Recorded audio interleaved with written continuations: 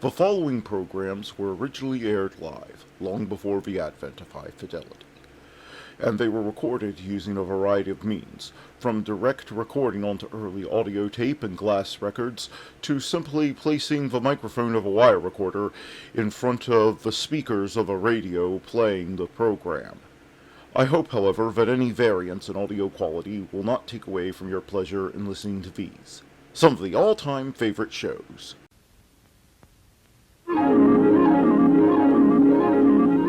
The following program is brought to you in living color on NBC.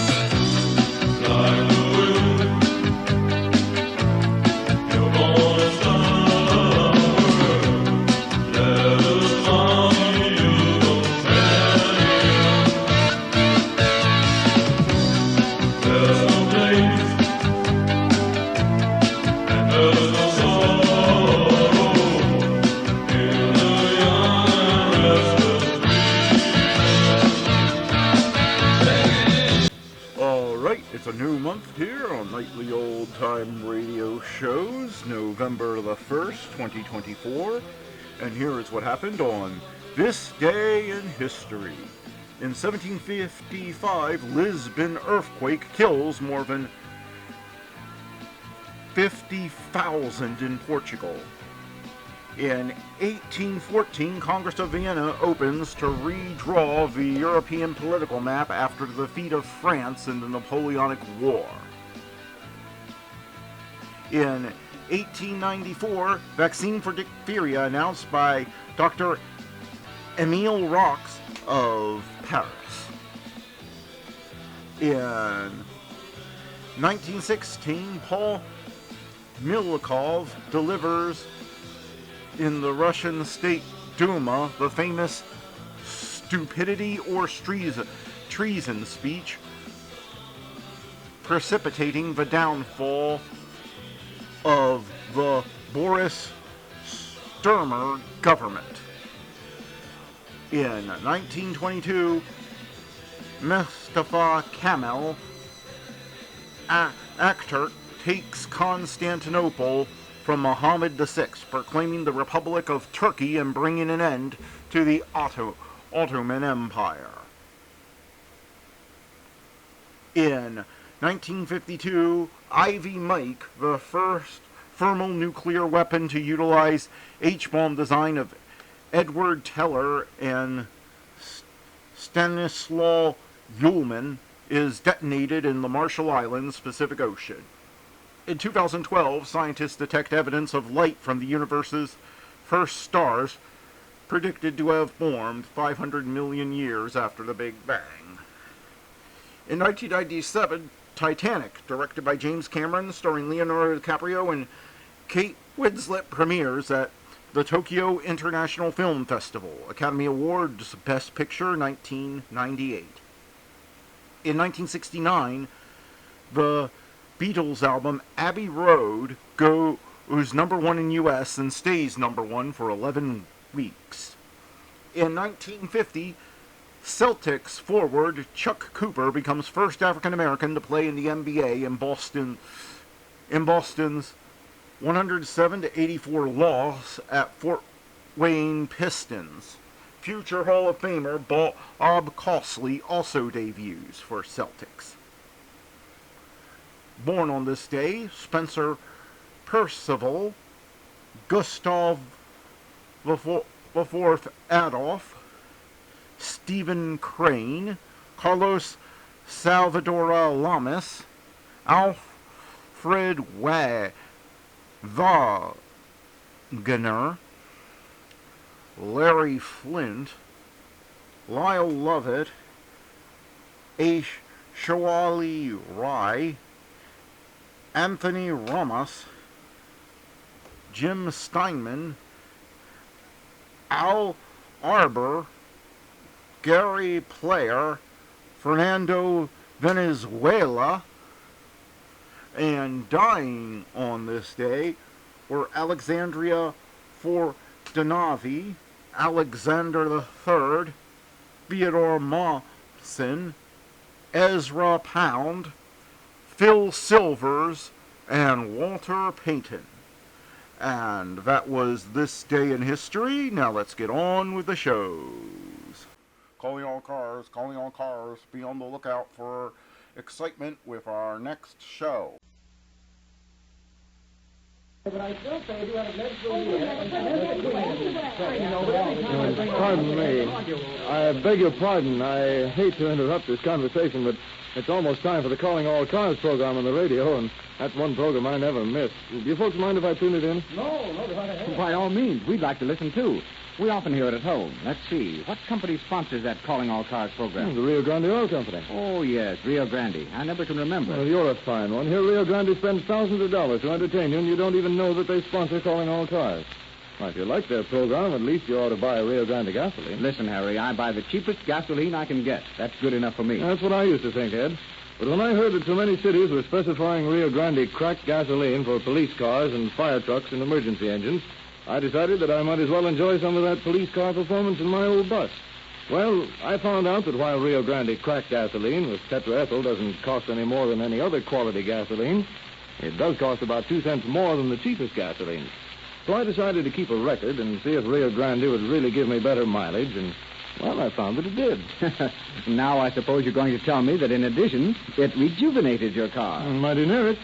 It seems to be such a lively gasoline. It starts the engine almost instantly, and it doesn't stall and die.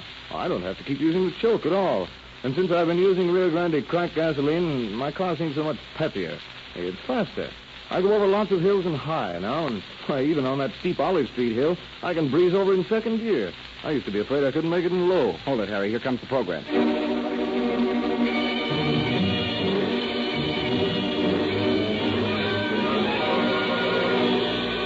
Calling All Cars, a presentation of the Rio Grande Oil Company, starring Evelyn Knapp, lovely blonde motion picture actress, in the role of Mrs. Dobbledge.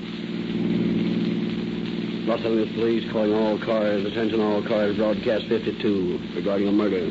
The unidentified body of a murdered man found under a bridge on Angeles Mesa Drive. The victim's cufflinks bore the initials NFD. Follow up on this, boys. That's all. Rose and Cliff.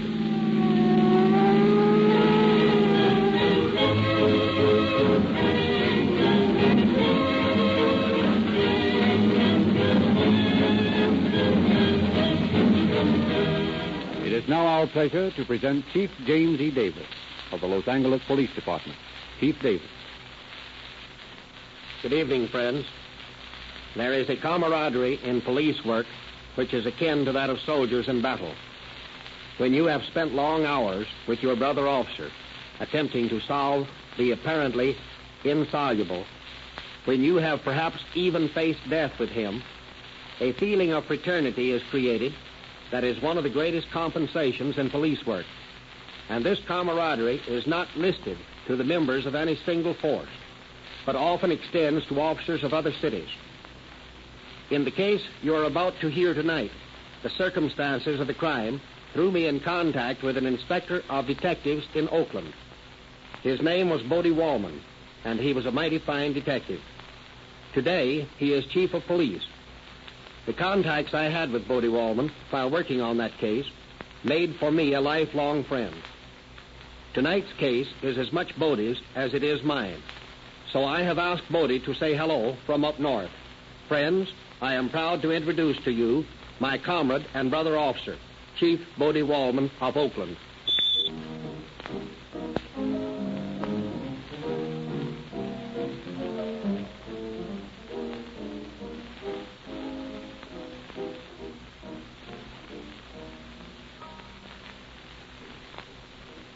Hello, Jim, and thanks for the send-off.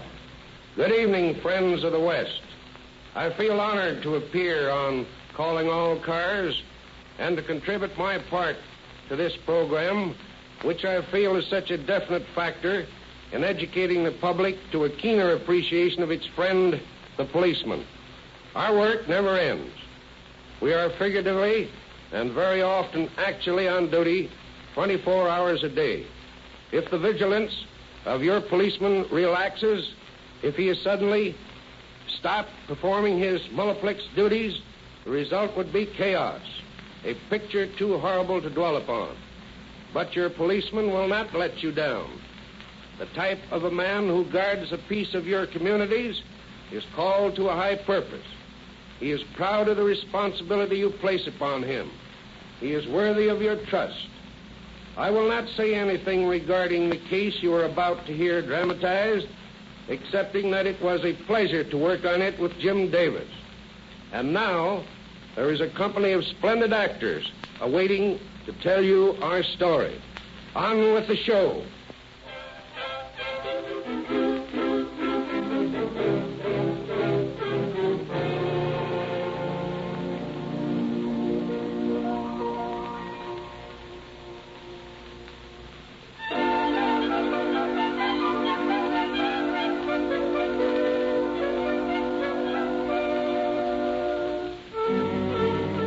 Our story tonight goes back to the time when the fashionable Wilshire district of Los Angeles was still a subdivider's dream.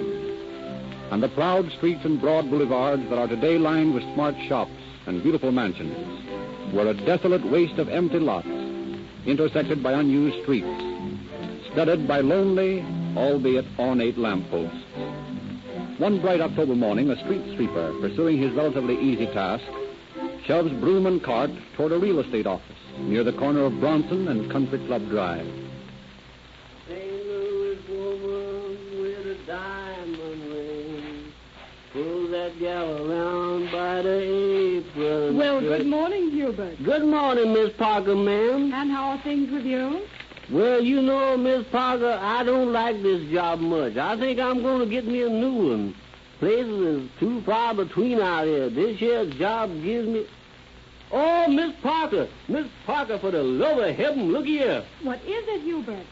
Do you see the same thing I think I see down there in the gutter? A hat with a bullet hole in it. And a blood-stained floor mat from an automobile. Yes, ma'am. That's just what I thought it was. Don't leave me here, Miss Parker. Oh, where y'all going? I'm going to call the police.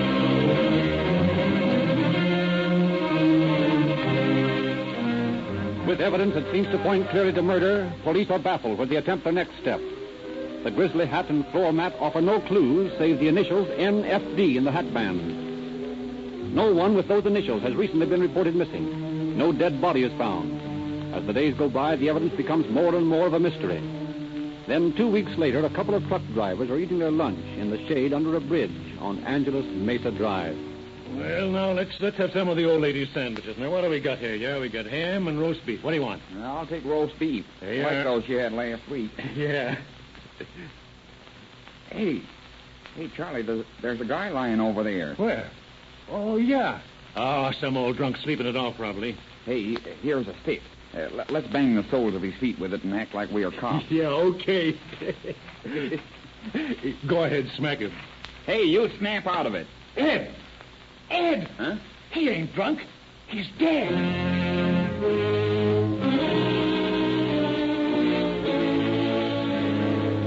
The two astonished truck drivers call the police, and the body is quickly taken to the morgue. Chief of Police Louis D. Oakes assigns Detectives Davis, Langevin, and Klein to handle the case. They discuss their meager findings in the office of the homicide detail. They certainly didn't leave us much to go on. I should say not. A 380 slug from an automatic and a gold cufflink with the initials NFD on it. NFD? Hey, wait a minute. That sounds familiar, Jim. What do you mean? Now, just a minute while I look through these old reports. Yeah, it is. What? Remember that hat that was found with a bullet hole in it out on Country Club Drive a couple of weeks ago? Yes. It had the initials NFD in the hat band. Well, so far, so good. We now have the victim in his hat. But we're still a long way from his identity. Yeah, and remember, the missing persons file didn't show anyone with those initials. Well, Well, that would appear to indicate that the victim is not a resident of Los Angeles. That's right. Now, first, we better release a complete description to the press and see if some citizen can't help us identify the body.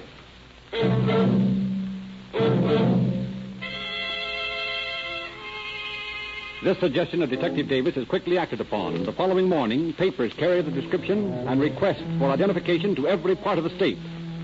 Shortly after Inspector Detective Wallman of Oakland arrives at his office, a very excited young woman enters. Oh, Inspector, I just read in the paper. I need your help. My husband... Now, just a minute, ma'am. One thing at a time. What did you read in the papers? Oh, this piece. Oh, about that body found in Los Angeles, yes? I can't tell you. You can't tell me what, ma'am? Oh, come on. You came here to tell me something. What is it? I'm afraid. Oh, I'm afraid it's my husband. Your husband? Well, what makes you think so? Oh, it says here in the paper that they found initials on a gold cufflink. Yes, the initials were NSD. Those are his initials. What is his name? Nicholas F. Doblik. I gave him a pair of gold cufflinks last Christmas. Oh. Now, please, Mrs. Duffy. Oh. You must control yourself. Oh, yes. I'll try. Now then, how long has your husband been missing? Well, he left home over 2 weeks ago. When exactly? October 17th, I think it was. Did he say where he was going? Yes, he was going to a meeting in Portland. And you've not heard from him since? No. Only a postcard from him from San Jose the day he left. Did your husband have any money on him when he left? He always carries a lot of money. I think he had $500 or $600. Anything else of value? Yes.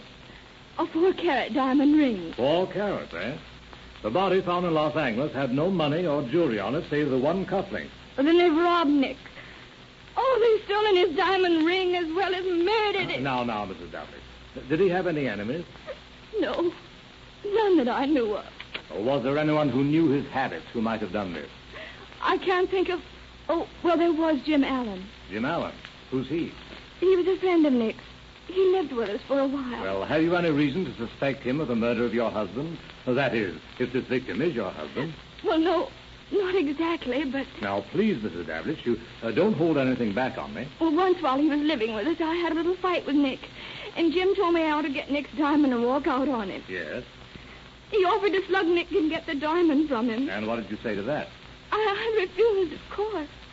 I told Jim he'd better get out. Now, Mrs. Davlich, if your husband was on his way to Portland, what makes you think he should be found murdered in Los Angeles? I don't know, but I'm sure that it's Nick. Will you be willing to go to Los Angeles and try to identify the body? Yes, of course. Oh, very well. I'll arrange that. And you'd better start looking for Jim Allen. Find him and you'll find Nick's diamond ring. And when you do, you'll have Nick's murderer.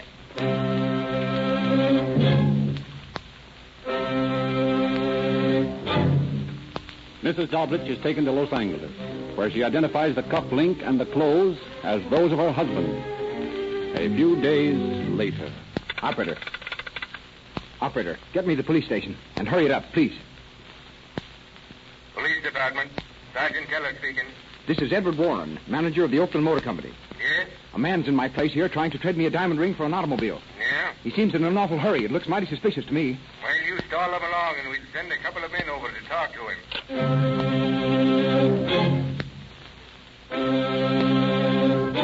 The suspicious salesman stalls the buyer with details of contracts and bills of sale until Oakland police arrive. They escort the protesting suspect to headquarters, where Inspector Wallman questions him. What's your name? James Allen. And where do you live? With my wife on Mariposa Street. Now, look here, I'd like to know the reason for this outrage. I haven't done anything. No one's accusing you of doing anything. We just want to ask you a few questions. You must admit it's a little unusual for a man to attempt to buy an automobile with a diamond ring. Now, where'd you get that diamond? A friend of mine gave it to me as security for some dough I lent him in a poker game in Emeryville. Have you ever been in Los Angeles? Yeah, a couple of times. Were you in Los Angeles a couple of weeks ago? No. Do you know Nicholas Doblik? No. Your name's James Allen, isn't it? That's right. Well, Mrs. Dablitch says that one James Allen is a good friend of her husband. Well, maybe so. There are more than one James Allen in the world. Well, Mrs. Dablitch's description of her husband's diamond ring fits this ring here. Well, there are lots of identical diamond rings, too. Yes, but isn't it a coincidence that another James Allen would have another diamond ring identical with the one worn by Nicholas Dablitch when he was murdered in Los Angeles? Say, I don't know what this is all about, but you can't pin a rap on me for murdering a man I never heard of. Allen, your story doesn't sound right to me. I'm going to hold you on suspicion. Personally, I have a very strong hunch that you murdered your friend, Nicholas Dablitch.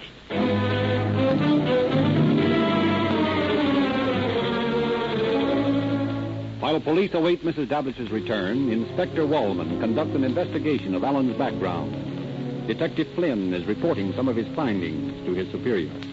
Well, Bodie, I got some more dope on that guy. Yeah, what'd you find? I've been talking to Mrs. Allen. I found out several interesting things. First, Allen is an alias. His real name is Forrest Cecil Mingle. Did you check him in our records under that name? Yeah, but he hasn't a record here. However, I've already sent to the Department of Justice in Washington to see if they have. Good. What else did you find? Mrs. Allen's brother has been running around with Allen.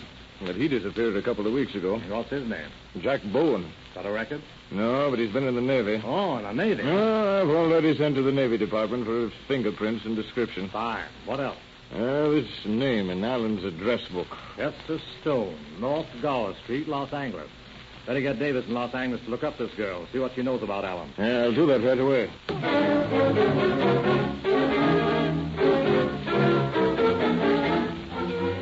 A few hours later, Davis interviews Hester Stone, and by the time he returns to headquarters, Washington has replied to Flynn's queries, and the case against Allen is mounting.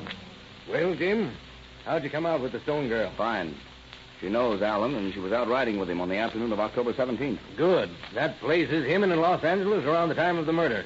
How about this girl? Was she tied up in it? No, I don't think so. She's a pretty fine person. I don't think she had a thing to do with it. Will she testify against Allen if we bring him to trial? No, yes. That's fine. And I got some good news while you were out. What's that? Allen, under the name of Mingle, was sentenced for life to Oklahoma State Penitentiary in McAllister for murder some years ago. Yeah? What kind of a murder? He bumped off a woman in a public park for her diamonds. Oh, up to his old tricks again, huh? Yeah, but what I can't understand is he's out on parole now. Out on parole, right? But get this. He admitted to Wallman that he had been gambling when he tried to pull that alibi about possessing the ring. So on his own confession, he's a parole violator, eh? Right. And if we don't send him up for murder, we'll send him back to McAllister for the rest of his sentence. Well, that's some consolation. Yep. But I want to send him up from here. And so do I.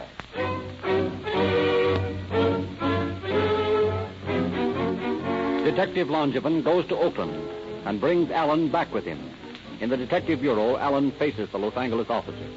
You guys are getting yourself in an awful jam. When I get out of here, I'm going to sue you and Bodie Wallman for false arrest. You'll pay for this. Now, quiet down, Allen. You can't bellow your way out of this. We know you came down to Los Angeles on the 17th of October. I did not. That's a lie. You can't prove it. Can't we? Langevin, bring that young lady in, will you? Right. Come in, Miss Stone. Do you recognize this man? Yes. That's Jim Allen. Now, will you tell us when you last saw him? It was on the 17th of October. He called for me in an automobile, and we took a ride. He brought me back home at about 5 o'clock in the afternoon. Thank you. That's all, Miss Stone. Well, that places you in Los Angeles the day Nicholas Dablitch was murdered. Yeah? How much you paying her to make that statement? She's telling the truth. She's lying. I never saw her before. Why don't you save us a lot of time and tell us exactly how you murdered Nicholas Dablitch? I never murdered him or anyone else. How about that woman you murdered in Oklahoma for her diamonds? I don't know what you're talking about. You deny murdering Nicholas Dablitch? Yes. Bring in that other witness. Now, Mr. Moore, do you recognize this man? Yes, he rented a Maxwell touring car from me on October 17th. Was the car returned in the same condition as it was rented? No, the floor mat was missing from the rear. The blood-stained mat we discovered the next day at Country Club in Bronson is the same mat, is it not? I believe so. Thank you, Mr. Moore. That's all for the present. Well, Allen? You certainly got a nice little frame-up all built, haven't you? Well, it won't work. You got a witness to prove I was in Los Angeles. Another witness to prove that I rented a car. And another witness to prove that the mat from the car was blood-stained. You think you're pretty smart, don't you, Copper? No, just thorough. Yeah, well, you haven't got a thing on me. You can't prove that I murdered Nicholas Dablitch. You can't even prove that I knew him. I'll call that bluff. Come in a moment, Mrs. Dablitch. You recognize this man? Hello, Jim. Huh? I don't know you. This I isn't never going to... saw this woman before. No, don't talk like that. This isn't going to do you any good, Jim. You murdered Nick, your best friend. You'll hang for Hey, it. look here. I ain't going to stand for any more of this. I got constitutional rights. You can't railroad me. You got a lot of paid witnesses building up circumstantial evidence. It won't do you any good. There isn't a jury in the world that'll convict me. I got a case, too. I'll beat you guys in court, and then I'll squeeze you in a nice, juicy little damage suit. I'm sick of hearing your threats, Allen. Are you going to admit the murder of Nicholas Dablich? I am not. Very well. Take him back to his cell, Sergeant. Yes, sir. Come along. And thank you, Mrs. Dablich. Is there anything else I can do? If there is, we'll let you know. Good day. You know, Longiman, Allen's right. We can't convict him on the case we have now. I know it. We have no witnesses of the crime, and we're not in possession of the weapon. Our only hope is his brother-in-law, this Jack Bowen. Well, our descriptions are out. We'll just have to wait until he's picked up. We can't stay Allen's trial forever. Don't worry about the trial yet. We may not even get an indictment against him. There's no doubt about it. We're skating on thin ice. And yet there's no question in my mind about Allen's guilt. Mine either. Beg pardon, sir, but this telegram just come for you. Thanks, Jack. Well, Longiman, our troubles are over. Yeah? Who's that from? From the chief of police of Indianapolis. He just picked up Bowen there as a bag, and he's holding him for us.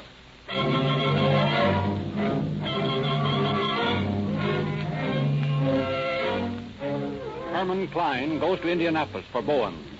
On the long train ride back to Los Angeles, Klein continually tries to get Bowen to talk, but fails. After their arrival in Los Angeles, Davis offers to take over the questioning by himself. Hour after hour, throughout an afternoon and evening, all that night, he pounds questions at the taciturn Bowen. Both men are haggard, worn. In their shirt sleeves, they sit facing each other across the desk, hour after hour. Finally, as the black squares of the windows, which had yawned above them all night, are turning to gray and becoming less ominous. But you were in Los Angeles on October 17th. I wasn't. You can't prove it. I wasn't in California. I've been in the East for 3 months. Listen, Bowen. We're both tired. All right, then cut out this third degree and let's get some sleep. Third degree? Have I so much as touched you tonight? No, but... You think because I'm making you sit up all night asking you questions, I'm giving you the third degree.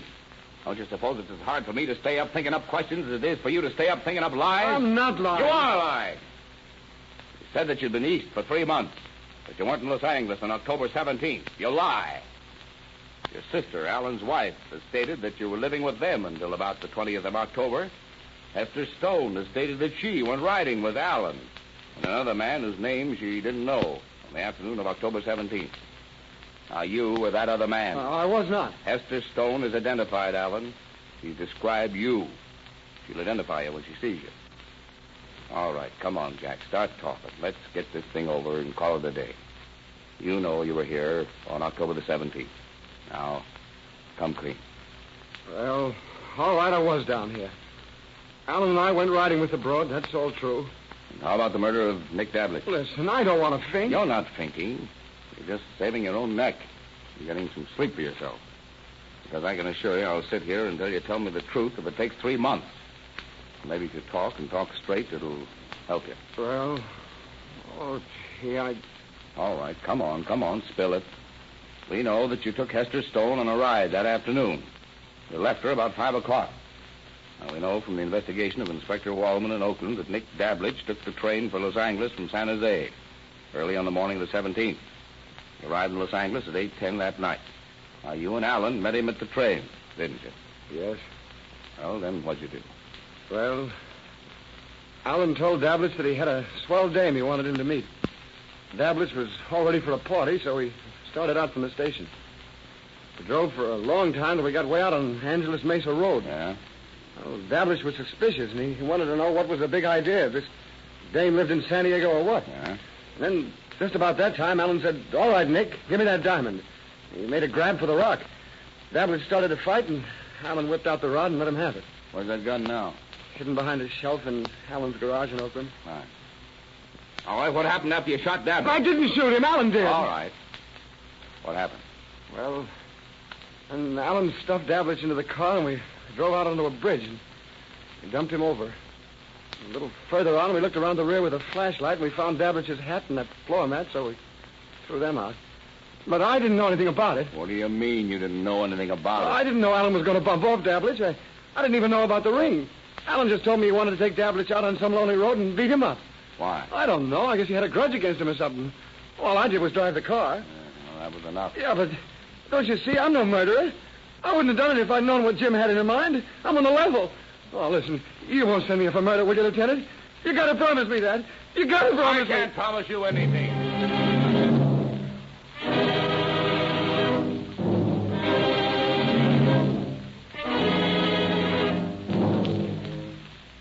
On the basis of Bowen's confession, we had a splendid case against Allen. Both men pled not guilty and were brought to trial before Judge Fricke. At that time, the judge said he had never seen a better prepared case. This was due to a great extent to the excellent investigation of my friend, Bodie Wallman, now Chief of Police of Oakland. The jury was out 31 hours and then failed to reach an agreement because one of the jurors claimed that Allen was a member of his lodge and therefore could not be guilty. On the second trial, Allen pled guilty but claimed insanity, while Bowen pled guilty to perjury of his confession in the former trial. The court found Allen sane and sentenced him to San Quentin for the rest of his natural life, which ended when death came for him in 1929. The man we have called Bowen was sentenced to from 1 to 14 years on a charge of perjury and was paroled after 4 years. As is almost always the case with our 2 lax parole system, Bowen was soon once more in trouble, and after many scrapes with the law, was finally sentenced in Spokane, Washington, for the violation of the Federal Dyer Act. Thank you, Chief Davis.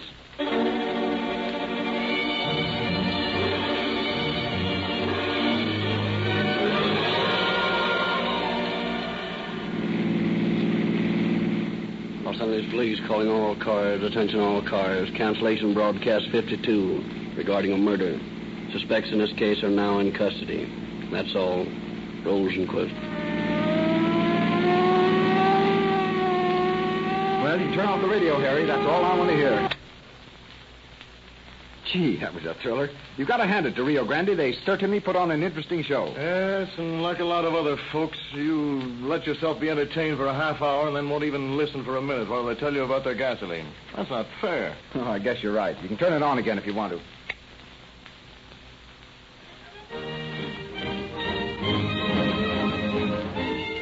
Police cars need greater speed and greater power than ordinary automobiles. That's why so many cities in California and Arizona have made competitive tests and selected Rio Grande cracked gasoline for their police cars, fire trucks, ambulances, motorcycles, and other emergency engines. Why should you be satisfied with anything less than police car performance in your own car? You can get Rio Grande cracked gasoline with tetraethyl, the same gasoline that police cars use, at the independent Rio Grande service station near you. It costs no more.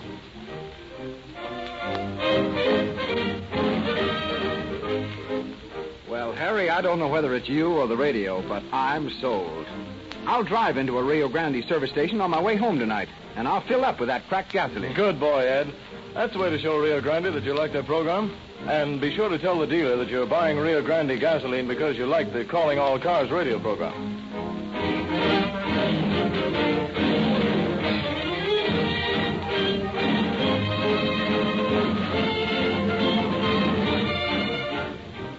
Calling All Cars, based upon authentic confidential police files, is written and produced by William N. Robeson.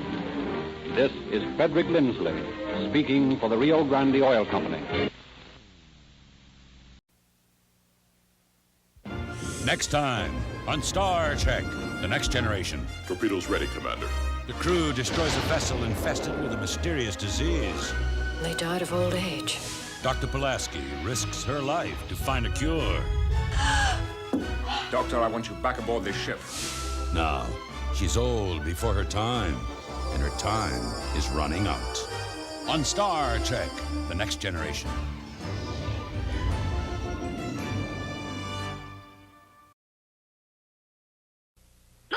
Up and hills, down and dales, as we hit the dusty trail, army ants we go marching along. We are bad, we are boss, we've got guts that swish and squash, army ants we go marching along. Army ants. Then it's hi, hi, he for the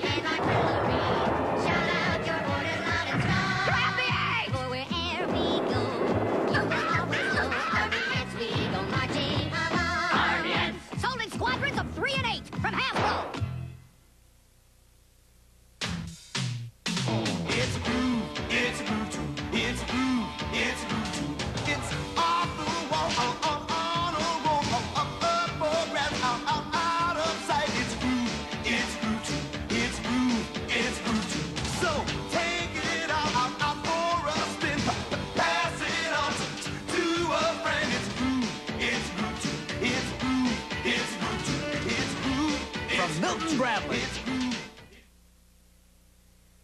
New Transformers are here. Incredible new headmasters, and the driver of the vehicle becomes the head of the robot. Headmaster Transformers, they've got the power to surprise. And when the head enters the robot's body, you get a readout of its power. And our new Decepticon headmasters will give us more brain power than ever. Transform, you monsters, and prepare to attack. Headmaster Transformers, they've got the power to surprise. It's sold separately. New Transformers are here. Now, from the bottom of the sea come the monsters of the deep, the Target Master Seacon. Target Master Transformers, they've got the power to surprise. And when they join with their leader to form Piranacon, anyone can become the gun. Target Master Transformers. And here come the Sparkabots. And when they're fighting, man, you see sparks fly as the fire comes, battle the Sparkabots. Each sold separately. Transformers, they've got the power to surprise. From the sound of music. And Bing Crosby is up next. Jane Parker stuffing bread. Add fine body and flavor to that big Thanksgiving turkey with this firm loaf, specially designed for poultry stuffing. Just 21 cents for the pound-and-a-half loaf size at your neighborhood A&P. WCBS, AM and FM, New York.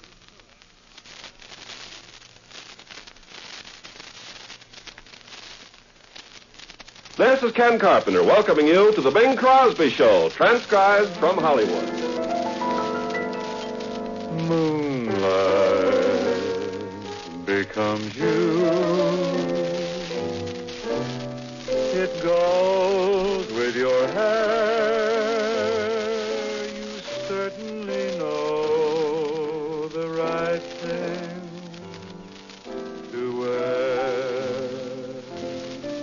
Good evening. This is Bing Crosby. We're going to open tonight's program with a salute to Pierre Como. Papa Loves Mambo. This is a song that Perry has really made famous.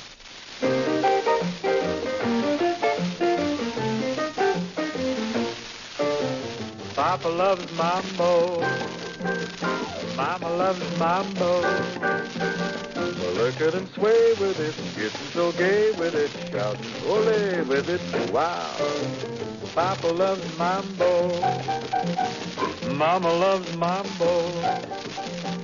Papa does great with it, swings like a gate with it. He loses weight with it. Now he goes to. She goes fro. He goes fast.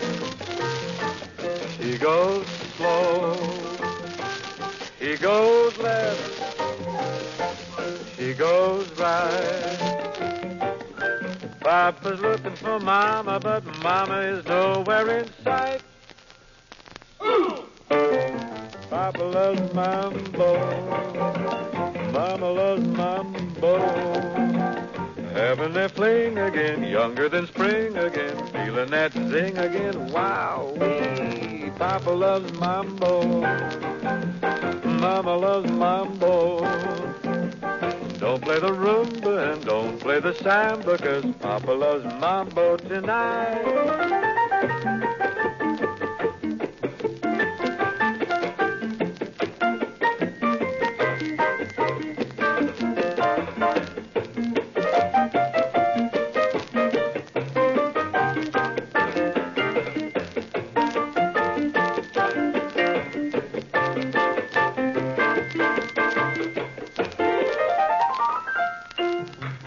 Papa loves mambo, Mama loves mambo.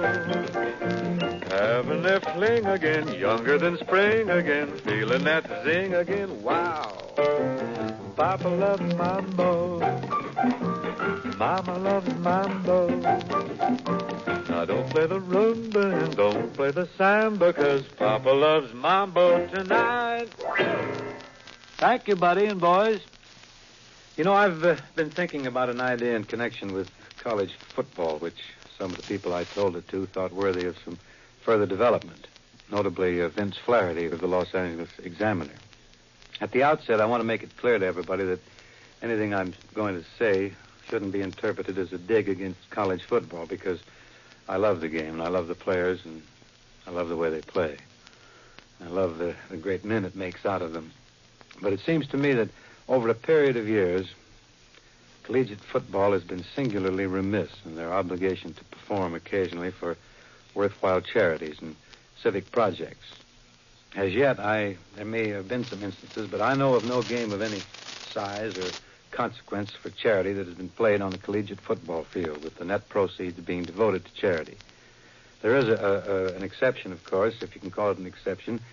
That's the annual East-West Shrine game up in San Francisco for the Shrine Hospital there. That's a very wonderful thing. But it's played by all-star teams, and the colleges have no hand in the matter whatsoever. You know, if you come to think about it, over the years, it's been my experience, or my observation anyhow, that actors and singers and musicians, and sports figures, celebrities of all kinds, they have habitually given freely and generously of their time and their efforts and appearances for charity, but not college football. You know, almost regularly every year there are two outstanding teams in the nation, and they never have been brought together, at least not to my knowledge. And it seems from what I've heard and read and talking to players and coaches that the plum that the players and the coaches and the alumni seek more eagerly than any other is that at the end of the season they be judged the number one team in the nation. This is really an outstanding distinction, and they all crave it avidly.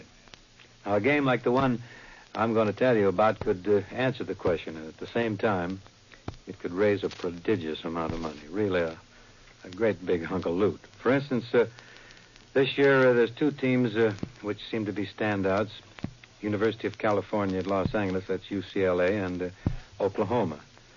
Now, I'm confident that if a game between these two colleges could be arranged in the Los Angeles Coliseum, it would net upwards of $500,000. Oh, it'd be enough money to build a wing on a hospital, or, well, it could do an awful lot of good in a variety of ways. And at the same time, it would provide a great contest for football fans, something that they're all screaming for. Now, there's a further facet to this plan of mine that I think I ought to tell you about, and this is the most important point of all. As you probably have heard and read, there's a great need for funds to send our Olympic team to Australia for the 1956 Olympic Games. Really, this situation is dire. It's really an emergency. Those of you, of course, who read the sports pages or the sports magazines, in fact, there was a big article about it not too long ago in Sports Illustrated. Why, you know how intensely the Russians are preparing for these games. They have a fierce desire to give us a real good clobbering down in Melbourne. They want to make us look bad. They want to make our way of life seem decadent and our athletes second-rate. They want to set up our civilization and try to expose it as soft, and they want to establish theirs as the right kind of a civilization. Well, obviously, this is something we can't allow to happen. We got to send down the best trained and the best equipped teams that we've ever sent to the Olympic Games. The athletes that make up the team, they must be made to realize that the whole nation is behind them, and this is expensive. It takes an awful lot of money. Nobody seems to know where it's going to come from. Well, I think it could come from such a football contest as the one that I have proposed and the one that I just described. I think it could be an annual thing. It doesn't matter whether the conference prohibitions are against such a contest or what precedent exists. Conference officials and conference heads should eschew all these objections, and they should be in favor of such a great project. I know the players would be eager to participate, and I know the fans would love it. And I know it would be of inestimable value in pinpointing this emergency which exists. I don't know where it'll go from here, this plan of mine, but I certainly hope to keep banging away at it until something happens. I can't really see any worthwhile objections to it happening. Shall we segue to a song? I Need You Now. If I ever needed you, I need you now. I can't remember when I've ever been so blue. If I ever needed love, I need it now. I feel so all alone, I don't know what to do.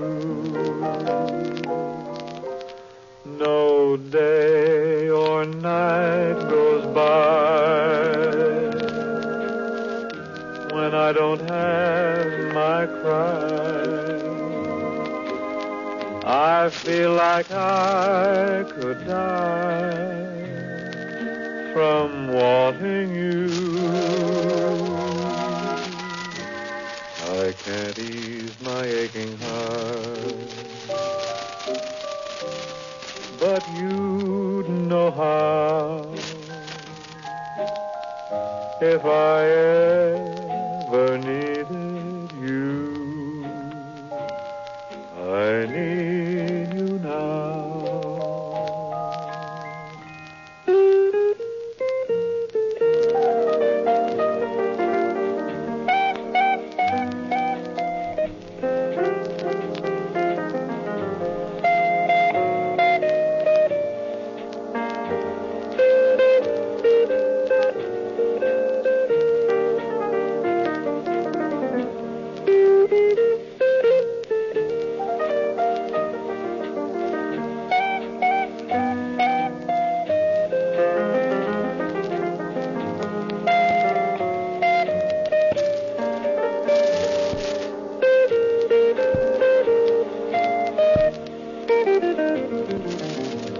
No day or night goes by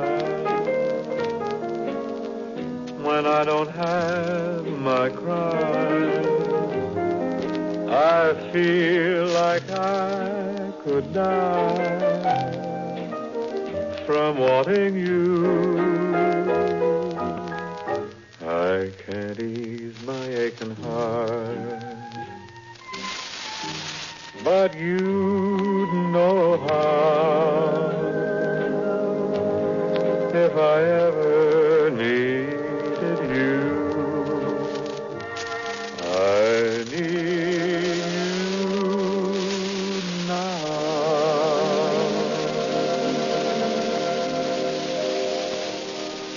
Well, now, I believe we have time for another song. I think we have here. This is one called Anyone Can Fall in Love.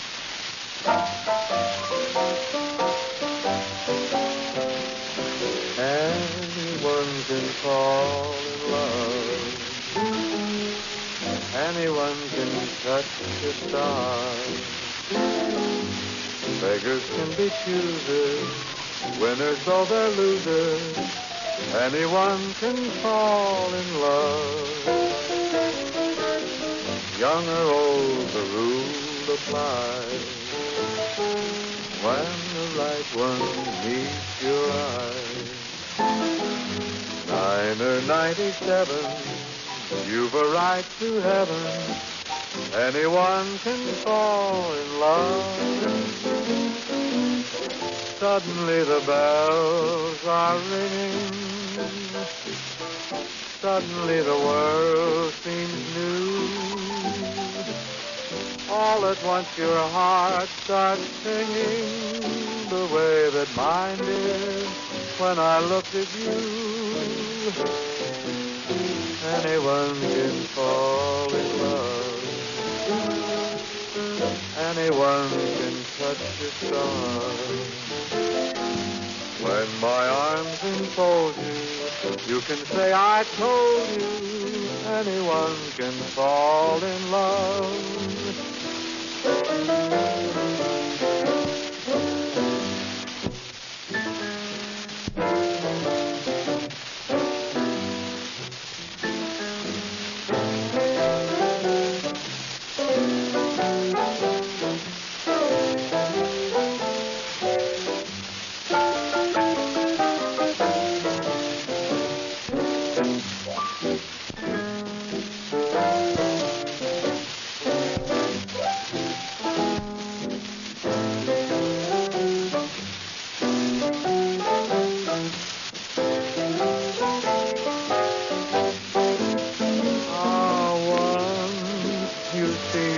Far above me, I never dreamed you could be mine. Now you're saying that you love me, which only goes to prove my opening line. Anyone can fall in love. anyone can touch the stars. When my arms enfold you, you can say I told you. Anyone can fall in love. Oh, anyone can fall in love. That's it for now. Shall we meet again, same time, same place, tomorrow night? Good night, and thanks very much. Be sure to tune in again tomorrow night to Bing Crosby with Buddy Cole and his group, transcribed from Hollywood.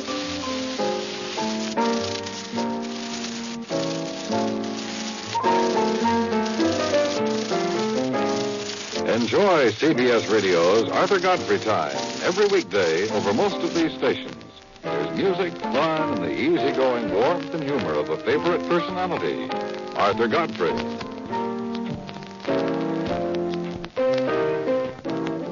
You're invited to Art Linkletter's house party every weekday on the CBS Radio Network. Stay tuned for the Amos and Andy Music Hall. Grand Union has the lowest... I've sung all morning with no breakfast. I need a break. Let me conduct you to fruit flavor, then. Follow my nose. Kellogg's Fruit Loop cereal with natural orange, lemon, and cherry flavors, and lots of vitamin C, part of this complete breakfast. Fruit flavor's the key. I'll make a note of it.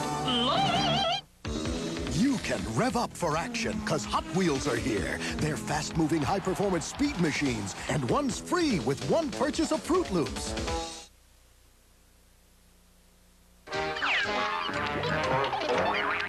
Hey, Hiccup, if an athlete gets athlete's feet, what does an astronaut get? Mistletoe! Bye, Pinky! 1, 2, 1, 2, 3. I can hear it, feel it when the clock strikes 3. I can touch it, taste it, I'm finally free. 'Cause it's my time, it's up to me. I see when it's up to me. I can rock it, feel it, do as I see fit. I can play it, shout it, make the most of it. I see when it's up to me. I see when it's up to me. I see when it's up to me. Hi, I'm Joan London. Join Alan Thicke and me for all the fun of the Walt Disney World Happy Easter Parade. Live from the Magic Kingdom and Epcot Center. Easter Sunday on ABC. We're going scooting, yeah, we're really moving. Scooting on scoots. Scooting high, scooting low, scooting everywhere we go. Scoot on by and say hello. Hello, hi, how you doing? We're going scooting, yeah, we're really moving. Scooting on scoots. Scoots, each sold separately. New from Play School. Oh, who's that twister? Who's that cruncher? A liquor, a dunker, a creamy middle muncher. Oreo action. What's your Oreo action? With O-R-E-O. Sure, we all love these new Giggles cookies with the peanut butter and fudge cream inside the funny faces. But all that laughing, slapping tables in the commercials, who'd act that way? Everybody. New peanut butter and fudge Giggles cookies. One of old-time radio's longest-running and most popular programs, CBS Mystery Theater, is up next. From the Mutual Studios in Washington, I'm Fulton Lewis, and that's the top of the news as it looks from here.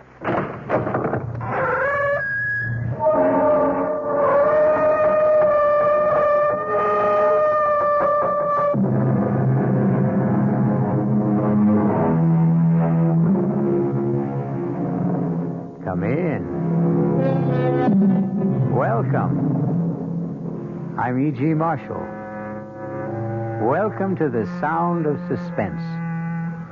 Welcome to the fear you can hear. But mostly, welcome to the world of terrifying imagination. The story you're about to hear is a love story. But a love story which begins at the point where many love stories end. It begins after the wedding march has been played, after the vows of love and fidelity exchanged. It begins on the honeymoon in a strange and terrifying fashion. Don't come near me. Stay away from me, Dan. Susan, are you out of your head? I saw her picture. Do you hear me? I found her picture on our honeymoon.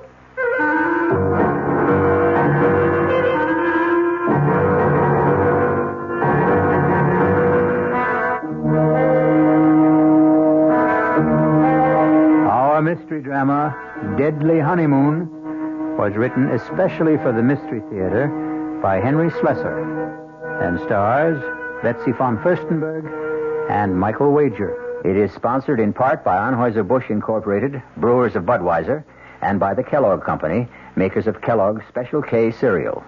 I'll return shortly with Act One. There's nothing wrong with drinking Budweiser sip by sip, is there? Well, the brewers of Budweiser think there's a better way. Sipping's fine if you're drinking wine. But Bud is the king of beers, a hearty drink. Look, rinse a 10 or 12-ounce glass with cold water. Then open a can or bottle of Bud and pour it right down the middle so it kicks up a good head of foam.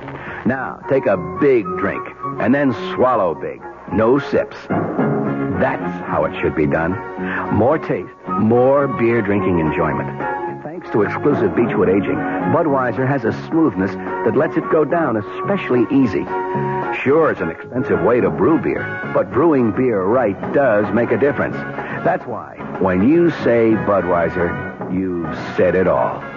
Anheuser-Busch, St. Louis. This is WOR New York, your station for Mystery Theater. Now, ShopRite does the can, selling ShopRite brand of vegetables and cans. For quality that you can trust, for tasty corn, asparagus, for peas and beans, and gourmet scenes, for beef that beat all other treats. The only vegetables that can compare at all with ShopRite brand of vegetables you feed yourself instead of thinking off our shelf. Now's the time to shop at ShopRite Can Blast. Now's the time to stock up while the values last. Stock up on ShopRite soda. 12-ounce cans for 79 cents. Potatoes that will make the meal, and carrots that have big appeal. A succotash that makes a splash. Spinach that won't finish last. Now's the time to ask yourself, so why pay more? Now's the time to shop right now at ShopRite stores.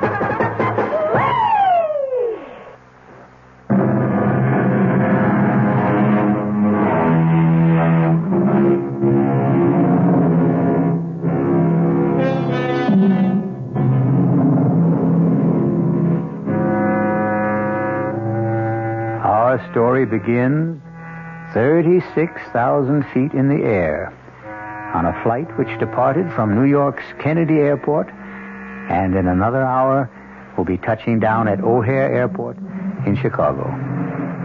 There are almost 100 passengers on this flight, but an observant stewardess is giving special attention to that handsome couple in seats 18A and 18B. Perhaps it's because all honeymooners have a special radiance. Are you sure you wouldn't like some more coffee? Oh, no, thanks. Not for me. I wouldn't mind a cup. Here you are. Thanks. Just ring if you need anything else. You'd think we were the only people on this flight. As far as I'm concerned, we are. Oh, Dan, I feel absolutely drunk with happiness. Is that a funny word for the way I feel? No. It's a great word, Susan. I was flying hours before we got on the plane. Oh, what time did you say we land in Chicago? About 2:30. Is it far from the airport to the hotel? Oh, actually, it's only about a half an hour from O'Hare to downtown. About 16 miles. Still, I don't think we'll have time to make Evanston today, do you? Well, it might be better to go in the morning. You can call your aunt from the hotel. Dan, you sure you don't mind going to Evanston? I mean, I just couldn't possibly be a few miles away and not see Aunt Clara. Besides, I want to show off my new husband to somebody, and she's all the family I have. Was she your mother's sister? No, my father's. She came east when my parents were killed in that crash. stayed with me for a month or so. That was about the most that either one of us could stand. She sounds like a holy terror. Oh, no, she's just crotchety, that's all. But she'll only be more crotchety if she learns that I passed through Chicago and didn't even stop by.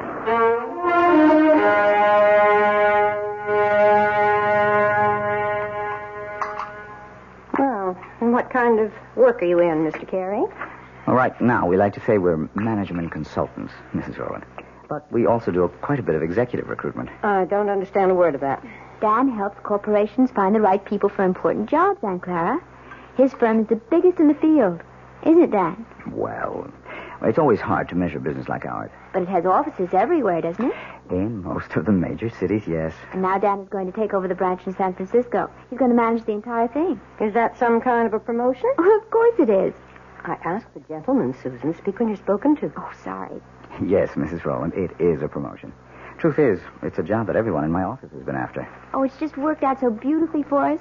I mean, Dan having to move to San Francisco. We're sort of combining a business trip with a cross-country honeymoon. And where do you go from here? Well, we're planning to stay 2 days in Chicago, and then we're going to Dallas. We're going to cross the Rio Grande into Mexico. I know a great little hotel in Monterey. Then we're going to Las Vegas. To gamble, I suppose? Well, it's no fun going to Las Vegas if you don't gamble a little. Your father never gambled for so much as a dime, Susan. That wasn't the way he made his fortune. Well, I promised not to bankrupt the family, Aunt Clara. Anyway, we're just staying in Las Vegas overnight, and then going to Los Angeles. 3 days later, I report to work. Thoroughly exhausted, of course. Well, that's your idea of a honeymoon. I hope you enjoy it. Susan, I suppose lunch is almost ready. You want to help me bring it out? Oh, yes, of course. Kitchen's this way, in case you've forgotten. The truth is, I have. I'm glad to be able to talk to you alone for a minute, Susan. Did you like Dan, Aunt Clara? Isn't he good looking? Older than you, isn't he? What difference does that make? How long did you know him? Oh, we met at a party at the Williamsons. Do you remember my friend, Tracy Williamson? Didn't ask you where you met. I'm asking you when. Well, it was about 3 weeks ago. 3 weeks? Oh, for the love of heaven, Susan. Aunt Clara, the time you know somebody isn't always the most important thing. He's practically a stranger. How can you be sure of anything about a man you've known for 3 weeks? From the time we met, I saw Dan every single day. Susan, when a girl is all alone in the world, when she has independent means of her own... Addie, don't start in about Dan being a fortune hunter. I don't have that much money, and it's all in trust anyway. And I assure you, Dan earns enough income to take care of us both very well. Well, I'm sorry, Susan. I know I don't have any control over what you do. You're too old for that. But I've seen something of the world, too, you know. And the most important lesson I've ever learned is never trust a stranger. Oh, Aunt Clara, that's ridiculous. Now, can we bring out the lunch?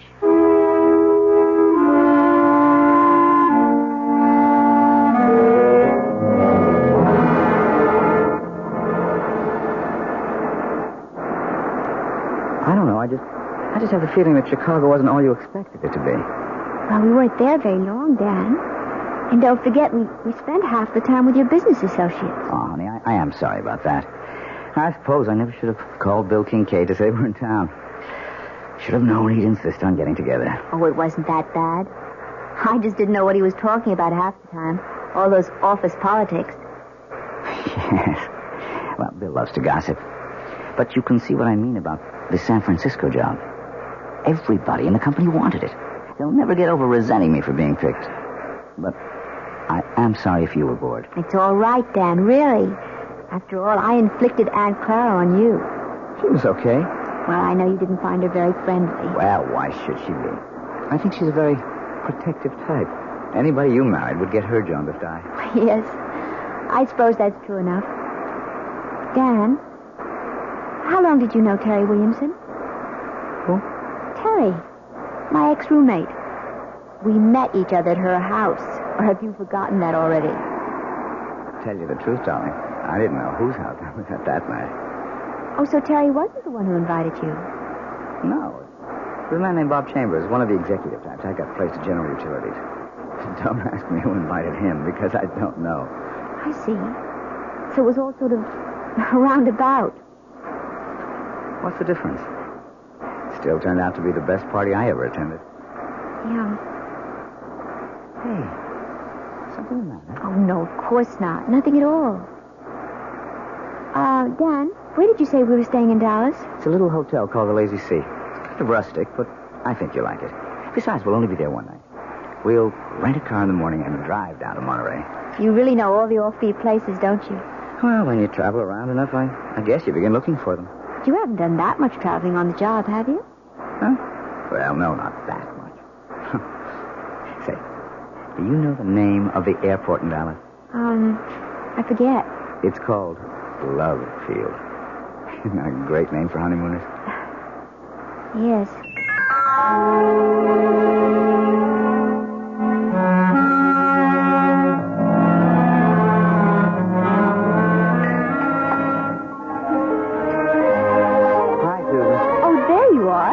Starting to worry. No, I had a little trouble with the phone lines back to New York, but I got through okay. Everything all right? Yeah, sure, everything's fine. Hey, you look a little strange, though. Oh, no, I'm all right. I had a drink while I was waiting for you. Say, you better watch that tequila. It sneaks up on you like a bandito. Actually, something sort of funny happened. What do you mean? Dan, when we were in Chicago in that restaurant, I forget the name of it. The place we went to with Bill? Yes, when you and your friend were talking about all the office politics back in New York, I saw this man looking at us. What man? Well, he was at the bar. I'm not even sure why I noticed him. He was wearing this plaid raincoat. I remember wondering if it had started to rain. I guess you were just bored with all our talk. Anyway, I saw him turn to look at us. Probably to look at you. Can't blame him for that. The funny thing is, as soon as you turned around, he got up very quickly and left. Susan, I don't remember seeing anyone in a plaid raincoat. And I'm afraid I don't see anything unusual about it. Well, I guess I didn't either. I probably wouldn't have given it another thought, but I think I saw that same man here again today. In Monterey? Oh, you're kidding. I can't swear it was him. I didn't get a good look at his face the first time. All I really noticed was the coat. And you saw the coat again? Is that it? Yes. He was carrying it over his arm. Oh, darling. You know the story about the airport truck? Airport truck? No. Well, this guy on a plane looks out the window and sees one of those little red airport trucks. You know, fueling the plane, bringing food aboard, something like that. Anyway, the plane takes off from New York and lands in Chicago. Another little red truck comes out to meet it. The guy next to him says, "Hey, we made good time, didn't we?" And he says, "Yeah, but that little red truck really made time." Well, I can see that I didn't marry a great audience. Oh, I'm sorry, Dan. It's just, it bothered me a little. Oh, forget it. And speaking of airports, next up, the City of Angels.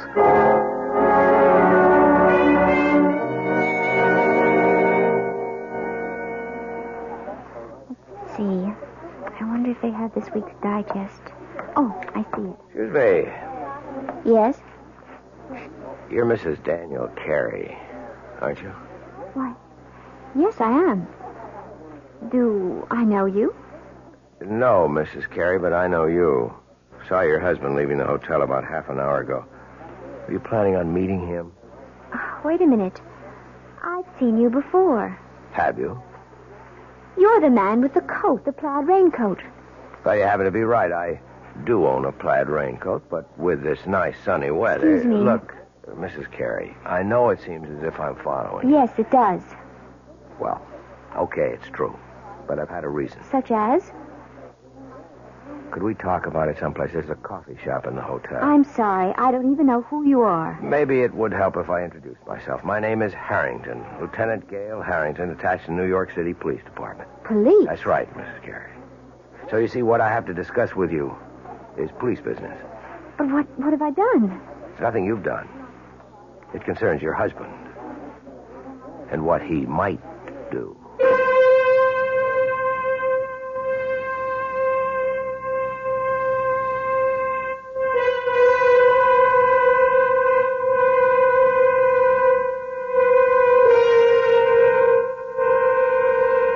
It looks like Dan and Susan Carey's honeymoon is in for a surprise. Or perhaps more than one. Maybe Susan will soon wonder if her Aunt Clara wasn't right about a number of things, including her cynical advice about trusting no strangers. We'll find out about the new stranger in Susan's life when I return shortly with Act Two. And now another tale of the ball and chain. At Kellogg's Special K Presents Last Tango in Pittsburgh. There I was at Raoul's All Right Tango Lounge. My little orchid, will you tango with me? It was Raoul. You're a splendid dancer. Thank you. But what was that? I was what? That sound effect. Oh, I'm a few pounds overweight, and this ball and chain points out how my extra weight can get in the way. I'm pointing you back to your chair. Our heroine decided to lose that extra weight. She exercised and ate smart at every meal, starting with a Special K breakfast. A bowl of Special K, skim milk, tomato juice, and coffee. It's less than 240 calories, 99% fat-free, and 100% delicious. After a while, she was rid of the ball and chain and back at Raoul's. Darling, you're looking fantastic. What a happy ending. What ending? We're just getting started. Raoul, get lost. Your happy ending could begin with the Kellogg's Special K breakfast. And that's another tale of the ball and chain. This is WOR New York, your Mystery Theater station.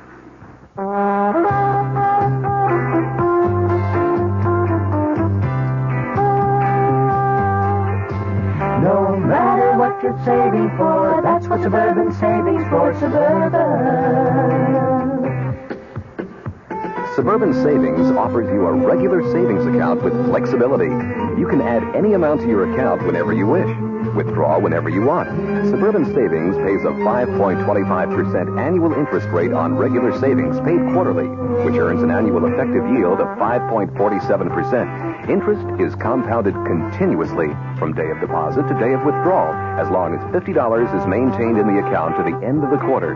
Come into Suburban Savings and open an account with flexibility. Our regular savings account in New Jersey at Bayonne, Edgewater, Elmwood Park, Emerson, Hackettstown, Morris Plains, Nutley, Paramus, and Sparta.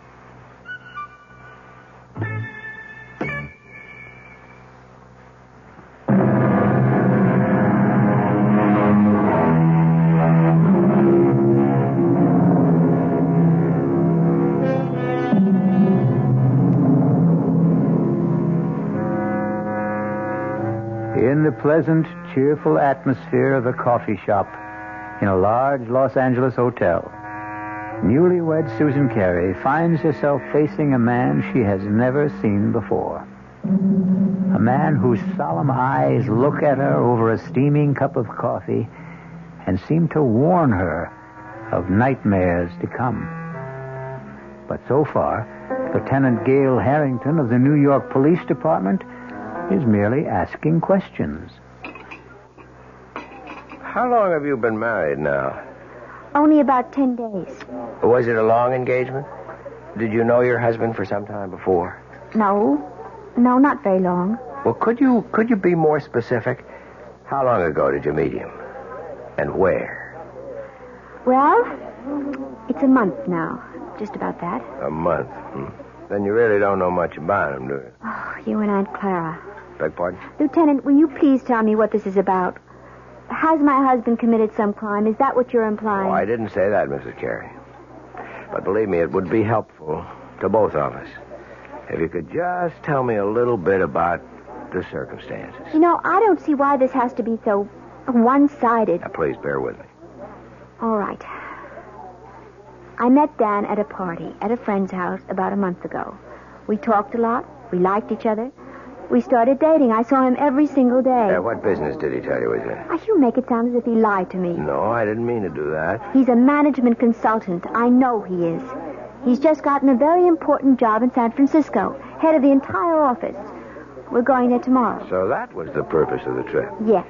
But since you've been married 10 days, I gather it's a honeymoon as well. Well, naturally it is. Yes, naturally. Lieutenant. Miss Carey, do you know if your husband was ever married before? Married? No. Are you really certain? It's police business. But tell me that Dan's a bigamist or something? No, Mrs. Carey, certainly not that. Then what is it? I'm going to tell you, but you have to understand one thing. Now, I am not assigned to this case anymore. My interest is strictly unofficial. I may be completely mistaken, but you're the only one who can prove it one way or another. Prove what? About whether your husband ever called himself Don Crawford. And once, 4 years ago, David Chase. See? All the same initials, like Dan Carey. You are saying he's a criminal. Not just a criminal, Mrs. Carey. A wife killer. You're crazy. I hope so. Believe me, I do. Let me start at the beginning. If you still think I'm crazy by the time I'm finished, I'll be happy to buy you that coffee and go on my way. But if you think I'm not, if you have any doubts, then I want you to tell me so and let me help you. All right. Go on. I know you're wrong, but go on. I first heard of Don Crawford back in 1965 when I was attached to the homicide detail in the Los Angeles PD. Mrs. Crawford was the former Edith Burbank. She was the youngest daughter of a wealthy family in Baltimore. Only when I saw her, she was never going to enjoy her money anymore. She was dead. Her throat had been cut by one of those, quote, mysterious intruders, unquote, that the papers like to write about. Her husband, Don, was broken-hearted, naturally. They'd only been married 4 weeks. But her death also made him some money. Not a fortune, really. There was a mix-up about her will, and he ended up with nothing but a handsome payoff from the family. Mrs. Carey, you okay? I can't believe I'm sitting here listening to this. I won't be long, I promise. Anyway, I was assigned to the Crawford case, and I didn't exactly cover myself with glory. You mean you never found the mysterious intruder? That's right. So naturally, you decided that maybe there wasn't any. Let me go on, Mrs. Carey, okay? Yes, go on. Anyway, I ran into a similar case about 4 years ago. The murder of a young bride, fresh from her honeymoon. A broken-hearted groom named David Chase. I thought Chase and Crawford were one and the same man. But I couldn't convince the district attorney of the resemblance. But I am still convinced, Mrs. Carey. And you think Dan is the same person? Oh, he's changed again, of course. His hair is lighter than Chase's. He's thinner and paler. But there's something about the face I can't forget. And even if it's true, you still have no proof. Is that it? You couldn't solve your case, so you're holding on to your first solution. Wait, Mrs. Carey. Let me tell you why I was so sure that Crawford and Chase were the same man. It was because of the honeymoon. What? It's my theory that their honeymoons were identical.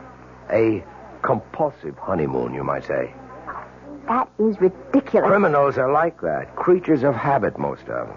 Afraid to change a pattern, maybe for fear that their luck will change with it. What do you mean by it? I stumbled on the coincidence accidentally. But as far as I could trace it, Don Crawford and David Chase took their brides to the same places. They did the same things. And I knew that if I ever saw that pattern duplicated, I would have my killer. I hope I'm wrong, Mrs. Carey. But you are the only one who can tell me. And my first question is this. Was your first stop Chicago? Yes. Yes, of course it was. And you knew that. That's where we first saw you, in Chicago, in that restaurant. Okay. I just wanted to make sure. You can't possibly make something out of that. Dan wanted to see people in the Chicago office, and I thought it would be nice to visit my aunt in Evanston. She's my family. Was your next stop after Chicago in Texas? Yes. We went to Dallas. Dallas is a wonderful place to visit, Lieutenant. I don't see anything so peculiar about that. Both Chase and Crawford went to Dallas. They chose offbeat hotels. I guess they didn't care to be seen very much.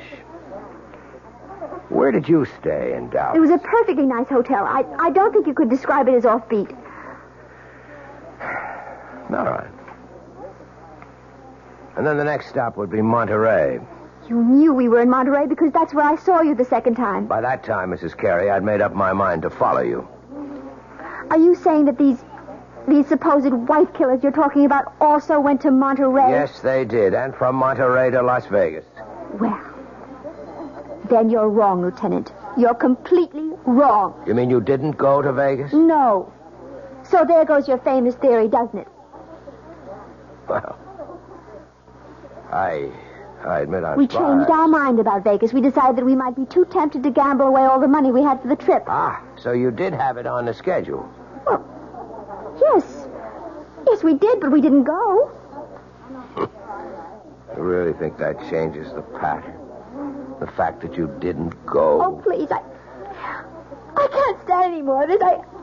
I don't want to hear any more of it. Mrs. Carey, Edith Burbank was killed in Los Angeles, in her hotel room. This hotel. I'm leaving. I'm leaving Mrs. right Carey, now. wait. You're wrong. You've got Dan mixed up with someone else. Let me finish, please. Just one more moment. Please, no, please let me go.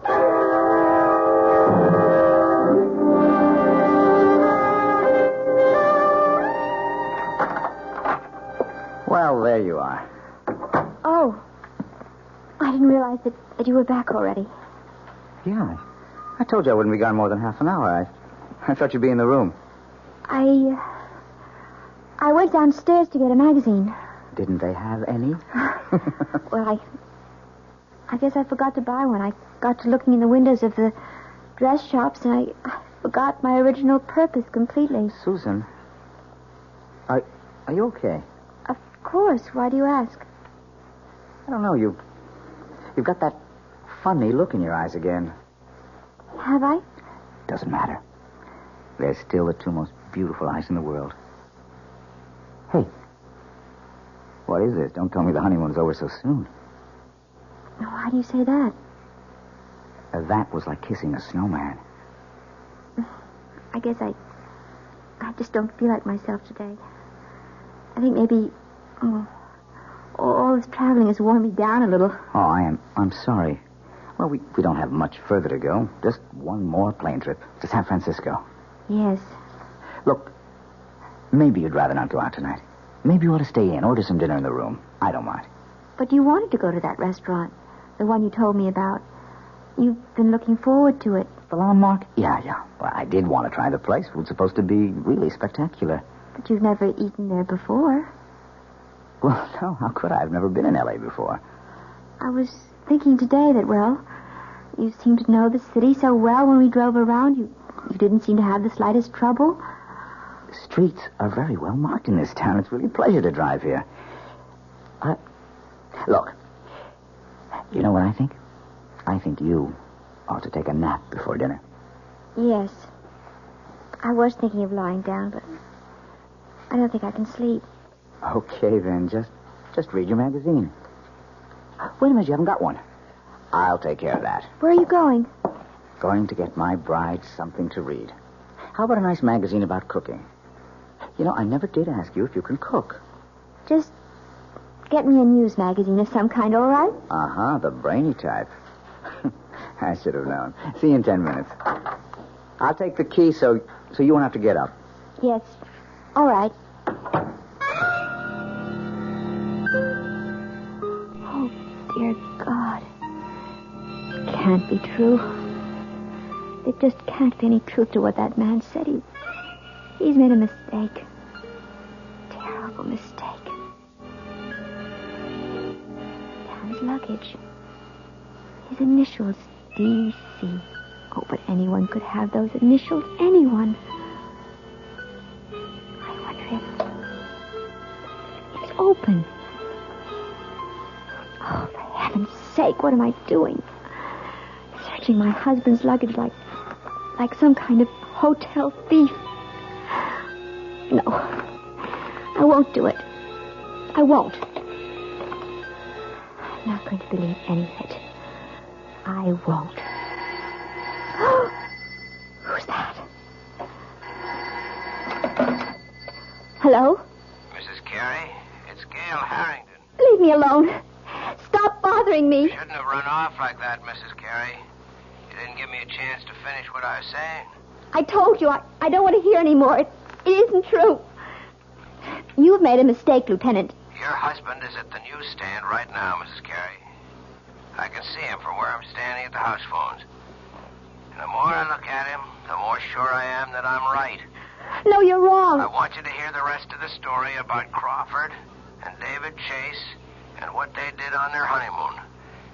Maybe what I told you before didn't convince you, but if you heard a few more things... I'm going to hang up, Lieutenant, right now. I wanted you to know where Don Crawford took his wife the night she was murdered in a room. He took her to a restaurant called The Landmark. You ever hear of it? Mrs. Carey? Hey,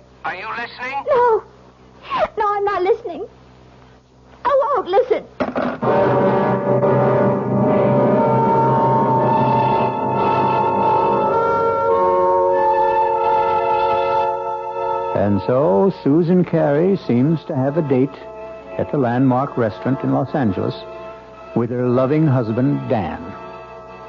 If she keeps the date, something tells me that she's not going to do their cuisine very much justice.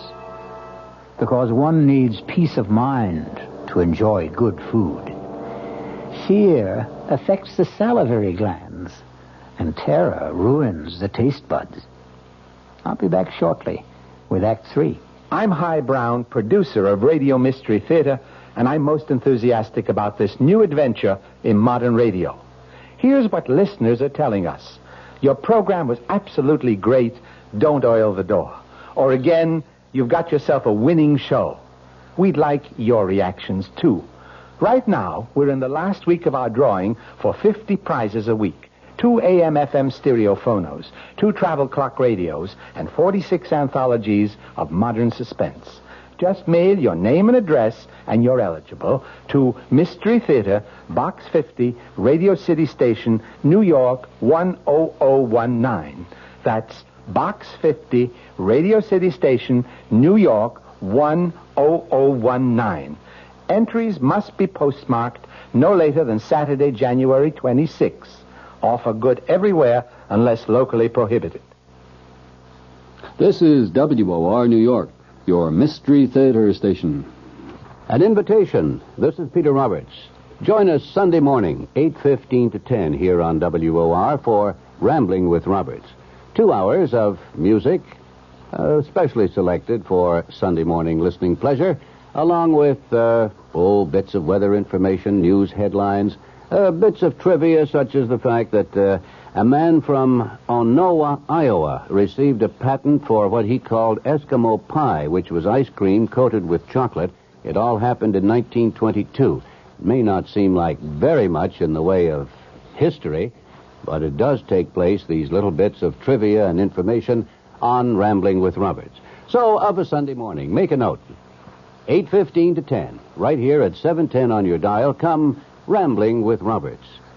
You don't have to give us an RSVP. Just be on hand. Thank you.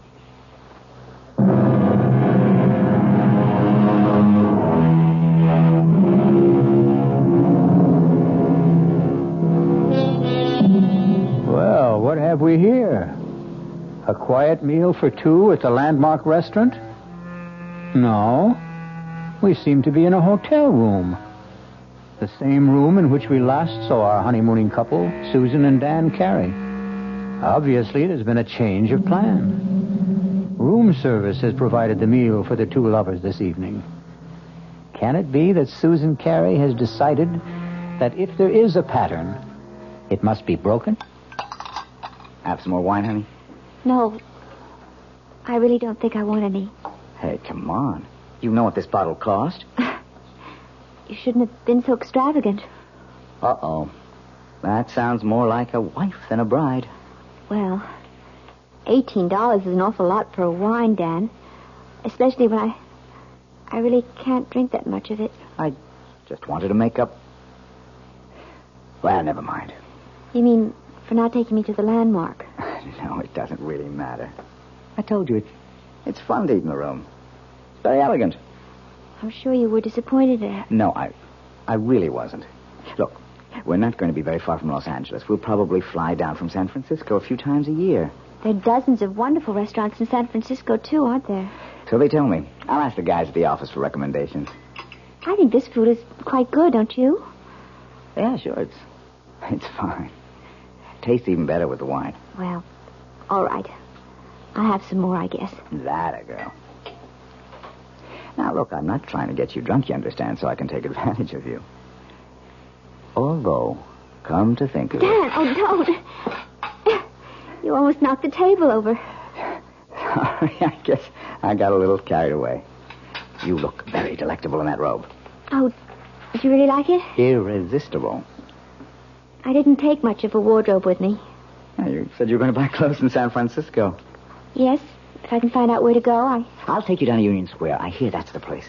Oh, I have told you about the weekend, haven't I? No. What about it?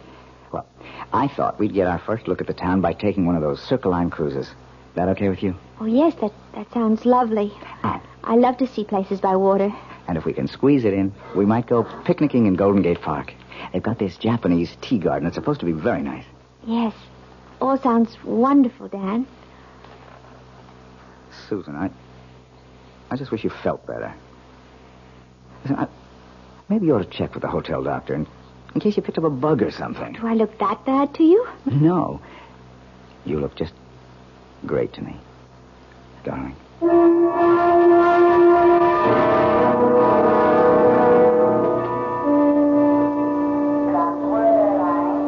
Yeah, I think that'd be a good idea, honey. Reserve the car ahead of time. Then we can pick it up right away in San Francisco. Whatever you think, Dan. You wait right here. I'll go over to the counter. It's all right. Be back in 10 minutes. All right, Dan. Mrs. Carey. Oh, no. Not you again. I didn't mean to startle you. Go away. Please go away. I don't want to see you anymore or hear anything you have to say. Now, I know that I seem to be persecuting you or something. As you can see, Lieutenant, I am in perfectly good health. I was not murdered in my sleep in that hotel room. Look, Mrs. Carey, I've only got a few minutes before your husband gets back. I just wanted to finish my story about this other guy, this David Chase. I don't care if you are a policeman. I'll call someone and have you arrested for bothering me. David Chase's wife didn't get killed in Los Angeles. She died in San Francisco. Where? In a hotel room? No, not there. But they stayed at the San Remo. Is that where you're staying? Yes, but millions of people do. No, there wasn't any mysterious intruder this time. In fact, Mrs. Chase's death was listed officially as an accident.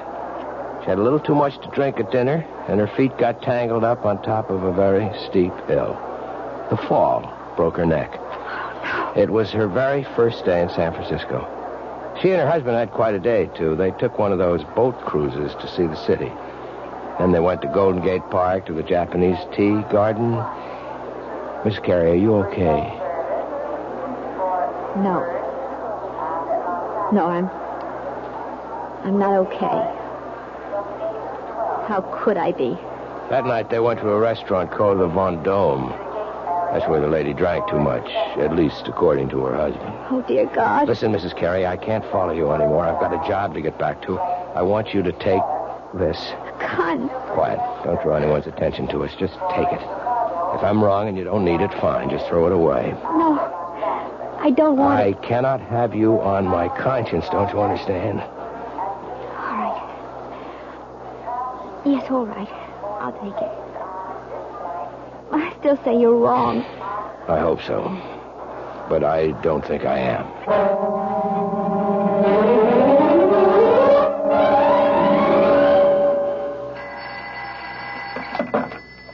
Hello?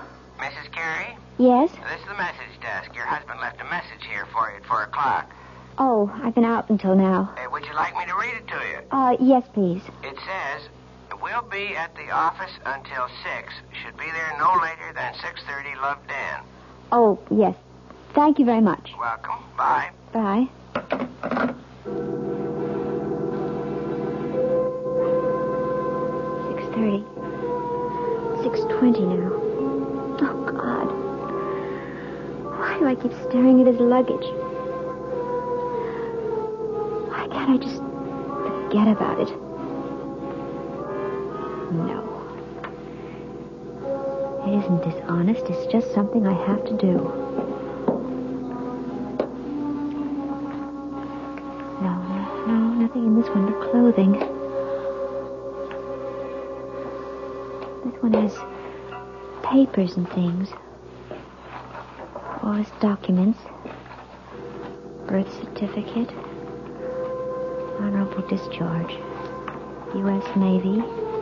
Daniel Eldon Carey. That is his name. It is. That man Harrington was wrong. Doesn't this mean he was wrong? Or does it just mean that... No. I'm not going to start thinking that way. These look like photographs. Maybe his family... Oh, no, wait. This picture is signed. Such a pretty girl. To Dan... All my love forever, Edith. Edith. Oh, was the name he said. That policeman, what was the name that man's wife was? Wasn't it Edith? Oh, no. Who is it? It's me, honey. Oh, 1 second. Hi, sweetheart. Sorry. I forgot to take my key. Hey, I'm not late, am I? I told him at the desk I'd be back at 6. Well, it's not even that. Hey, why is it so dark in here, Susan? Oh, I just got back myself. I didn't think of turning on all the lights. Susan, I have a confession to make. I wasn't at the office at all. My new staff thought they ought to christen the new boss. I tell you one thing about San Francisco. It's a hard-drinking town. Susan, what's the matter? Dad, I found her picture. What? I found her picture. Your first wife's. What are you talking about? I was never married. Then what's her picture doing in your luggage? Hey, what's going on here? You must be drunker Look, than I am. me. Stay away from me, Dan. Susan, are you out of your head? I saw her picture. Do you hear me? I found her picture. On our honeymoon. Now, wait a minute. Do you mean Edith? I know all about her. Yes, and about the other one. She drank too much, too, didn't she? She was drunk, too. Now, look, will you calm down? Is that what you were planning to do tonight? Get me drunk? At the restaurant? You were going to take me out to dinner tonight, weren't you? Of course I was. I asked one of the guys at the... I can tell you the restaurant he picked. Do you want me to tell you the name of the restaurant, Dan? It's the Von Dome, isn't it? What? Oh, yes. I mean, it is. How did you know that? Because I know it all. I know everything. Oh! No, don't come here. I'll call the police. Now, Susan, look. I don't know what the trouble is, but you've got to be sick. You need help. No, don't come any closer. You've been acting funny ever since we left Chicago. I'm warning you. Look. My God. I've got a gun. Susan, put that down. I'm not going to end up like them. Give me that thing, Susan. Don't. Oh, don't, Susan. Duffy. I don't want to shoot you.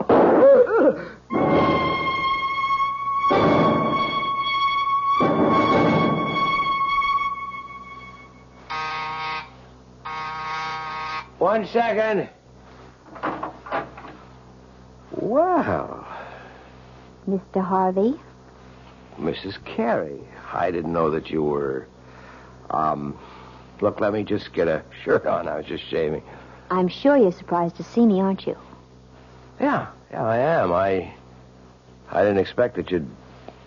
what brings you back to L.A.? I'm sure you know, Mr. Harvey. That is the right name, isn't it? Not Harrington? I guess that means you know all about my little joke. The gun wasn't a joke, was it? The gun was real. Now, look, I can tell you're upset, but I didn't mean any harm. I mean, I like Dan. I really do. You despised my husband, Mr. Harvey. Why don't you admit it? You hated the fact that he got the job you wanted in San Francisco. And all you got was an assistant manager's job in Chicago. You are wrong. I just thought it'd be a good gag, a good joke on Danny boy. Yes. I've heard about your reputation. The great practical joker. You thought of a great one this time. Yeah, but that's all it was. You gave Dan the itinerary for our honeymoon trip. You were just being helpful, of course. You gave him all the names and places, all the benefit of your traveling experience. That was the gag. See, I thought if Dan took you to all the places I listed for him... You even knew about Edith, the girl he was once engaged to, the one who died. She became his murder victim in your little fantasy. What did you think would happen, Mr. Harvey? Did I get frightened enough to kill Dan so that you might get the job he took away from you? Listen, is Dan all right? I thought you might want this back, Mr. Harvey. Your gun. Oh, now, wait a minute. Don't do anything stupid. Oh, you don't have to worry. I found out that I'm a terrible shot. That Dan's alive? See for yourself. Hello, Marty. Dan! Thank heavens you're okay. Look, Dan, I didn't mean for anything serious to happen. See the bandage, Marty? Just a flesh wound in my arm. I'll be okay. I'm glad to hear it, Danny. Honest, I am. Mhm. But I am learning to use my left arm, though. Like Wait a this. minute. Wait a minute. Oh, no. No, don't. Please. I didn't mean it. Don't hit me again. Relax, Marty. I've got better things to do. I've got a honeymoon to finish. Although with any luck, it'll never end.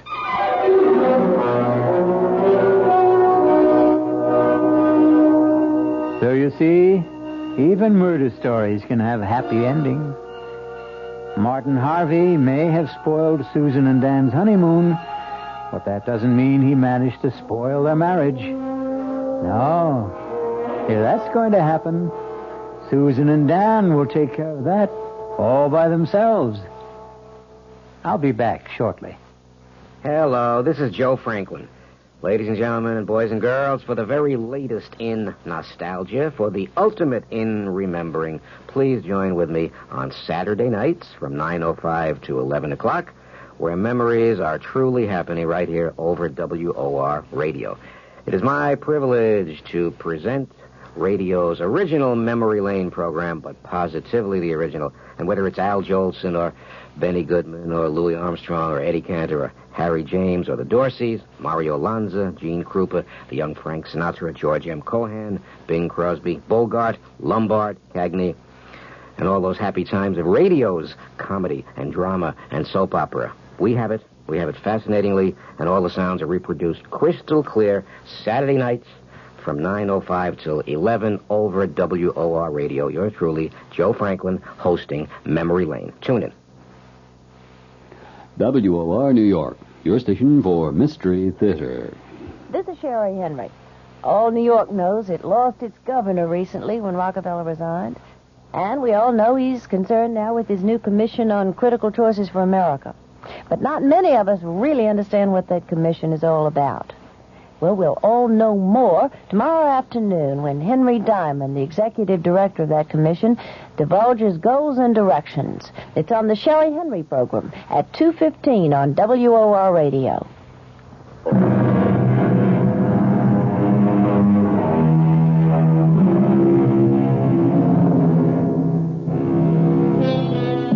A purist might claim that the story you have just heard isn't a murder story, since no one was actually killed. The murders which took place were all in the imagination of Martin Harvey, who passed them on to the mind of Susan Carey. But it's a good demonstration of the point we've tried to make all along, that the most terrifying crimes can happen within the theater of the mind. Our cast included Betsy von Furstenberg, Michael Wager, Elspeth Eric, and Mason Adams. The entire production was under the direction of Hyman Brown. Now, a preview of our next tale. What are you thinking about, child? The day you said it was bad luck for us to see each other before the wedding. Nobody believes those old wives' tales. Nobody believes so many things that are outside the ordinary. Did you see Michael's body after? Don't talk about that, lass. I knew they said the horse trampled him. I asked Dr. Ferguson about the hooves, and he wouldn't tell me.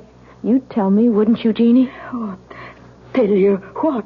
Were they like horseshoes, or were they cleft in two? Were they cloven hooves? In the name of God, what are you saying? I'm not speaking of God. I'm speaking of the devil. This is E.G. Marshall inviting you to return to our Mystery Theater for another adventure in the macabre. Until next time, pleasant dreams.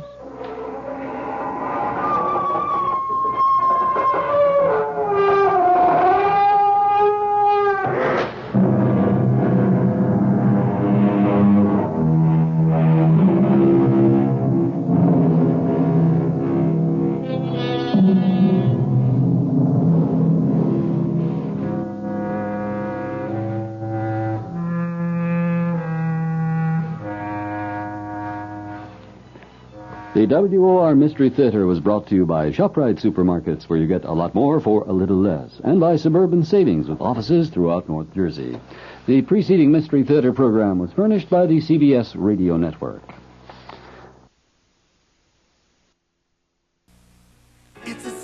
It's a sign you gotta get through when your stomach wants to eat. You can do the arches. Do the arches. The arches. Yeah. Do the arches. The arches. Do the arches. The arches. Doing breakfast, doing lunch, doing dinner. You can do the arches. It's a good time for the great taste of McDonald's. Do the arches.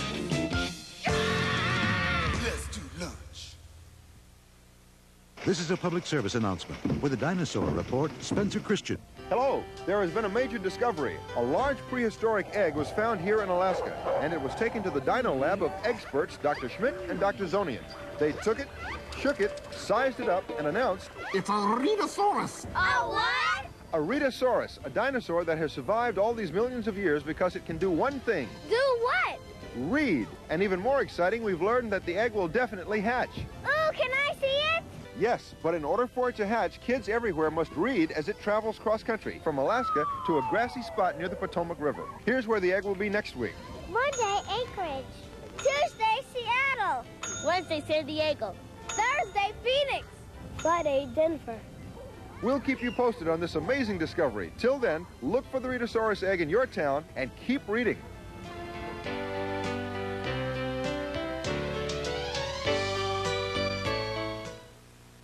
In days of old, mighty tales were told of the sailing ships and the sailors bold. Call 976-6000 for an exciting tale of a brand new hero. Call 976-6000, that's all. Get your parents' permission before you call. $2 per call plus possible toll. Children, ask your parents' permission before calling. Hey, what you gonna do today, Marty? I'm gonna call 976-7777. They're gonna tell me a great story every day. I'm gonna ask my parents if it's okay if I call 976-7777. No, me first. Me first. $2 per call plus possible toll. Ask your parents' permission before calling. Scoop Wilson here with the play-by-play on the season's biggest baseball event. Baskin-Robbins Baseball Helmet Sundaes. A double play with your favorite ice cream flavors. There's action on the mound now as a flight is poured on and the toppings hit home. Best of all, you get your sundae served in a mini baseball helmet. Choose your favorite teams or collect all 26. Baskin-Robbins, you're batting 1,000. A 2-scoop sundae served in a mini baseball helmet. And the helmet's free. True crime stories of the LAPD are up next with Jack Webb's Dragnet.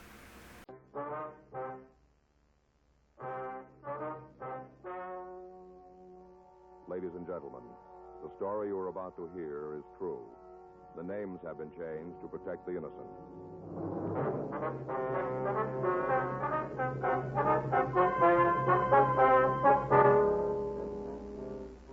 You're a detective sergeant. You're assigned to robbery detail. You get a telephone call from a woman who wants to see you. She says it's about her husband. She's afraid he's going to pull a holdup. Your job? Check it out.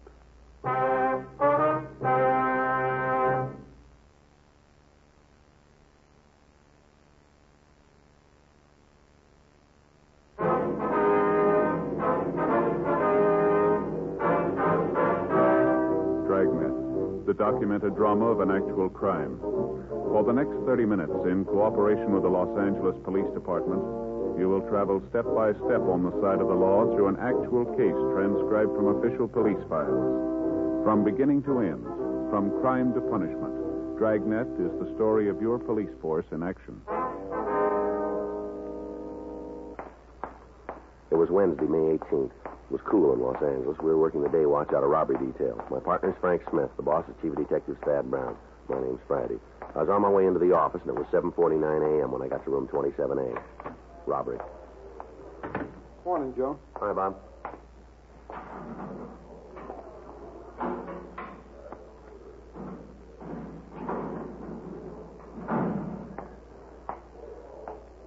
Well? Well, what? Good morning, Frank. Oh, hi. What's eating you? Nothing. Are you mad about something? What would I be mad about? I don't know, but you didn't say good morning. I'm just not going over there anymore, that's all. Over where? The Talbots. Who? The Talbots, you know, live down the street, sells real estate. Oh, yeah. We bought our house from it. I see. We got to be friends. At least his wife and Faye are friends. I never cared for him much myself. Mm-hmm. What happened? Between you and him, did you have a fight? I don't fight with people, Joe. You know that. Oh, that's right. I just found him out, that's all. Just found him out, the kind of a guy he really is. Is that right? Yeah. They use signals. What? Signals, him and his wife. Can you imagine that? They use them. What kind of signals? Different ones for different words. Well, what do you mean? When they play charades. Oh, I see. Yeah. Well, that's too bad. Had us over their place last night. Some other couples, too. About 8 or 10 of us in all. Yeah, 10. 5 on each side. Each side. Yeah, for the charade game. You played it, haven't you? Yeah, when I was about 10 years old, we used to play. Well, now, look, buddy, it's no kid's game. Not the way they play. Is that right? No, they give you stuff to act out. Titles and quotations. You've never even heard of half of them. Mm-hmm. And to top it off, they got signals. Yeah. Noun, verb, little word, big word, person's name, letters of the alphabet. They got signals for all of them. If you can spell something out, what's the point of the game? Well, beat you pretty bad, didn't they? Huh? Last night in the game, you lost. That hasn't got anything to do with it, Joe. No, I don't imagine. Doesn't matter who wins or loses. It's the principle of the thing. That's all it is. Signals. Yeah, I get it. And they use them. Robbery Friday.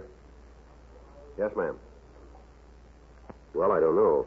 What seems to be the trouble? I see.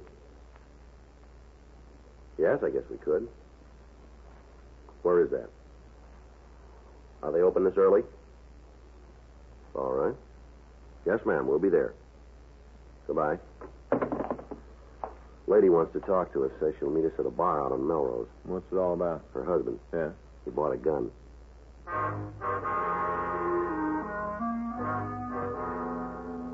Frank and I drove over to a small bar on the corner of Melrose and 8th. It was 8:23 a.m. when we got there. Morning, gents. Morning. Hello. What'll it be, a little eye opener? Just coffee. How about you? I'll have a cup, too, please. Oh, the plate isn't ready yet. I just finished putting it on. That's all right. We're in no hurry. There's a cafe right around the corner. They're open now. Well, we'll wait. Suit yourself. I guess you guys aren't like me. How's that? When I want my morning coffee, I want it right now. Mm-hmm. I don't even know I'm awake until after I've had a couple of cups. Mm-hmm. Start if we take a booth? Sure. First one's all cleaned up. I haven't had time to get to the others yet. All right. Thank you. Looks like we got here first. Huh? Yeah. Did she give you a name? Did she tell you her name? No. No, said she didn't want to talk over the phone. Oh. Joe. Well. Hi, Sally. Hi. Give me a shot, will you? Sure. Scotch? Yeah, lie back. Okay.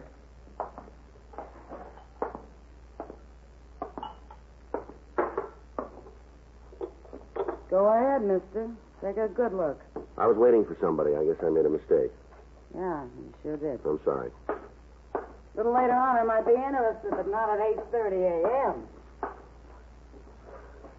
Getting worse all the time, ain't it? Y'all can't even have a morning pick-me-up without some guy starting to move in on it. Well, here's what I'm at tonight. Down a hatch.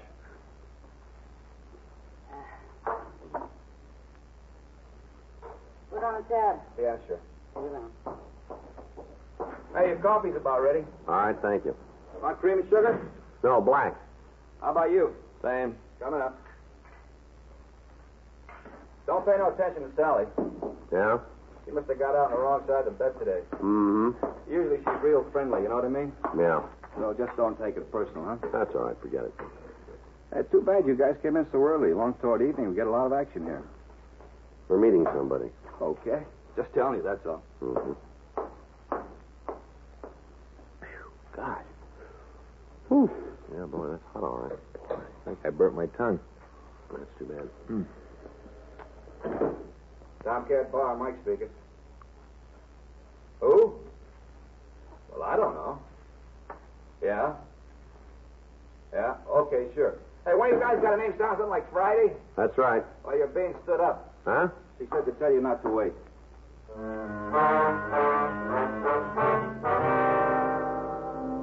Frank and I left the Tomcat Bar and we went back to the office. 10:17 a.m. An informant called with a tip about a grocery store holdup that had taken place the previous Monday. We interrogated a possible suspect, but his alibi checked out. The next day, Thursday, May 18th, 9:43 a.m. Again. Robbery, Smith. Who? Oh, yeah, Smith. Joe, see you. Okay. Friday. Yeah? Yeah, I remember. Well, we were there. Well, why don't you give me your name this time? No, I'm sorry. We'll have to have your name. Flint? F-L-I-N-T? All right, now look, Miss Flint, if this is some kind of a gag... All right, if you're sure this time. Right. All right. Goodbye. The woman again. Woman who called yesterday morning? Oh, yeah. What you want now? Same thing. Meet us at the bar. You think she's on the level? I don't know. It sounds like it this time. Why didn't she show up yesterday, then? Says she tried, but she just couldn't. Why not? Said something about loving her husband. Yeah. When the chips were down, she couldn't bring herself to turn him into it. Yeah, but she will now, huh? Says she has to. Yeah, but she will now, huh? Says she has to. She can't wait any longer. Why? Says it might be too late. 10:16 a.m. Frank and I left the office and drove out to the bar. When we got there was only one customer in the place, a small, dark-haired woman sitting in the corner booth. Hi. How are you today? What'll it be? Coffee again? Yeah. Okay, what do you want? Well, we'll let you know. Hmm? That woman over there in the corner, Yeah? do you know who she is? Don't think she's been in before. All right, thank you. Say, that reminds me. Yeah? Dolly was around last night. I asked about you. Yeah. Guess she had a change of heart. She's a pretty good kid. Yeah. Miss Flint? Are you Miss Flint? Yes. Well, my name's Friday. It's my partner, Frank Smith. Can we sit down, man? I guess so. You guys want your coffee over there? Yeah, it'll be fine. How about the lady? Would you like something, ma'am? I'd like a drink. All right. I'm going to need it. What'll it be? Oh, I don't care. Bourbon, I guess. Bourbon and ginger ale. Lady wants a bourbon and ginger ale. All right. Does he know? Ma'am? The bartender, does he know you're cops? Oh, I don't think so. We haven't told him. Well, if anybody finds out I talked to you, if Rod ever finds out, well, I guess that just about washes up. Rod's your husband, is that right? Yeah. Rodney Flint. Well, is that his name? Well, not really. Not his real name. Well, what is it then? I don't know if I'm doing the right thing. I just don't know. Mm-hmm. He'd never understand. He'd say I was double-crossing him. Maybe I am. Maybe I... Here you are. 2 coffees and bourbon and ginger. What do we owe you? That's $1 even. There you go. Okay, thank you. 4 years I've been thinking about it, living with it. 4 years I've been trying to make up my mind whether I should go to the police or not. Yes, ma'am. But things seem to be working out. He was doing so well, making good money. He's changed, too, honest, he has. Well, now suppose you give us the whole story. You married, Sergeant? No, ma'am. What about you? Yeah, I'm married. Well, tell me something, mister, and you tell me the truth. What's that? Suppose your wife got you in trouble. Suppose she squealed on you. What would you think of her? Well, I guess it would depend on why she did it. Oh, I've got a reason. Best reason in the world. I'm in love with him. Yes, ma'am. If I wasn't, I'd just walk out. If I didn't love him, I'd have walked out years ago. Now, when you called us yesterday, you said your husband had bought a gun. Yeah, that's right. Do you know what he wants with it? No, not for sure. You got a pretty good idea, though, haven't you? Has your husband ever done any time, Miss Flint? Yes. What for? He stole a car. Anything else? Robbery. Supermarket back east. Whereabouts? Michigan. He used to live in Detroit. How much time did he do? 7 years. Did he come out free? I don't know what you mean. I'm sorry. Afterwards, was he on parole? Did he have to report to a parole officer? Oh, yes. For how long? It was supposed to be 10 years. When did he get out of prison? 5 years ago. When did you come to California? About a year later. Did he have permission to leave the state of Michigan? No. Well, what made him leave then? He just came home one day. Said he couldn't take it any longer. Said he was going to L.A. and that it was up to me whether I came with him or not. Do you know if he's wanted for anything else besides violation of parole? I don't think so. You know, you still haven't told us his real name. Frazee. Ralph Frazee. All right, then it's Mrs. Frazee, huh? What about the gun? Well, like I said, everything was going along pretty well. He's got a good job, and he's had 3 or 4 raises. Where does he work? Oil refinery. Pacific Crest Oil Company. I see. He likes the work. They like him, but the longer we live out here, the better things are. Well, that just makes him more scared. Well, what's he scared of? Oh, that somebody will find out who he really is, and then he'll have to go back to prison.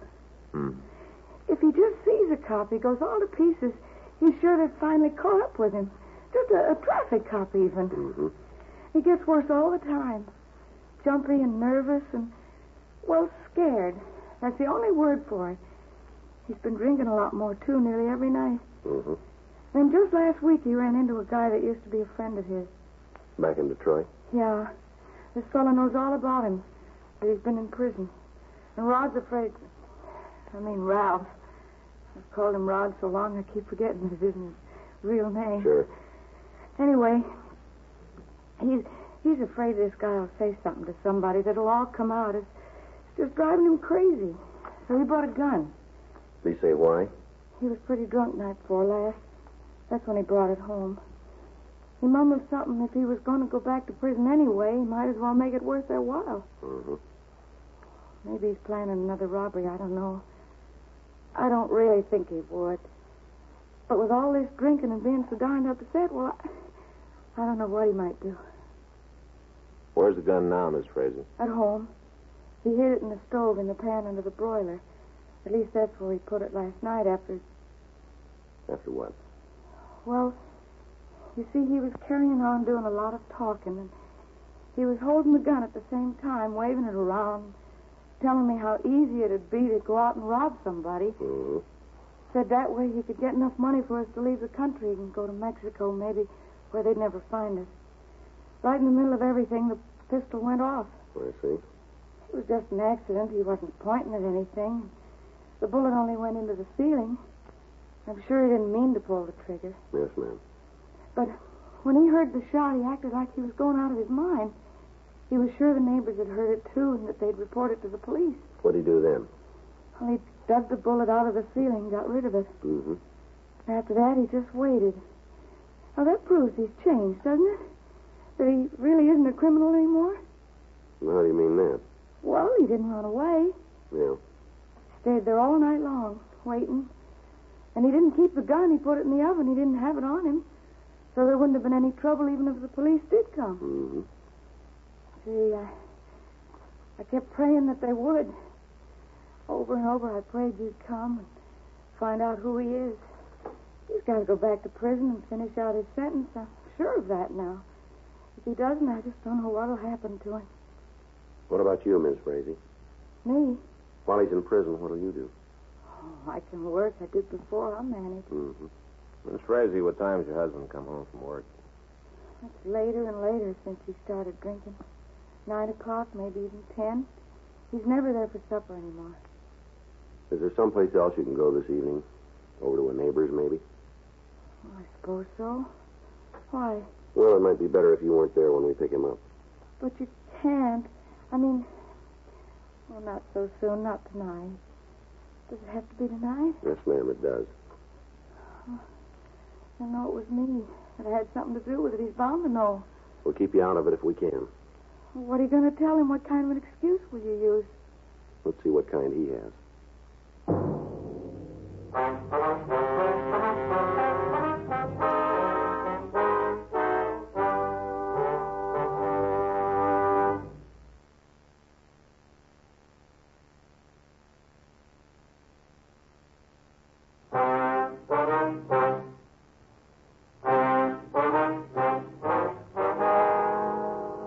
Frank and I continued to talk to Mrs. Frazee.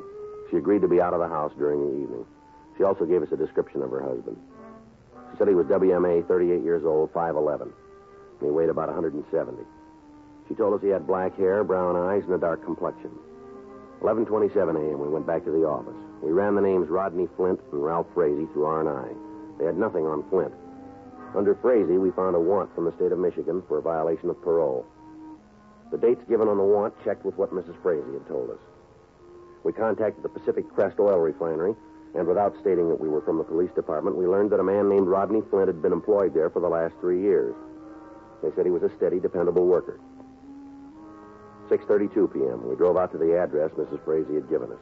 It was a modest one-story home just off Santa Monica Boulevard. We parked across the street and waited for Frazee to return from work. 7:05 p.m., we saw Mrs. Frazee go into a neighbor's home 3 doors west. Frank and I continued to wait. 8:46 p.m. Joe, across the street. Yeah, he's turned into the driveway. Let's give him a minute, let him get inside. All right. No, the lights are on now. Let's go. All right.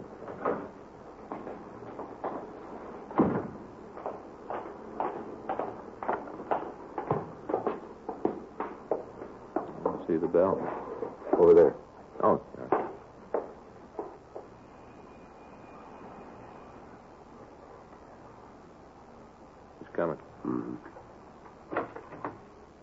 Yeah? We'd like to talk to you for a minute. What about? We're police officers. What? Police. This is Frank Smith. My name's Friday. I didn't send for no cops. It's all right if we come in? What do you want? Just want to talk to you, that's all. You do your talking out here. Be easier if we were inside. I ain't got all night. Neither have we. This won't take very long. Yeah, okay, come on. All right, stand right Hey, there. what? Stand still. What is all this? He's clean, Joe. What's your name? Come on, give us your name. Flint. First name, too. Rod. Rodney. You alone? Yeah? You live alone? My wife's out. She left me a note. Said she's going over the neighbors babysit for. Mm-hmm. Were you home last night? Yeah, I was home. All night? From about 10 o'clock on. Did you hear a gun go off? What? A gun. Did you hear one go off? Of course not. Well, somebody did, and they reported it. Said it sounded like it came from this house. Last night, she said. That's right, Flint. Oh, boy, what a police force. You cops ought to be real proud of yourselves. Yeah? That's all you got to do, check up on some characters, been hearing things. There wasn't any shot, huh? Well, I didn't hear. I see. Kind of late to be asking, ain't it? We just got around to it. Took a whole day, huh? Suppose you meet a cop. What are you supposed to do, make an appointment ahead of time? Are you sure about this, huh, Flint? About what? You didn't hear any gunfire. I didn't hear nothing. There's a lot of traffic down the boulevard. Maybe a car was backfiring. Maybe that's where it was. Mm-hmm. Do you own a gun? Uh-uh. You sure about that? Well, I'd know if I had a gun, wouldn't I? Is it all right if we look around? What for? Want to give your place a once-over? No, it's not okay. Oh? I ain't gonna have you busting in here. Now, come on, go on, beat it, huh? We can get a search warrant and come back. You listen to me, and you listen good, huh? This isn't Skid Row, mister. This is my home. I own it. And you're not messing around a Main Street bum, either. I got a good job for a big company. They pay a lot of taxes in this town. They pay a lot of your salary. Yeah. My boss is a pretty important guy. He's got friends. So now you just take your little badges and move on. All right, Flint, if that's the way you want it. That's the way I want it. Just give us one more thing. What are you afraid of? I'm not afraid of anything, you guys especially. You're sure not very anxious for us to look around. There must be a reason for that. Well? Okay. Go ahead and search. It's no skin off of my nose. All right, thanks. Fat chance you'd have a find on something even if it was here. Dumb cops, it took you a whole day to get here, a whole day to answer one lousy crackpot's call. Well, don't forget. Yeah? It got answered.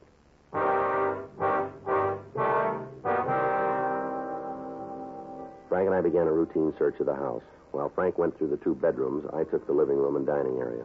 We found nothing suspicious. 9:42 p.m. We'd finished with the front part of the home, and we went into the kitchen. The suspect followed us. Okay, if I fix myself a drink while you're messing the joint up? It's up to you. You guys want one? What? A blast. You want one? No, thanks. What about you? No, thanks. You don't drink, huh? Not hurting my feelings. I'll check the service ports, Joe. All right.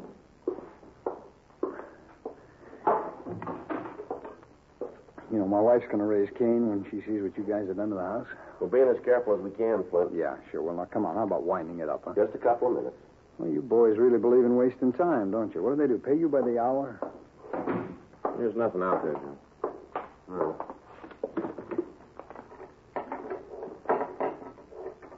I guess that takes care of it. Yeah. All right, come on. I'll be glad to show you to the door. We'll find our way. Just a minute. Did you check the stove? Huh? The stove. No, I thought you did. All right. All right, now what? We forgot something. Yeah? Well, it looks empty. What's with you? You think I'm cooking a gun? Yeah, it's okay, Joe. All right. As soon as I get this pan back. Hey, watch it there. Grab him, Joe. Wait a minute, Flint. You're not going anywhere. Look, I don't know what this is all about. I never saw that gun before in my whole life. Yeah. I don't even know how it got. Well, let's talk about it downtown. Huh? Come on. Look, wait a minute now. You can't haul me in like this. What have I done? You got to have a charge. I know the law. You got to charge me with something. You won't find anything. We found a gun.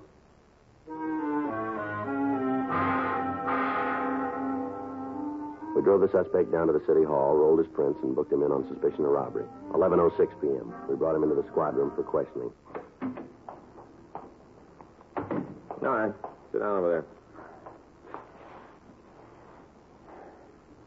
What kind of a frame is this? Come on, how about letting me in on it, huh? Who'd I rob? You can forget about our robbery charge. I guess we made a mistake. Well, that's what I've been telling you, you know. We had to check the gun. We had to be sure. All right, so now you know. Yeah. Okay, no hard feelings. Sit down, Frazee. What? You heard me. Sit down. Maybe we were wrong about the robbery charge, but we came up with something else. A warrant from Michigan, violation of parole. What about it, Frazee? Well, what do you want to know? You've got it, the whole story. why'd you leave Michigan? Why'd you jump parole? Oh, what difference does it make? Suppose you tell us about it. I didn't have no choice. Yeah? I used to play around with some pretty rough boys. I got out of the joint. They're still in Detroit. Looked me up.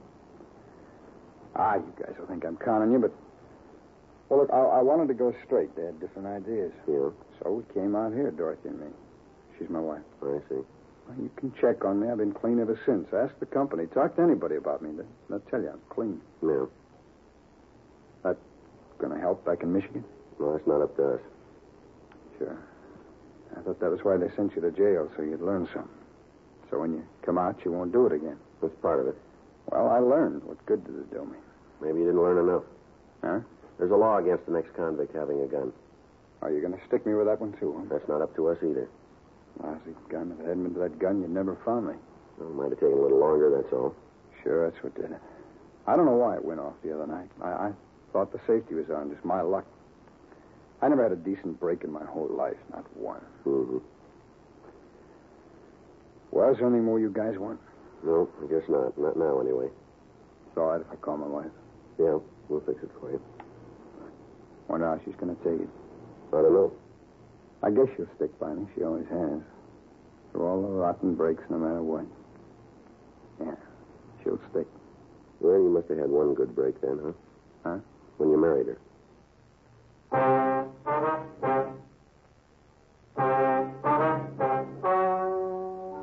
The story you've just heard is true. The names were changed to protect the innocent. On Thursday, May 25th, the meeting was held in the district attorney's office in and for the county of Los Angeles, state of California. In a moment, the results of that meeting.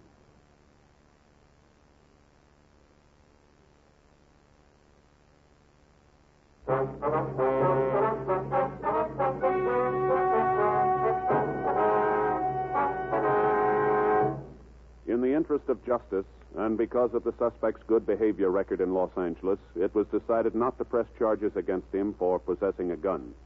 Ralph Putnam Frazee, alias Rodney Flint, was turned over to Michigan authorities to serve out his previous sentence.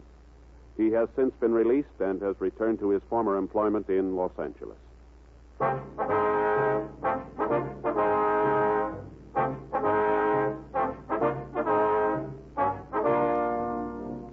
You have just heard Dragnet, a series of authentic cases from official files.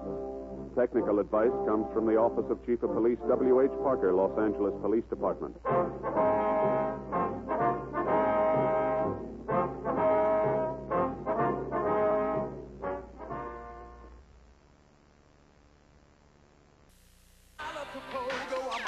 Stop this commercial! Check out the new Pogo Ball Blaster with a hot new look and a bigger bounce. Get the blast, Pogo Ball Blaster. If you wanna get the bounce you're after, get the blast, Pogo Ball Blaster. A hot new look and a bigger bounce. It's got the bigger bounce you're after. Get the blast, Pogo Ball Blaster. Get the blast, Pogo Ball Blaster. Get the blast, Pogo Ball Blaster. The Ertl Force One aircraft are so realistic, all the boys will want one. Red Corvette, please. Ertl Blueprint replica cars are so realistic, even parking attendants appreciate them. The Ertl Wheel Loader is so realistic, even your parents will love it. All right, that's enough. This is not funny. Ertl, just like the real thing, only smaller. Sega challenges you with Afterburner, a game so exciting you can imagine you're in for the fight of your life. Game accessories sold separately. Get ready. Afterburner gives you the real dogfight excitement of the arcade version. Yeah. Like barrel rolls, nosedives, supersonic speed, and radar lock-ons. Your turn to burn. Let's take it home. Afterburner, only on the Sega system. Sega, the challenge will always be there. chewy, delicious, bigger than you figure. Candelicious, get you biting on more than you can chew. Fruity, delicious, bigger than you figure. Candelicious, get you biting more than you can chew. Salt and delicious, chewy, candelicious, get you biting on more than you can chew. Candelicious, bigger than you figure. In fruit and tropical. And now, let's drop in to Duffy's Tavern. It's Duffy's Tavern, the Friday night transcribed feature on NBC's All-Star Festival of Comedy, Music, Mystery, and Drama. Brought to you by RCA Victor, world leader in radio, first in recorded music, first in television. By Chesterfield, the cigarette that has for you mildness with no unpleasant aftertaste. The cigarette that brings you Bing Crosby and Bob Hope. And by the makers of Anacin, for fast relief from pain of headache, neuritis, neuralgia. And now here we go, friends, to Duffy's Tavern with Slapsy Maxie Rosenblum, Arthur Treacher, Bert Gordon as the Mad Russian, Hazel Sherman as Miss Duffy, and starring Archie himself, Ed Gardner. Hello, Duffy's Tavern, where the elite meet to eat. Archie the manager speaking. Duffy ain't here. Oh, hello, Duffy. What's doing? Nothing much. We had a visit from the building inspector. I guess he likes to laugh as well as the next guy. And I'm afraid he might give the tavern a bad report, Duffy. Yeah, he says if the termites ever stop holding hands, the whole place will collapse. He also made a wisecrack about the way our floor slants, you know. He says we're the only building in town where the mice have to wear skid chains. By the way, speaking of rodents, Arthur Treacher is threatening to quit his job here. Well, he's having trouble with the customers, you know. They claim he shortchanges them on account of he's British. Yeah, they say every time he serves them alphabet soup, he drops the H's. But I hate to lose the guy, Duffy. You know, he's got a lot of good qualities, you know.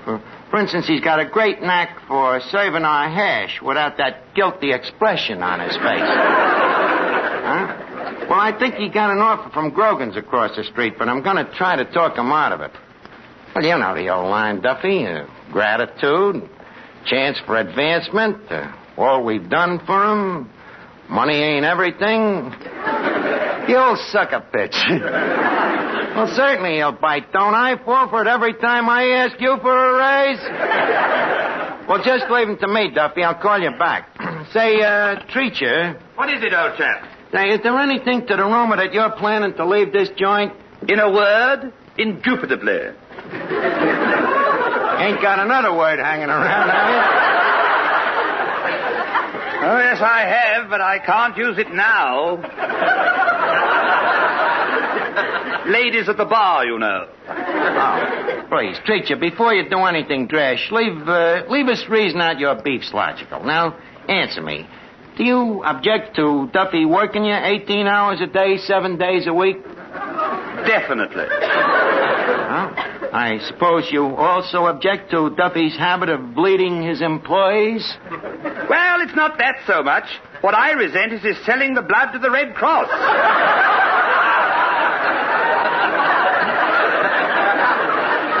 And I suppose you also object to not being paid no salary?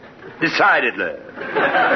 Treacher, I'm afraid you didn't enter this discussion with an open mind. Don't you realize that money can't buy happiness? Perhaps not, but with money one can have such a jolly time being miserable. Now, if you'll excuse me, I'll pack my snake bite kit and prepare to leave. Hello? Okay, Miss Duffy, it's for you. Who is it? Vera Fogarty? No, it ain't Vera Fogarty. Strangely enough, it's a man. A man? Give me that phone. Hello, Miss Duffy speaking, and I'd love to. What? Archie, it's Papa. So what, since when are you so choosy? Are you a wise guy? What is it, Papa? Yeah, that's right, Arthur Treacher's quitting. Well, he wants his salary. I know it's unreasonable, Papa. But you know how help are these days. We've tried everything to get him to stay. We even told him he don't have to eat here. What, Papa? Why don't I do what? Use my feminine what? What, Papa? Bye. What'd he say?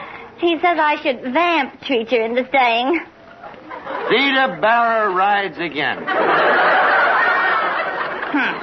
Oh, Arthur. I beg your pardon?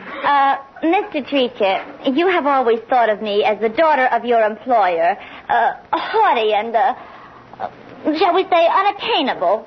Now I want you to think of me as the girl of your dream. I'll never sleep again.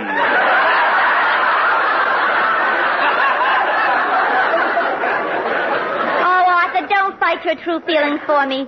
If I stood close to you and closed my eyes and tilted my head back and back and back, don't you know what would happen?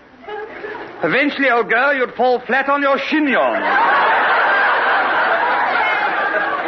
Oh, Arthur, you're just bashful. Here, look. My lips are puckered. My eyes are closed. I'm putting my arms around you. Miss Duffy, leave go of me. Oh, where's Treacher? He escaped in time. Now, wait a minute. Here comes a customer. Well, good evening, sir. How do you do?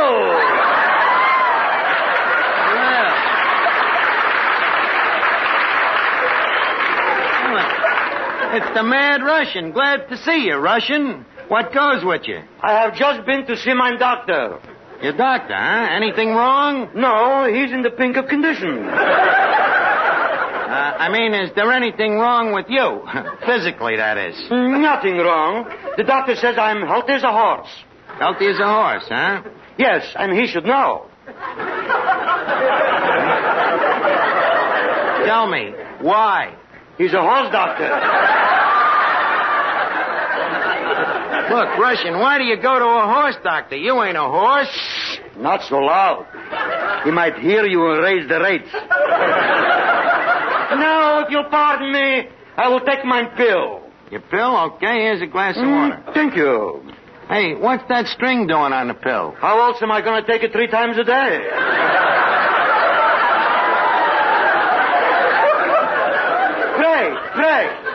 Pray, tell me. Mm-hmm. There is a rumor hanging on the grapevine that Arthur Treacher has escaped. Well, you might, so to speak. We had a little difference of opinion over money. Money? What's money? As I always say, be it ever so humble, there is no place like home. What's that got to do with money? Plenty. I owe 6 months' rent. Which reminds me, I am in the market for a job. In the job for a market. Either way.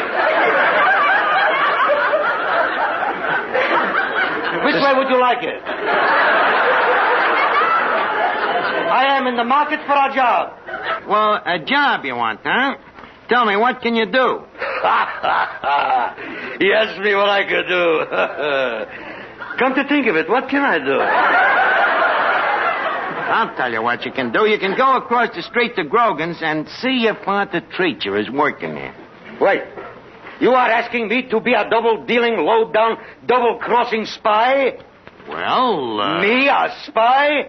I'll give you 6 free drinks on the house. 6 free drinks? Yeah. Shake hands with Matza Harry.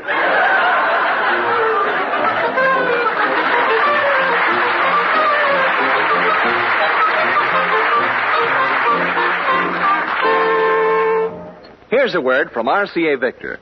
Friends, if you study the room you're in right now, you'll realize that you can't buy furnishings piece by piece without the final picture in mind. It's that way when you buy television, too. Now, here's how to get the most out of your television dollar. Consider the complete home entertainment picture, radio and records, as well as TV. Instead of having many instruments scattered about, why not settle for one fine cabinet that costs less and contains your complete home entertainment needs? Such a one-cabinet combination is the RCA Victor Rutland, Open the doors on the Rutland's 18th century cabinet, and you'll find 17-inch million-proof television with its clear, steady pictures, AM and FM radio, and the Victrola 45 record changer, as well as a changer for 78 and 33 1/3. Yes, so many more families are becoming television owners this week. If you're one of them, remember to see and listen to the exciting new Rutland at your RCA Victor dealers. You know, Miss Duffy, I don't blame Treacher if he takes that job with Grogan's. What do you mean? Well, the lousy way your old man treats people. You know, after all, there comes a time in the course of human events when all men is created equal. Archie, you stole that speech from somebody. I did not. Then where did you get it? I got it from Thomas Jefferson. That's the trouble. You'd be better off if you'd listened to Papa instead of your dopey friends. Miss Duffy, Thomas Jefferson is not a friend of mine. He happens to be the deceased father of our country. George Washington was the father of our country. You think a country this big only had one father? What's that got to do with Arthur Treacher? He's an Englishman. What was George Washington? An Englishman. Touché. If you ask me, I should have been just as smart as Treacher and quit working for that old man of yours long ago. What price gratitude? Gratitude to who? To Papa, who made you what you are today. You're worthless, good for nothing. Look, Miss Duffy, don't give me them honeyed words. Boy, when I think what I could have been if I didn't come to work here 10 years ago. What could you have been? What could I have been? It so happens that the very morning your father hired me, I turned down a splendid opportunity to go on relief. From there on, who knows? Archie, my boy, come here. Come here? Excuse me, what is it? Spy number 6420J reporting. Oh, good, 6420J. Hey, why the umbrella over your head? I am working undercover. Well, that's very sleuthy. Now, tell me, what's the dope? I mean, outside of you. Just a minute. Are we alone? Yes. But who is that standing beside you? That's you. I know.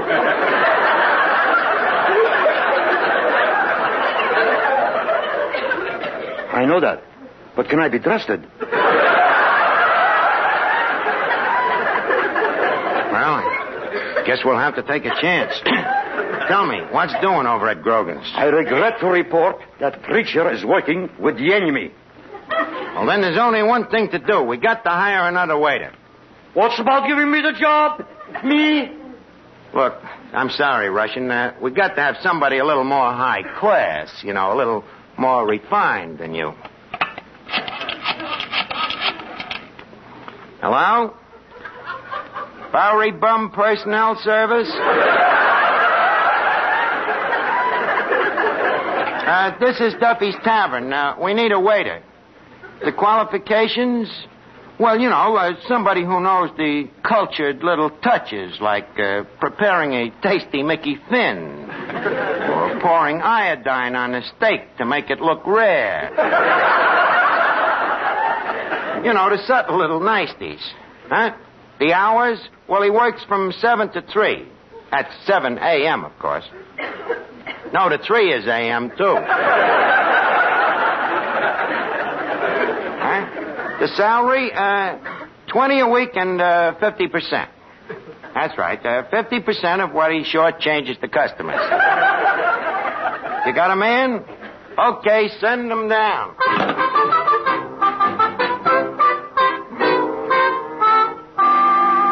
What are you doing, Archie? I'm composing a business letter to me competitor for stealing Arthur Treacher. Oh, what does it say? Well, I'll read it.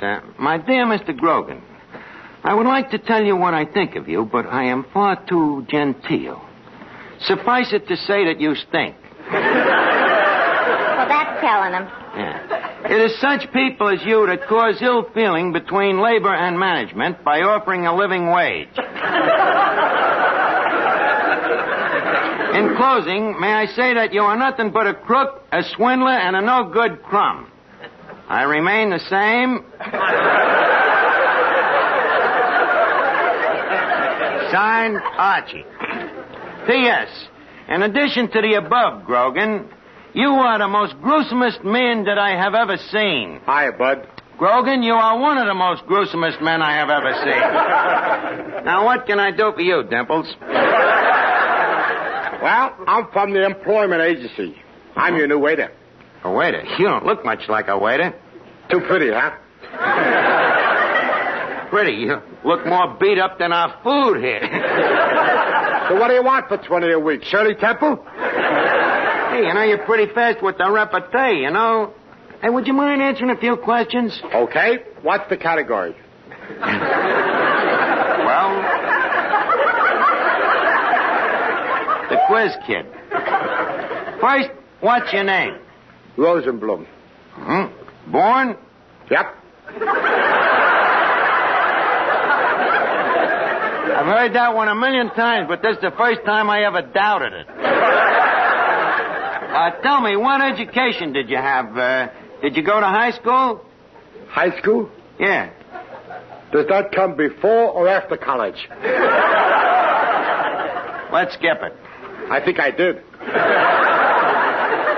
I mean, did you ever go to school, stupid? Yeah, and I came out stupid, too. I'll buy that. Well, any other questions? Yeah, how long you been a waiter? How long? Well, what time did you call the agency? Look, Bud. What? Where did you ever work? Oh, Madison Square Garden, the Legion Stadium, the St. Nicholas Arena. Just a minute, Rosenblum. You ain't Magee Rosenblum, the fighter. Yep, that's me.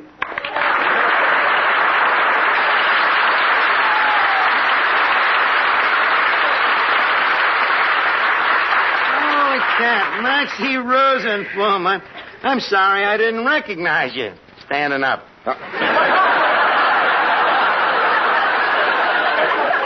You know, I've seen you fight a dozen times, Magee. I remember the night you fought King Levinsky. Yeah, that King Levinsky. What an unfair fighter. What do you mean, unfair? Well, every time I stuck my thumb in his eye, he'd foul me.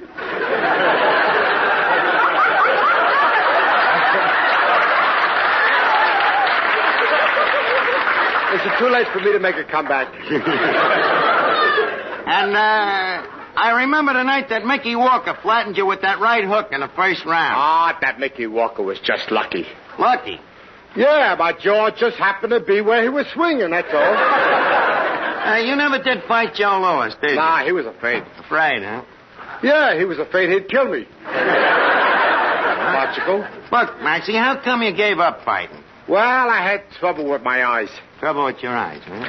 Yeah, I had I lost the place, too. Yeah, I had trouble with my eyes. Yeah, after the second round, I always seemed to be looking up at my opponent at the other guy I was fighting. He wouldn't take that word out. Look up at the other guy.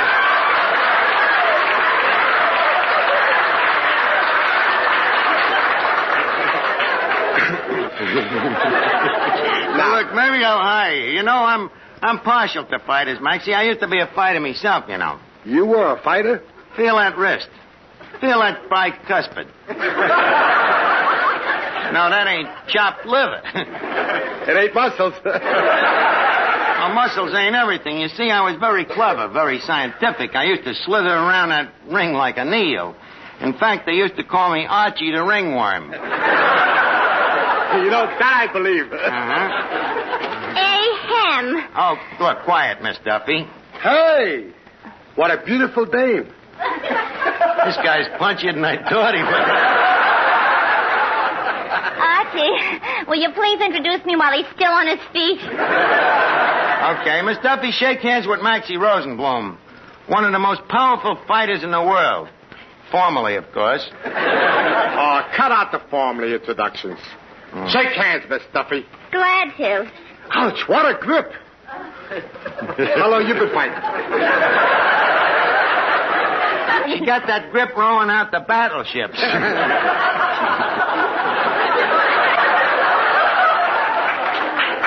Archie, that is not true. No? I got it rowing back from battleships. I know it had something to do with defense. Oh, Slapsy. Yes? I'm not doing anything tonight. Swell. Let's go over to Stillman's Gymnasium and spar a few rounds, huh? Oh, please, Maxie, that would hardly be a fair match. Maybe you're right. You've been out of the ring much too long.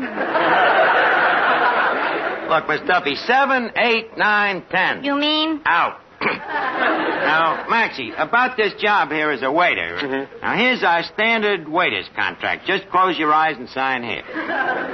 Sign my name? Yeah. If I could write, do you think I'd work in a joint like this? If you can't write, how can you take down the customer's orders? I got a system. You got a system, huh? Yeah, I make X's. Uh-huh. 1 X for a salad, 2 X's for soup, and 3 X's for meat and coffee. 3 X's for both meat and coffee? Yep. Well, how can you tell which is which? Easy. If you drink it, it's coffee.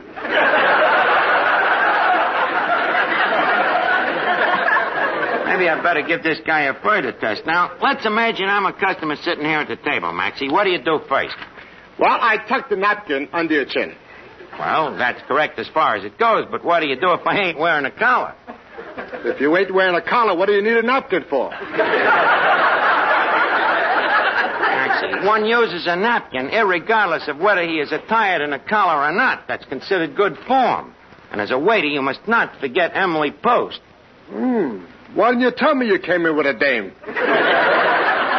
Look, all right. Are there any further questions you'd like to know? Yeah.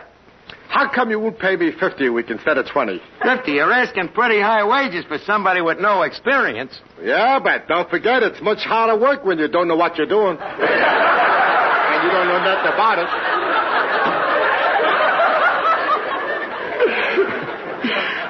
Look, nothing doing, Maxie. It's 20 a week. Take it or leave it. Okay, but before I start, I want one thing misunderstood. What? Anybody that says anything around here I don't like gets a punch in the nose. You understand that? Does that go for everybody? Everybody, including you, ringworm. Oh, yeah? Now, look, I'm the manager here, and I'll say anything I want anytime I feel like it. You will, huh? Anytime I feel like it. Okay. Go ahead and say it. Well, right now, I don't feel like it.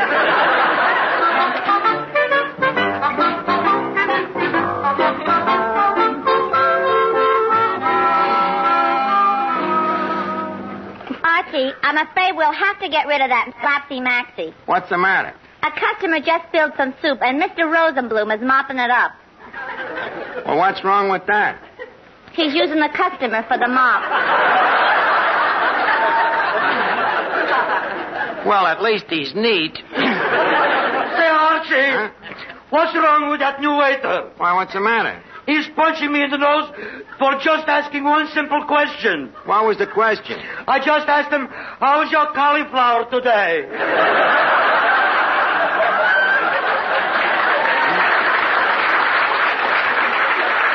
Well, see, I'll have to take care of this guy. Hey, Maxie.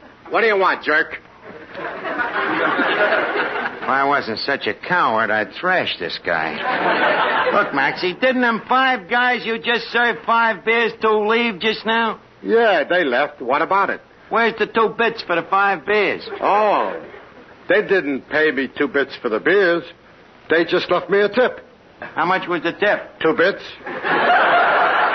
You want to make something about it? Well, no, I was just thinking what generous guys they were. Okay. Now, I'm in the middle of eating. Don't bother me again, huh? And bring me another plate of hash, huh? Yes, sir. 1 hash coming up. I'm afraid I've hired a playboy. What am I going to do about this guy? Oh, I say, Albine, I'm back. Well, Arthur Treacher, so the Portugal son has returned. But I should think you'd be ashamed to walk into this place. I am. That's why I always cover my face with my hat. I mean, you turned turncoat on us and you went over to work for Grogan's. On the contrary, I merely went to Grogan's to study the methods of our competitor. Well, what'd you find out? Oh, the food is good, the kitchen is clean, the plates are spotless, the entire place is spick and span. That's what we're up against, dirty competition.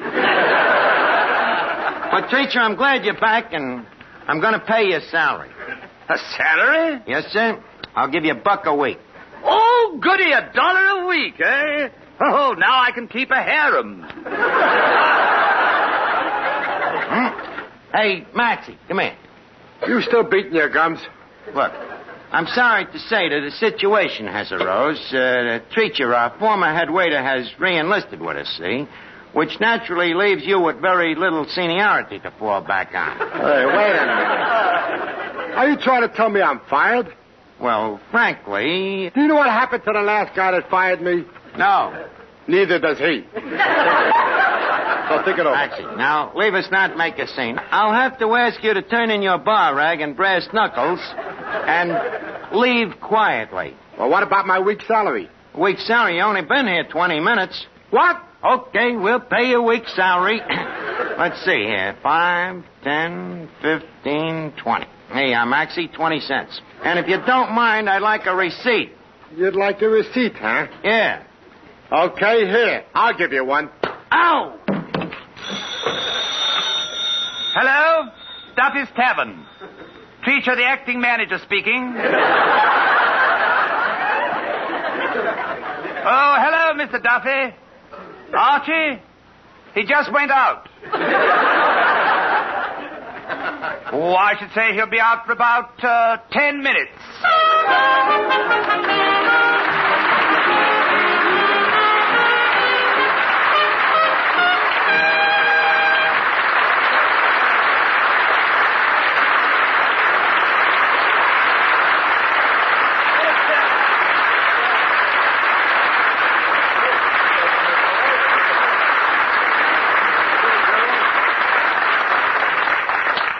Here is something you should know if you ever suffer from the sudden pain of headaches, neuritis, or neuralgia. It's a way to ease the pain, often within a few minutes. A way that is incredibly fast and effective. It's Anacin. Anacin is like a doctor's prescription. That is, Anacin contains not just one, but a combination of medically proven active ingredients in easy-to-take tablet form. Thousands of people were first introduced to Anacin through their own physicians or dentists.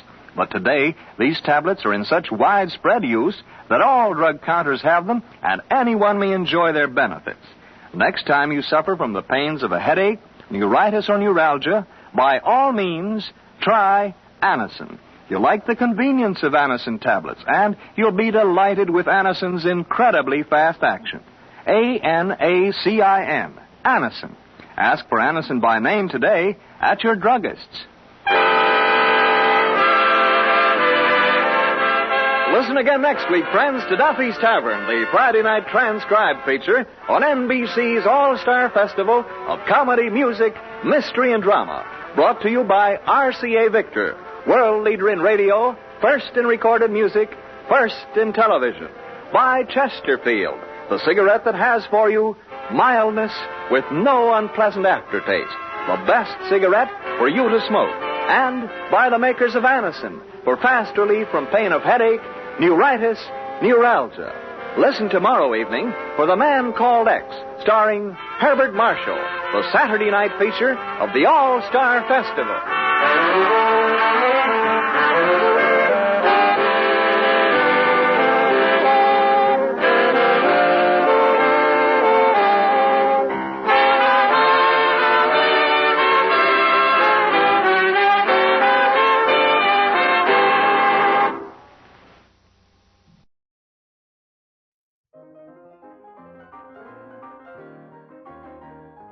All right, it is time for the question of the day, which you can answer in the comments below. My question of the day is, when you were a kid, that is, 16 and younger, before you could use a car, how did you get around town? What was your most common means of conveyance? For me, it was a bicycle. But how did you get around town when you were a kid? Answer in the comments below. Now let's get back to the shows.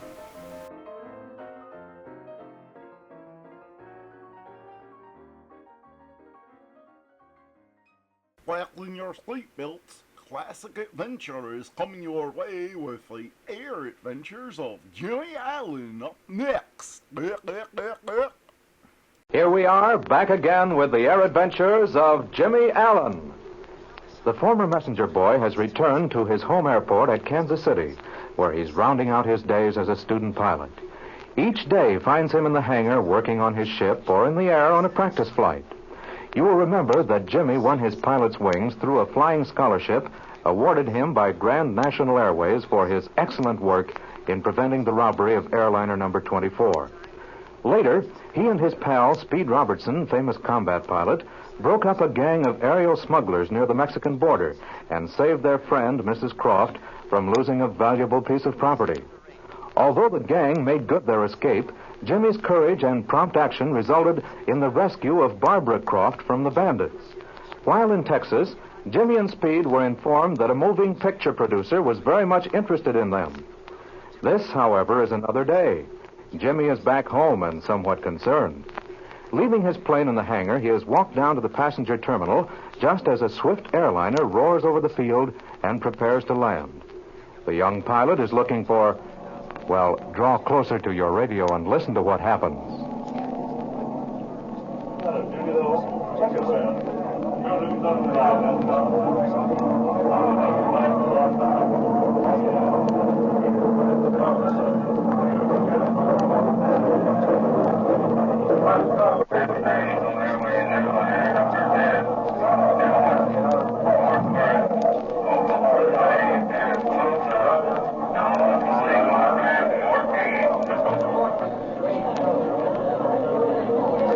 Mr. Burns.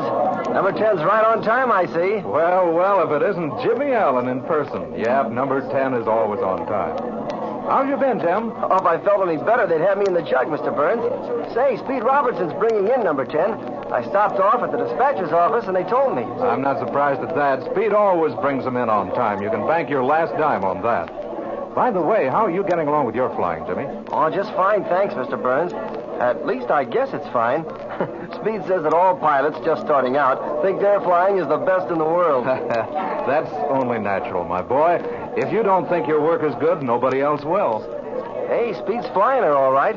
I can see him leaning out the cabin window. Looks like a full load today, Mr. Burns. Every seat was occupied. All right, you are, Jim. We've been running full schedules every day. Oh, here comes Speed now. Hi there, old fella.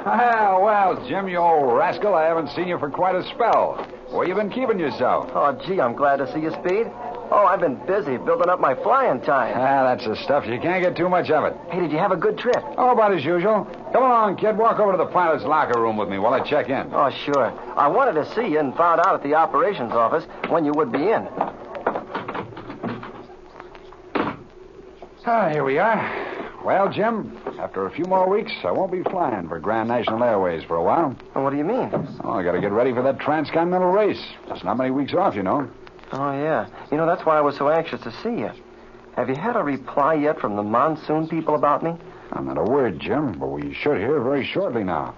Oh, well, I guess there isn't much chance of my being accepted, is there? Come on now, don't talk like that. Certainly there's a chance of your being accepted. A very good chance. Oh, but gosh, Speed, I've never been in an important race like this before. Well, they never even heard of me. But you can deliver the goods, Jim. If I didn't think so, I wouldn't have recommended you so highly. I know it, and I sure appreciate that. I just can't tell you how much I really do. Forget it, Jim. We haven't spent all this time training you for nothing. You can fly a high-speed ship right along with the best of them. And remember, that monsoon company's a big outfit. They'll want a well-known race pilot. You know, that's why they wired you. Well, that's true, but some of these more experienced pilots are not always available. A number of them have ships of their own this year, like myself. Well, all I can do is hope, and I've sure been doing that, too. But say, Speed, is your Bluebird ready? I'm pretty much satisfied with her. She's a pretty good ship, Jim, and plenty fast. Faster than the old one, eh? Now, look, I'm not putting out any public information, Jim, but I'll tell you that it's a good 50 miles an hour faster than my old racing job. Boy, oh boy. 50 miles an hour faster? Yeah, sure it is. It's got to be. All entries for the Vanderpool Transcontinental Race have to do 600 miles an hour over to even get in the race. Well, that should be fast enough to win, shouldn't it, Speed? Your old Bluebird won at around 480 in the last race. Yeah, but this is another year. Things move fast in this air business, Jim. Yeah, the boys are after me this year. They're out to break that record. Yeah, but I haven't heard of any ships doing much over 480. You know, there's going to be some powerful stuff in this Vanderpool Cup race. There's going to be a lot of jet planes. The engine manufacturers are out for blood. It means a lot, to have their engines in the winning ship. Yeah, but who else has an airplane that can touch yours? Well, you don't hear much about them, Jim, until you get out there on that starting line. But you can bet your life there'll be some fast aircraft. And take that monsoon job, for example, the one we're trying to get for you to fly. Have you heard anything more about her? I heard yesterday that she's got one of these new monsoon 3,200 horsepower engines in her, and that she really makes knots. Oh, gee. Boy, I hope I get to fly her. Well, and there's this mystery ship that the Mercury people have built specially for the race. They approached me on the matter, but I turned them down because I had my own ship. That's sort of funny. Well, there's a lot of other jobs that'll bear watching, too. Pilots like Bill Rutherford and Pinky Davis are always tough to beat. They always have fast aircraft. I'm almost afraid the monsoon people will accept me. Well, Jiminy, just think of racing against pilots like you and Pinky Davis and some of those other fellows. Hey, now listen, kid. If you get that monsoon 800 job, you won't have to stay in anyone's prop wash. And just remember, once that starting gun is fired, all friendship ceases. I sure realize that, Speed. Believe me, if I do get a ship, I'm going to give her all she's got. But, it'll sure seem funny racing against you, Speed. Well, we all have to learn, kid. You can't learn how to fly a race out of a textbook. Say, how have you been getting on with your flying lately? Oh, I've really been putting in a lot of time. Most of it on cross-country and some stunning, of course. I've sure learned a lot about navigation in the last couple of 100 hours. Oh, that's great. That's the best kind of training you can get for a cross-country dash like this Vanderpool Cup race. Oh, the training you gave me, Speed, sure helped a great deal. I guess navigation will count for a lot in a race like the Vanderpool. Yeah, on a long race like that, it's one of the most important factors. That's where some pilots are weak. A fast ship doesn't do you much good if you don't stay on your course, Well, I can see that all right, Speed. The ideal combination for this transcontinental race is a sturdy airplane of good design, a powerful and reliable engine, and then knowing how to navigate so that you're never more than a mile or so off your course. A pilot with all that's going to be right up in front. It wouldn't do to have much engine trouble in a race like that, would it? You shouldn't have any, Jim, if you have a mechanic that knows his stuff. The rules of the race, make it necessary for you to carry a mechanic. So, of course, your engine is going to be tuned up like a Stradivarius violin. Well, you're taking Flash Lewis with you, aren't you? Yeah, I guess I can get Flash to go along with me. There's a pretty good mech, Jim. Oh, he's that all right. He won't like the idea of it much, skipping over the treetops and that flat hatting and all. But, Flash, he always has to have something to gripe about. Say, if the monsoon people do accept me, I suppose they'll furnish the mechanic. Oh, sure. Those big engine manufacturers always have a couple of mechs who specialize on racing engines. Say, can they work on your engines at the control stops? Yes. The race time is taken from the sound of the starting gun at one control point to the split second you cross the finish line to the next control point. And then you're permitted to do anything you want to your ship as long as it's on the starting line to go on the next hop. Oh, but what if you're not ready yet? Well, if you're not on the starting line ready to go when the starter drops his flag, it's just tough because the time counts against you anyway. And it's up to your mechanic to see that you're always ready, eh? That's it. In the Cup race last year, Pinky Davis burned out a bearing on his engine. Well, at the following night control stop, they put in a brand new engine for him. He was ready to go the next morning. Well, I see. I should study up on the rules of this race if I get in it or not, huh, Speed? No, absolutely, Jim. Have every rule and regulation firmly fixed in your mind. More than one good pilot has been disqualified in a race of this kind just because he violated some minor rule. Oh, I'd hate to lose a race like that. Well, if you did, it would be simply due to carelessness. A careless pilot doesn't deserve to win a race. You study those rules very carefully, Jim. You should memorize each of them because there aren't many. This is a free-for-all race, and you can use any type airplane with any type engine. But the few rules there are, you want to know thoroughly. And another thing, Jim, if you do get into this race, go in it to win. Oh, I'll do that, Speed. You'll find that most of these racing pilots are a pretty fine bunch of boys. But every so often you'll run across a rotter, a snake, just like you'll find in any other business once in a while. They go into a race of this kind to win at any cost. They'll lie, cheat, yes, and worse. But fortunately, you won't find many of them in this game. I guess that first prize of $10,000 looks big to most any pilot. Well, it's a funny thing, Jim. But once you get into the race, you're going to forget all about that prize money. The only thing you'll care about is to get across that finish line first, to outguess, outmaneuver, and outfly the other fella. I've seen some of the greatest pilots in the game giving every ounce of their energy to win a $15 first prize at some of these little air meets. Just gets in your blood. Yeah, I guess you're right, Speed. Oh, gee, I just hope I have a chance to get in there. Just a second, Jim. We'll see who this is. Come in. Oh, hello there, Mr. Robertson. Hey, is Jimmy Allen here? Oh, hello, Jimmy. I kind of figured you'd be here. Hey, listen, I've got a telegram for you. Oh, you have? Well, thanks, Tommy. see what this is, Jim. That could be from the Monsoon Aircraft people. Oh, gee, Speed. You read it. I can hardly wait. Hey, this isn't from Monsoon at all. Huh? Well, who is it from? What does it say? Listen to this. I'm interested in both you and Speed Robertson. I'm producing flying picture of World War II. Stop. An entirely new twist on the flying story. Have purchased same and will produce at once. Stop. Am informed Robertson is American war ace, veteran of many battles. Stop. His technical knowledge, recognized flying ability, of great value to us. Stop. Jimmy Allen to do flying scenes for leading man. We'll be in Kansas City to talk over contract. Signed, Milligan, President, Mammoth Pictures. Speed, the movies. What a break for Jimmy Allen and Speed Robertson. A movie contract. But what about the Vanderpool Transcontinental Race? Speed has entered his ship and has made plans for Jimmy Allen also. There's adventure ahead. Don't miss the next episode of The Air Adventures of Jimmy Allen. Watch me trick Fred out of his new Cocoa Pebble cereal with more cocoa. It's Super Cocoa Man! How you doing? Not so super. Need more cocoa to save the day. Try my new more chocolatey Cocoa Pebbles. Mmm. How's it taste? Super Cocoa Nursery Cocoa-licious. Up, and...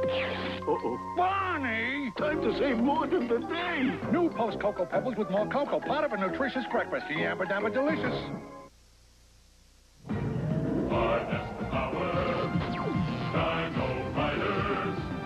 The evil Rulons on Tyrannosaurus Rex attack. I'll crush you, Gunner! Catch me first, Krulos! The Dino Riders on their Torosaurus trick the evil Rulons into following them. Hiding, Gunner! Over here, Frog Breath! Kitten rockets shoot the brain box off. He's free! Torosaurus and Tyrannosaurus Rex with figures, battle gear, and motorized walking action. Dino Riders! Hey, man, how about we check in with Fibber, Magee, and Molly next? That sounds good to me. The Johnson Wax Program with Fibber, Magee, and Molly.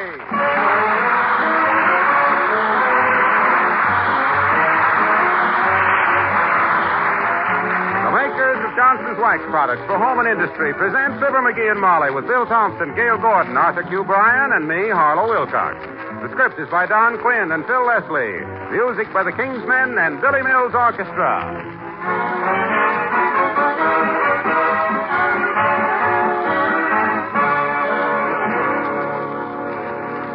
Have you noticed the wonderful new kitchens in the magazines these days?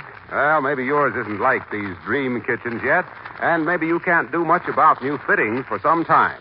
But look, there's one big improvement you can make right now. You can have a more beautiful kitchen floor, and easily, too. Just give it a coat of Johnson's self-polishing Glow Coat. It's astonishing how beautifully bright that Glow Coat shine is. Glow Coat needs no rubbing or buffing. You just apply and let dry. Yet, in 20 minutes, you come back to find your floor gleaming and sparkling as perhaps it never sparkled before, not even when it was new. You'll find, too, its colors are fresh and bright, its pattern sharp and clear. But Johnson's Glow Coat gives you more than a lovely shining floor. That tough wax film protects the surfaces, too, adds years to the life of your floors and makes them easy to keep clean. Try it yourself, won't you? But don't forget, if it's a really bright shine you like, be sure to get only Johnson's self-polishing Glow Coat.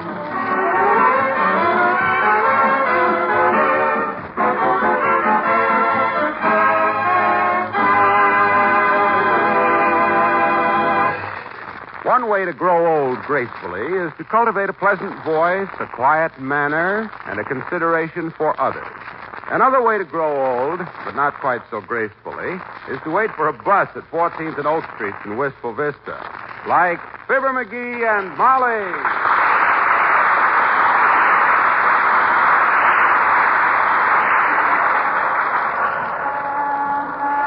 What's the matter with those doggone buses anyway? 8 of them have gone past in the other direction. They must go at the end of the line and blow up.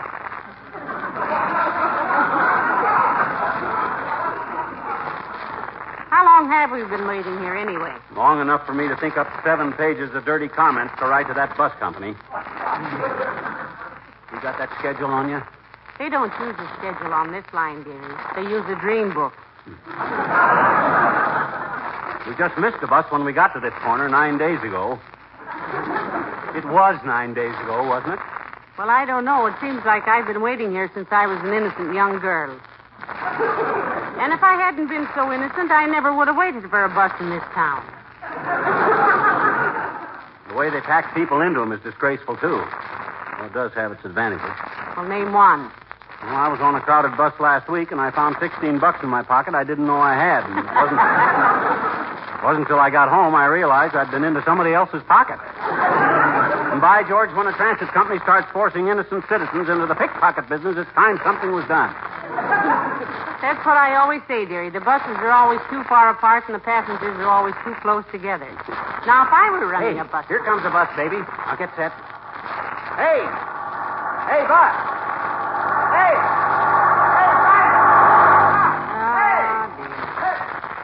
I wish he'd go past again. That breeze was very refreshing. Why, that's dirty. He passed us up like...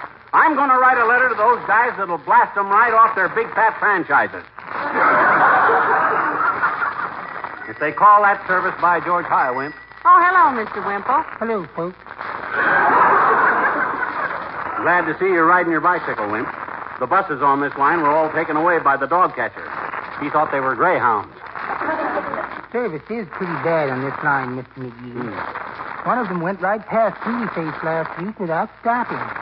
Face, that's my big old wife. Yeah, we know, Mr. Wimple. Did it make her angry? Oh, she was just livid, Mrs. McGee. She got the number of the bus, and then she got the driver's name and started out looking for him. That situation was really fraught, Wimp. Did she ever catch up with him? Yes, I think so. Oh, what'd she do to him, Mr. Wimple? I don't know. His body was never found.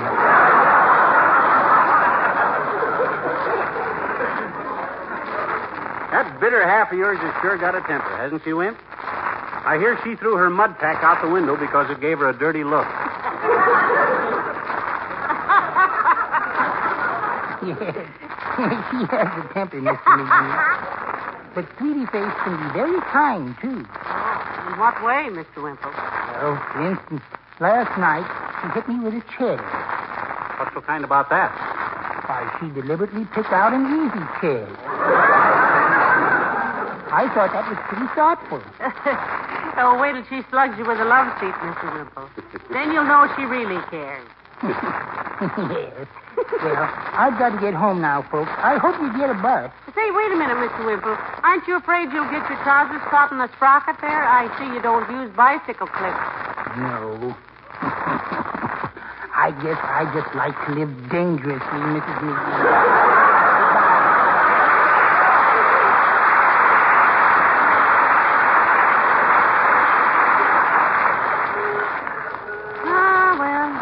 Shall we walk home, dearie, or shall we call a cab? We'll stay right here and wait for a bus if it takes the rest of the day. I'm going to shame them guys. The idea, making a woman like you stand here with... Oh, McGee, here comes the bus. Wave it down, quick. Hey! Oh, he's pulling over. Stop him. Come on, now. Get over. Oh, dear. It's awfully crowded, but I'm in no mood to complain. If I'm going to be a sardine, I want to be a happy sardine. Stand right behind me, Molly. I'll run interference for you. All right, let him out, please. Stand back, mister. Let him out. My. What does he mean, let them out? They're packed in so tight the minute he opened the door, two of them flew across the street. Well, come on, Slippy. Climb on so we can get... No more room, folks. Take the next bus. What do you mean, no more room? Hey, you just let 5 people off. You got plenty of room. And I needed it, brother. I got a breeze, haven't I? Not on our account, you don't, you big larrikin. Open the door, Richard. Next bus is right behind me, lady. We're behind schedule now. We know you're behind schedule, you rum-dum. We've been waiting here since we got out of high school. Come on, open up. Get away from that door, Noisy. You'll get hurt when I start up. You open that door or you're not starting us, Popsy. Wait, I'll close you. Oh, McGee, what are you doing? standing right in front of the bus, you'll get run over and killed. And if I am, I'll sue them for every cent they ever stole from the public. All right, Bud. You open that door, or I'll stand here in front of you all day long. Oh, Magee, please. There's a crowd gathering. Remember, I'm a lady. Hey, look, Mac, I don't want any trouble with you. I got a schedule to make. Get out of the way, will you? Pipe down, you big hooligan. Dearie, please. We're being conspicuous. I don't care how conspicuous we are. The more conspicuous, the better. I know my rights. This is a public transportation, and I'm the public. And we're tired of being pushed around. That's right. Come on. Open up. No room. Open up. No room. Open up. No room. Open up. No room. Open up. No room.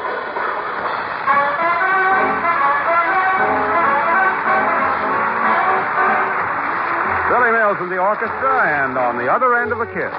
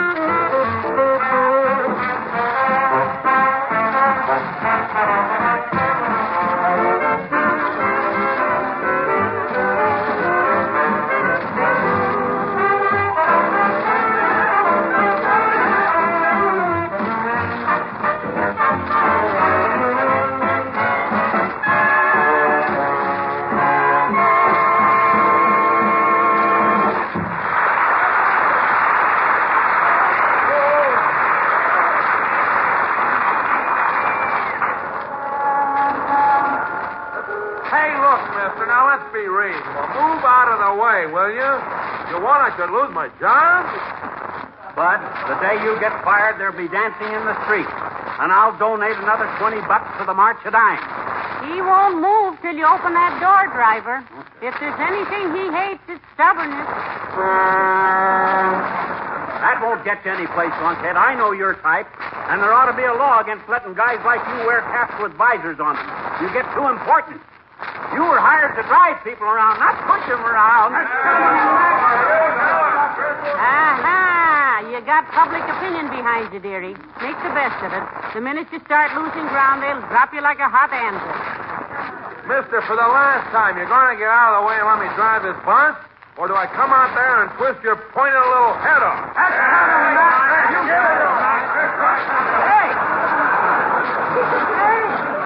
Hey, now, wait a minute, folks. I'm a citizen. This is public transportation, isn't it? And I'm part of the public, isn't I? Well, fella, what are you going to do? Let this bus go on or stand there like a jerk? I'm only trying to do my job. Understand? He's only trying to do your job, understand? You just ignore the mob, dearie. They're out for blood, and they don't care whose it is. They don't understand. Now, look, folks. I've been a taxpayer in this town for 20 years. I've rode these buses every time I had to. I've stuck enough dimes into that register to choke a rhinoceros, and what do I get? A door slammed in my face. If this is a sample of the service us citizens are getting, by George, It's the police, Magee. Grow a beard, quick. All right, break it up there. Get out your draft cards and give your right name. Hey, Mahoney. It's me, Fibber Magee. Remember us, Officer Mahoney? Yes, and I do now, McCusher. What is your little scut of a husband doing standing out there in front of the bus? I'll tell you what I'm doing, Mahoney. This beaver-tooth bozo that's jockeying this 10-ton kiddie car slammed the door in our faces. Wouldn't let us on.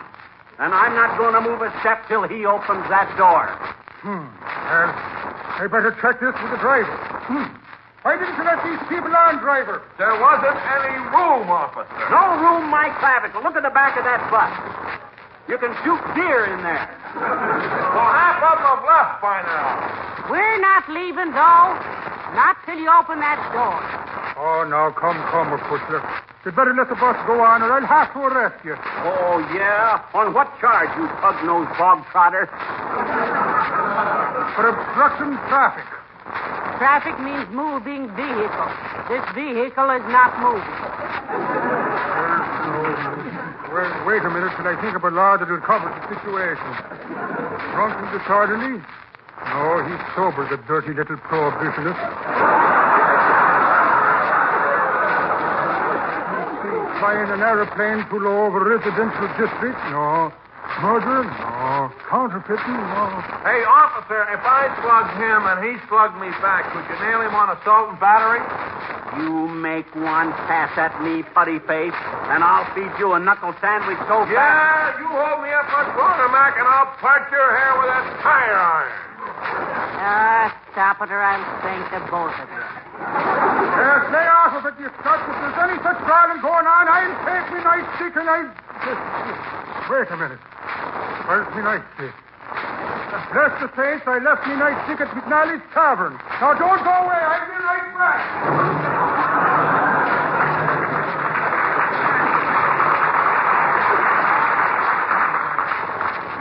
Maybe we better call it off, Magee. He'll be back here with enough charges to throw us in the pokey for 90 years. He won't dare, and besides... Hello, pal. Hello, Molly. Oh, hello, Mr. Wilcox. Hi, Junior. What you carrying the chair around for? Demonstrating that stuff to somebody? No, I was in Kramer's drugstore when I heard about you and this bus driver. So Kramer sent Molly this chair to sit on, and I brought you some sandwiches and a couple of malted milk. Oh. Here, sit down, Molly. Well, now, wasn't that thoughtful of you and Mr. Kramer? Thank you so much, Mr. Wilcox. Is there an egg in my malted, Junior? Why, no, I don't think so. Doggone it. Kramer knows I always have an egg in my malt.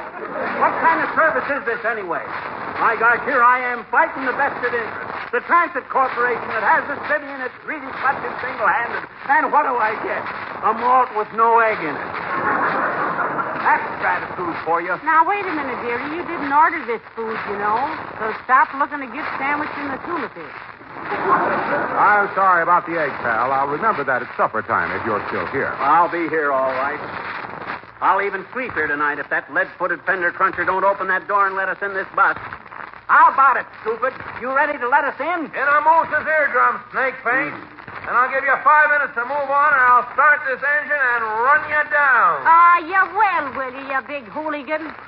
You turn a key in that ignition and my husband will climb in the window and send your ears back with a piston rod. Won't you, dearie?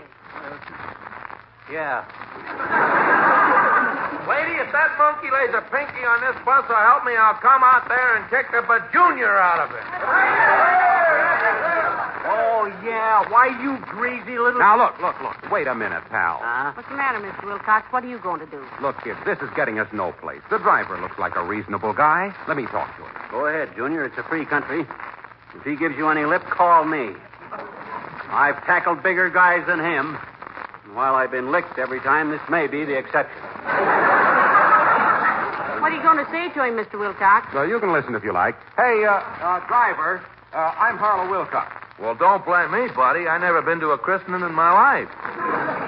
No, look, I was just noticing how clean you keep the interior of this bus. Yeah? Yeah. What do you do to keep the paneling so clean and sparkly? If that actor says anything but Johnson's wax, he'll really be driving a bus. Well, just between you and me, mister, I use Johnson's wax. No! Yeah! And whenever I get to the end of a run, like it don't look like I'm going to again for a week or two, I always give the inside of the bus a once-over with Johnson. Yeah, I can understand that because... With Johnson's wax, I can keep the seats and walls and fixtures so much cleaner. You see, Johnson's wax seals the surface pores, buddy. Dust and dampness don't penetrate. Yeah, I'm quite familiar. I always use Johnson's wax. My wife says she always uses it at home on the floors and woodwork and everything, so I use it myself on the inside of the bus and darn new on the outside. Oh, that's great. The reason You ought to try it sometime, buddy. You know, it's great stuff. Great. Yes. Well, now go down to the Johnson's Wax branch office on Oak Street. Tell them Jerry Bass sent you. Hey, ain't I seen you someplace before? Probably. I announced the program for Johnson's Wax. Yeah, that's it. That's where I seen you. Yeah. That accounts for the resemblance. Well, I'll see you later, Wilson. Wilcox. Don Wilcox? No. Harlow Wilcox. Oh, excuse me. I got you confused with Harry Von Zell. You got me confused, all right. Thanks, Jerry. What did he say, Mr. Wilcox? He uses Johnson's Wax. That proves he's a sensible guy. Now, why don't you people get together? I'll get together with him, all right. I'll tear his head off and jam it down his throat. You and how many Marines? Doughhead? Oh, dear, this is so embarrassing. Look at Waxy sneaking off through the crowd. He hates scenes, and anybody that played as much bum Shakespeare in Chautauqua as he did ought to. Look, I'm going to tell this guy one. Oh, dear. If this is Officer Mahoney again, I'm going home and start looking up recipes for hacksaw cooking. Stand back, please. Stand back. I'm a doctor. Let me through, please. Give the patient air. Joe, get the license number of that bus and... Molly. Oh, thank goodness it's you, Dr. Gamble. Who's hurt, Molly? When did the accident happen? Well, it hasn't yet, Doctor, but I've been expecting it momentarily ever since Magee stepped in front of that bus. In front of a bus? Great Scott, is he badly hurt? Oh, there you are. Yeah. Relax, Beltbuster. Wipe that greedy look off your face. You're not going to make a nickel off of me today. I'm in great shape. If you call that baggy collection of lard a great shape, Low Bucket, the kind of doctor you need is an eye doctor. The shape you're in shouldn't happen to a lump of putty. Oh, is that so? And get out of the street, you silly little fracture coaxer. Before that bus runs you so far into the asphalt, you look like a traffic button with ears. When I want advice from you, you big powder peddler, I'll come to your office for it. And I'm not moving. The driver wouldn't let us on the bus, Doctor, and after we'd waited for hours, too, almost. So himself here just stepped right in front of him, and he won't let the bus moving in. Oh, great. Pipe down. You going to open that door? You going to get out of the way? I don't know about you, Magee, but I am. Stand back, please. Let me up on the sidewalk here.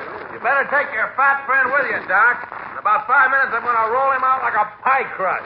Magee, sweetheart, I think he means it this time. He looks tougher than a tax return. Don't worry. He won't dare start that bus. I hope. Well, I'd have run over you long ago, but you're just the kind of a jerk that would carry nails in your pockets to ruin my tires. And those tires cost $80 a piece. Now get out of the way! You see there, Molly? I got him buffalo. He's afraid of me. This is not just a private argument anymore, Doc. Look at that crowd behind me. This is a cause. This is one man standing up for the rights of the common people. Well, I'd love to stay here and see justice triumph, but I've got to get back to the hospital. Got an accident case coming in there this afternoon. Really, Doctor? Yes, a rather bad one. Several fractured ribs, multiple contusions and abrasions, slight concussion, all the usual things. Gee whiz, Doc. Anyone we know? Yes, my boy. You. What? I'll have everything ready. Don't hurry. I'll be waiting. Oh, yeah, well, for your...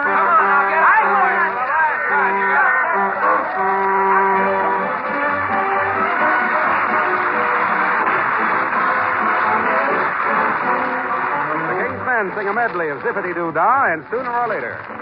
Zippity-doo-dah, zippity-yay. My, oh, my, what a wonderful day. Plenty of sunshine heads my way. Zippity-doo-dah, zip, zip, zippity-yay. Sooner or later you're gonna be coming around. I'll bet you they'll get you. You wait and see.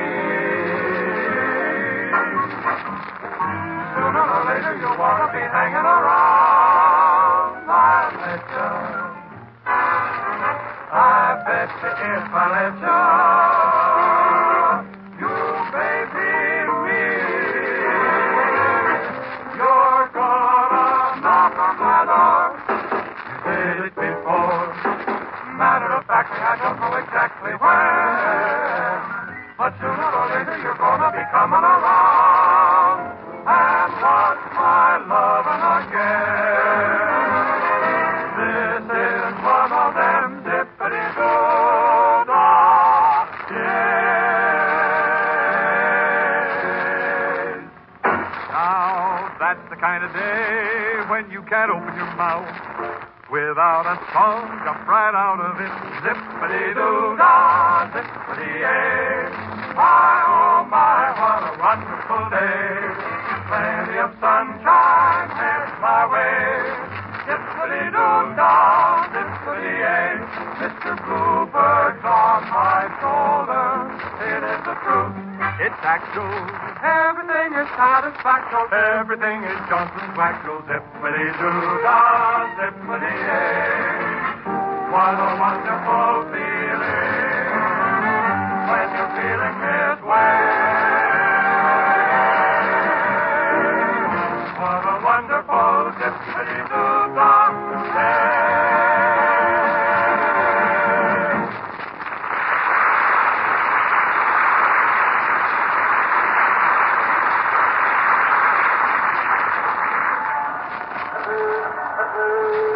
Doggone it, Molly, I've given that fathead every chance in the world to settle this thing on my own terms, haven't I? Yes, you have, dear. You've asked the driver to open that door at least 1,000 times. But I'll sweat him out. As long as I got this crowd behind me, I'll... Hey, where's the crowd? Where'd everybody go, Molly? I don't know, dearie. They just sort of lost interest and trickled away. Takes at least a few broken noses to hold a crowd like that, you know. Raiders. You heard what I told those newspaper reporters, though. This is the fight to the finish. I'm going to bust this transit company open like a ripe watermelon. I'm going to... At the next time signal, the time will be exactly 1:30. This is WVRTC, the whistle-visted rapid until now transit company. Don't pay any attention to him, Molly. He thinks that's funny. I sort of thought so myself, dear. To tell the truth. Yeah, well, just ignore him like I do. When I get through with you, bus boy, you won't be able to drive a bargain in the barn basement. I got influence in this town. I know the mayor. And I know that attitude. It's Magee. Oh, Magee, it's the mayor. Hello, Your Honor. I'm so glad to see you. Hello, Molly. Oh, hi, Latrice. Pull up a front bumper and sit down. Just happened to be passing, did you? Yes. Police headquarters is in an uproar because they don't have an ordinance handy to arrest you on, and the bus company is threatening to sue the police force for not arresting you. Yes, I just happened to be passing, my boy. You hear that, Molly? I got this whole town over a barrel. I'm beginning to feel a little like I've been in a barrel myself. Going over Niagara Falls. This thing is really gone. Boy, oh boy. Wait till you see the papers tonight, Molly. I'll be all over the front pages. If that driver starts that bus, you'll be all over 14th and Oak at least. Don't worry about that guy. I got him stopped like a busted clock. So I see. Yes, sir, and I'm not budging an inch. Look, Magee, as mayor of this city, I'd like to see this controversy settled as soon as possible. State your case, please. Well, we waited a long time to get on this bus, Your Honor. And this bozo slammed the door in our faces and wouldn't let us in. So himself here stood in front of the bus, and I'm proud of it. I keep telling myself. I see. Driver, will you state your case, please? Sure, Your Honor. You see, the bus was full. Thank you. It seems to me that both parties in this case have suffered sufficient discomfort and annoyance. So why don't you open the door, driver? And why don't you get in the bus, please? And why don't you see that he gets safely home, Molly? Please? Yeah, but... Oh, well, okay. You win, mister. But only because the mayor asked me to. Anyhow, I'm an hour overtime now. Oh, thank you. Yeah, about time. If you'd opened that door a long time ago, we'd... No, sir. I won't even ride with that guy now. Let him go, Molly. We'll wait for the next bus. What? Oh, no, Magee. I was standing too close to the front end, I guess. Too close for what? To read the sign, this is the 14th Street bus. We want the Oak Street bus. All right, Fathead, go on. Get that battleship out of the way. Here comes our bus. Oh, this is ridiculous.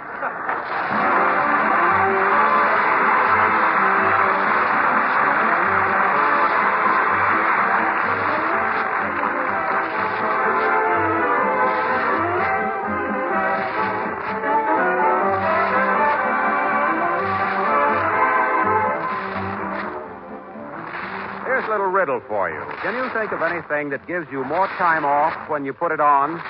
Why, sure, it's Johnson's self-polishing glow coat, of course. Put it on your kitchen floor, and you'll be surprised how much time it saves you. In fact, with glow coat, you save time in two ways. First, it's so easy to use. Just apply glow coat, then let it dry. In 20 minutes, without rubbing or buffing, your linoleum is wax polished and really shining. Its color's bright and fresh.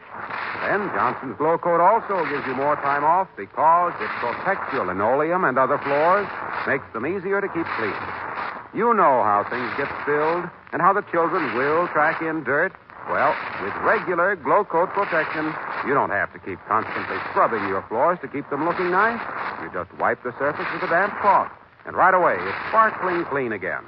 Try it. But look, for a really bright shine, be sure to get Johnson's self-polishing Glow Coat.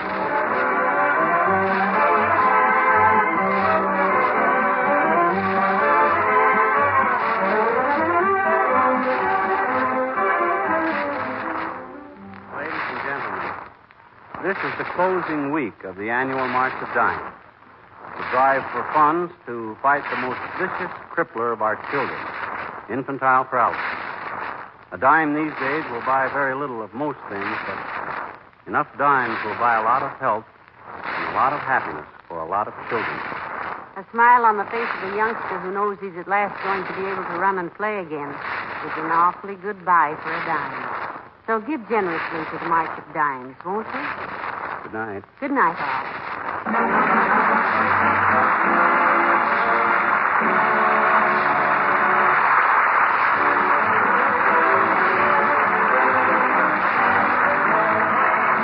This is Harlow Wilcox, speaking for the makers of Johnson's Wax Products for Home and Industry, inviting you to be with us again next Tuesday night. Good night.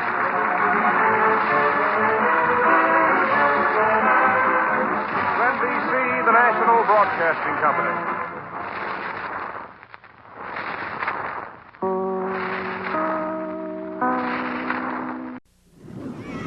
Think we'll beat that time? Sure we will. After this complete breakfast, including my Frosted Flakes, they bring out the tiger in you. Beat that if you're any good. Good? Yeah. They're great. You'll show them you're a tiger. Show them what you can do. The taste of Tony's Frosted Flakes brings out the tiger in you. Now in Frosted Flakes, my Glow Lock. Check it out. It makes a statement on a belt, a shoe, a buckle, and you. All right. One Glow Lock free in specially marked packages. Look, it's Lucky and his marshmallowy Lucky Charms. Let's get some. Oh, they're after me scrumptious Lucky Charms. I'll make it nighttime and hide in the dark. Me marshmallow charms, hearts, moons, clovers, diamonds, and horseshoes. But where are me delicious orange star marshmallows? Look. Beautiful. They'd be even better in a bowl of Lucky Charms. Yes, the magical part of this complete breakfast. Frosted Lucky Charms. Marshmallowy delicious. The case of the big bank job. Big Boss and his gang of crooks were escaping in the roadster. But hot on the tail was Officer Highway on the cop cycle. And he wasn't letting this bunch of crooks get away. Cops and crooks, vehicles and figures sold separately with caps. Now the greats are back as classic pretenders. Jazz, Bumblebee, Starscream, and Grimlock. Beyond anything you've ever seen before. Transformer Classic Pretenders. Me, Grimlock, and Chaz. These are the men and women of cops, fighting crime in a future time. Highway, stopping crooks in the fast lane. Mainframe, our computer whiz who loves to fly into action. Long Arm, street smart tough, and the friendliest cop on the beat. Hard Top, the best driver on the force. Mace, catching a crook, makes him smile. That's today at 3:30 on TV44. You can grab the thrill of driving real Porsche race cars with Tyco Radio Control.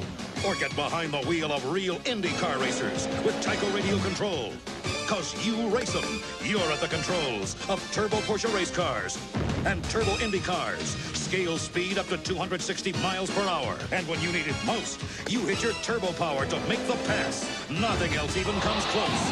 Turbo Porsche racers and Turbo Indy cars. Only from Tyco RC.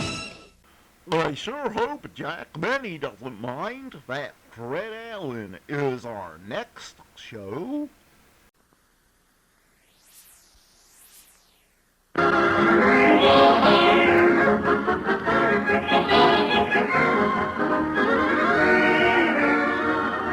hour of smiles in Town Hall tonight, folks. 60 minutes of fun and music brought to you by Ipana Toothpaste and Sal Hepatica. Ipana for the smile of beauty. Sal Hepatica for the smile of health. Fun with our star comedian Fred Allen. Music by Peter Van Steeden. New features, new laughs. It's Town Hall tonight.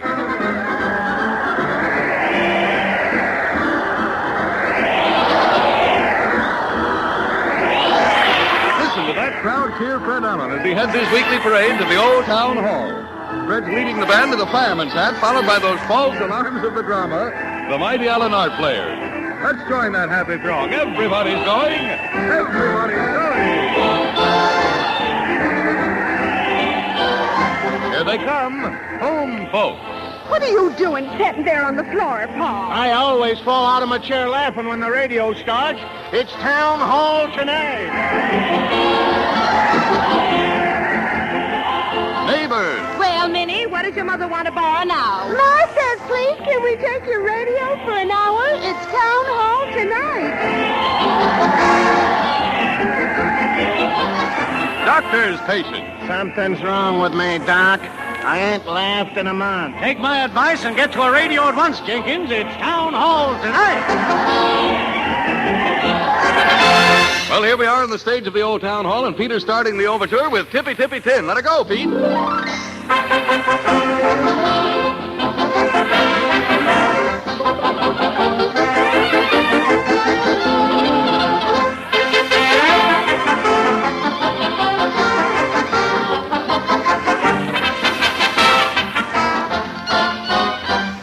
One night the moon was so mellow, Rosita met young Manuelo. He held her like this lovely miss, then stole a kiss, this fellow. Tippy, tippy, tin, tippy, tin, tippy, tippy, ton, tippy, ton. He kept on the stealing and he had a feeling she was satisfied. Tippy, tippy, tin, tippy, tin, tippy, tippy, ton, tippy, ton. She was saying go so slow, he held her closer, that's how he complied.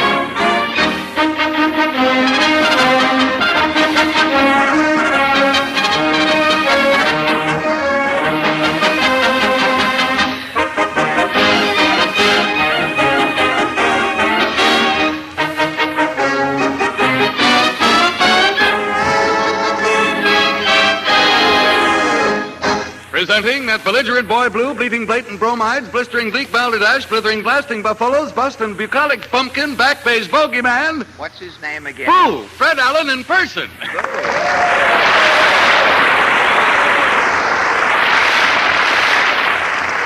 you. You shouldn't have let me out of the closet until after you said boo, Harry. Gosh.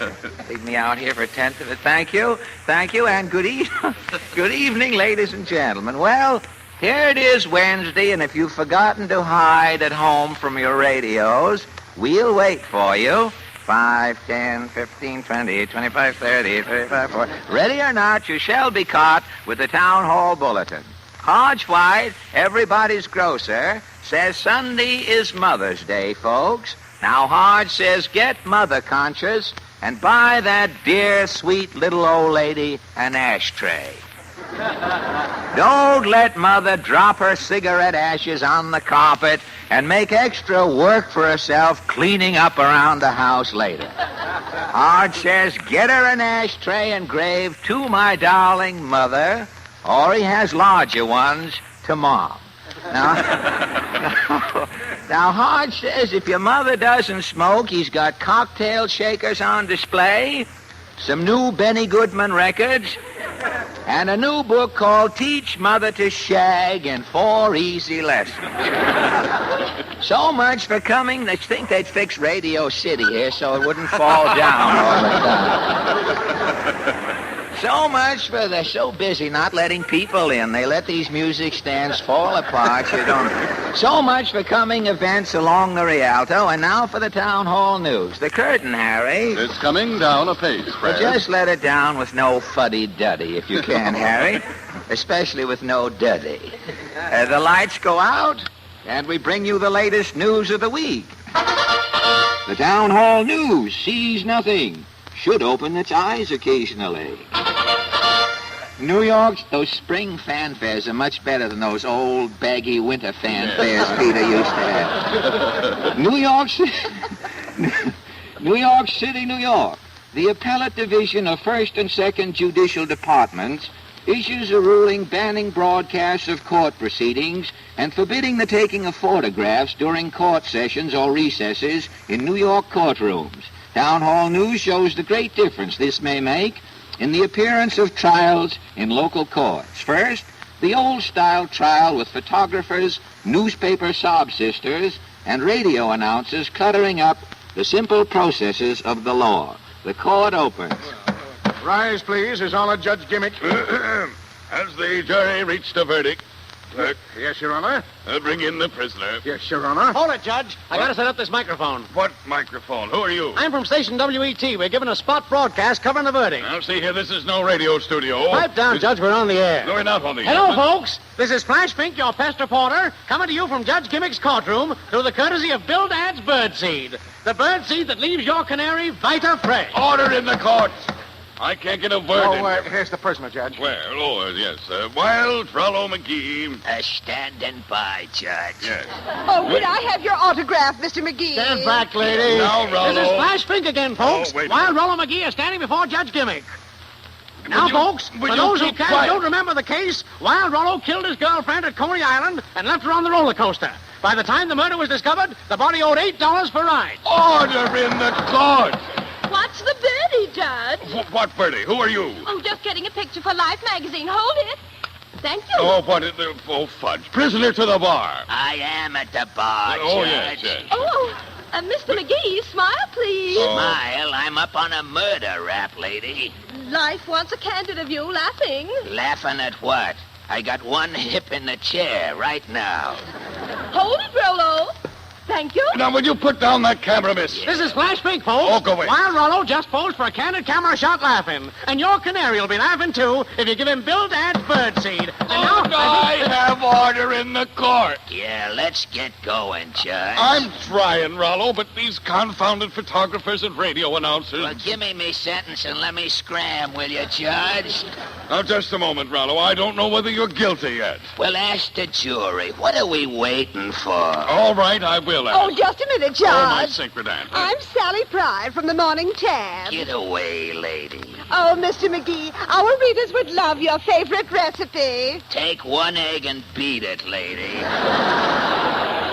Now, see here. This is Flash Fink, folks. Sally Prime, the Morning Tab, tried to get Wild Rollo's favorite recipe. He wheeled on her and hissed through clenched teeth, "Lamb, Maul, or I'll bump you all." I didn't say that. Get me Now a the foreman lawyer. of the jury's getting up, folks. Stand by for the verdict. Just a minute. I'm the judge.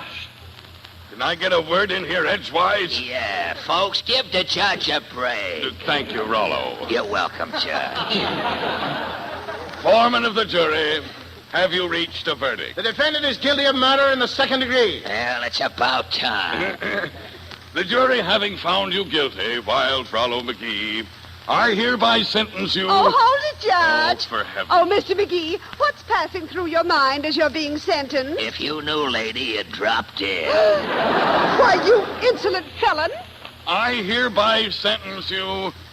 Are you listening, Rollo? Yeah, let's have it, Judge.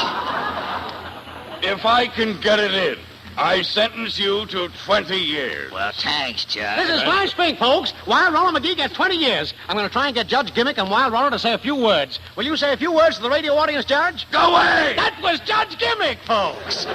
And now that game little guy that got 20 years for killing his girlfriend on a roller coaster. Wild Rollo Magee. Hello, Ma. I won't be right home. Oh, thanks, Rollo. This is Fresh Pink, Just one folks. more picture, Rollo. Order. Now, hold it. Let me through to the wagon. That was the old trial with its hurly-burly, the drone of the radio announcer, the flash of the photographer's bulbs, and the noise of the crowd of autograph seekers and curious. But with these elements banned, from now on, justice can be meted out in peace. The same trial in the future may terminate like this. Wild Rollo Magee, Yeah, Judge. the court sentences you to 20 years. Thanks, Judge. A pleasure. Court's adjourned. New York City, New York. World's Fair Committee announces that fireworks display designed for the 1939 World's Fair will be most spectacular pyrotechnic exhibition ever produced. Town Hall News interviews little-known firework authority to get a rough idea of the magnitude of this forthcoming sky pageant. Mr. Kendall Rocket. Mr. Rocket. Thank you, folks. Do you think that the World's Fair fireworks display will live up to its advance notices, Mr. Rocket? All I can say is, and I'm quoting Grover Whalen, it's going to be an extravaganza of beauty and fury, unquote. Would you care to say for publication, then, that the fireworks will be exceptional? All I know is, and I'm quoting Grover again, it's going to be the nearest approach to chaos that man can contrive for purposes of sheer entertainment. Unquote. Well, I imagine this skyrocket rodeo will be a thing of sheer decibel and blinding hubbub. It's going to look like the sky is getting a hot foot, brother. Well, how much is the fireworks display going to cost, Mr. Rocket? $700,000. $700,000. Do you think that the taxpayers will go, ah, and oh, when they see it? I don't know if they'll, brother, but they're sure gonna, New York City, New York. The city of New York agrees to buy the 6th Avenue elevated lines from local traction company for some... The altitude, just mentioning the thing upsets me. The city of New York agrees to buy the 6th Avenue elevated lines from local traction company for sum reputed to be $4 million. Real estate men agree if elevated structure is demolished, 6th Avenue property values will increase greatly. Town Hall News questions Realty owner to get first-hand opinion. Now, Mr. Escrow, if the elevated is torn down, what will it do to 6th Avenue? It'll make a hell of a difference, mister. Thank you.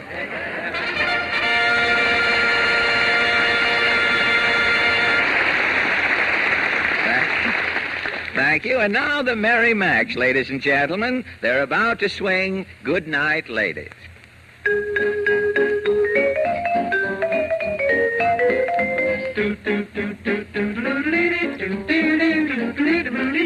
Good night, ladies.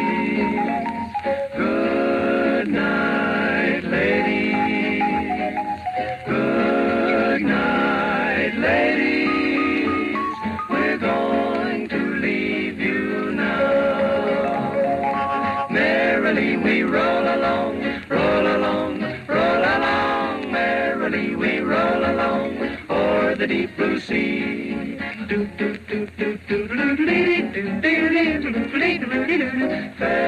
Farewell, ladies. Farewell, ladies. Farewell, ladies. We're going to leave you now. Merrily we roll along, we roll along. Merrily we roll along, we roll along. Merrily we roll along, we roll along. Oh, over the sea.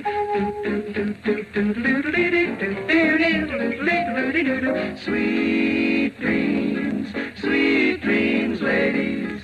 Sweet dreams, ladies.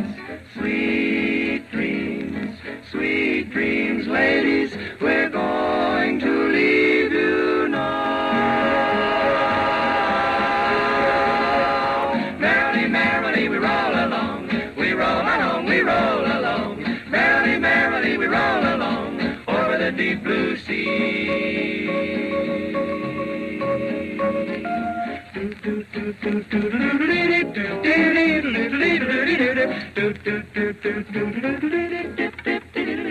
Good night.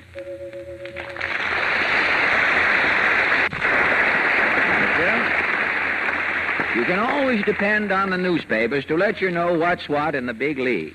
But it remains for the old town hall to let you know what the little leaguers are doing. The scene, a high school athletic field. The time right now. The coach says... All right, fellows. Go home and get a good night's sleep. 4 o'clock sharp tomorrow. Okay. Hey, Reese. Yes, Coach? Whoever told you were a shortstop? Nobody's going to hit the ball right into your mitt, you know. You got to move for it. And you ran the bases like you were carrying a friend piggyback. Gee, I'm sorry, Coach, but I don't feel so good today. I guess it must be the weather. I'll tell you what I guess it is. Too many hot dogs and ice cream cones, topped off with a lot of ginger ale. Now, what did you have for lunch today? A chocolate soda. I thought so.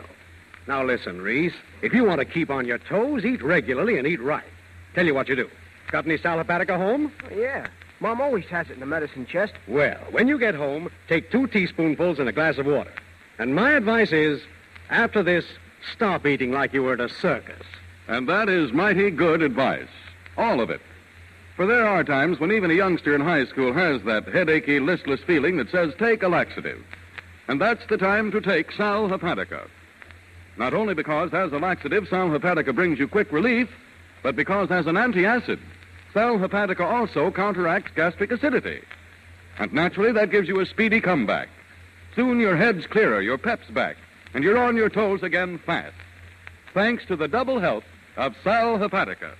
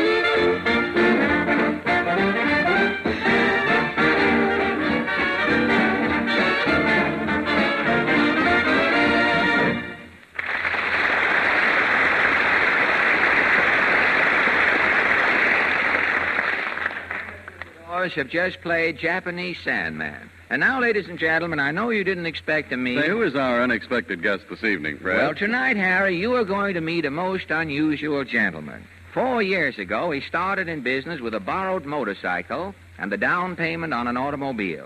And today he holds every known record in automobile stunting. And his thrill circus has broken attendance records at all of the leading fairs in the United States and Canada. Oh, a professional daredevil, huh? Yes, Harry. He makes a living flirting with death.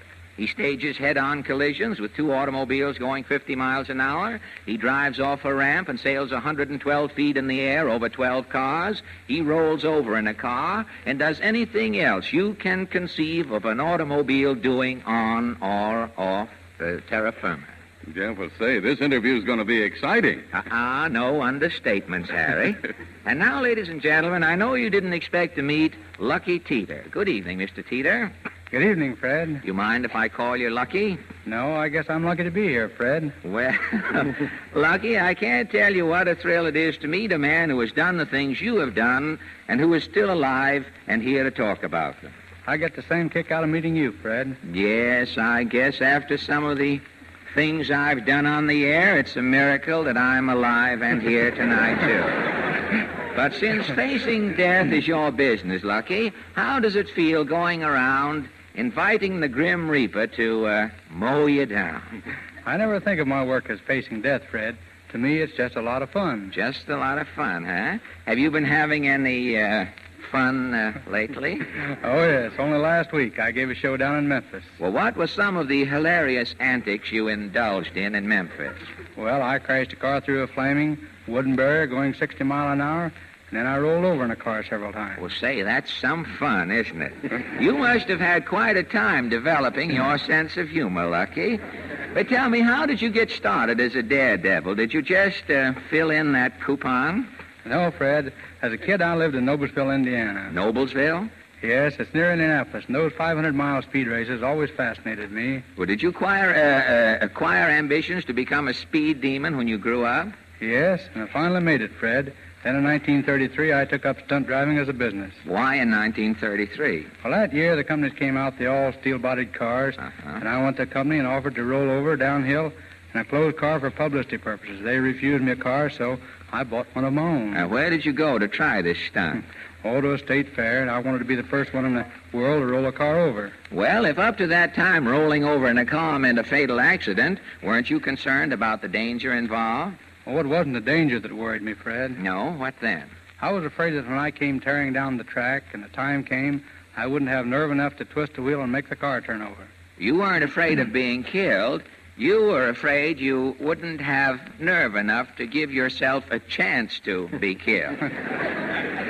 That's right.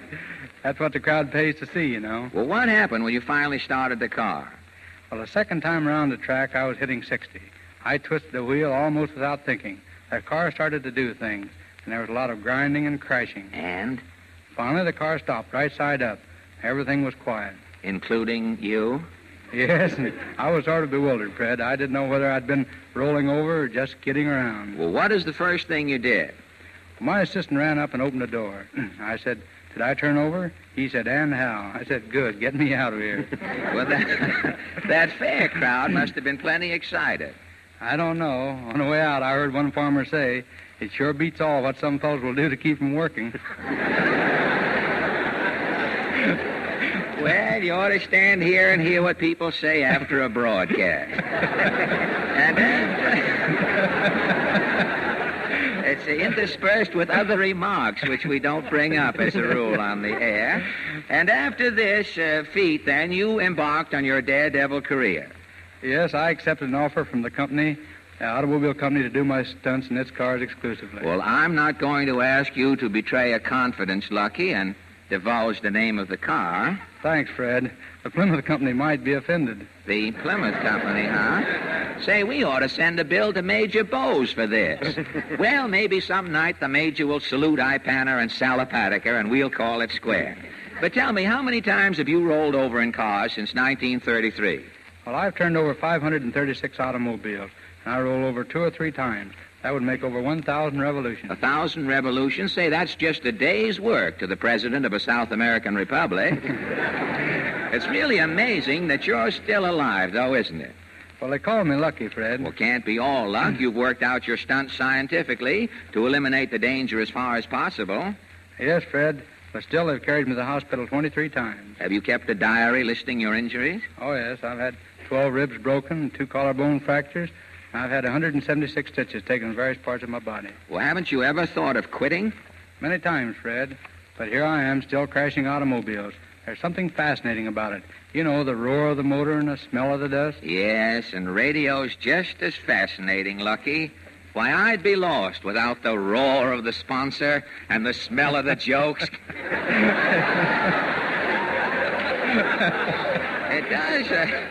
It does something to you, Lucky. I can see it's done something to you, Fred. No. No, now this shaking is a little palsy I picked up demonstrating electric races. But tell me, how do you protect yourself doing those stunts? I imagine you are well padded all over. No, I just wear goggles and a crash helmet. And a street suit, of course. Oh, naturally. Naturally. I should think with all of the bouncing around you get, padding would be helpful. The only trouble is, Fred, I never get bounced twice in the same place. It's hard to tell where to put the padding. Well, that's the machine age for you. Now, if you were working with horses instead of cars, you'd know exactly where the padding should go. Well, you know, a horse wouldn't last long in my business, Fred. No, I guess you can't do much rolling around on a horse. Say, I'd like to drop in and see you someday, Lucky, and just watch you in action. Well, I'm working every week. And say, May the 29th, I'm giving a show at Indianapolis. Well, that's before the big Memorial Day race, isn't it? Well, I'll try and make it. Tell me, Lucky, with thoughts of impending danger roving your subconscious, do you ever have any trouble sleeping? No, I sleep like a baby, Fred. You never have to induce sleep by tuning in on a certain radio comedian Sunday night? No, I can just drop off in 5 minutes any place. And times I even take a nap between stunts. I'm starting to feel just a little drowsy right now, Fred. You're feeling a little drowsy. Well, I'm not surprised, Lucky. That's the effect I generally have on strangers. I'm sort of a social narcotic. The dope in me lulls people. But before you drop off, Lucky, I want to thank you a lot for this little visit tonight. It's been a pleasure, Fred, to drop in. I guess I'll run over to the hotel now and take a quick nap. Are you going to walk over? No, I always take a cab, Fred. Well, it's only 2 blocks. Why don't you walk it? Not me. I'm not risking my life crossing these New York streets in traffic. Well, happy cabbing, and thanks a lot, Lucky. Good night, Fearless Fred. Fearless Fred, eh? And good night to you, Lucky Teeter. And thanks.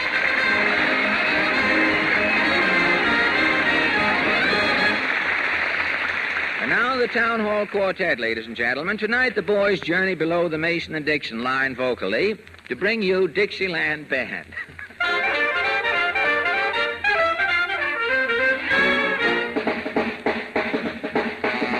Ever hear the story of the Dixieland Band? Let me tell you, brother, that the music was grand. They had piano and a clarinet. Only thing they needed was a second cornet. And that's what led to the ruin of the Dixieland Band. He played so sweetly, much too sweetly.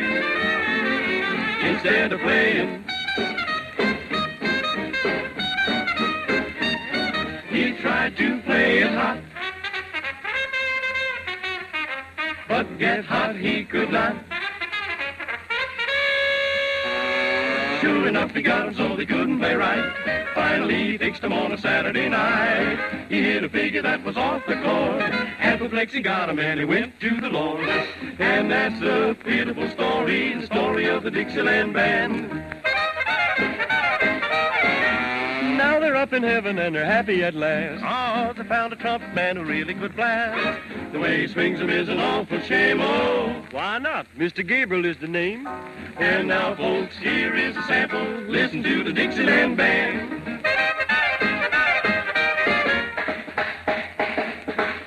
Now the first trumpet player, he was all set, and here's how he played on his old cornet.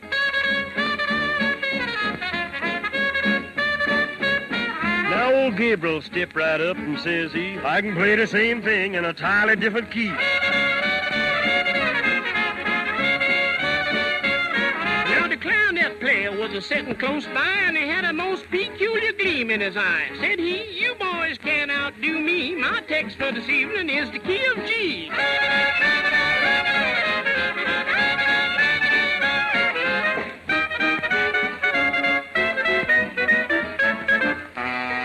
If you hear the trumpets and the clarinets sway, don't you be afraid, it's a judgment day. It's Gabe and the boys just fixing to play. And the Dixieland Band, is here to stay.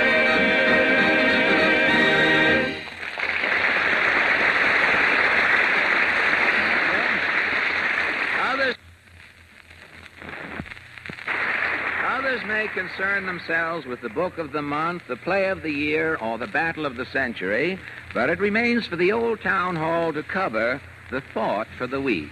Did it ever occur to you that when a young man meets a young lady for the first time, he almost invariably says to her, "I'm awfully glad to meet you." Then she smiles, and sometimes he says to himself, "Oh, gee, she was so pretty until she smiled." That's why we say to you, ladies and gentlemen, Don't let a dull, dingy smile spoil your attractiveness.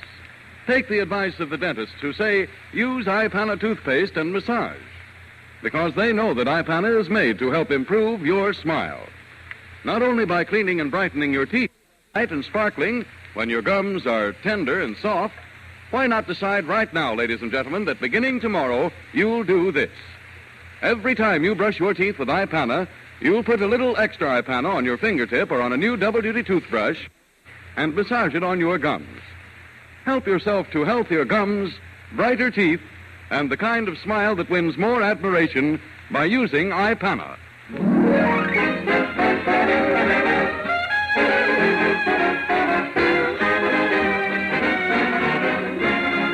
Ladies and gentlemen, Town Hall tonight will continue immediately after a brief pause for your station identification.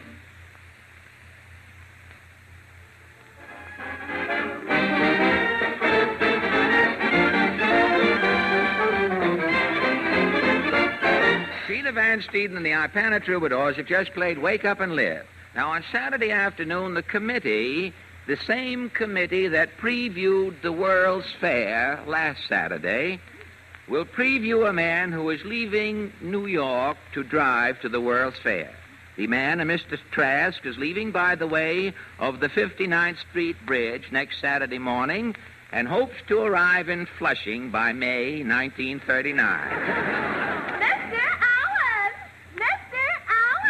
Yes, I heard you both times. Hello?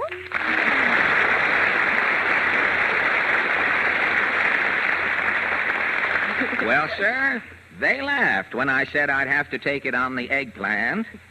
They didn't know a vegetarian never takes it on the lamb. I thought it was better than that, confidential. If it isn't Portland. Yes, and am I tired tonight? Well, you didn't have to bother coming over. We'd have filled in. Harry would have made some faces or something. What made you so, besides that one he's got made already, which is so... What made you so tired? Do you think it's this heat getting you? Oh, I'll say. It was so hot yesterday, my charm bracelet melted into a lump. Your charm bracelet melted into a lump. Well, that's nice. Now it matches your head, which is something. It sure has been hot. You know, I heard something bubbling when I was walking along the street yesterday, and I pulled up the leg of my trousers, and would you believe it? The water on my knee was perking. I wrote Ripley. I haven't heard from him yet. An honest dollar on the side. You know, Tuesday night, I'm not doing anything. Go over with Bob, my kneecap perking. Clear that Ripley name, will you, while we're talking here. Hello, Portland. Oh, hello, Harry. Gosh, you look tired. Yeah, I didn't sleep all night. Yeah? Well, you don't look so bad for you. Did the heat bother you, Harry? Did the heat bother me? Listen, last night I dreamed I was an Indian. Was I hot in that blanket? Oh, I know just how you felt, Harry. You could have dreamed a funnier character. I mean, as long as you were dreaming. An Eskimo might have been funny, hotter in that igloo. I don't know. Did you also dream that you were an Indian, Portman? Oh, no, but one night last winter, I dreamed I was a ghost. I nearly froze to death in that one sheet. She could have dreamed a better one, Indian, too, yeah. If you're both... Well, did I ever tell you, too, about the night I dreamed I was sitting bull and I was sitting on a thistle? Did I yell in my sleep? Couldn't you get up? Well, I wouldn't have been sitting bull if I got up, would I? Hi, Stooges. Stooges, eh? Who put the U in Stooges? Say, if I wasn't particular about the company I keep, Mr. Van Steeden, I'd picket you. Oh, yeah? What's a picket?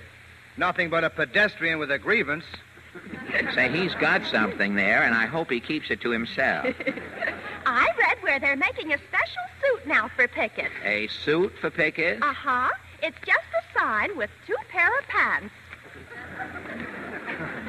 I don't know. Maybe we ought to abandon the whole thing. In other words, this suit with the sign and 2 pairs of pants, in other words, it's nothing.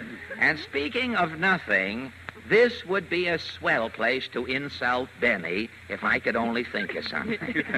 Say, have you heard from Jack lately, Fred? Well, no. But I saw a woodpecker fly by the other day with a big lump on his head he got at Benny's house. Oh, did Jack hit the bird on the head, Mr. Allen? No. It seems there are so many knotholes in Benny's lumber, this woodpecker's bill kept slipping through and banging his forehead. You see, like...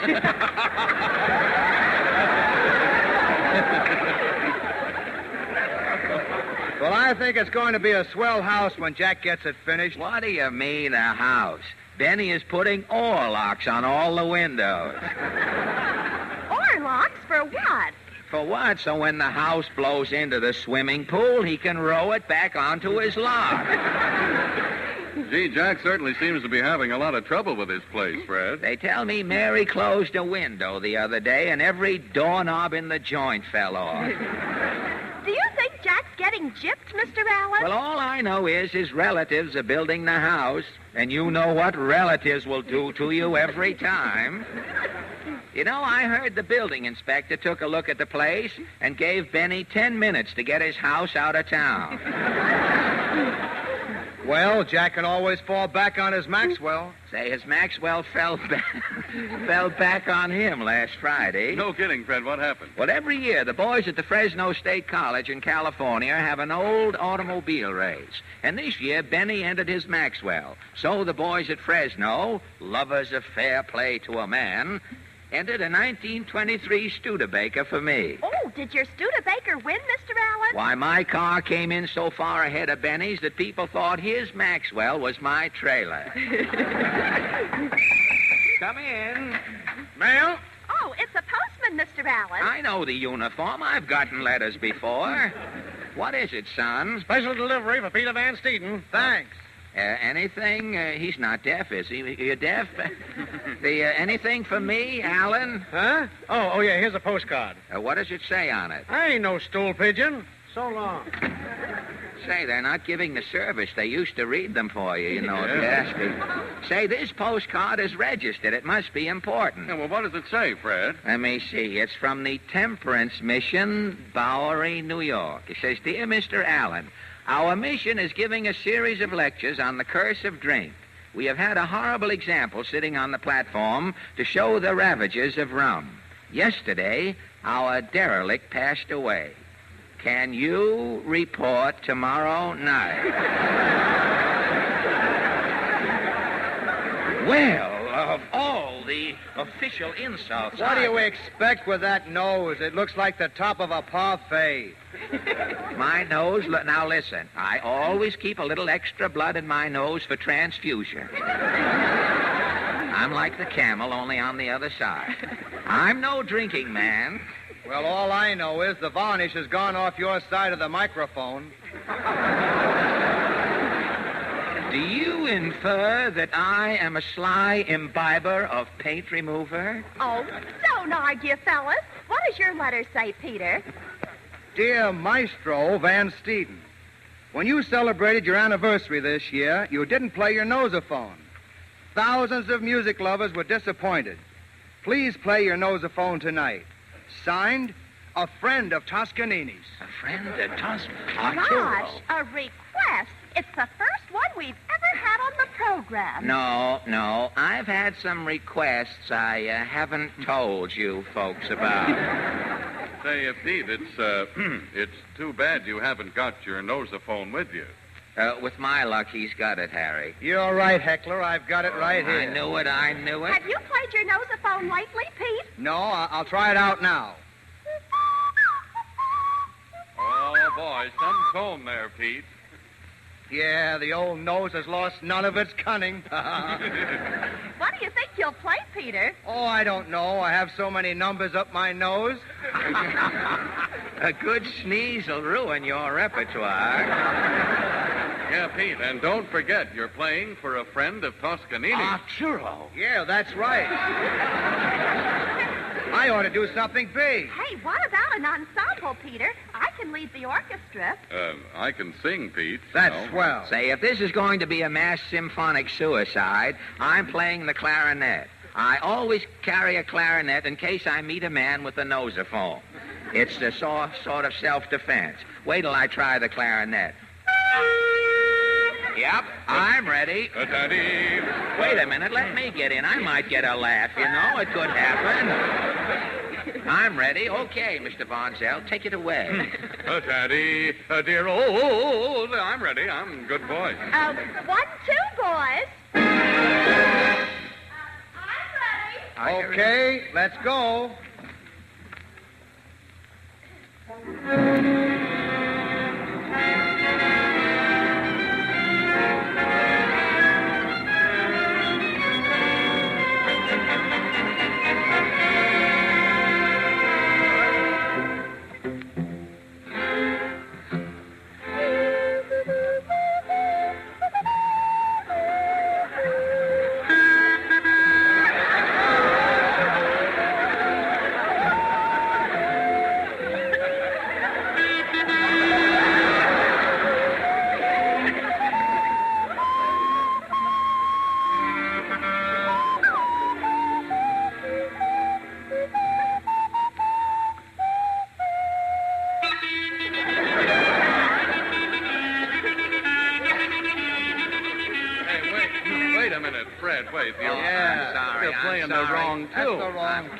I didn't mean to break it up just when you were going that way. I tell you, I was thinking about caviar, and I played two of those little things. That's what did it. Well, you go ahead, Peachy. I shouldn't have done it. I'll hang my head.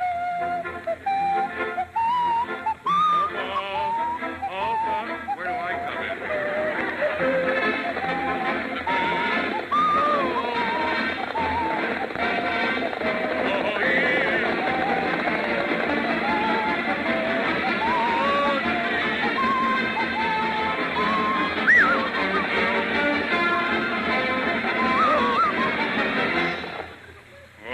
C'est la gueule. Oh, c'est la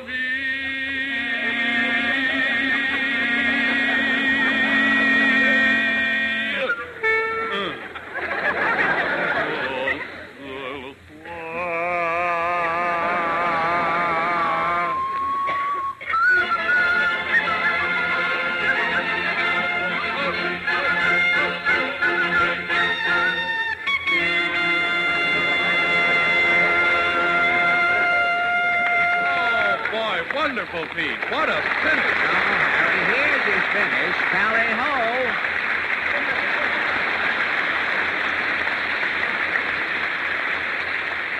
Thank you. Nothing can follow that. We just ought to sweep up and go home now.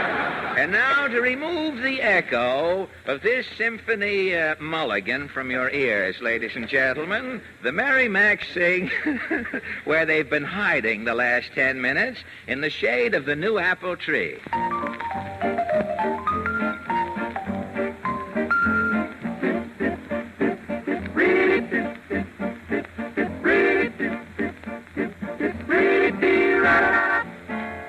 Underneath that shady apple tree, you recall a picture dear to me. Your dress is another's, but your smile is still your mother's in the shade of the new apple tree. Though you bob your hair and show your knees, though the world is new and fancy-free, the old moon's above you, and the words are still I love you in the shade of the new apple tree. Gone are all the bonnets and balls that set one's heart aflame. Gone are the hoops and the bustles and the skirts, but a kiss is still the same. Hey, Nonny, oh, fortunately, there'll always be you and me in the shade of the new apple tree. Gone are all the bonnets and the balls that set my heart aflame. but the kiss is still the same. Hey, hey, hey, Nonny, fortunately, there'll always be you and me in the shade of the new apple tree. There'll always be you and me in the shade of the new apple tree. Dee-ra-da-da-da, doo-ra-da-da-da, dee-ra-da-da-da.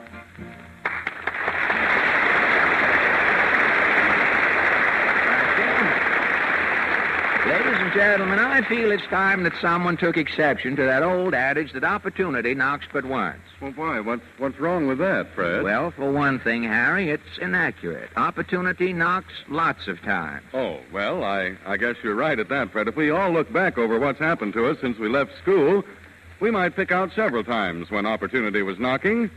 Maybe the day you applied for a job or the day the big boss sent for you. And how you were feeling that day was pretty important. That's why it's a good thing to feel at your best every day, ladies and gentlemen. Suppose you wake up tomorrow feeling headachy and logy. You'll probably take a laxative. But if you take something with a laxative action only, you'll be doing nothing to help counteract the accompanying gastric acidity. That's why, like so many physicians, we earnestly advise the use of Sal Hepatica. And for these two very important reasons. As a laxative, Sal Hepatica removes accumulated wastes, both quickly and gently. And as an antacid, Sal Hepatica also counteracts gastric acidity. So you can readily understand why Sal Hepatica gives you a fast comeback, why your head is soon clearer and your pep's back again. Don't feel under par on the day opportunity knocks for you, ladies and gentlemen. Buy a bottle of Sal Hepatica from your nearest druggist tomorrow.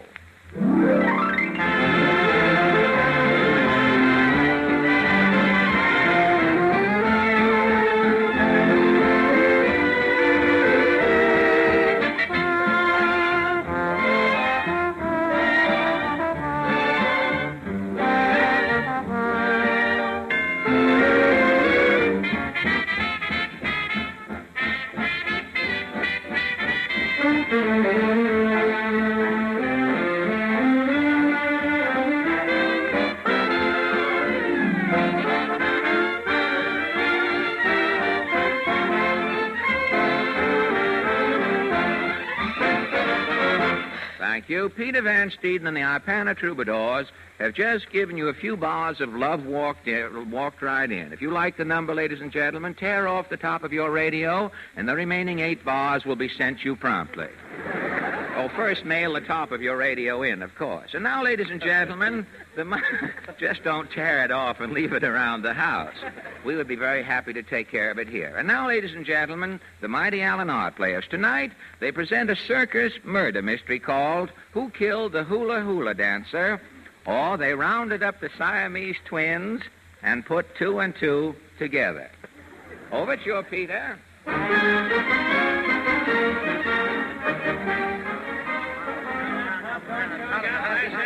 Now step right up and see the greatest show on earth, a 4-ring circus.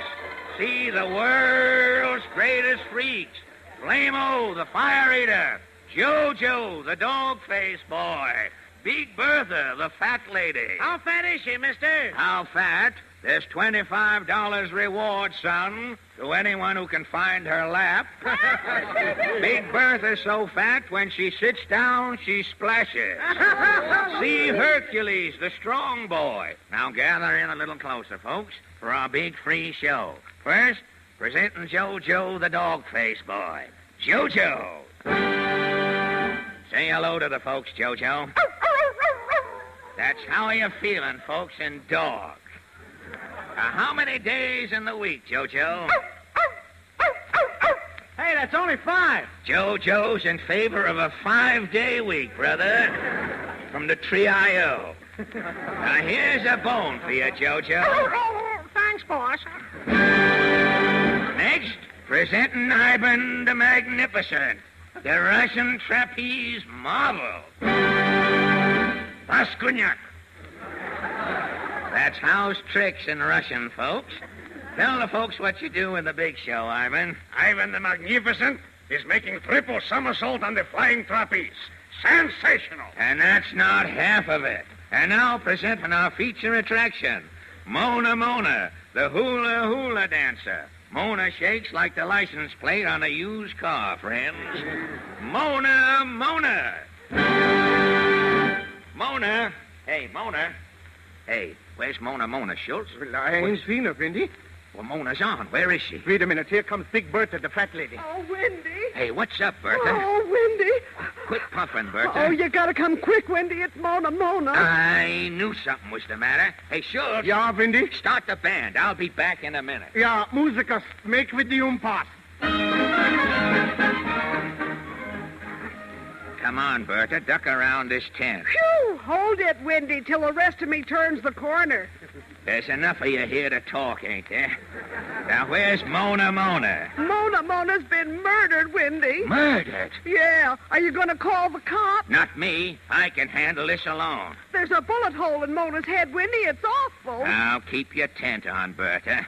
Where's the body? Right here in the free cow. Okay. Pick up some of that fat it's dragging. Let's go. Now, quiet, you freaks. If this is a whodunit, whodunit? Not me. I didn't do it. Quiet, everybody. You too, Flamo. Sit down. This ain't no time for fire eating. I'm hungry, Wendy. I was just going to light me cigarette lighter for a snack. You can grab a blaze later, can't you? Okay. Hi-ho, hi-ho. Oh, here, hey, stop singing near me with that hot breath. Now, look, you burned a big hole in me alpaca. Well, I'm sorry, Wendy. Say, who left this grass on the floor? That's the body, Wendy. Oh, I see. Mona was shot in her hula dress. Now, let me look around. A bullet hole right back of the ear. Where was Mona when this shot was fired? She was sitting in her booth. Yeah, she just come in from the main tent. Okay, Flamo. Now come clean, one of you freaks. Who killed Mona? Not me. Well, who seen the gun? Nobody's seen nothing, Wendy. We was all sitting on our own platform. You can't see nothing with them wooden partitions between. Now somebody seen something. Where's me rubber man, Bounso? Right here, Wendy. Who shot Mona? I don't know, Wendy. I was here putting a blowout patch on her, cutting me leg. You seen her come in, didn't you? Yeah, she come out of the main tent. It was right after Ivan the Magnificent fell off his trapeze. You didn't have no grudge against Mona, Bounso? No, but I'm sore at Hercules. The strong boy? Why? When he wants to throw notes to dames in a crowd, he uses my arm for a slingshot. Well, quit burning up, will you? I could smell you vulcanizing. Yeah, I'm getting hot under the collar. Well, cool off. Now, who's next? I don't know nothing about it. Who said that? It's me, Beatrice, the bearded lady. Yeah, wasn't you here? Where was you? I was out getting a permanent in my goatee. You was late for the show? Yeah, the barber was trying to talk me into a windblown Van Dyke. I ought to dock you. You try it. I got 2 offers to play left field with the House of David. I'm only kidding, Auntie B. Did Mona have any boyfriends? She was going with that Cossack trapeze phony. Ivan the Magnificent? Yeah, they had a fight or something. He quit taking her out. Wasn't she out watching him on the trapeze tonight? She's been watching him every night. Yeah, every time Mona went out, Ivan fell off the trapeze. Something must have been making that Russian nervous. Hercules. Yeah, Wendy? Go over to the dressing tent, will you? Tell Ivan the Magnificent I gotta see him. Okay. Now, let me see. Hi-ho, hi-ho. Oh, quit singing, Flamo. You just burned off one of me celluloid cuffs. Okay, I'll hum. And quit, that's worse even. And quit lighting them matches and licking them. I never seen such a glutton. Now, let me pull myself together. While I'm waiting for Ivan, I'll grill you other freaks. Where's Benjamin Bessie, me half-man, half-woman? I'm right. Here, Wendy. Hey, one voice at a time, Benjamin Bessie. I can't help it. When I get nervous, I talk in both voices. Quiet. Now, who killed Mona? I don't know. Wendy. Okay. Stay here, bought halves of you now till this murder's solved. Nuts. I knew the lady half wouldn't say that. I had me eye on you, Benjamin. Now, who's next? No, stop pushing. Who is jostling Ivan the Magnificent? Is nudging dynamite. Quiet, you. Taking the hand from the collar, muscle-bound. Okay, Wendy? Yeah, turn him loose, Hercules. For a minute, I am feeling I am back in Moscow. Now, quiet, Cossack. Who killed Mona, me hula dancer? How am I to know? I am sitting in my tent, playing Russian bank, with no cards and no money. You ain't kidding me. Mona jilted you. She had you so upset you couldn't stay on your trapeze. You sneaked in here and shot her. No, you are forgetting. I am jilting Mona. So why am I jealous? Now, listen, Cossack. You're the only guy in me whole circus who had a motive. So also I am having an alibi. What time was the shooting? About 8 o'clock. Aha! At 8 o'clock promptly, Ivan the Magnificent is hanging by the teeth on the trapeze. Yeah. At 8:01, I am sneezing and falling off. Yeah. But at 8:02, I am back flying through the air with the greatest of ease. Ivan's got a perfect alibi, boss. Something is rotten in Denmark. So I am from Nizhny Novgorod. Quiet, greaseball. Somebody fired that gun. Now, where's Big Bertha? I didn't say nothing, Wendy. I heard the shot and waddled out to tell you. What was you doing before Mona was shot, Bertha? I was fixing some flowers the midget picked for me this morning. Yeah? What flowers? Oh, these here on the platform, see? Daisies, buttercups, and goldenrod. Goldenrod? Take it away! Hey, what started that sneezing, Ivan? It's mine hay fever. The goldenrod is making me to sneeze. You got hay fever, hey? Don't say hay! That's all I want to know. Mona always worked in a grass skirt. Hercules, hand me one of them skirts on that chair. Yeah, here you are, Winnie. Thanks. Take a deep breath of these hay knickers, Cossack. No, taking it away. Yeah? The jig's up, Ivan. You murdered Mona, the hula dancer. He who is laughing last is having the joke explained. Oh, yeah? You was going with Mona, wasn't you? I am refusing to answer. You admitted you jilted her, don't you? I am also killing Cock Robin, maybe. Mona knew you had hay fever. That's why she was walking under your trapeze when you were swinging by your teeth. Where is Elmer, I am asking? He knew you'd have to sneeze and fall off the trapeze. I'm sending for Leibovitz. She was getting even. You warned her in broken English. Has anybody here seen Kelly? She wouldn't stop, so tonight you shot her. Look, I will asking only one question, Botinsky. You're guilty, ain't you? How am I guilty, Domox? 5,000 people are seeing me on my flying trapeze when shot is fired.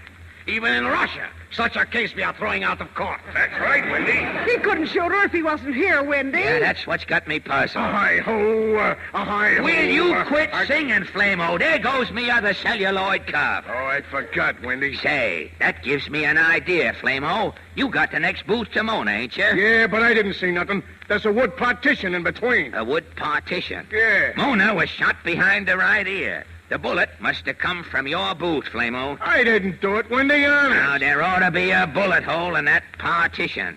Let me examine that wood. No, there's no hole in it. Wait a minute. What's this embedded in the wood? Where? Right here. It's an empty shell. The bullet's been shot off. And who is shooting it, wise guy? I'll tell you who shot it. You'll tell. You shot it, Ivan the Magnificent. Me? You buried this cartridge in the wooden partition. Poppycock. You knew Flamo singing around his booth with that fire eater's breath would explode that cartridge and fire the bullet that would kill Mona. I think I will catching a promenade in the patio. Grab him, Hercules. I got him, Wendy. You better come clean, Ivan. Dog, I am a Russian. Well, come the way you are, then. You killed Mona. Yes. Confidentially, I did. It was either her or me. To getting even, she is walking under the trapeze with the grass slacks to making me sneeze. I am afraid one day she is killing me, so first I am killing her. You know what you'll get for this? Exactly. I am a trapeze act. I will going to swing. Sing Sing is too good for you. There's only one jail where a prisoner with hay fever can suffer enough. Not there. Yes, Alfalfa Tres, Ivan. Alfalfa? Gesundheit, and let's go.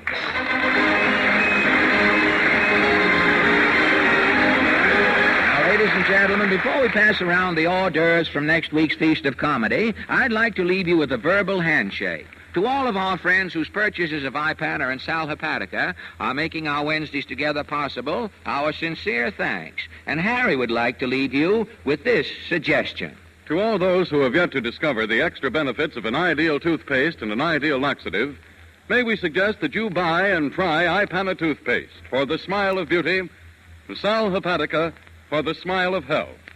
Ipana, Sal Hepatica. Thank you, Harry. And don't forget, ladies and gentlemen, next Wednesday evening, Town Hall tonight brings you comedy.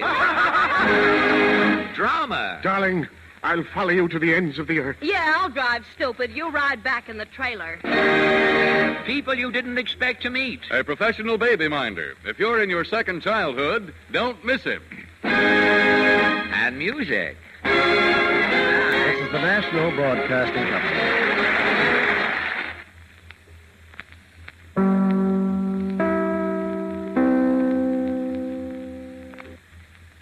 Why are alphabets fun to eat? Because you can eat the fun. F is for fire truck. There's a fire truck in my alphabet. How does it taste? D is for duck. There's a duck in my alphabet. How does it taste? Alphabet cereal, part of this nutritious breakfast. You can eat the fun. The best.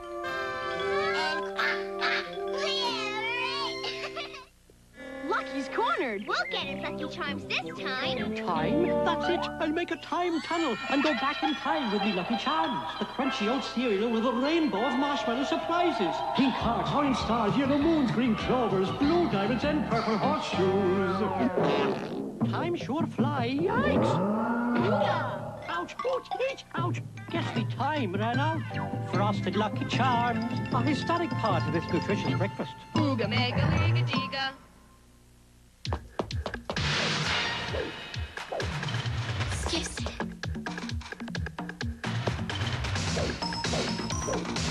That's Skips it.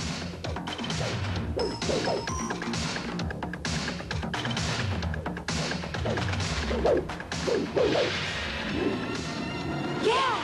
Skipstick. When you just want to show off. From Worlds of Wonder. Yeah!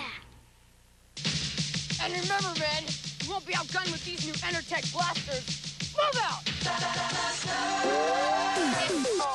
Blasters from Enertech, the AK centerfire with spare clip, water hawk, water grenades, and now the saturator. All of them accurate up to 30 feet or more.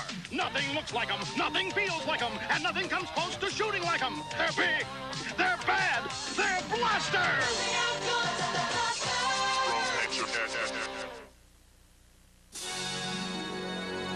You can win $1,000 in toys from Toys R Us. Bikes, kites, personal computers, video games, dolls, and scooters. It's the Great Toy Giveaway, and you could win. Because in every box of my Cap'n Crunch cereal, there's a secret decoder. And if yours says you win... I won! Instantly! To enter free, write Great Toy Giveaway, Box 4735, Young America, Minnesota, 55399. Thousands will enter, 100 will win. It's the Great Toy Giveaway. Steve, Jack. Got a secret treasure to keep safe? You can keep it in a keeper. Keepers, keepers, what's inside those keepers? Fancy the snail, Tango the ladybug, and Sheldon the turtle are keepers. Fun friends with a secret hiding place, each sold separately. And each keeper comes with its own finder, Twist, Nightlight, and Footloose. Keepers, keepers, keeps it safe inside. Fancy and Footloose, Tango and Twist, Sheldon and Nightlight, each sold separately with brush key and storybook from Tonka. Now it is time to go back to Dodge City with Gunsmoke.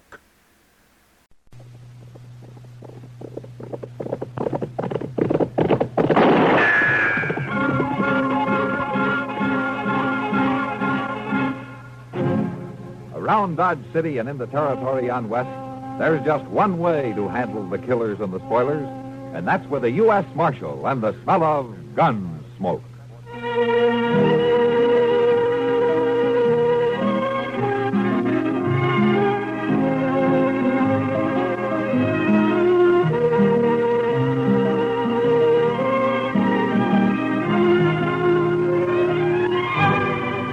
Gunsmoke, starring William Conrad, the story of the violence that moved west with young America, and the story of a man who moved with it.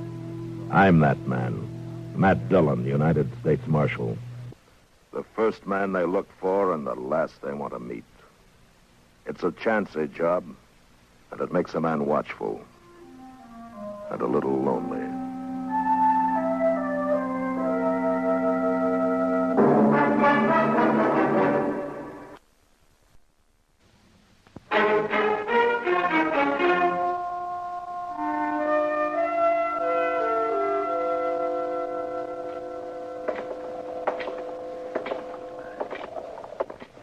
Pretty cold morning, ain't it, Mr. Jones? Yeah, I'm ready for spring, Chester. The tail end of winter always gets on my nerves. I shouldn't order belong now. Worst of it's bound to be over. I sure hope so. Well, let's try Delmonico's here. Huh? I'm always ready to eat. Well, look, Kitty. We've got company. Oh, morning, Ma. Hello, Chester. Kitty. Morning. Doc. How about joining us? Yeah. All right, thank you. Hey, gracious, I could eat a bear, feet and all. In here, that's probably what you'll get. Well, you're up early this morning, Matt. Most of the times you don't even start breathing before noon. It's too cold to sleep, Doc. A jail stove always burns itself out around 5 o'clock. From then on, you... Yeah. What is it, Matt? Those 3 men seated at that second table from the window there. What about him? They call themselves the Pueblo Gang, Kitty. Ran into them about 4 years ago out in Arizona territory. I never heard of them coming this far east before, though. Well... You want some help? No, sit tight, Chester. I'll be right back.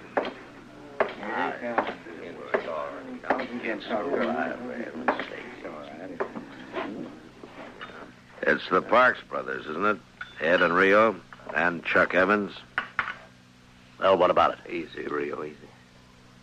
Dylan, our food's getting cold. You got something on your mind or not? No, nothing important, Rio. I figure it's quite an honor to have the Pueblo Gang in town. I just thought I'd drop over and tell you how I felt, that's all. And how do you feel? Well, that depends, Ed. You boys here on business? Or pleasure? Does it make a difference, Mark? Yeah, it makes a difference. Now, I know your reputation west of here. Half the stage holdups in the last 5 years from Colorado to the California border can be laid right to your door. But as far as I know, you're clean in Dodge City.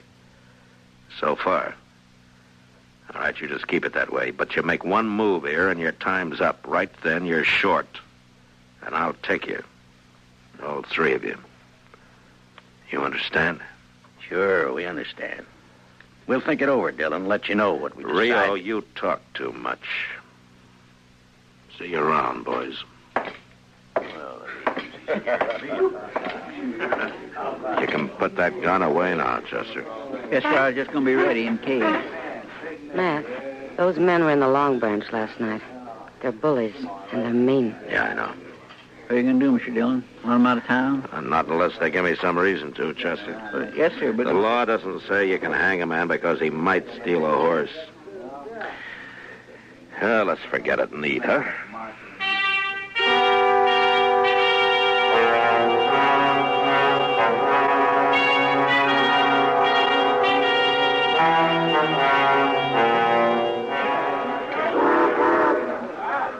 Train about ready to pull out, it looks like. Yeah, it's on time. It's 3 o'clock.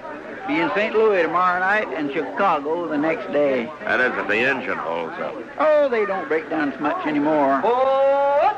They're getting them worked out because they're pretty dependable. Yeah, I guess so. Mr. Dillon, you ever get a hankering to take a trip back east? See how things have maybe changed? No, not me, Chester. I've been on the frontier too long. I'd be lost back there. I wouldn't know how to act. Reckon a man could get his rope kinked over which fork to use or what to do. Huh? Hello, Will. What are you doing down here? Watching your competition pull out? There'll be a stagecoach running for a long time to come yet. Railroad's not bothering me any. I'm glad to hear it. Something else is, though. Yeah? Marshal, the stage from Buckeye's more than 2 hours overdue. I'm getting a little worried. Oh, why? It's usually late, isn't it? Not on this particular day of the month, Marshal. Oh, why today in particular? Gold dust. This is the day those placer mines out there always ship their cleanup.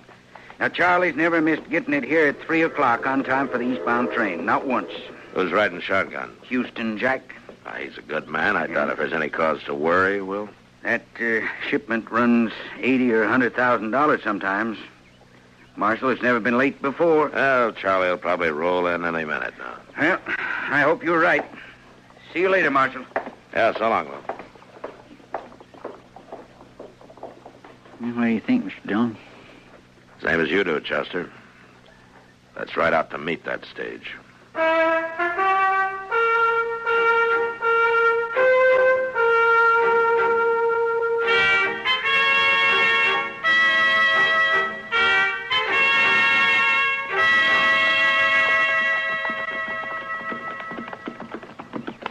still think I heard a horse went in, Mr. Dillon. Yeah, I thought I heard it, too.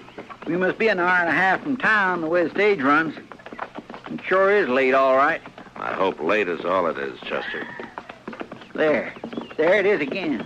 Yeah, came from that draw over there, somewhere around that sumac thicket. Come on.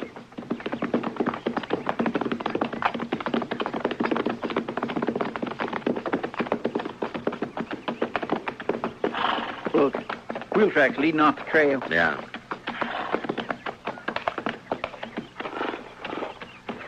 Chester, there's the stage.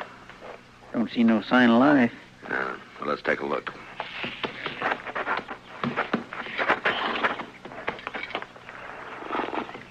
Tracks all around.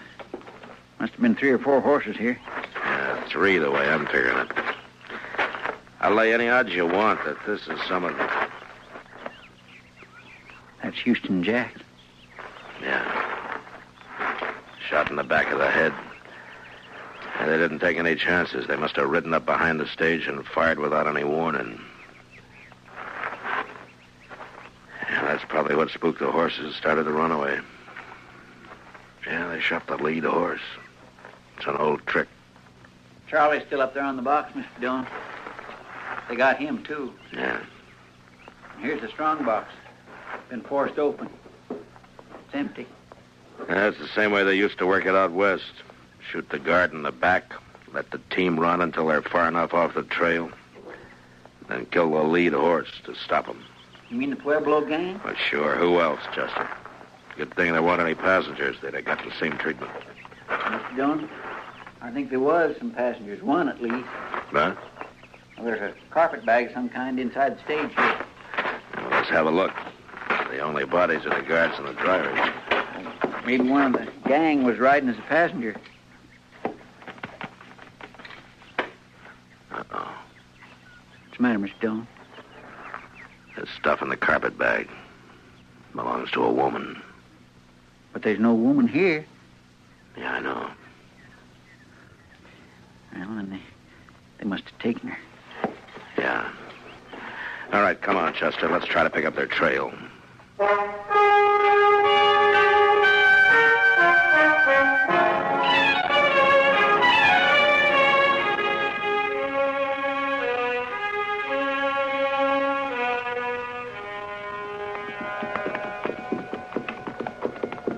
It just ain't no use going any farther, Mr. Dillon. It's too dark to tell what we're doing. They were heading toward the river here. Just take a look through these willows, and if we don't find anything, then we can ride on back to town. Yes, sir. You know, Chester, I still keep getting a faint whiff of wood smoke from somewhere. Well, I sure do wish we could find fire. It's getting colder than the hinges. Wait a minute. Look over there. I'll swear. It's fire, all right. Yeah. Or what's left of one. Mr. Dillon, you suppose they're still there? I don't know.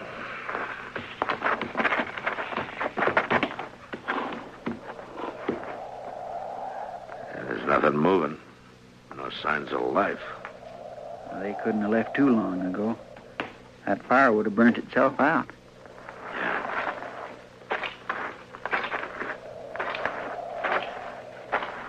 I say we're too late, Mr. Dillon. I think they've gone. Looks that way, all right.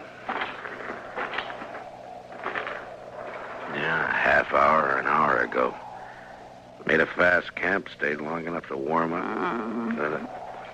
What was that? I don't know. Here, over here, Chester. Help me. Help me, please. Chester, throw some brush on that fire, huh? Yes, sir. Miss, it's all right. You'll be all right now, miss. 3 of them robbed the stage. Killed the driver and the guard. Brought me with them. Anything I can do, Mr. Dillon? Yeah, I got some light over here, Chester. Grab one of those branches that caught fire. Bring it over here. Yes, right. With just a second. Oh. Take it easy now, ma'am. It's going to be all right. I pleaded with them. I begged them to let me go. This helping, Mr. Dillon? Yeah, hold it over here. Now, closer. Hello. But they wouldn't. They wouldn't let me go. Helen Ford. When they left, they drew their guns and shot me. Now, you just take it easy, They Helen. shot me. Helen? Do you know who they were? Helen, can you hear me? One named Rio. One called Chuck. They sat there on their horses. They shot me. Then they laughed. She's in awful bad shape, Mr. Dillon. Shouldn't we get her in the dock? Laughed, but it didn't matter. Not then. Not... Oh.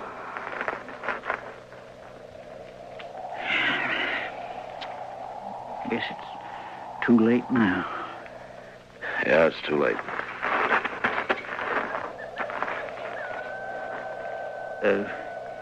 You knew her, Mr. Dillon? Yeah. A long time ago, Chester.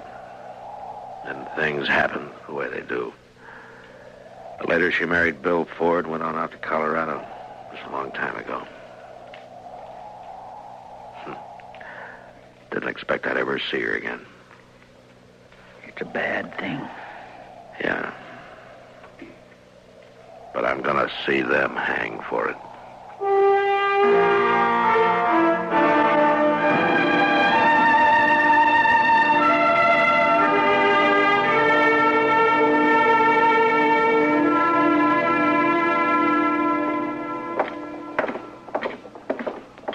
Over here, Chester. Let's check the livery stable. Yes, sir.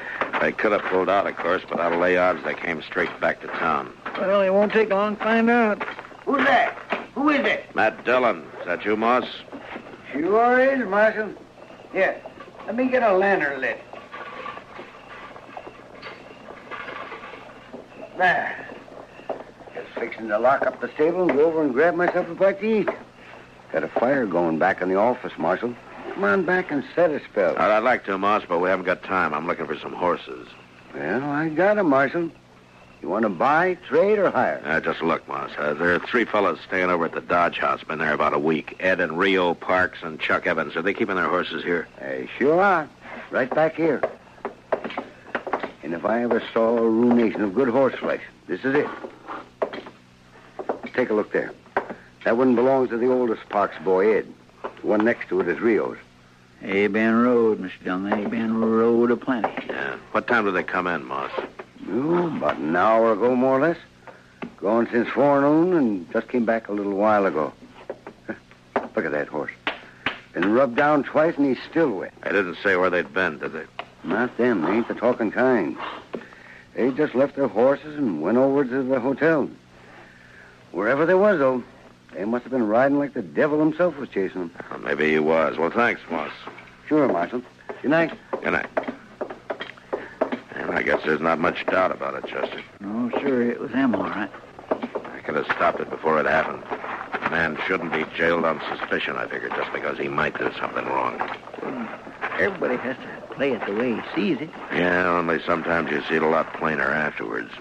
What are we going to do, Mr. Dillon? Go get him.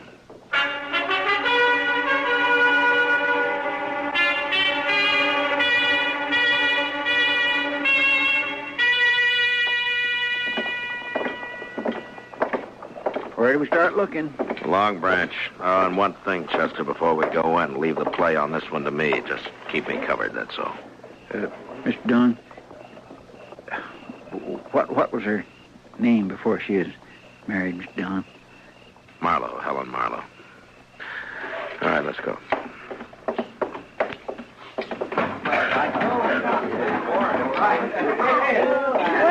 Well, a real dull evening up until now. How are you, Matt? Chester? Oh, Miss Kitty. Kitty, I'm looking for the Pueblo gang. Have any of them been in here?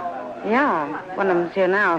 Rio Parks. He's over there at the faro table. Oh, yeah. Well, what's wrong, Matt? What happened? They held up the Buckeye stage, killed Charlie and Houston Jack and a passenger. A woman, Helen Ford. Oh, no. I'll see you later. There's 500 there. $500 says I got the card. You gonna cover me or not? What's the matter? You all a bunch of pikers? Well, maybe they haven't been out robbing stagecoaches, Rio. What do you mean by that? Maybe they don't make their living by killing women. Dillon, a man can get in trouble shooting off his mouth that way. You're already in trouble. All right, boys. Rio's checking in his hand. The game's over. You can slide out the end of the table over there. Rio, you're under arrest for murder. I don't know what you're talking about. Murder. And you're going to hang for it. Now, where are the other two? Go and find them if you want them. I'm going to as soon as I finish with you. I said you're under arrest, Rio. Now get your hands up. Supposing I don't? You're not going to make any play. You don't have the guts. Shooting a man in the back is more in your line. Or killing a woman. Now get your hands up. That's better. All right, Chester, get his gun. Yes, sir. All right, let's go. I still got 2 men to find.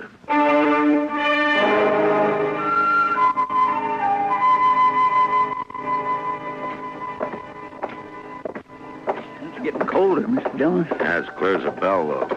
Look at that moon. Where you reckon they are? We've been in nearly every saloon on Front Street. I don't know, Chester, but wherever they are, we'll find them. Maybe the other two won't be took as easy as Rio was. It's up to them. If they want to surrender, they can. Never shot a man with his hands up. Wait a minute, Chester. In Ben's barber shop, that man he's shaving. It's kind of hard to tell with all that lather. That's Ed Parks. Come on. There's just him and Ben in the shop. Wonder where Chuck Evans is. We'll worry about him later. Just help yourself to seat, gentlemen. Be ready for you just soon. Oh, evening, Marshal. Ben, I didn't know you were in the habit of shaving outlaws. Well, now, maybe you're mistaken, Marshal. Now, just have a seat and I recognize him, all right. It's Ed Parks. Well, looks like you got the advantage of me, Dillon. Oh, we can't have that. Wipe the lather off his face, Ben. Yes, sir. Sure thing, Marshal. Just a second now, Mr. Parks. There you are. It's too bad you have to leave that shave half finished, Ben. But they'll give you a free one just before they hang you. What are you talking about, Dillon? Now, gentlemen... You're under arrest for murder, Ed. You got your hands up. Your brother's waiting for you at the jail. You arrested Rio? What about your hands, Ed? Are you going to put them up? No dirty tin heart's going to... Well, that was a pretty fast move for a barber, Ben. Hell, I knew he had a gun under the towel, Marshal. Of course, I couldn't do anything about it, you know. Oh, thank you, Ben. And if you'll send the bill for your shaving mug to the stage company, they'll probably take care of it. Yes, sir, Marshal. All right, Chester, spill some water on him. I want him to walk to jail.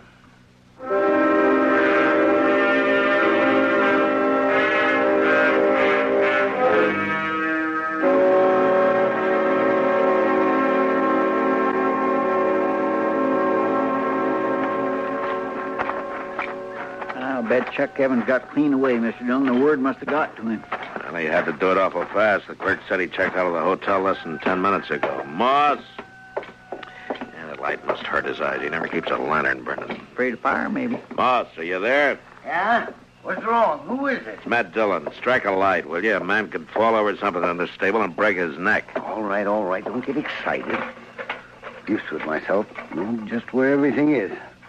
Don't see any point in wasting oil when I... Now, what's on your mind, Marshal? Chuck Evans. Is his horse still here? Yes, indeed. It most certainly is. As a matter of fact, he's back there saddling up right now. Good. I told him it seemed like a fool time of night to start out on a trip, but you can't reason with anybody that treats horses the way that bunch does. I guess not. What? Answer him. Yeah, what is it? Give me a hand back here, will you? I'll tell him yes. All right, I'm coming. What's this all about, Marshal? Nothing to get yourself worked up about. Just stay right here and stay out of the way. Come on, Chester. Yes, sir. He's got a lantern back there in the stall. Yeah. Now, you were right about one thing. He's trying to leave town. Give me a hand with this, Moss. I can't seem to get... You going somewhere, Chuck? Now, look, Dillon, you got nothing on me, and I'll lay you off. The Parks boys are in jail. I don't know anything about it, Dillon. You can't prove a thing, and you can't shoot me. I'm not even wearing a gun. hanging there on the saddle. Yeah, so I see. Now, if the other boys did something, I don't know anything about it. You're a liar, Chuck. And you're a coward. Now, you got no call to talk like Shut that. up. You're under arrest. Chester, get his gun off the saddle. Look out, Mr. Dillon, he's got another gun. I'll kill you, Dillon, so help me.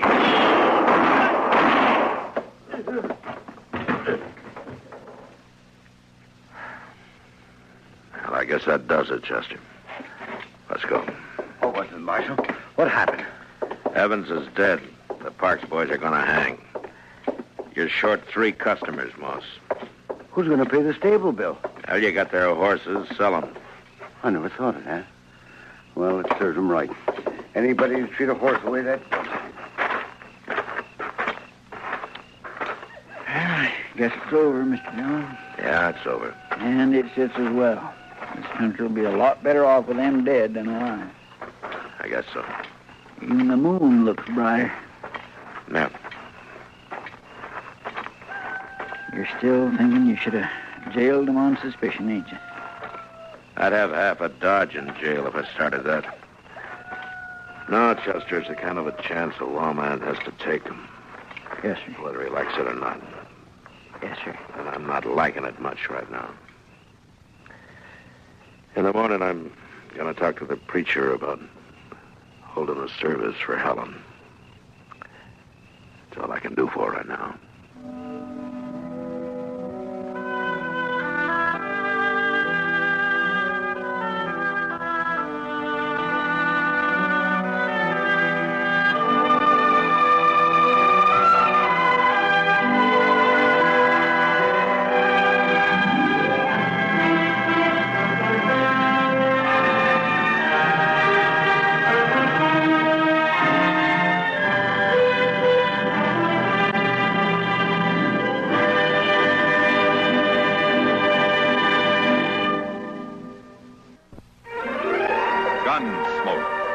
Produced and directed in Hollywood by Norman Macdonald, stars William Conrad as Matt Dillon, U.S. Marshal. The story was specially written for Gunsmoke by Les Crutchfield, with editorial supervision by John Meston. Farley Bear is Chester, Howard McNear is Doc, and Georgia Hawkins is Kitty. This is George Walsh, inviting you to join us again next week when CBS Radio presents another story on Gunsmoke.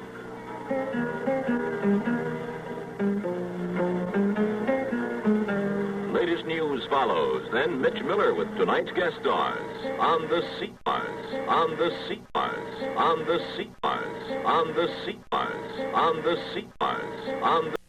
Hey, kids, guess who's back in town? Hey, kids, it's me, the Spring Bunny. I had lots of fun telling you about my Easter adventures, and I've got so much more to tell you. Call me today, and I'll tell you a fantastic springtime story. Oh, my forest friends will be here, too. We can't wait to share our warm weather fun and discoveries with you. There's a new story every day, so call today. Remember, get your parents' permission before you dial. $2 per call. Hey, watch me get Fred's Cocoa Pebbles. Got to have Rockstone! Cocoa Pebbles have that chocolatey taste. Go, Fred. Got to have cocoa. Chocolatey Cocoa Pebbles are Cocoa Lasso. Got to have cocoa. Huh? Barney! Uh-oh, this rock's got to roll. Bubbles Cocoa Pebbles cereal, part of this nutritious breakfast. Yabba dabba delicious. Walt Disney Pictures presents two special friends, Todd I'm a fox. and Copper. I'm a hound dog. Two friends playing together. 1, 2, and Two friends who don't know they're supposed to be enemies. oh dear! Run, Dad, run! It's one of Disney's most wonderful adventures, and you can only see it at a theater near you. You better believe it. It's The Fox and the Hound. Rated G. Now playing at a theater near you. Check newspaper for showtimes. Hey, Blooper, what happens when you throw a green rock into the Red Sea? Beats me, Frankie.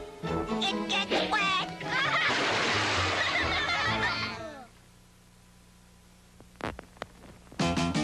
You can smush 'em, you can mush 'em, you can push 'em, you can squish 'em, you can't stop.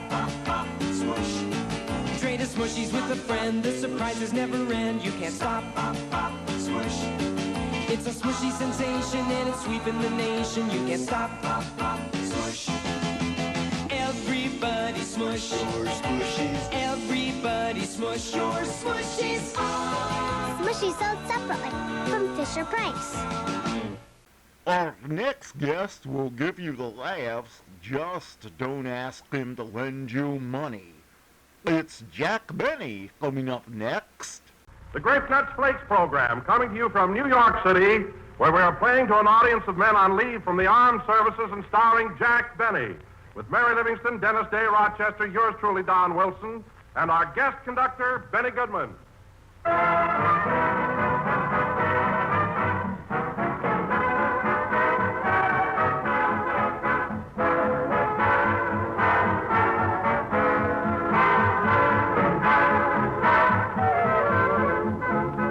Say, friends, have you ever noticed how some folks just sleep through their breakfast? Well, they drift to the table, they nibble at nothing, then they float to the station. And then all of a sudden, about halfway to lunch, they're wide awake with that hungry all gone sensation. Well, here's what to do about that situation. You just bring on a breakfast that stars malty-rich, toasty brown grape nuts flakes. A bowl full of crisp, tempting, sweet-as-a-nut grape nuts flakes acts as a really grand breakfast time eye-opener. For Grape Nuts Flakes bring you a wide-awake goodness, a flavor that teases your taste. That's because it's an outstanding, rich, two-grain blend of sun-ripened wheat and malted barley, combined in a very special way. So don't rely on the alarm clock and don't resort to icy showers. Eat up and wake up with delicious, malty-rich Grape Nuts Flakes.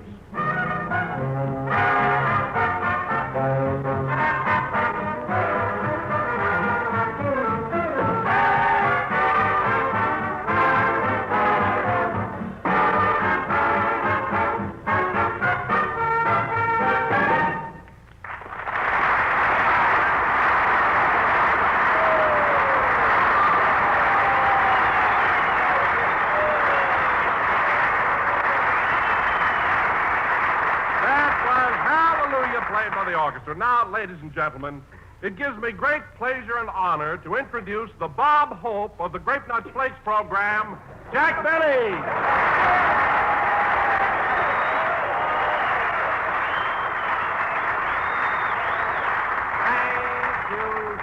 Thank you. Hello again. This is Jack Benny talking. And, Don, what do you mean, the Bob Hope of the Grape Nuts Flakes program? I don't get it. Well, after all, Jack, there are a lot of similarities between you and Bob Hope, aren't there, Mary? Of course there are. Oh, yeah? Name one. Well, for one thing, he's on the radio and you're on the radio. True. And he's a comedian and you're a comedian. Yes. And Hope started in vaudeville and you started in vaudeville. That's right. And Hope makes pictures at Paramount and Paramount kicked you out. True. Now, wait a minute. I wasn't thrown out of Paramount. Then why did you leave? I asked them to put a shower in my dressing room. They punched holes in the roof. It didn't rain for 40 days, so I quit. Anyway, I made some swell pictures at Paramount, especially my last one, For Whom the Bell Tolls. Oh, now, hold on, Jack. Gary Cooper plays the lead in For Whom the Bell Tolls. Well, he might play the lead, but that bell doesn't ring by itself, brother.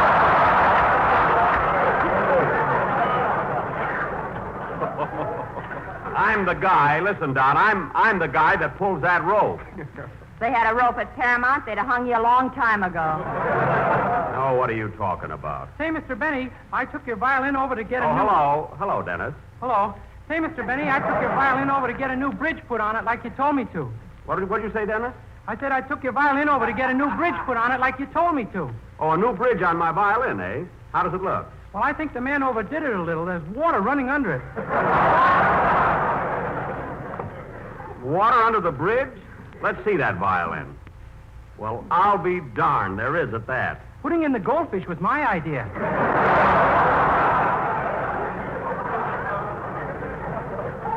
Well, that's a fine fix you put me in. Now I'll have to use another fiddle for my performance tonight. You see, fellas, my agent booked me as the guest violinist on a program later this evening. Well, that's very interesting. What program is it? If they want Jack to play the fiddle, it must be a shortwave broadcast to Tokyo. It is not. It's a coast-to-coast hookup. And as long as I've got that water under the bridge, I'm going to play the Blue Danube. And for a finish, you can eat the goldfish. Just tune in to Fred Allen, sister. I'll do all right. I think Mr. Benny is one of the finest violinists I ever heard. Thanks, Dennis. I've got a job, and I'm going to keep it, by golly.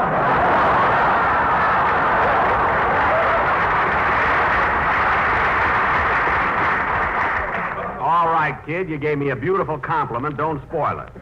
Now, it's about time for your song, so let's have it. Okay. Say, Mr. Benny, I'll probably get slugged for this. But when I got my check this week, there was something wrong with it. What do you mean there was something wrong with it? Well, I'll probably get slugged for this. Stop saying that. What was wrong with your check? Well, you took 5% off. What was that for? Oh, well, I'm glad you asked me that, kid. I've been meaning to explain it to you. Mary and Don, you might as well listen to this, too. Since January 1st, 5% of all salaries and wages have been withheld at the source. This has been officially designated as the victory tax. Oh, I get it. You deduct the money from our salaries and send it to Washington. Exactly. Is that clear to you, Dennis?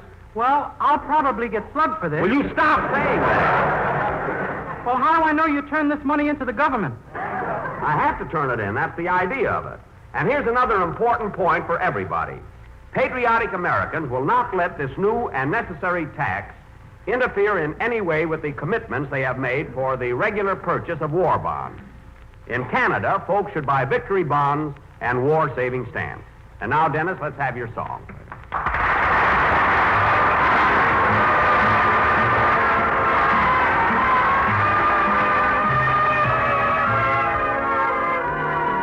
Just a narrow moment, darling, you're lovely tonight. For moonlight becomes you, it goes with your hair. You certainly know the right thing to wear.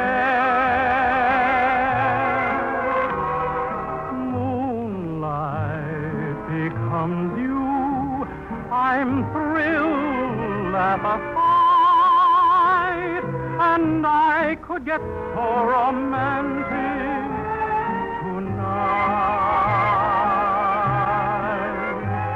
You're all dressed up to go dreaming. Now don't tell me I'm wrong. And what a night to go dreaming. Mind if I tag along? If I say I love you, I want you to know it's not just because there's moonlight, although moonlight becomes you so. Yes, you're all dressed up to go dreaming. Now don't tell me I'm wrong. And what a night to go dreaming. Mind if I tag along? If I say I love you, I want you to know it's not just because there's moonlight, although moonlight becomes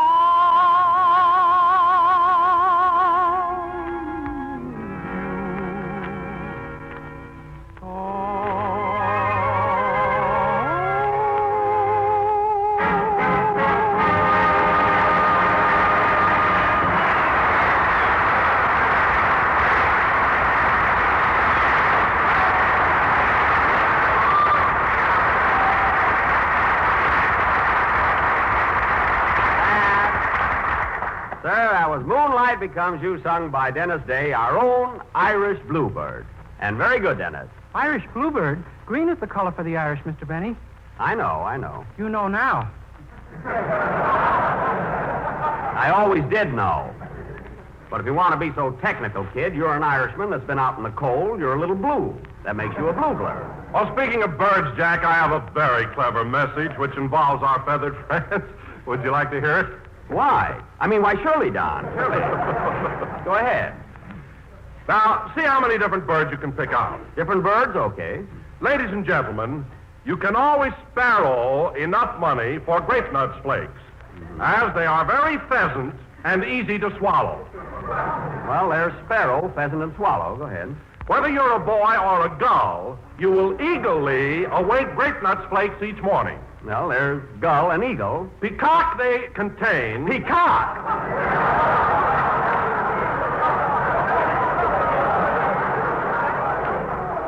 Peacock, they contain iron, niacin, and vitamin B1. Well, that's very good, Don. Yes, considering I have a cold. Cockatoo!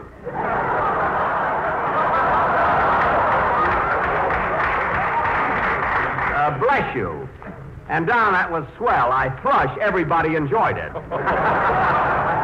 Hey, I got a bird in there, too. Here comes another one right from the Bronx. Mary. And now, fellas, if you'll excuse me, I think I'll let you handle the rest of the program. I want to drop over and see Phil Baker at the hospital. Phil Baker? Oh, yes, I missed him on his program. What's he in the hospital for? Well, Phil went to the doctor to have his appendix examined. That's right. So he asked the doctor to take it or leave it, and he took it. Well, I don't know if that's exactly the way it happened, but he had his appendix out, and he's a pretty sick guy. Well, if he's so sick, this is no time to try and collect that $64 you didn't win when you were on his program. Listen, Mary, technically, I did win. He didn't pay me, that's all. Well, I'll probably get slugged for this. There he goes again. Well, I'll probably get slugged for this, but I don't understand what you're talking about. Look, kid, a few weeks ago, Phil Baker beat me out of $64. That I have to see. Well, he did. Now, wait a minute, Jack. I heard the program you were on, and when Phil asked you the $64 question, you gave the wrong answer. I gave the right answer. Phil asked me if I could name 37 composers who tried to finish Schubert's Unfinished Symphony, and I said no, I couldn't. That's the right answer.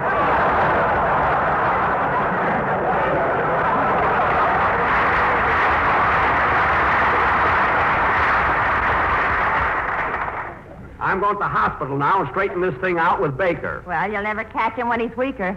That's a point in my favor. Can I come along with you, Mr. Benny? What do you want to go to the hospital for? Well, maybe Mr. Baker has a beautiful nurse, and I'll fall madly in love with her and ask her to marry me, and she'll turn me down, and I'll commit suicide. What an imagination. Well, all right, you can come with me, kid. Now, where's Benny Goodman? Right here, Jack. Say, Jack, have you seen my clarinet? Right here.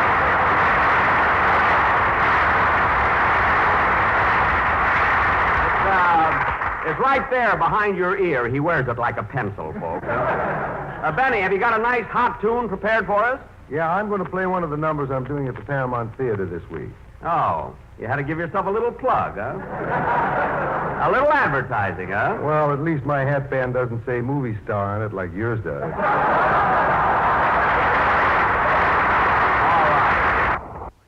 The name is Brown. Random. It's very nice of you to call because I haven't seen Rochester in nearly a week.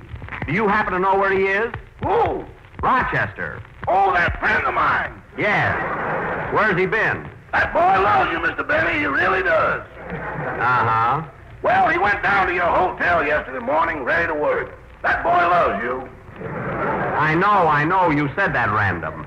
Well, he got right in front of your hotel, ready to work, when he suddenly realized he'd forgotten his typewriter. His typewriter? What does he need a typewriter for? Doesn't he write your programs?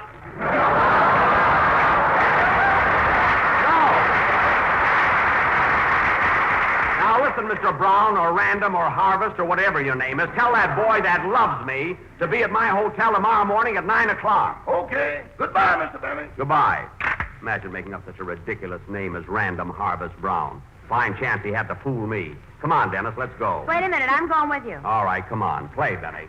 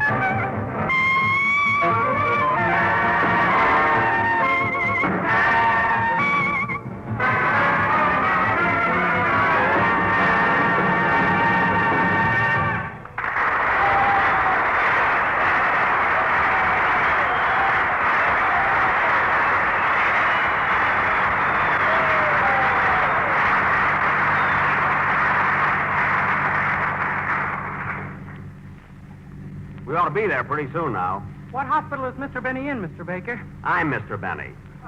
Phil Baker's in the Northwest Side Hospital on 83rd Street. Oh. You know, Mary, if I collect that $64, you and I'll go out stepping. I love those nightclubs. You haven't been to a nightclub since the time you drank champagne out of Lillian Russell's slipper. She had a small shoe, but I got loaded. Hey, driver, step on it, will you? Your wish is my command. Well, polite fellow, isn't he? Can't understand why Baker's still in bed. Well, the operation was only 2 weeks ago. Look, when I had my tonsils taken out, I went home the next day. You never left the house. Rochester took him out with a can opener. He used regular instruments. Gee whiz, Mr. Benny, did Rochester really take your tonsils out? There was nothing to it. Snip, snip. Driver, a little faster, please. We want to get there. It is yours to request, mine to obey. Well, thanks. My, isn't he formal? Say, Jack, can't we stop at this little restaurant up here and get something to eat? I'm starving. Me too. We can eat at the hospital. Baker's room will be full of fruit and candy and nuts and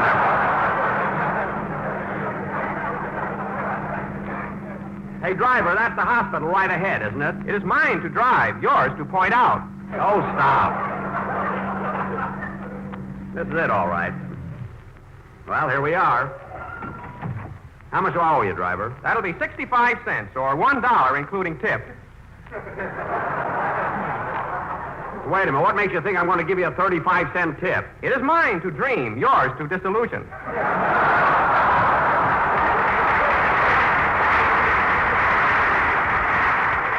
Well, just for that, here's $1. Goodbye, driver. Goodbye. If you like me, tell your friend. If not, not. Here's the main entrance. Let's go in.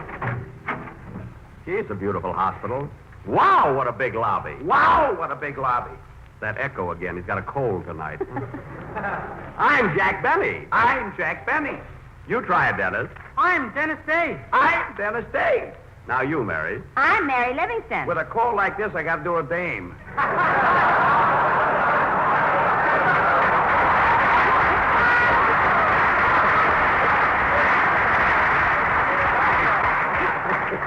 Fine echo.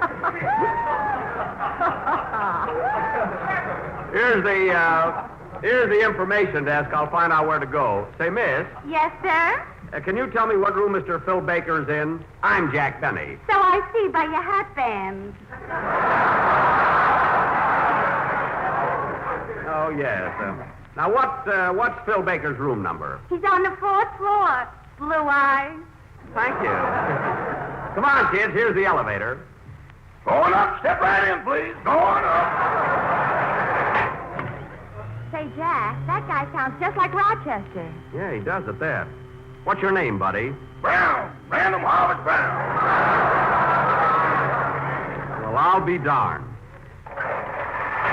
Second floor, sprained ankles, fallen arches, water on the knees, both kidneys, and that noise. That's not us. Going up. I can't get over that voice. Say, Random, do you know a fellow named Rochester? That boy really loves you, Mr. Bennett.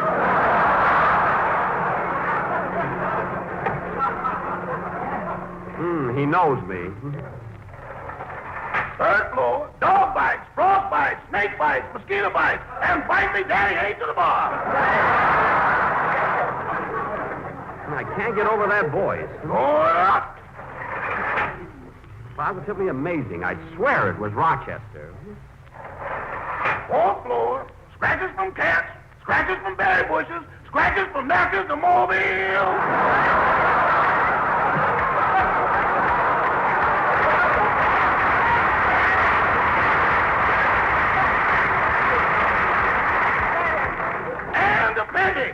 That's us. Thanks, operator. Oh, I don't operate. I just run the elevator.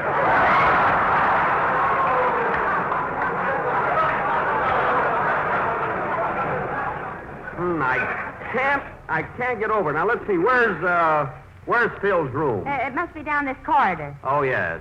Dr. Jones, report to surgery. Dr. Jones, report to surgery. We finally located your glasses. Yep, that's where they were.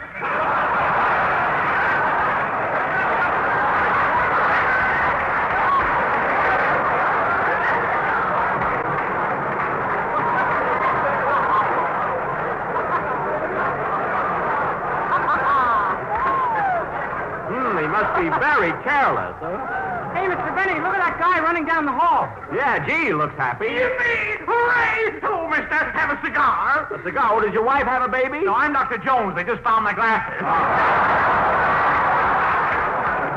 I know. I heard about it.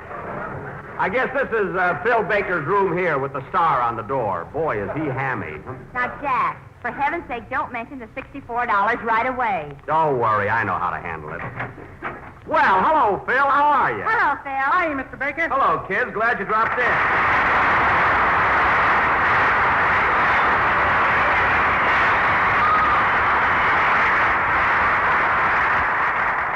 Dennis, stop applauding. Well, Phil, old boy.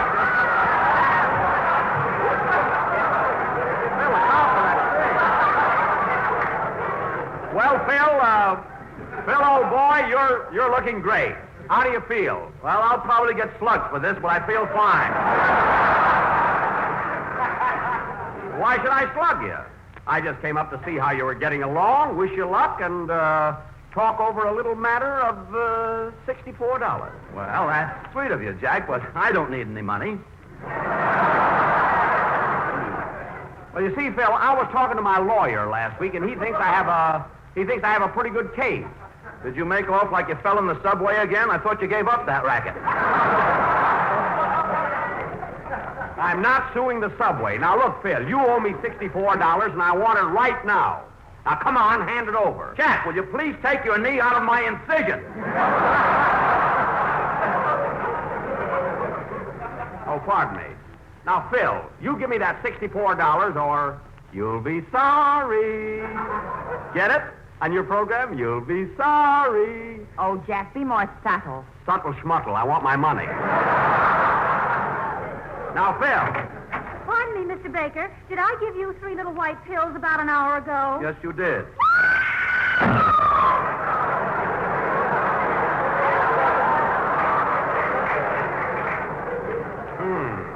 Who's that? That's Miss Stewart, my nurse. She's awfully absent-minded. Yeah, she seems to be, huh?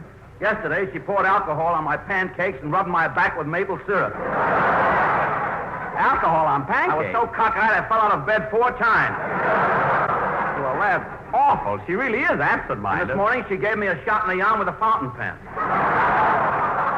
A fountain pen? Eversharp.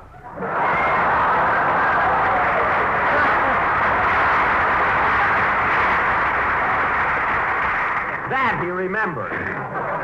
Now, listen, Phil, speaking of $64... Who's speaking of $64? Look, Phil, I know you're a sick man and all that, but technically, I won $64 when I was on your program. Now, the least you can do is give me another chance and another question. Okay, answer this one for $64. Shoot. Who's the cheapest guy in the world? I am. Now, give me that $64.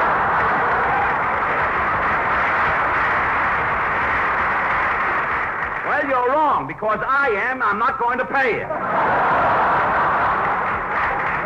Now, listen here, Phil Baker. Must be my doctor. Come in. Well, how's my patient today? What are you doing out of bed, you bad boy? I'm not the patient. That's Baker lying right there. Oh, well, you look sicker than he does. You got to admit that. I admit nothing. Say, Doc, can I get up today? I've got my own program to do. Well, I have to check on that. Open your mouth and say, ah. My, they're healing up fine. Wait a minute, Doc. You took out my appendix, not my tonsils. Who was under that ether, you or me? Wait a minute, you mean to say you took out his tonsils and his appendix? That's a special I was running last week. Oh. Tonsils, appendix, and a tour through Radio City 1250. That's good value. Now, Mr. Baker, what you need is a little medicine. Take this pill and you'll feel fine. Okay. Well, where's the pill? It's right here, but I can't seem to get it off my finger. That's a wart. The pill's in the other hand. Oh, yes. Well, here you are. There. Thanks. Now, good night, Mr. Baker. Sleep tight. Sleep tight? Wait a minute, Doc. What kind of a pill was that you gave him? A strong sedative. He'll be in dreamland inside of a minute. Dreamland? I gotta work fast. Now, Phil, concentrate. Oh, Jack, let him alone. Phil needs rest. Well, he's going to sleep. Well, I need that $64. Now, Phil, open your eyes. Phil, listen to me. What do you want, nurse? I'm not your nurse. I'm Betty. Now, listen, Baker. My lawyer said that when I was on your program, I won $64. Now, I want that money right now. Kiss me good night, Miss Stewart. I'm not Miss Stewart, and I won't kiss you good night till I get that money. Now, give me that check I filled out, Dennis. Here you are. You didn't take a pill. Wake up. Now, Phil, wake up. Baker, listen to me. Wake up. Now, Phil, listen, Phil. Will you ask me if I couldn't? And according to my lawyer, that was the right answer. Now,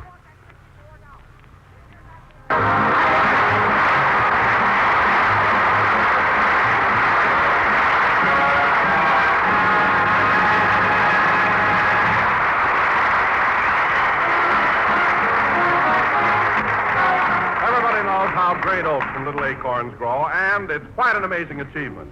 But I know of a record of growth that's every bit as amazing. It's the record of delicious Grape Nuts Flakes. During the past 3 years, the increase in your purchases of Grape Nuts Flakes, and there's a reason. In fact, 2 big reasons. First, it's that malty, rich flavor. The popular flavor of grape nuts in delicious, toasty flake form.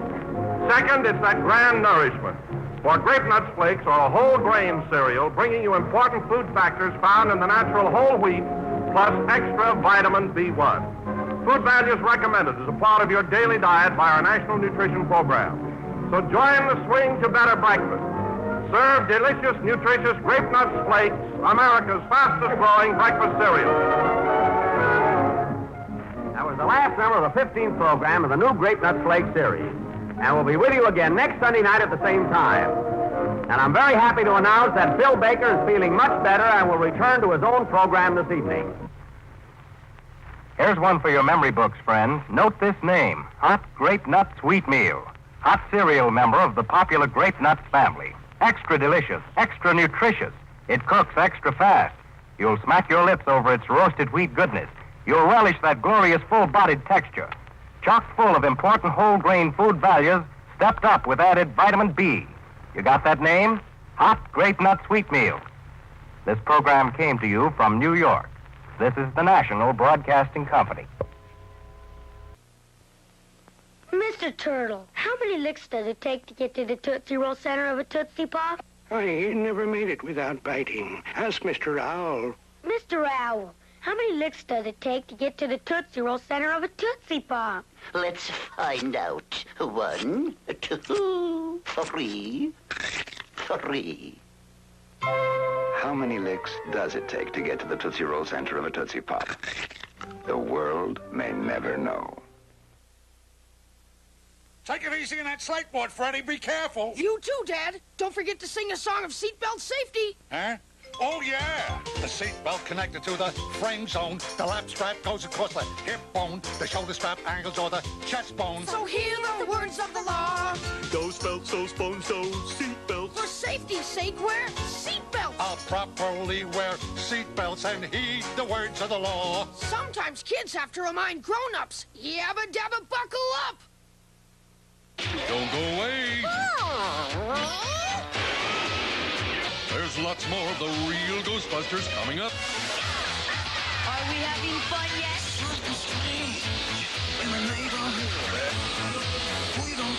The real Ghostbusters next. We've been expecting you. Careful, kids. We're in soggy waters. And the Soggies could get your crunchy sweet cereal. Yeah, that breakfast is funky. Yeah. Oh, no. What'll we do? Quick, the box. Hurry. Don't worry about those squirts. Their plans are shot. Yum, yum, yum. Yay! They're up a creek. Whoa, it all happened so rapidly. Cabin Crunch, a tasty part of a balanced breakfast. One of the all-time great directors, Cecil B. DeMille, hosts Lux Radio Theater. Up next. From the archives of the greatest dramas in radio history, we proudly present Hollywood.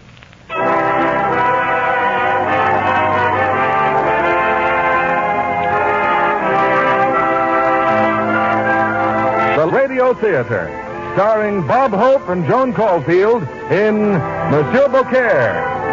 Ladies and gentlemen, your producer, Mr. William Keeley.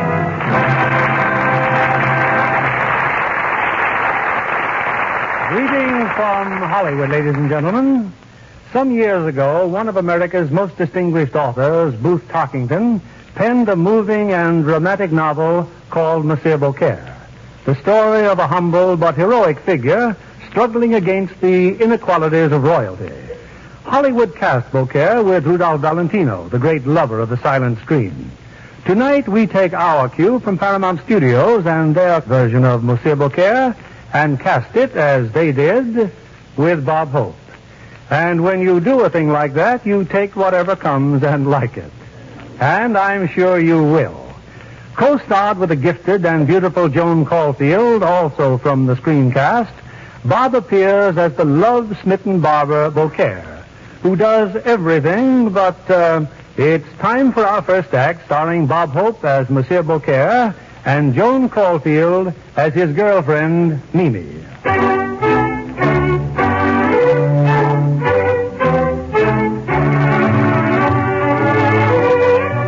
Paris, 1774.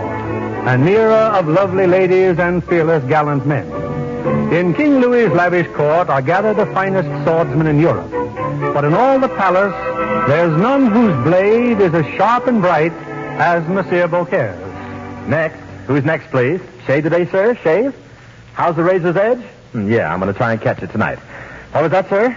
Oh, I'm glad you like it. It's that new lather I'm using. Got irium. One moment, sir, while I shave around your ear. Ow! Well, you can always hear with the other one. By the way, have you heard the latest about the King and Madame Pompadour? Well, it seems that Madame Pompadour... No, our hero is not a duke, not even a count. He's the palace barber, Homer Beaucaire. Homer's not particularly bright, but he's drummed up a nice little trade there in the palace basement. Shaves, wigs powdered... And tickets on the Irish sweepstakes. But while Beaucaire plies his razor, upstairs in the king's chambers, matters of great importance are being discussed.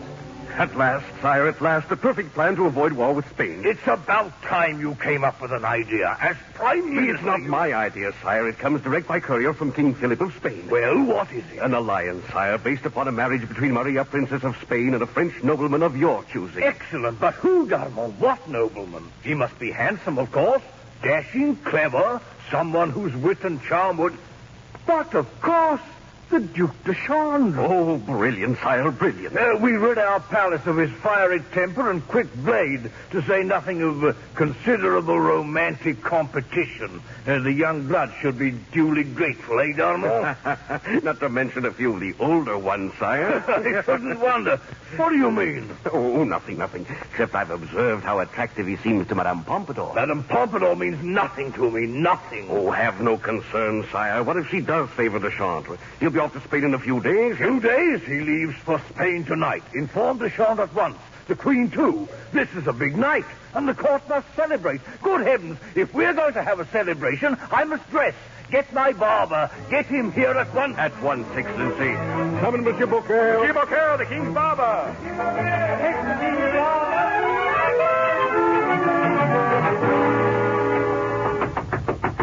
Come in. Oh, it's you. Homer Beaucaire, haven't I told you... Hello, Mimi. Why are you still alive? I thought you told me you were going to kill yourself. You think I'm afraid, don't you? Well, you're gazing on a Frenchman who's not afraid to die for love. Wait here, I'll get you a piece of rope. That's not the kind of necking I want. Look, Mimi, you can't do this. Why couldn't you be satisfied just being a scullery maid? Why did you have to promote yourself upstairs? Do you know what that means? I know exactly what it means. Chambermaid to the king. What's so wrong if I want to enlarge my scope? Your scope's large enough. And the rest of you doesn't need any improvement. Oh, what's worrying you, Homer? The king, and I won't let you do it. Besides, what makes you think the king will look at you twice? As if I didn't know. He won't have to. Once will be enough. Yeah, but he won't be king forever. Comes the revolution, and we'll all eat giant hamburgers with double rich malt. I'm only a little barber now, but someday I'll have a big up-to-date barber shop with Life magazine, sun lamps, and a direct wire to Santa Anita. Turning me down for a king. I'm a famous barber. I'll show you my clippings. Oh, go sharpen your razor. Yeah, and another thing. What about those other women upstairs? Madame Pompadours and those others. They'll see through your tricky schemes. In this palace, it's every woman for herself. Dog eat dog. Let's leave the queen out of this. Where is that Beaucaire? The guard's calling you. Besides, I've got to prepare the queen's bubble bath. And who knows, while the queen is taking her bath, I may even get to meet the king. That's a fine thing, flirting with a king behind the queen's bubbles. I'm warning you, Mimi, if you go through with this, you'll never see me again. Have you ever thought about that? Well? Well, I guess you've thought about it. Oh, there you are, Beaucaire. Get your razor and brush and go upstairs. Sorry, I gotta hang myself tonight. In fact, I'll be all tied up. The king wants a shave. Oh, well, that's different. The king's neck comes before mine. But don't worry.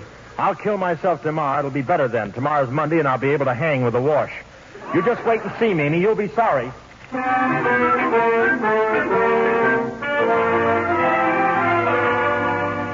Beaucaire, you clumsy idiot. Oh, sorry, Your Majesty. Did I do something? Do something? That brush full of lather right in my mouth. I wondered where it was all going. It's nerves, sire. I'm just a bundle of nerves tonight. It's Mimi. Mimi? Who's Mimi? Oh, she's your new girl. I mean, she's my girl. That is, she's our girl. Gets around, doesn't she? What on earth are you gibbering about? Mimi, may I talk to you about her, sire? Certainly not. Here's the queen. Louis, what's this I hear about Deshaun going to Spain? Well, why not? Royal blood, best swordsman in the land, and from what I understand, he's very attractive to the ladies, eh, Barber? Oh, well, I'd be too if I used eyelash cream every night. Shut up, you idiot. He didn't say anything. I said shut up. Oh, I'm sorry, Your Majesty. I was only repeating what Mimi told me. Once and for all, who's Mimi? My girl, sire. She dreams of position, power. Why, she'd like to influence the king like Madame Pompadour. And who says Madame Pompadour influences the king? Oh, everybody knows that. It's all over. Louis, I shall talk to you later. My dear, please, you don't understand. I said later, and alone. Beaucaire, you blundering nincompoop. If I so much as see you again, I'll have your head. Yes, sire. 2 heads are better than 1. Thank you, sire. Now hurry up and powder my wig. I'll announce the news to the court myself. Deshaun leaves for Spain tonight. Who does he think he is? After all, I'm not dirt. I'm a man. Well, sort of. What makes him so special anyway? Anyone can be king. I could be king. All I have to do is slip his ring on, wear his wig, and put on his robes. I think I'll look in the mirror. Beaucaire, you jabbering idiot. I'll have your head. Well, he can have my head, but it won't look good on him either. Say, if I were king, I wouldn't go around cutting off everybody's head and stealing everybody's girl. Well, I wouldn't go around cutting off everybody's head. Hey, look at these masks. Well, with his kisser, he needs masks. Got a mask for day and a mask for night. This must be his night mask. It's got neon eyebrows. Guess I'll slip it on. Don't shoot. I was just trying on the... Oh, pardon me, Your Majesty. Mimi. She thinks I'm the king. Oh, dear, dear. Approach me. Approach me. Thank you, sire. Rise, child, rise. Why, you're the little wench who's been going around with Beaucaire the barber. Splendid chap, Beaucaire, and so handsome. Beaucaire? Handsome, sire? Just don't see how one man can get so handsome. Oh, believe me, sire, there's nothing between Beaucaire and me. Oh, charming fella, so witty, so clever. And I happen to know that you've shown more than a casual interest in him. But Beaucaire is a man, sire, and I'm not interested in men, mortal men.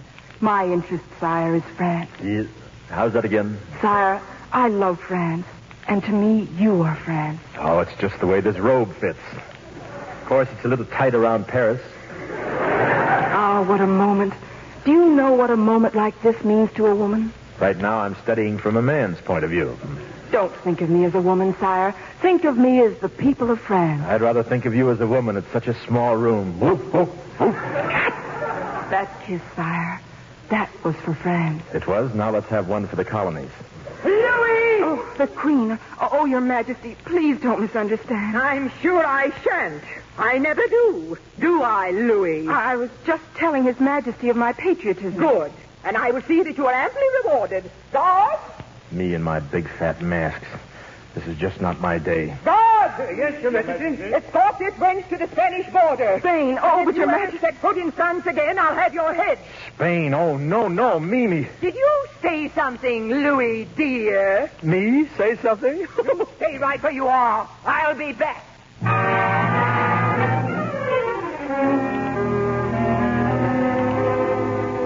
Deschamps, darling, leaving for Spain tonight.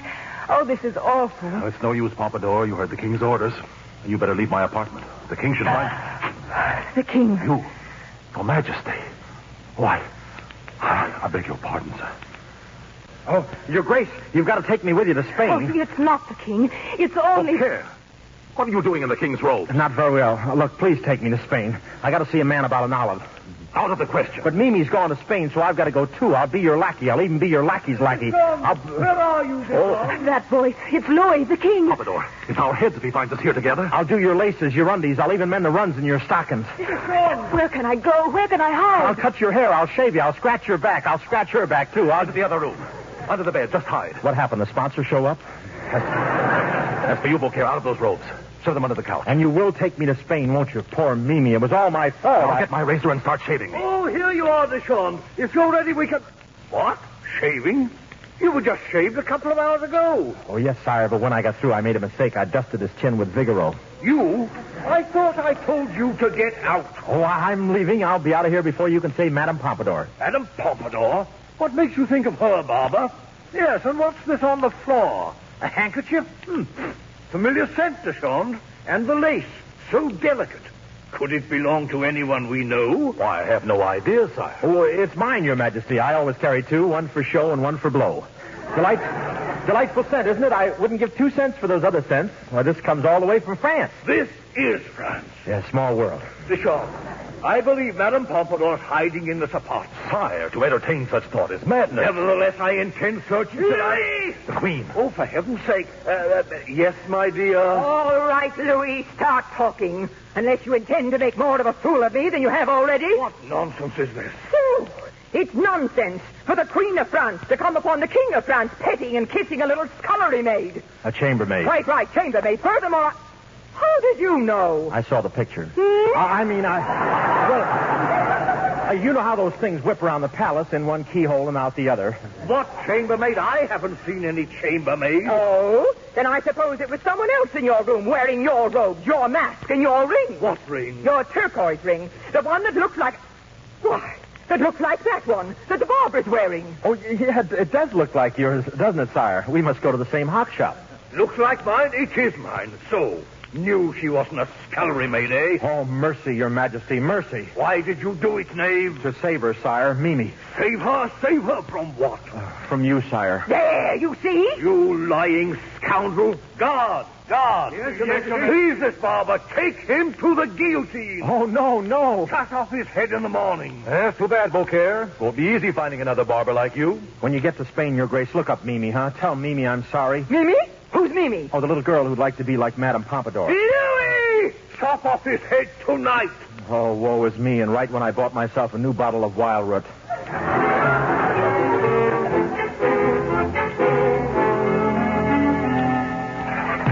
Do you like yourself, Beaucaire? I could have you moved to a larger one, but after all, in a few minutes you'll be dead. So... Hey, that noise. What's that? Oh, they're just testing the guillotine. Executioner's trying to correct his slice. What a way to die. What difference does it make? You said you wanted to die anyway. Yeah, but for love, for Mimi, and like a man, not like a salami. Courage. The guard comes for you now. Come on, Beaucaire. Say, can't we put this off for a while? I think I'm getting a sore throat. That'll be all, guard. You may leave. Yes, Your Grace. The Duke Duchamp? No, Monsieur René. You may leave also. Of course, Your Grace. Now, can't René watch? I sold him a ticket for this. Not a word, Beaucaire. If you don't want to die, do exactly as I say. Huh? We're changing clothes, you and I. Oh, I couldn't give you mine right after I sewed him these swell new shoulders. Louis is sending me to Spain tonight. Palming me off, for all I know, on the ugliest woman in the world. The King of Spain's daughter. Well, I won't do it. So you're going to let him chop off your head instead of mine? Oh, of course not, you idiot. We're both going to Spain. But you'll be the Duke de Chambre, and I'll be your lackey. Uh-huh. Now stop asking questions and get into my clothes.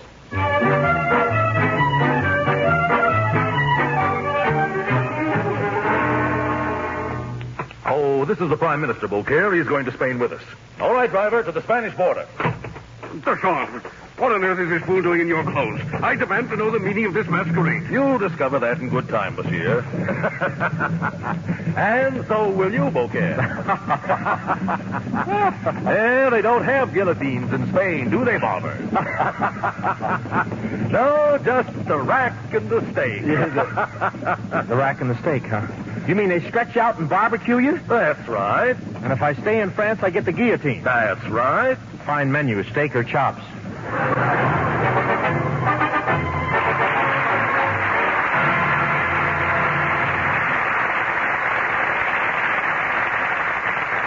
Bob Hope and Joan Caulfield will return in a moment with Monsieur Beaucaire. One of the great things about our way of government is that if one part starts getting too powerful or begins to use its power wrongly, another part can say, "Hold it, man." That's putting it bluntly, but it is an idea of one way Congress works. In the legislature, there are rules for procedure and rules to keep the rules from being abused, like the way the filibuster and cloture rules apply to Congress. The filibuster is the exercise of the privilege of unlimited debate. That means once he has the floor, a senator or representative may speak for as long as he cares to. If this occurs, others who wish to vote on the bill may invoke cloture, which ends all debate so voting may begin. Cloture is possible with a 2/3 vote. It's like saying, "We've heard enough talk. Now let's see what the majority wants." Then democracy really begins to work. We return you now to William Keighley. Act 2 of Monsieur Beaucaire, starring Bob Hope in the title role and Joan Caulfield as Mimi.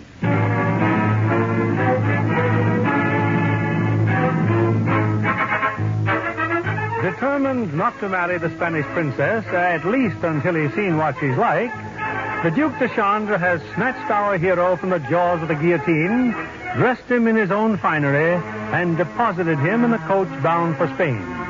Meanwhile, at the border, the treacherous Spanish general Francisco meets with his accomplices.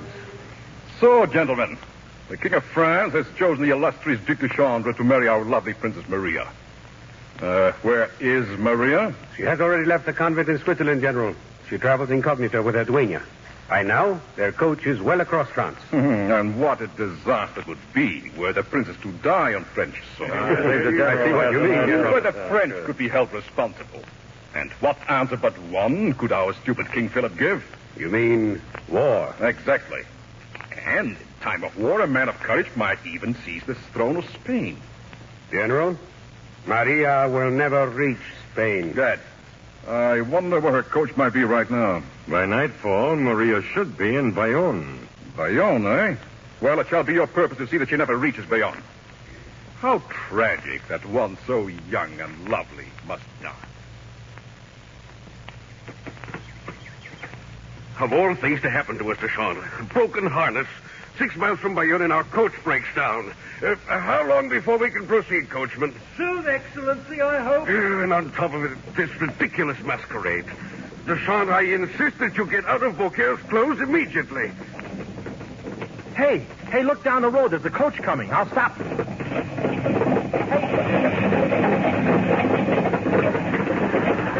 How do you like that? They wouldn't even stop and help us. I guess I should have shown him a little more leg. Look here. Did you see what I saw inside the coach? Yeah, women. 2 of them. Well, what are we waiting for? I'll take the young one. Oh, what an angel. What a vision. I think the one with the mustache likes you. She may be a little old, but... Driver, unhitch one of our horses. Make it 2 while you're at it, driver. De Chandre, you're supposed to be a bridegroom en route to your marriage. Yes, to a woman I've never even seen. Yeah, for all he knows, she may be a big, fat, flabby, rather attractive type of woman. Oh, shut up. And I'll further remind you, de Chandre, that I am being held responsible for the success of the... Look, that coach is stopping down there. They're being attacked. Bandits. Come, Beaucaire. Use your head, man. We can afford no risk. Yeah, that's right. No risk. You speak of risk to the Duc de Chandre? But there are 6 of them. Yeah, 6 of them. 3 for each of you. Hurry, fellas. 6 or 600. What does it matter? Yeah, what does it matter? Well, go on, fool. Help his grace. Me? You're a man. You've got blood in your veins. Yeah, and I want to keep it there. It's the squirty kind. Oh, get in there and hold your end up. It's too big a target. I said help him. Here, take my sword. Oh, well. Save one for me, the little one. You can have all the others. I'm not selfish. On guard, touche, fruity, fruity. Oh! I'm coming! Touche on guard. Well, Duke, did we get them all? All but one. I'm sorry he got away. Come back and fight, you coward. That's too bad. He was the finest swordsman of the lot. Keep going, you coward. Lucky for him, he got away when he did. You are quite safe now, ladies. Oh, how can we thank you? Oh, believe me, it was nothing at all. His Grace is right. Nothing at all. My Grace? My Grace? Oh, my gracious. Yes. Well done, my good man. Well done. Remind me to reward you with a goatskin full of goats or something. Thank you, Your Grace. Oh, think nothing of it. Remember, we're living on borrowed head anyway. Well, I must run along now and sharpen my sword. You can never tell when we meet more of these cads. Don't be long, my good man. Oh, Your Grace. Oh, you forget the Prime Minister. I'll go back and prime him. See you later. Mademoiselle, I fear your driver was killed by the bandits. Would you grant me the privilege of driving you to your destination? Oh, you're most kind. Maria! But, Donna Claire, we must get to Madrid. And this gentleman is being most considerate. Obviously, the gentleman is a lackey. But if his master will permit... I think I might persuade him. I'll return at once, madam. I forbid it. I absolutely forbid it, Your Grace. Sorry, Darmon, but I'm driving the ladies. I'll meet you at the tavern at the Spanish border. But they'll have a welcoming party there to greet us. They'll expect to meet the Duc de Chandre. I said I'd be there. Yeah, we'll be there. Let's go, Your Grace. Not you. Selfish. Come back, de Chandre. Stop him, Beaucaire, stop him. I'm mad at him. Do you realize what this means? Supposing he arrives late at the border. Supposing he... Well, what are you staring at me for? Hey, what's going on behind that It might work at that. What might work at what? Your Grace? Oh, no, you don't. Not me. Oh, no, I just came along for the ride and to find Mimi. You must. Not me. I'm not going around impersonating any dukes. He fights duels. A fella can get hacked up that way. But, Your Grace, surely you've heard what a prize he's considered among the ladies. Yeah, but you... Hey, that's right. Women. Hundreds of them throwing themselves at me. Pawing me, mauling me.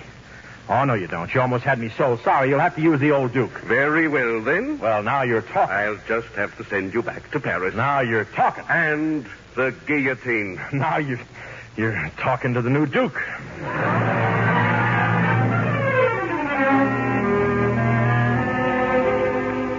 It's true, General Francisco. That demon from the other coach slashed our men to ribbons. And the Princess Maria was permitted to continue on her way, eh? Well, it takes two to make a marriage, Carlos. The Duc de Chandre arrives here this afternoon.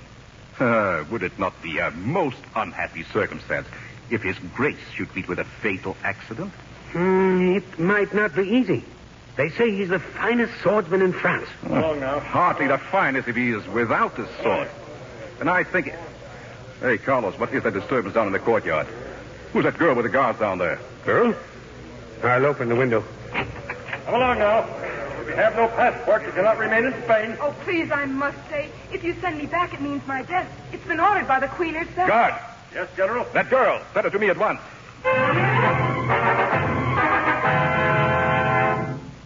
And you said your name is Mimi, my dear? Yes, General. Well, don't worry. You may remain in Spain. Oh, how can I thank you, General? You've been so kind and so understanding. Perhaps you may be able to return the favor. When my men pay their respects to the Duc de Chandre at the reception tonight, if his sword is unavailable... He's to be attacked, the Duke? Oh, my dear child, a simple abduction. Just to delay the wedding for a little while. But a delay might mean more. What ugly thoughts for such a charming head. How much pleasanter if you dwelt on other things like a reward. The chateau in Barcelona, for instance. Oh, I understand, Your Excellency.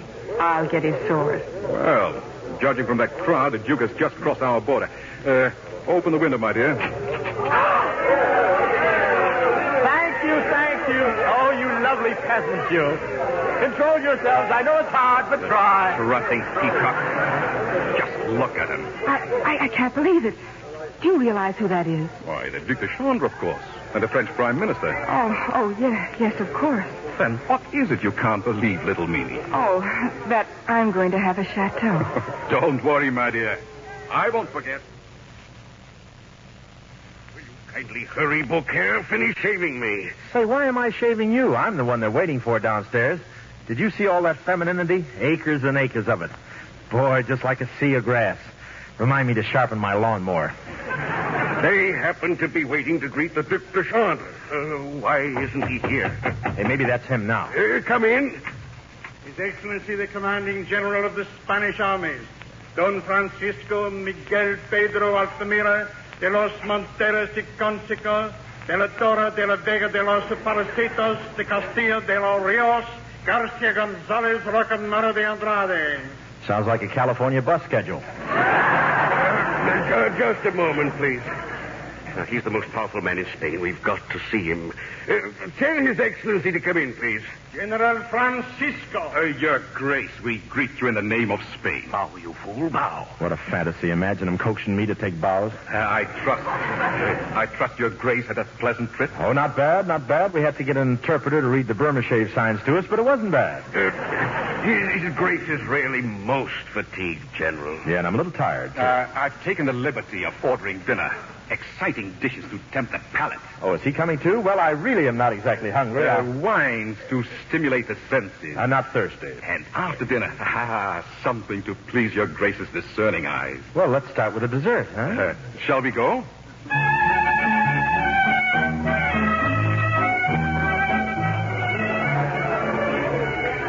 Now's your chance, Mamie. Pretend you're one of the winers, and then arrange to meet the Duke alone as soon as possible. Oh, yes, General, but where? His room to be the best place. Get his sword away from him. My men will do the rest. Hurry now. A little more wine, Your Grace? Mimi, what are you doing here?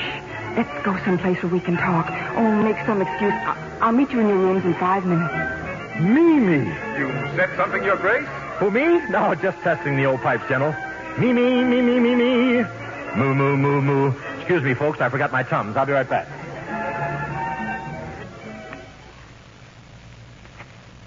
Imagine meeting you here, Homer. Mimi, gosh, it's good to see you. Gee, I thought you'd be angry with me. Angry? Whatever for? Well, you know, I kind of got you kicked out of France and everything. Oh, but you didn't mean to, did you? Homer, what are you doing? Oh, just what they do on a rainy night in Rio. You got the cards? Oh, now stop, Homer.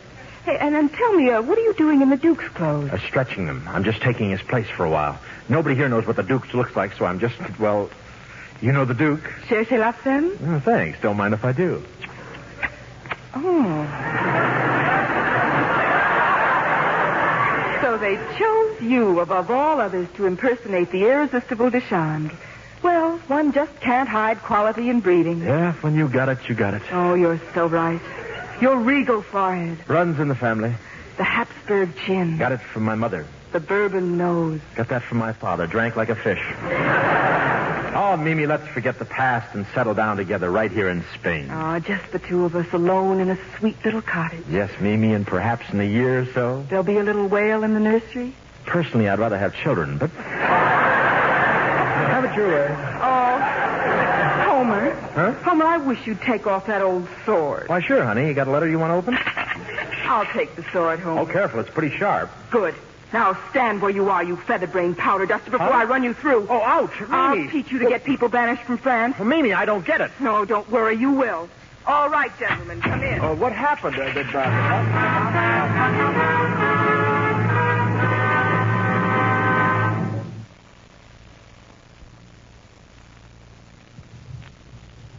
I left as soon as your men entered the room, General. Here's his sword. Well done, Mamie. But this time our gallant friend is no more. What do you mean? I thought you said he was to be abducted. Oh, you're so naive, Mamie. Come, let's go to his room. Once I've seen his remains, and I'm certain he is dead, I can't...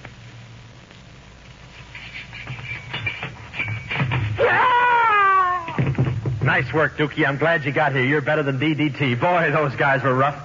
Wonder what magazine they were selling. What happened to those other two men? Where'd they go? Out to the balcony and down to the ground. Not going to let them get away, are you? Certainly not. Back, cowards. Back, you swine. Stand your ground. Oh, he's great. I wonder how he'd make out with Sinatra.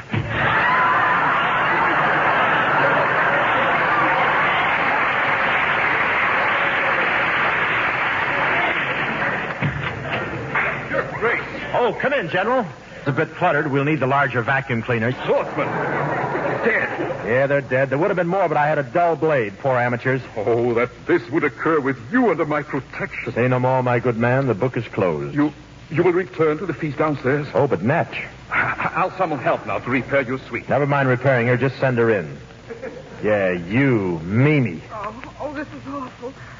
I didn't know they meant to kill you, Homer. I give you my word. Your word, a sweet little cottage with a garden full of daisies and me under them. Oh, you must believe me. You must. Stop hugging and chalking me. But you must listen. Your life is in danger. Danger. You speak to me of danger, I say poof to danger. Double poof. Very well, Homer. It's goodbye, then.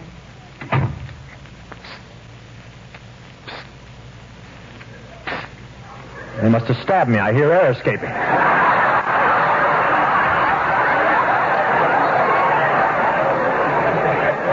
Oh, it's the Duke.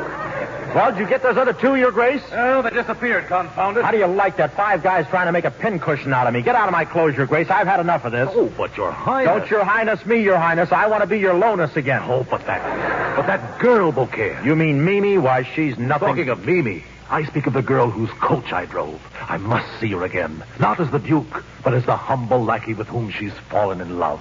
Duke, someone's been spiking your hemo. I saw General Francisco. He told me that you... Calm down, Darmon. Oh, Your Grace. Oh, thank heaven you've returned. But only for a moment. I'm on my way to Madrid. Madrid? I must see her once more, if only to say goodbye. No. You can't change your clothes immediately. Darmon, you're not being very bright.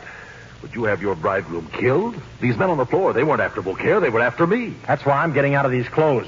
Oh, I never expected this of a clever fellow like you, Beaucaire. What did I do? A man with a chance to outwit the sharpest minds in Spain. Me? How? Well, one of us is a duke and one of us is a barber, right? Right. But the Spaniards don't know which is which.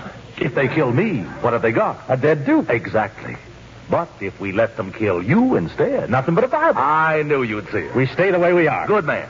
See you in Madrid, I hope. Okay. The Duke's a pretty sharp fellow to figure out a thing like this. Now all they can do is kill a crummy little barber. A barber, that's me! Oh! Long live the Duke. He should drop dead.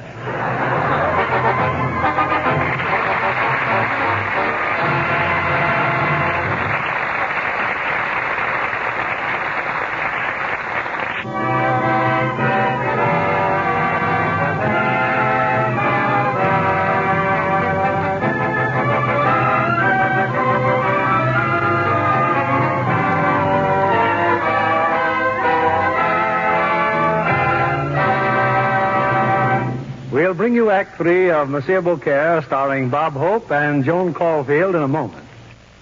Men, we're offering you an opportunity to study the various operations and applications of the Mannheim slide rule. Well, perhaps this offer wouldn't appeal to the average clerk, journalist, or administrative specialist. But to the man engaged in technical or scientific work, it would mean something. If he were not already familiar with the Mannheim slide rule, he would be interested. He'd want to know how he could take advantage of the offer. He'd know that a working knowledge of the slide rule would be of considerable help to him in his job. He'd learn that the person to see is his education officer, who would tell him that the course in the application of the Mannheim-type slide rule is offered by USAFI. He'd fill out an application to enroll in the course and take the first step toward power through knowledge with USAFI. Yes, he'd do that, if he were smart. Back now to your producer, William Keeley. Here's our third act, starring Bob Hope as Monsieur Beaucaire and Joan Caulfield as Mimi.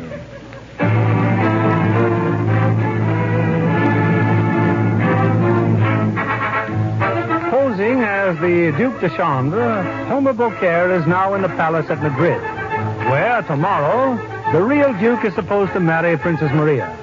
But the real Duke, having fallen in love, has no intention of marrying any princess. Furthermore, the unpleasant General Francisco continues to plot the early death of the gallant de Chambre. And if this isn't enough, Homer's girlfriend, Mimi, appears to be very much on the side of Francisco. Besides, let's simplify matters and just say Beaucaire's in one awful mess. Beaucaire, I can't find the Duc de Chambre anywhere. What makes a man forsake the honor of his country for a woman? Willpower. Now it's time for his presentation to the king. Well, don't look at me. You? You don't think I'd present you to the king? Yes, I do. Well, we meet again, my friend. Oh, Desandro, praise heaven. Say, haven't you heard about doors? Every time I see you, you're coming in a window. Oh, but she's disappeared. My lady of the Loach. I've scoured the whole of Madrid and not a trace. Oh, forget her, sir. Forget your lady of the Loach. Forget her.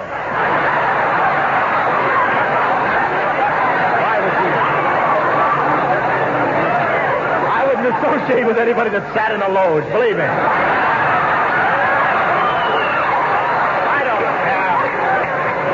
I don't care whether she sits in a Loach or a coach. I don't care. Believe me, Dookie. Believe me, Dookie, she's grand. I tell you, just forget her. She's it's right here. She's just, forget her, Duke. Forget her.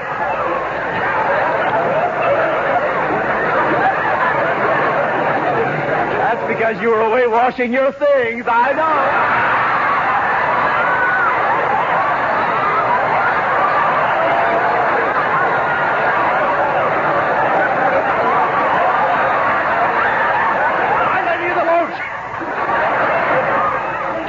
Let me tell you something. Forget her. She's just another hank of hair, a smile, a piece of lace, a dimple. I tell you, sir, women are all alike. Sensational. Please, Your Grace, the King of Spain. Wait a moment. Beyond the balcony there. That garden over the wall. Come look. It is she. Oh, not again. My lady. Duke, no, not again. Don't worry, Darmon. I'll be back. Oh, it's no use, Beaucaire. I can't keep the king waiting any longer. Go after the Duke. Bring him back at all costs. I'll go down and try to delay the proceedings. Yeah, you delay the proceedings. I'll see you in a month or so. I'll give you 10 minutes. No, after him. Go on. Climb down the balcony. Boy, I never thought I'd have a chance like this. Meet me later, Willie. I'm getting so far away from here, they'll have to use... Darn that sword. Don't know why I wear it that way. Now to find the Duke. Your Grace. Oh, hiya, General. Just thought I'd drop in for a minute. The Major Domo will announce the arrival of His Grace. Do you know where the powder room is, Jen? I'd like to take a powder. Excuse me, I must go see the king. His Grace, the Duke Duchon. Beaucaire, I thought you were looking for the Duke. Yeah, well, so long. If you leave now, you'll be cut to bits. If I stayed, bigger chunks. You have no choice. Huh? Now walk down the aisle to the king. The aisle? And be aloof. And be aloof? Look bored. Uh-huh. Disdainful. Yes? A little more on the right nostril. How's this? Better. Mm-hmm. A little more. Yeah? Not too much. You'll blow your hat off. Yeah. Here he comes, Your Majesty. That is what France has sent us, General? Yes, sire. Oh, for heaven's sake. What's the matter with his nose? Perhaps his mother was frightened by Bob Hope, sire.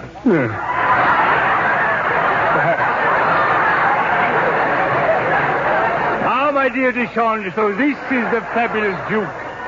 The man whose cold steel and warm heart have captivated the continent. The whole... That's right, Your Honor, sir. As of the lady in the Loach. That's right, Your Honor. I mean, Your Majesty. Thank you.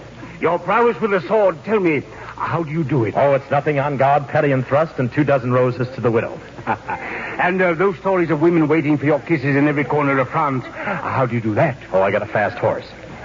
And now, Your Grace, in honor of France, the minuet. Thanks, but I'm not hungry. Countess. Sire? Your Grace, the Countess Velasquez will serve as your first partner. Do you object to the arrangement? Object? It's the nicest arrangement I've seen all day.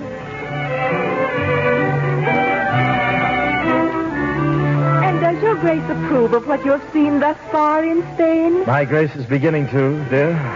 It's strange that you, a Frenchman, do our Spanish dances so well. Oh, not at all. I take from Desi Arnaz. Oh, but such grace, Your Grace. You're like a feather. I always am next to such a pigeon. At the next measure, we start changing partners. I hope you'll find the other ladies to your liking. They're girls, aren't they?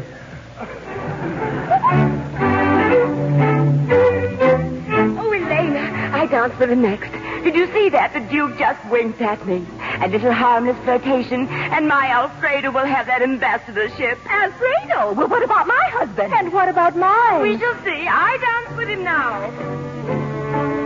Here I am, honey, or would you rather sit this one out?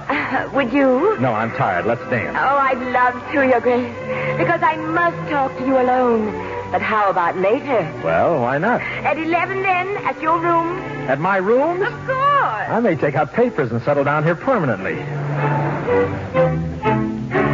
What was that you said, Baroness? You must see me tonight? Oh, it is so vital to my happiness, Your Grace. Well, just let me check my schedule here. Marquisa at 11, Countess at 11:20, the Duchess at 11:35. Well, suppose I squeeze you in at, say, midnight? Oh, how perfect. The witching hour. Yes, you can park your broom in the hall and come right in.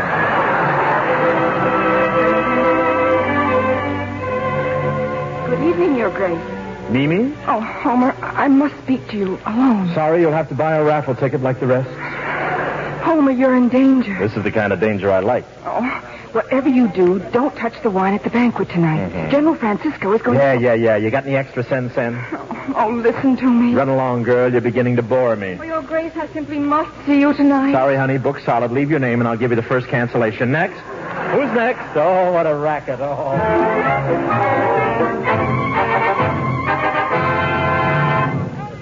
Ladies and gentlemen, a toast to the beloved sovereigns of our two great nations, Philip of Spain and Louis of France. What's the matter, Your Grace? Not toasting your king? I don't think I better have any wine. I have to drive. Just make mine a short lime cola. Drink it, or you insult our king. Oh, well. Hey, what's in this wine? I'd better stir it up a little. Yikes, the spoon dissolved. That wine comes to the king's own cellar. Well, maybe he's been playing with his chemistry set down there. This Mickey doesn't need fins. It's jet propelled. What's the matter, my boy? Something wrong King here? Philip. Oh, I just remembered I have a horse outside. I'm double parked. Well, it's been fun.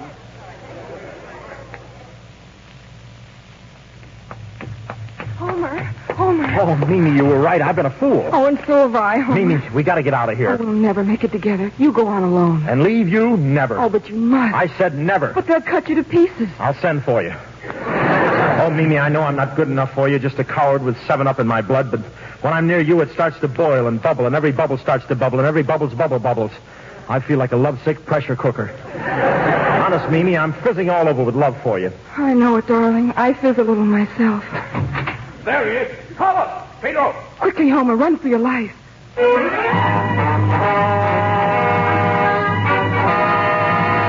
I've come to report, General. Well?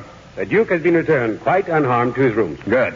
We must still find a way to dispose of him tonight. Oh, one other matter, sir. Our men have just captured a stranger, found not 10 minutes ago in the garden with Princess Maria. What? Who is he? He refuses to say. Dressed like a lackey. He has all the manners of a French nobleman. French nobleman, eh? Carlos, take me to this stranger at once.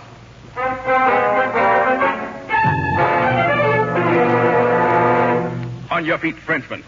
So, you dare visit the garden of our Princess Maria. Princess Maria? What did you say? How dare you molest her? Princess? You mean that girl? You mean she is the Princess of Spain? I assure you His Majesty won't consider this a laughing matter. Take me to the king at once. Why? Because I am the Duke de Chandre. This ring on my finger will identify me. Then who is that idiot masquerading as you? Why, that's my barber. You think I almost let him marry my princess? Come, sir, take me out of here. No, sir. I don't think so, my friend. Your barber shall marry the Princess Maria. Now, look, this has gone far enough. Oh, our poor king will be vastly upset. It may even lead to war. I demand you let me out of here. Certainly, Your Grace, certainly. Right after the wedding.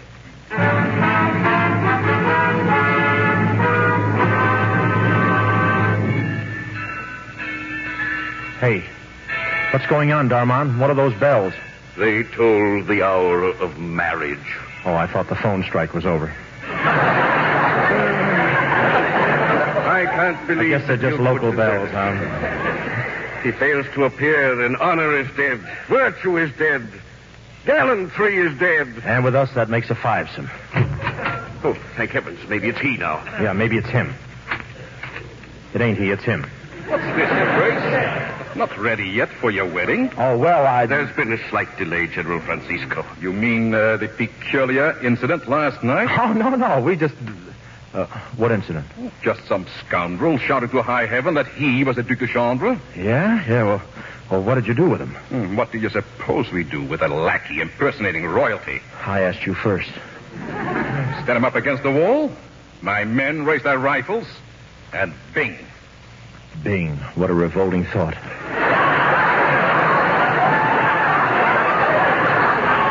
Well, how about getting dressed for your wedding? Oh, it's going to be formal, huh? You have very little time. Where is he, General? The bridegroom? In his room there. Why have you come here, Carlos, and with Mimi? To tell you that King Louis of France has suddenly arrived for the wedding. Louis! Oh, what a stroke of luck. You men know what to do? The moment the barber marries Maria, we produce the real Duc de Chandre. Excellent. What do you mean, the real Duke? Mimi, my dear, we happen to have the real Duc de Chandre locked in a dungeon. Oh, no. Oh, yes. Now, downstairs, both of you.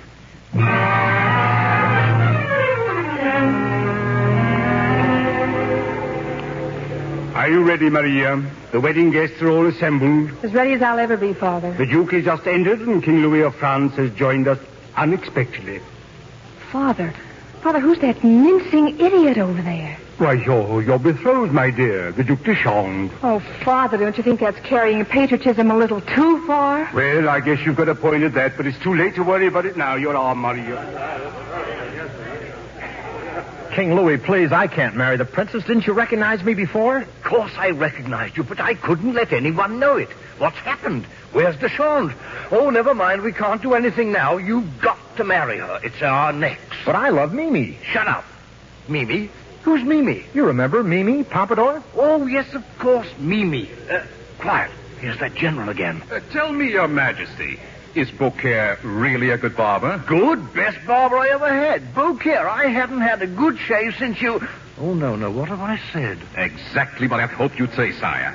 Thank you for confirming my information. Well, the Princess Maria makes her appearance. Shall we proceed? No, we won't. I got a mind of my own, and I say... Well, if you put it that way... That's better. The Princess Maria, Your Grace. Come, gentlemen, let them have the next moment alone. Princess Maria. Well? You're the girl that... The coach, the Duke. What are you doing here? I believe I'm to be your bride. You are? Oh, that's too bad. Until death do us part. Yeah, they're working on that. Well, the Chief Justice has just entered. Well, I suggest you take me to the altar, and let's get this over with as quickly as possible.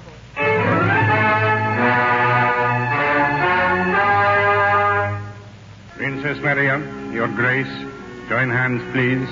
We are assembled on this solemn occasion. General Francisco! General! What is it? He's escaped. The Duc de Chandre has escaped. You're sure? Positive. That girl, Mimi, got the keys and... Then we must act at once. Wait! Hold! Stop the wedding! Stop! General, what outrage is this? Sire, I accuse this Louis of France of deliberately trying to palm off on the Princess of Spain. Not a prince of the blood. Not the Duc de Chandre. But Monsieur Beaucaire, a common barber. A buck a shave, and he calls me common. Preposterous. The man lies. Yeah, you bet he does. Just for that, I'm not going to marry anybody. Oh, nothing personal, honey. Come on, King Louis, let's blow. I repeat, this man is a common barber. And with my glove, I challenge him to a duel. Do you accept this challenge? Make it hot towels at 50 paces, and I'll be interested. Slap him back. Go on, slap me. Like this. You're sure lucky I haven't got a sword. Perhaps you will accept mine, monsieur. You keep out of this. General Francisco, I don't believe a word you've said. For months I've been aware of your plots against me and the peace of our country. Yeah. And at last you have gone too far. De Chandre, you'll be doing Spain a great service. You put an end to this condor with a Spanish sword. Here, I give you my own. You're sure you want me to do this? After all, it's going to be awfully one-sided. He deserves to die. En garde, Perry, first, and it's 24 roses to Louis d'Or. Yeah, but the choice long stem ones, they're out of season. Let's wait till spring, huh? Now, wait a minute. Hey, wait, cut that out. What's that? Foul. What? De Chandre. Get him, de Chandre. After him. A pleasure, sire. Oh, it's about time you got here, Your Grace. Well, now that I've worn him down, he's all yours. Wait a minute, Louis. Whom did you just call de Chandre? Why, the real Duke, of course. The man I sent to marry your daughter. That's it, de Chandre. Teach him a lesson, my boy. Show him our good French. Hiya, honey. Don't stand there. Come on, we got to get out of here. Darling, you're leaving the palace a coward. Why not? That's the way I came in. Are you all right? Are you hurt? I don't know. We'll take inventory later. Oh, don't worry, Homer. I have a carriage waiting outside. Yeah, but where'll we go? Oh, I don't know. We can't stay here, and we can't go back to France. Now, don't worry. We'll find a place. There must be some country where you can die of old age.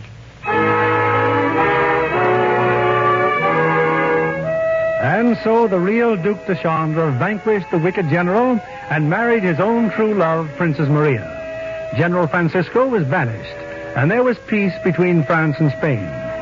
But what's happened to our hero, Beaucaire and Mimi? Well, let's cross the Atlantic. The year 1776. The place, Philadelphia, where in a side street a sign reads, Homer Beaucaire, barber, ye only 4-chair shoppy in ye colonies. Who's next, please? Oh, I guess you are, Mr. Washington. Good morning, Beaucaire. Morning, sir. The usual? If you please. I can't tell you what it means, Beaucaire. A 4-chair shop right here in Philadelphia. Tell me, how did you happen to come to America anyway? Well, I had to, General. I'm thinking of buying some stock in the Indians.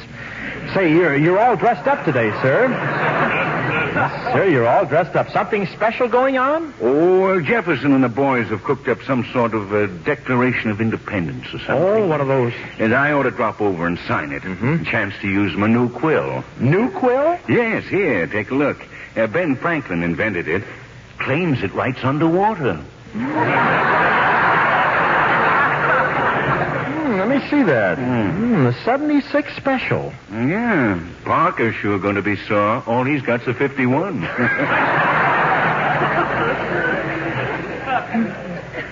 I've been helping Martha with the fudge. Oh, by the way, you might... That's my line, if you don't mind. Always comes to that point. By the way, you might have Mrs. Beaucaire manicure my nails, please. Been helping Martha with the fudge, eh, Mimi?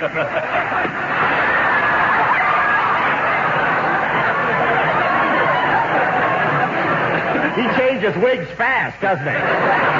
Playing all the parts. Mimi, oh, yes, there you are. Coming, darling. There you are, Homer. Thanks, honey. But look who's under the lather. Mr. Washington. Well, how are you today? Splendid today, thank you. Manicure? If you please. My, you have been neglecting them, haven't you? You can throw the fudge line in there again if you want it. Washington was quite an ad-libber, you know. Okay, I've been thinking, you know. All this could happen only in America. There, but what's that? Oh, that's something that could happen anywhere.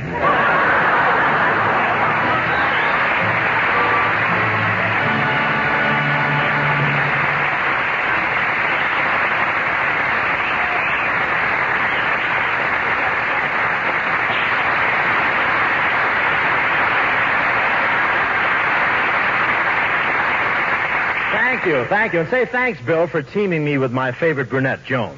Where are your eyes, Bob? I'm a blonde. Yeah, but my favorite brunette, that's the title of my Paramount picture. Pretty sneaky, huh? Incidentally, Bob, you know those 14 favorite brunettes you brought to Hollywood to plug the picture? Please, Bill, not plug. I hate the word. Well, we might as well be honest. Yeah, but plug always makes me think of Crosby. Yes, why didn't you go down to meet them, Bob? Oh, I was, but you know, Bill, people like myself hate to get mauled. People like yourself? Yeah, but as for me personally, the mauled the merrier. You know, funny fellow, that one.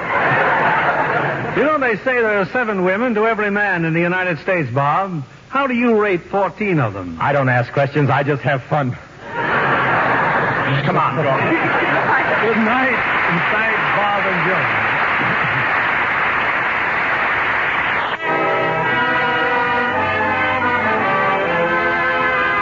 This is William Keighley saying good night to you from Hollywood.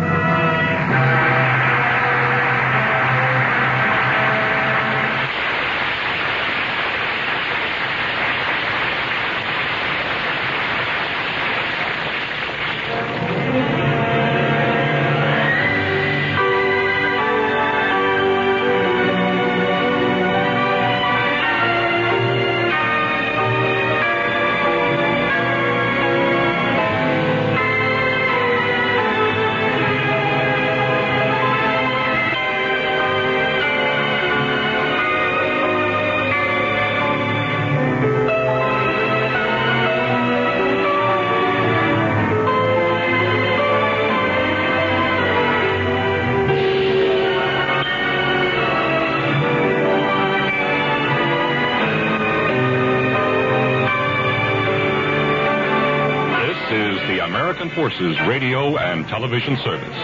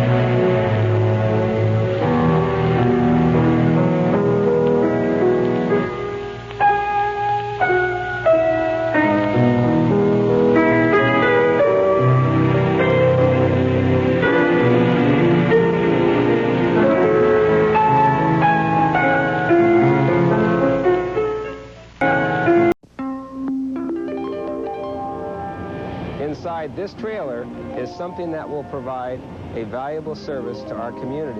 It's called an MRI scanner. Magnetic resonance imaging takes pictures of the heart, the brain, the spine, any organ in the body. It's done without using contrast and gives clearer pictures than conventional X-rays or CT scans. And without the use of radiation. At Salinas Valley Memorial Hospital, we are proud to provide this new service to patients in this area. Its purpose is to help the doctor and the patient. As you can see, it gives clear images of organs and soft tissue, and no injections are needed to do the test. Which means an MRI scan is painless. It uses only magnetism and radio waves to produce the image. It's no cure-all. Only people can provide health care. But the use of the MRI is just another way that Salinas Valley Memorial Hospital helps you receive the finest in medical care. Difficult decisions aren't too fun to make, but there are some that are lots of fun. Volkswagen of Santa Cruz is letting you take your pick. 86 Vanagons, campers, or 86 Scirocco's at 1% over invoice. 86 Quantums for just $99 over invoice. Golfs from $75.88 or GTI starting as low as $89.88. Great picks at Volkswagen of Santa Cruz. A little easier and a lot more fun. Come on, everybody, it's the latest news. They're doing the walk in Santa Cruz. Do the walk, do the beach boardwalk. Do the walk, do the beach boardwalk. Do the walk, do the beach boardwalk. Do the walk, do the beach boardwalk. You can do the roller coaster, you can do the swim. Come on, everybody, you can walk right in. You can walk on the beach and you can jump in the sand. You can get down low and do some hand. Do the walk in Santa Cruz. Do the walk, do the beach boardwalk.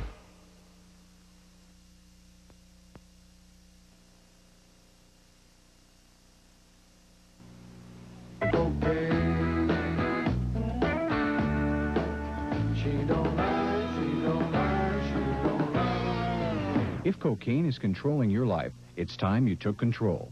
Confidential Recovery is a program that specializes in treating cocaine dependency. It's highly confidential, no group meetings, only individual counseling with a licensed professional therapist. These sessions are private. No one else has to know. Save your health and save your life. Call Confidential Recovery at 1-800-OFF-COKE.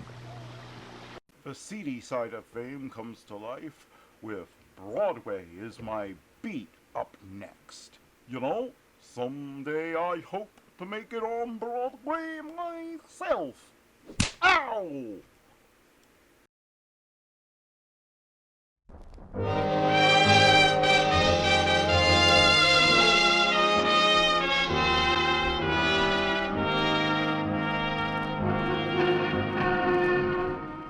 Broadway's My Beat, from Times Square to Columbus Circle, the gaudiest, the most violent, the lonesomest mile in the world.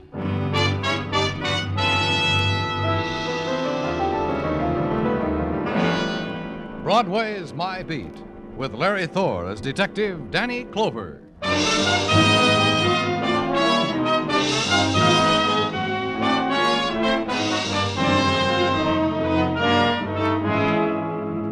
When it's December and the winter has caught hold, Broadway comes up with a miracle.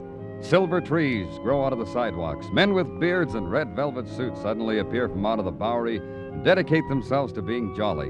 And reindeer roam the tundra of the spectaculars.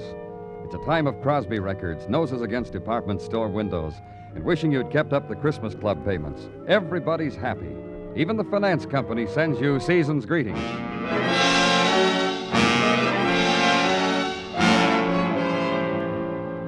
The atmosphere hadn't touched the alley, littered and dark except for a stark cone from a flashlight held by a policeman. Up here, Danny. Shot twice in the back. Still breathing. Come on, Doc. Take a look, Doc. Let's put him on the stretcher. I don't think this one's got much time. Give me a hand here. Easy. We'll have you in the hospital in 5 minutes. Know who he is, Muggavan? Yeah, his wallet says Ben Justin. Yeah, here it is. The ideas and what happened? I think he knows who shot him, Danny. He was saying he'll get even. Any names? No. Easy with him now. Just slide the stretcher in here. We'll ride with him. Let's go, Muggavan. Yeah. Okay, Joe, let's get this ambulance on the road.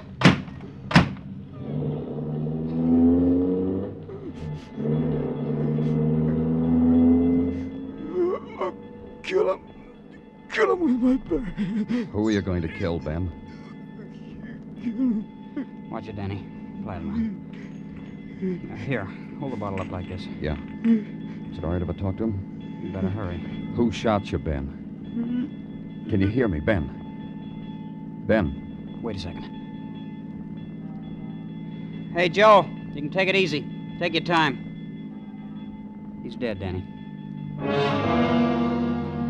Then the slow ride through swarming avenues, the slow tolling of the ambulance bell, because the rhythm of death is slow. And through the windows of the moving car, the procession of fleeting faces, of melting forms scurrying from the bitter touch of an unknown wind. Then suddenly, at a stop, because death in the city must wait its turn, the face peering in, avid for a furtive glimpse at pain, seeing only the shroud-covered man, turning away in regret. The ambulance moves again, and within it, silence, because there are no more questions that can be asked of the dead.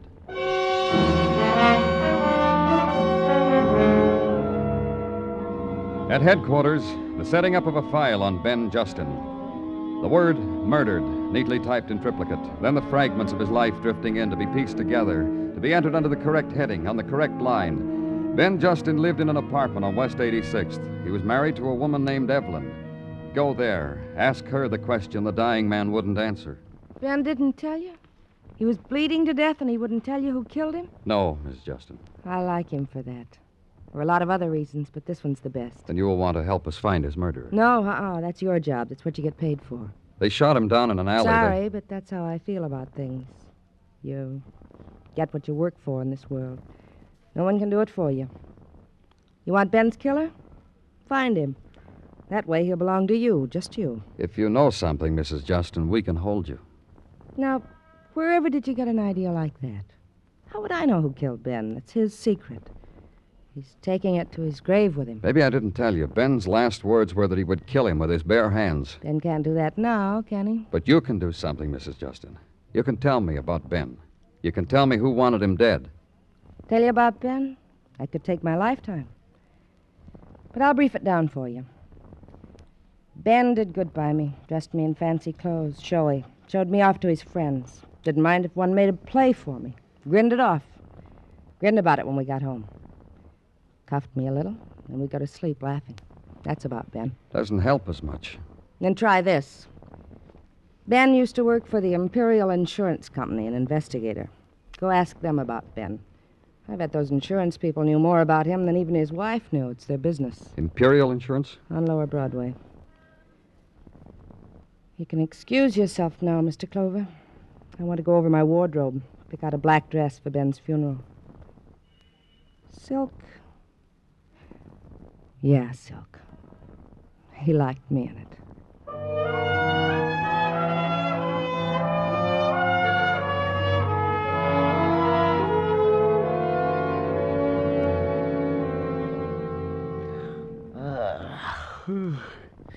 Yeah, it's very intriguing what you tell me, Mr. Clover. Look, why don't we go downstairs and chat about it over a cup of coffee? Now, Mr. Cogan.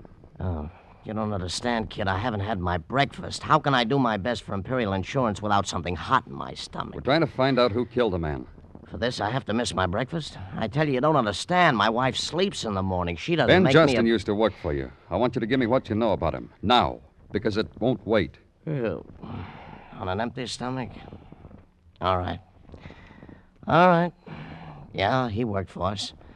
One of our hottest cases. A year ago, he kissed us goodbye. You don't know anything about him after that. You're just... Look, kid, did I say that? I know a lot about Ben. Let me open my mouth a little, huh? It's open. A year ago, we put Ben on the Colton murder case. Remember it? Who doesn't? Mrs. Colton found murdered, shot to death in her house on Long Island. That one cost us, the company, $100,000. The police were handling it. Why did you put a private investigator on it? Oh, don't let it bother you. Justin flopped, too. He said he couldn't find a thing to prove that Mrs. Colton's nephew and his wife committed the mayhem. Remember Johnny and Dottie Reed? The lovable kids that all of us thought were the murderers. The state, us, till they were acquitted. No evidence, not even from our own boy, Ben. And after that, Ben quit. How did you know?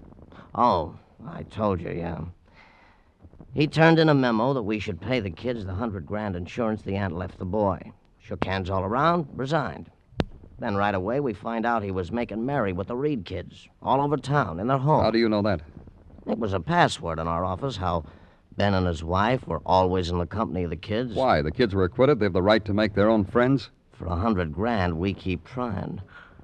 Do I get coffee now? Yeah, here's a dime. Let it be on me.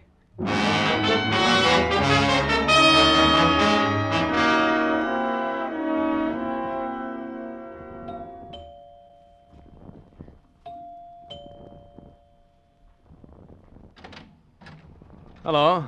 What can I do for you? My name's Danny Clover from the police. Yeah. Is your name Reed? Yeah, that's right. I wanted... You got the look in your eyes. You want to talk to me, don't you? Come on in. And here. I know that look, Mr. Clover. The police and I have been chummy before. Is your wife here?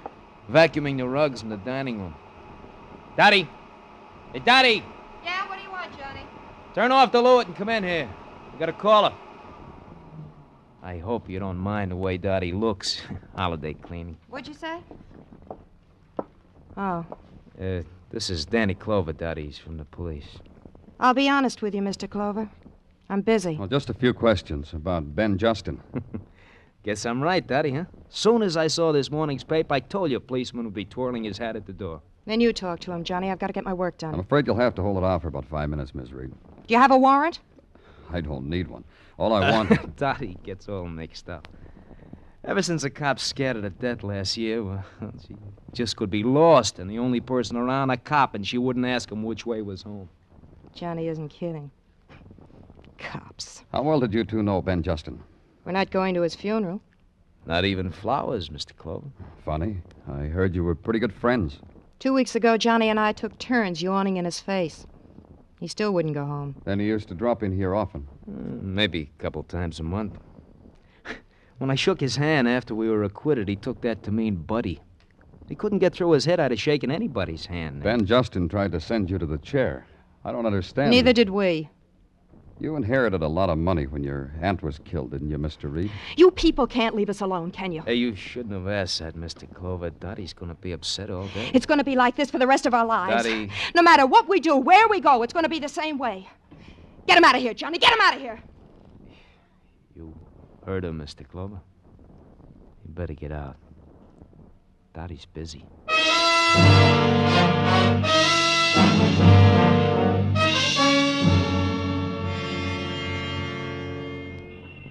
Mind if I turn on the radiator, Danny? It's cold in here. Huh? How can you stand it? There. Danny, you've been over and over the transcript of a year-old trial maybe 100 times. You want something juicy to read? Here, try this pulp. It's good, huh? Tells me the thrilling things detectives have happened to them. For 2 bits, it thrills even me. The things that go on. Mrs. Colton was killed with Johnny Reed's gun. Our ballistics man proved it. Brought it in evidence. Exhibit A. But no fingerprints.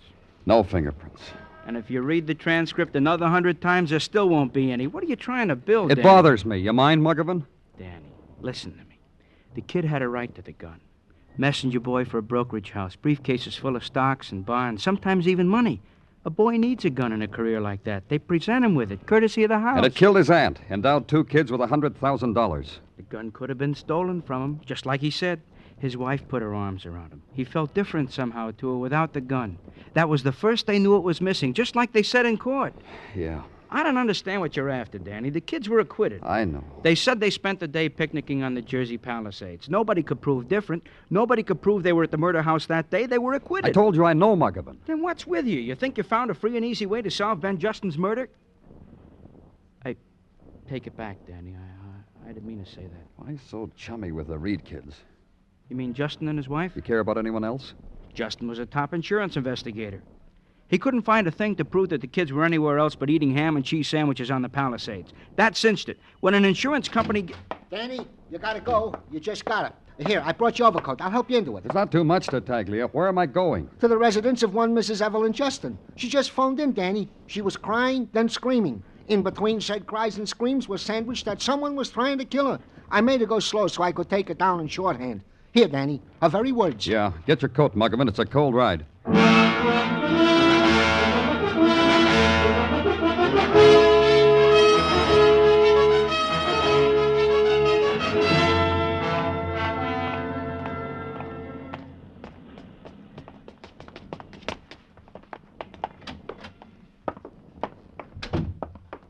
Down this hall, Muggavan. Come on. Right behind you. Wish I'd taken that call.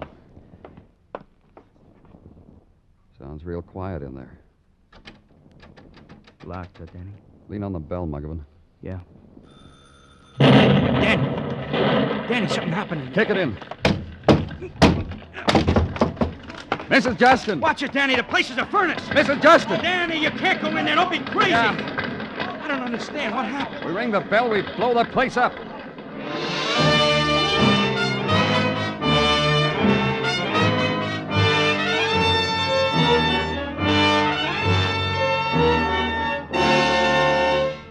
You were listening to Broadway's My Beat, written by Morton Fine and David Friedkin and starring Larry Thor as Detective Danny Clover. There should be plenty of action on CBS Hopalong Cassidy show tomorrow night. Hoppy will be invading the land of the Gunhawks, and though this may not sound full of action at first, he'll finally play dead to capture a band of vicious marauders. Hopalong Cassidy, starring Bill Boyd, comes your way every Saturday evening on most of these same CBS stations. Join him in the land of Gunhawks tomorrow night.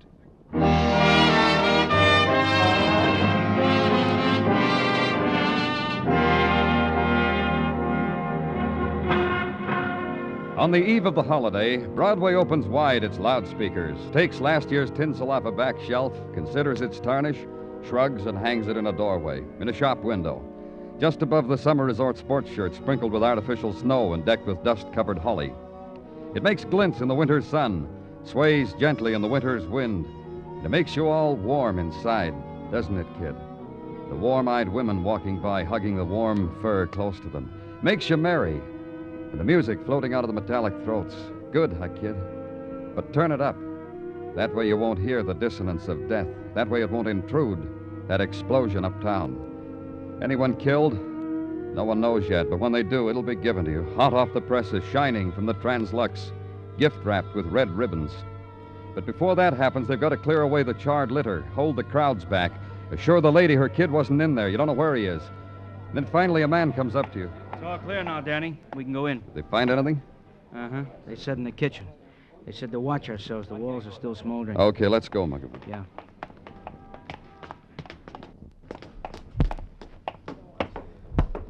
He said in the kitchen. Uh-huh.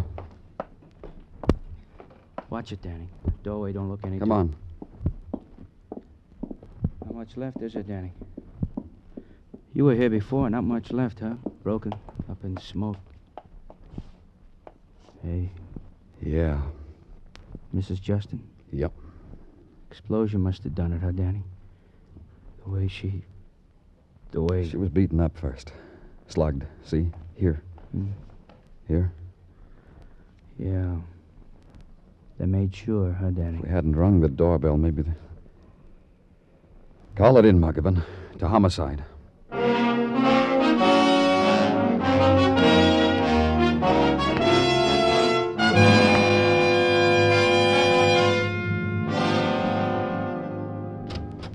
Hi-ho, Danny. I come bearing gifts from the boys in technical. To you. You thank them for me, Gino. Goes without saying. Christmas is coming, Danny. Courtesy is the motto of the season. A fella has to... Goes without saying. What have you got? Gift number 1. You are confirmed in your deduction that Mrs. Justin was slugged, left unconscious well, you were there, Danny. I don't have to spell it out for you. No, Gino. For this pearl, my thanks. This, a poet once said... Tartaglia. Yeah, Danny. Gift number 2. The doorbell was rigged to a booby trap of a type commonly used in the last... What am I saying? Ring the doorbell and boom! Blast! Poof. It was that professional. To the contrary wise is Mr. Gordon from Technical. He says it was a clumsy imitation. Gordon didn't like it, huh? He sniffed his nose at it. However, in the matter of an inferno machine, what matters clumsy, huh, Danny? Anything else? Nothing else. Except an itching in my brain. Huh? Yeah. I am making out my Christmas list, and it itches me. Want to give Mike Schreck, the bald-headed miracle detective from Philadelphia, for Christmas. The joy he has brought me. I should return it with a likewise. You got a suggestion, Danny? Only a question, Gino.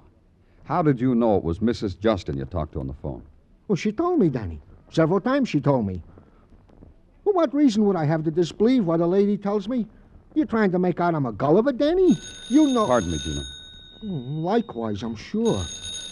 When they tell you their name, see if you... Danny Clover speaking. This is Swifty Crenshaw of the 34th Street Post Office, Mr. Clover. They referred me to you. Why? Oh, because I'm holding some undelivered mail from Mrs. Evelyn Justin. Bet you'd love to get your hands on it. Yeah, I would. Fine. Just ask for Swifty Crenshaw. Everybody knows me. Bye now. Hey, who was it, Danny? A Swifty Crenshaw from the post office. Swift... Cren? See? See how you two can be a Gulliver, Danny?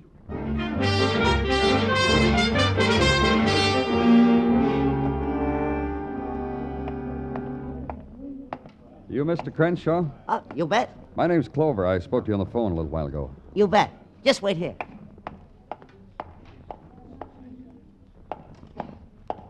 Here you are. The mail addressed to Mrs. Ben Justin. Uh-huh. There's not much there. Circulars, a few Christmas cards from people who heed our message to mail early. One there that's sealed, and the sender tried to mail it third class. Postage due on that one, but I guess we can forget it, huh? I can save you trouble turning over that postcard. It's for a free grease job with 15 gallons of gas. That other is for a book overdue at the library. You've been having yourself a time, haven't you, Mr. Crenshaw? You bet. What's in this envelope? How do I know? It's no use holding an envelope like that up to the light.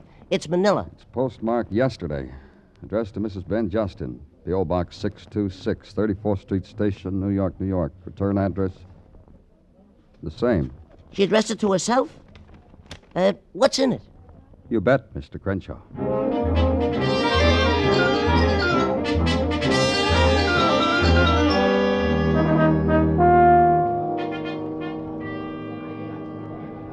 Hold on, please. Mr. Jasper is looking up the records now. Okay. Tell him to hurry. Mr. Jasper will speak to you. Good. Mr. Jasper on the phone. What about it, Jasper? You say you have a carbon copy of a subscription form for today's Lady magazine? Where did you get it? In an envelope. Come on, your girl said you were looking it up, Jasper. The form is used by your company, signed with the initials DF. Who is DF? Donald Fraser. He would have gotten 400 points if he'd handed the subscription in. But why didn't he? Where does Donald Fraser live? 19 West 16th. He's a pretty good... Yeah. Thanks.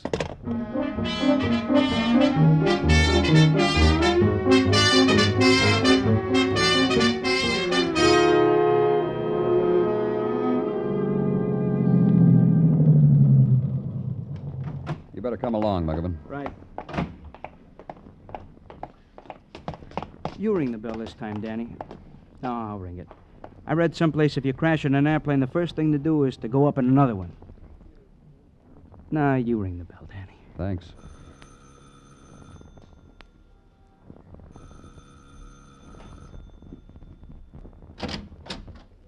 What do you want? You Donald Fraser?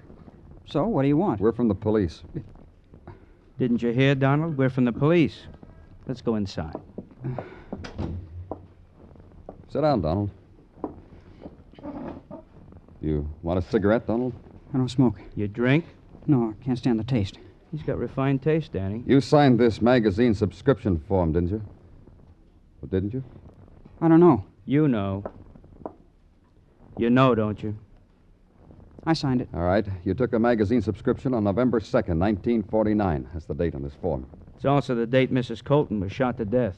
So, what's that got to do with anything? It's got this to do with it. It's a magazine subscription for Mrs. Colton. You took the subscription.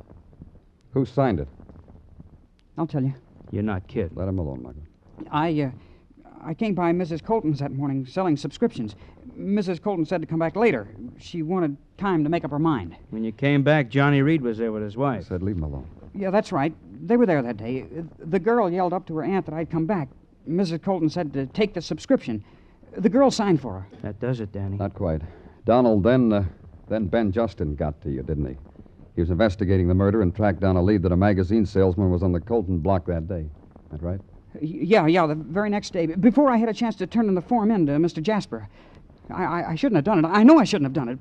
For $1,000, the trouble I'm in. I didn't mean to do anything. He talked me into it.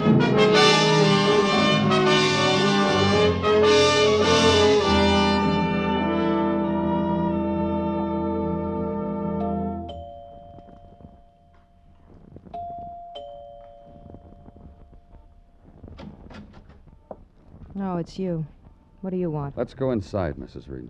Remember how busy I was yesterday? I'm busier today. That's too bad. I want to talk to you, and I want to talk to your husband. All right, come in. I've got an idea Johnny's going to throw you right out, and I want to watch. Johnny! Johnny! Yeah? Look who's here, Johnny. Huh? Oh. Hiya, Mr. Clover. Can I get you something? I just broke out a quart of beer. No, thanks. I want to talk to you alone. Sure. My pleasure. Go make us some coffee, Daddy. I told him you were going to throw him out, Johnny. You're making a liar out of me. Just get the coffee, Daddy. Then you'll throw him out? If he annoys me. All right, Johnny. Now, what's a good word, Mr. Clover? What have you been doing with yourself lately, Johnny? Oh, this and that. I got enough money. I'm lucky with the horses. The money gets used up and replenished. I envy you. Yeah, got a system. That's fine. I'm glad to hear of it. Is this what you come all the way out here to talk to me about? You impressed me the last time I talked to you. You kidding? No, I'm not. Say, you think Dottie needs any help with the coffee? Probably. She's all thumbs. But she doesn't like you, Mr. Clover. Maybe if I help her with the coffee. Yeah. Why don't you do that? Help her with the coffee. Mine's with cream, Mr. Clover. 2 sugars. What do you want? I just came in to tell you to get your hat and coat. That sounds familiar. That's right. You're under arrest. Hey, you're doing all right, Mr. Clover. You're under arrest for murder. Let me tell you why it sounds familiar, Mr. Clover. Because it's happened before. What happened before? A year ago, when Johnny and I were arrested for the murder of his aunt, the police separated Johnny and me. Then one cop came to me and said Johnny'd confessed. That way I was supposed to break down. They did the same thing to Johnny. Oh, as a policeman, you're a real nothing, Mr. Clover. A real nothing. Hey, let me laugh with you, huh? Say, you remember what they tried on us before, Johnny, trying to make us confess? Well, your friend Clover just tried it again. Oh, Clover. All right, you had your fun. Don't you think you ought to go home now? I haven't had my coffee yet. Daddy makes such lousy coffee. It really isn't worth it. You know, I don't understand you. Throw him out, Johnny. That's what I mean. I came here to give you something for Christmas. Maybe I'm a little early. Maybe I should come back.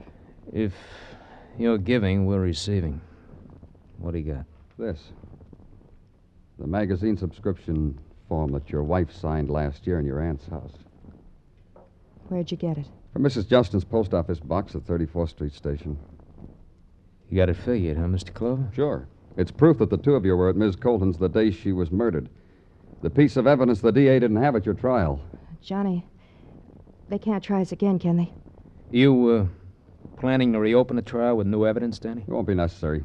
Justin bought this subscription form from the salesman. He was blackmailing you with it. Then a little while ago, he got afraid of you two, passed it on to his wife. That's where she had it, huh? That's where she mailed it for safekeeping after you killed her husband. You thought you destroyed it when your wife called headquarters and had me set off that booby trap. And now you got it. Merry Christmas, Danny. How much you want? How much were you paying Justin before you killed him? Don't bargain. How much? All of it. Everything you got. I want you to sign a confession, you and your wife. Let me sit down. Think about it. Serve the coffee, Daddy. You gonna stir it with that gun? No. I'm gonna kill you with the gun. You want 1 slug or 2? Johnny! Hey! Ah! This'll put you out of your misery, Johnny. You can have half of it, Mr. Clover. All of it. You can have anything you want. I've got what I want. Let's get your coat, Mrs. Reed.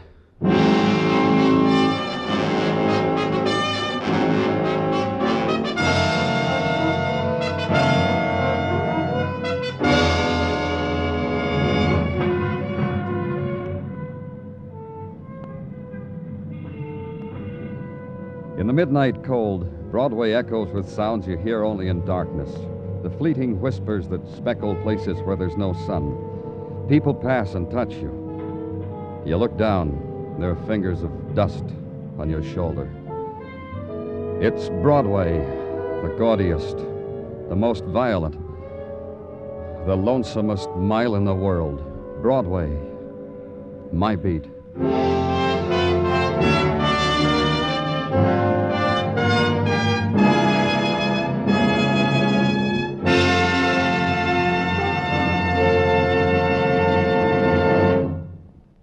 Broadway's My Beat stars Larry Thor as Detective Danny Clover with Charles Calvert as Tartaglia. The program is produced and directed by Elliott Lewis, with musical score composed and conducted by Alexander Courage. Included in tonight's cast were Anthony Barrett, Sam Edwards, Virginia Gregg, Michael Ann Barrett, Sidney Miller, and Jack Crucian. Now, here's Larry Thor. Ladies and gentlemen, tonight's program concludes the present series of Broadway's My Beat. We thank you for listening and hope to return to the air in the near future when Danny Clover will bring you more adventures along the Great White Way.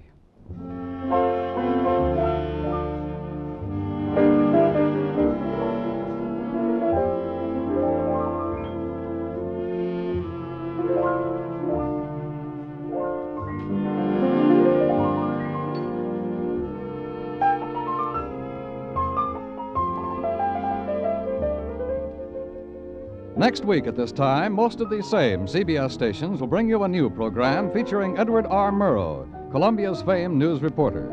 This new program will be called Report to the Nation, and during its 60 minutes, Mr. Murrow will bring you not only important war and political news, but also summaries of all that's bright and new in the world of music, the theater, sports, and the other colorful, varied fields of American life. You'll hear recordings of great speeches and great events in the week preceding each Friday night broadcast. Report to the Nation will report the news for CBS listeners in this unprecedented series of broadcasts. Be listening for Report to the Nation next Friday evening on CBS. Dan Coverly speaking. This is CBS, the Stars Address, the Columbia Broadcasting System.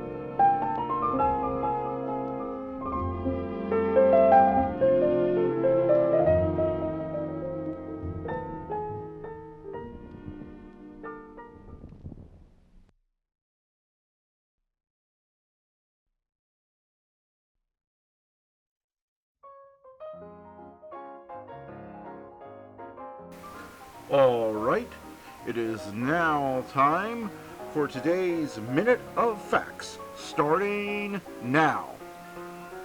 A lightning bolt is 5 times hotter than the surface of the sun.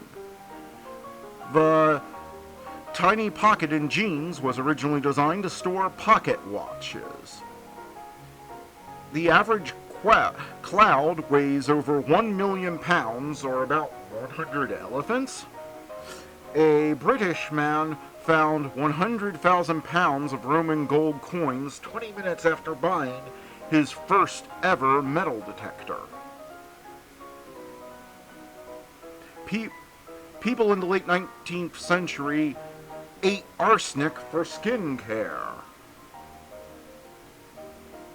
The oldest dog that ever lived was 31 years and 165 days. The Pope can't be an organ donor. The letter Q doesn't appear in any American state names. And now, let's get back to the shows.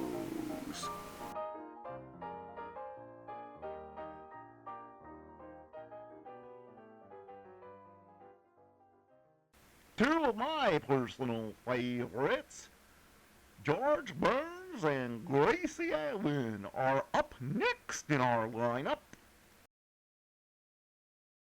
Another cup of Maxwell House coffee, George? Sure. Pour me a cup, Gracie. You know, Maxwell House is always good to the last drop. And that drop's good, too. Yes, it's Maxwell House Coffee Time, starring George Burns and Gracie Allen.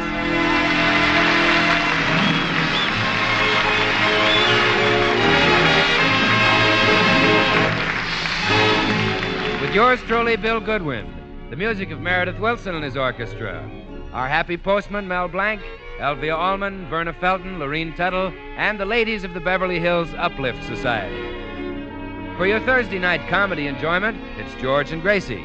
And for your everyday coffee drinking enjoyment, it's Maxwell House. The coffee that's always good to the last drop.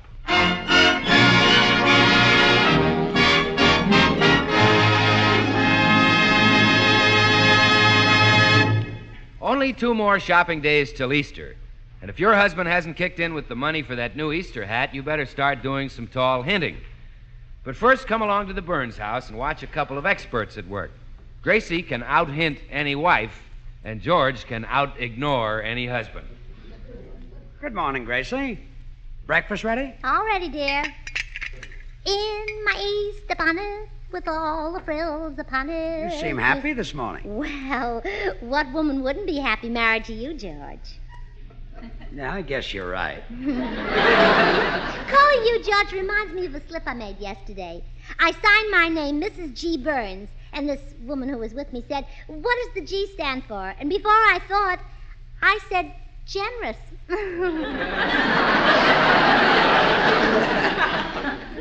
Generous, huh? In my Easter bonnet with all the frills about Pass it. the bacon. Yes, dear. By the way, have you seen the good news in the paper? It looks like income taxes are going to be cut way down. Now you'll just have scads of money. Yeah, I'll have so much money I won't know what to do with it. In my Easter bonnet with all the frills upon it. Pass the egg. Yes, dear. Notice the way I colored the eggshells this morning? Blue and pink and speckled. Yes, they're pretty, but what's the idea? To remind you of something that's coming. Something that's coming. Mm-hmm. Let's see, eggs make me think of hens. Mm-hmm. And hens...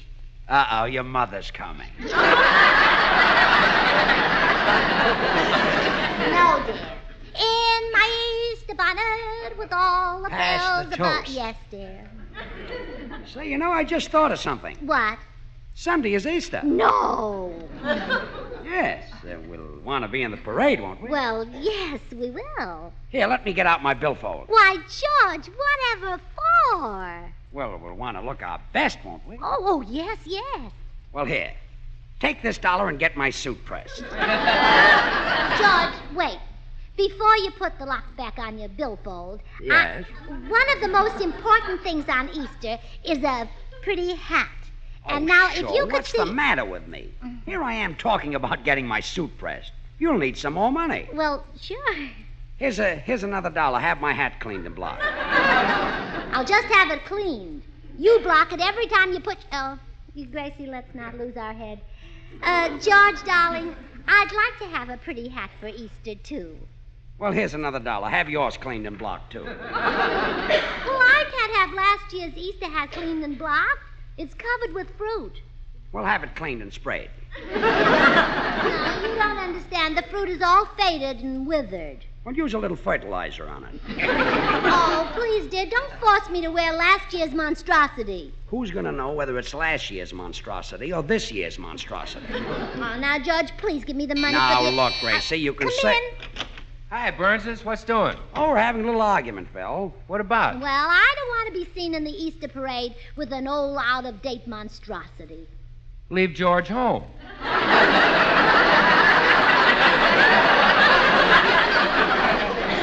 Willie, you're a riot. Bill, when I said an out-of-date monstrosity, I meant last year's Easter hat. George won't give me the money for a new one. Why not? Hasn't he been told he can't take it with him? Yeah, he's been told that, but he wants to experiment. Never mind the smart cracks, young lady. Not going to throw money away on a silly hat. You think you're married to the pot of gold? She's not sure about the color, but the shape's right. I'm going in the den and leave you comics without a straight man. And you don't get an Easter hat, Gracie. Times are hard and I can't afford it. Gee whiz, so he won't give you money for a hat. Have you tried flattery, Gracie? That doesn't work anymore, Bill. George is wise to flattery. Well, it wouldn't hurt to try it. Oh, okay. But you'll see, it won't work. George, Yes? you're the youngest, handsomest, kindest, most talented, best built, most romantic husband in the world. No, huh? No. Oh, thanks anyway. You're welcome. Now, you see, Bill. Yeah. See, I wonder if it'd do any good. Come in. Good morning, Mrs. Burns. Here's your mail. Thank you, Mr. Postman. Oh, hello, Mr. Goodwin. Oh, hello, Mr. Postman. Mr. Postman, did your wife get money out of you for an Easter hat? Oh, yes. Oh, how did she do it?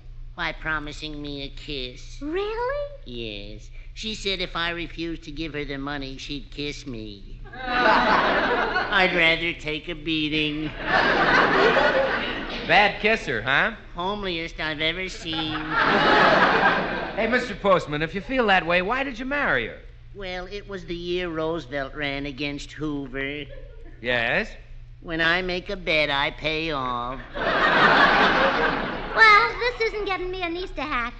I guess I'll have to use my club to get the money out of George. Oh, don't beat him with a club. That's cruel. No, I meant the club I belong to, the Beverly Hills Uplift Society.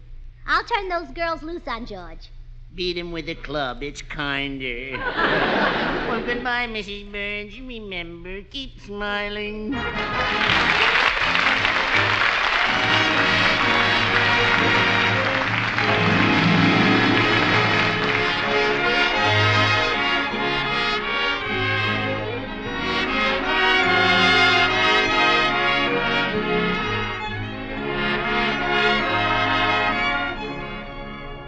Rockabye Baby.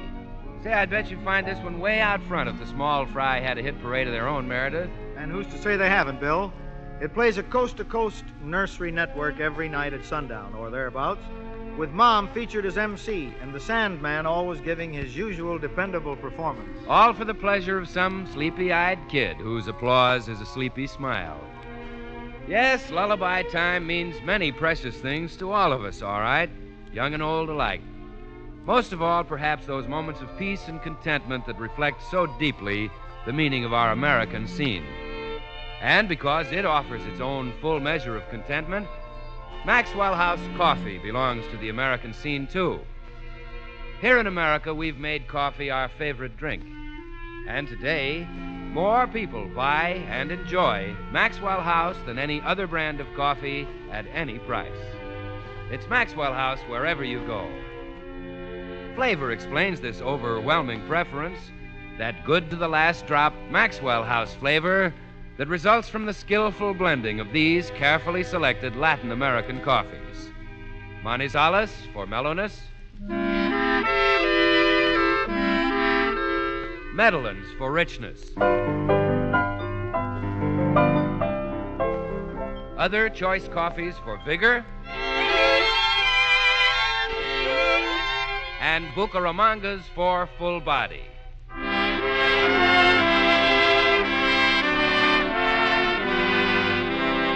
Adding up to coffee you get at its flavor peak. So, friends, why not enjoy the finest in coffee drinking pleasure? You can for just a fraction of a penny more per cup than you'd pay for the cheapest coffees sold. Just say, Maxwell House, always good to the last drop.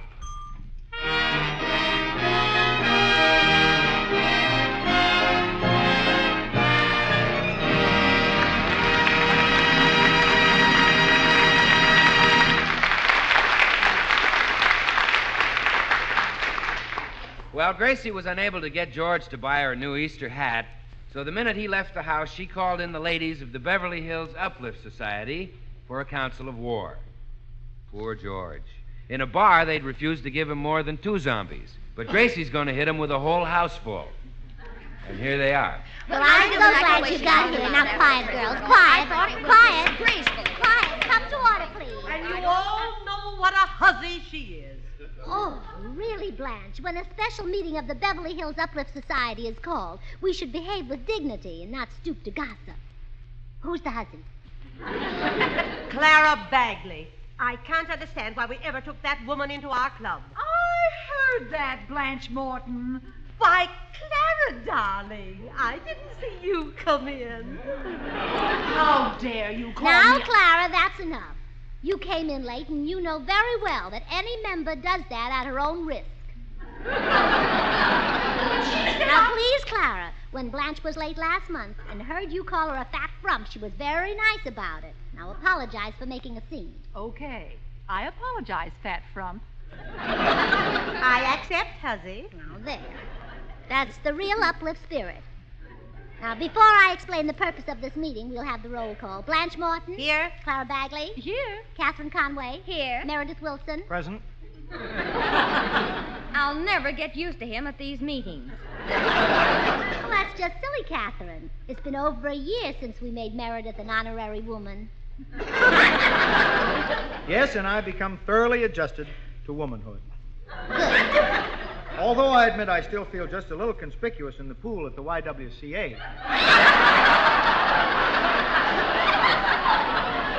We're dying to know why you called a meeting, Gracie. Can't we skip the rest of the roll call? Well, all right, Blanche.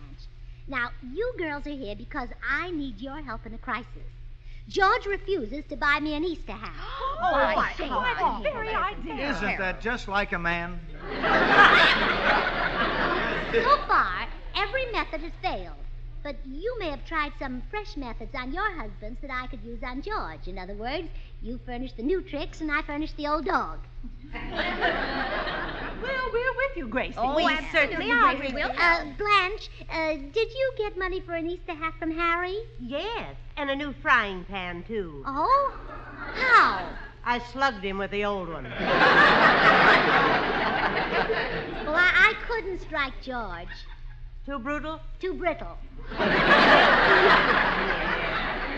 He is sort of puny. Clara, did you get hat money out of Joe? Oh, sure. No trouble at all. You know, Joe's the affectionate type. Until he agreed to give me the money, I wouldn't let him kiss me. Oh. Well, that wouldn't mean much to George. Some husbands' kisses get better, but his just get higher. Higher? Yes. His aim's not what it used to be. First it was his lips. My lips. And then my cheeks.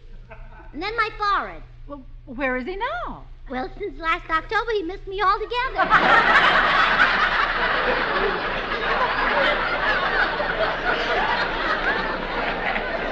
My, you're really in trouble.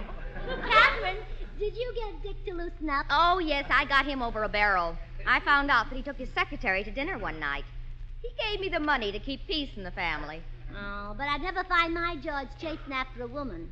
He doesn't have the desire, the inclination, the wind.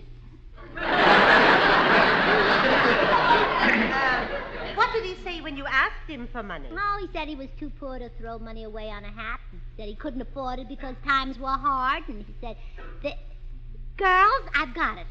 We'll shame George into giving me the money. Well, how am I going to do that? Well, we'll hurt his pride. Now, here's the plan. At 3:00 sharp, I'll have George in the living room. You girls come in one at a time, and then you pretend that you're bringing me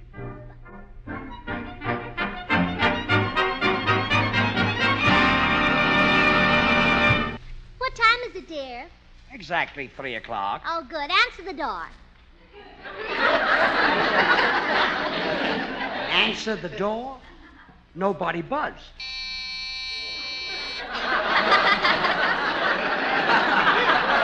Gee, there must be something wrong with my ears. Come in. Good afternoon. Oh, hello, Mrs. Morton. I brought you poor people a bundle of old clothes.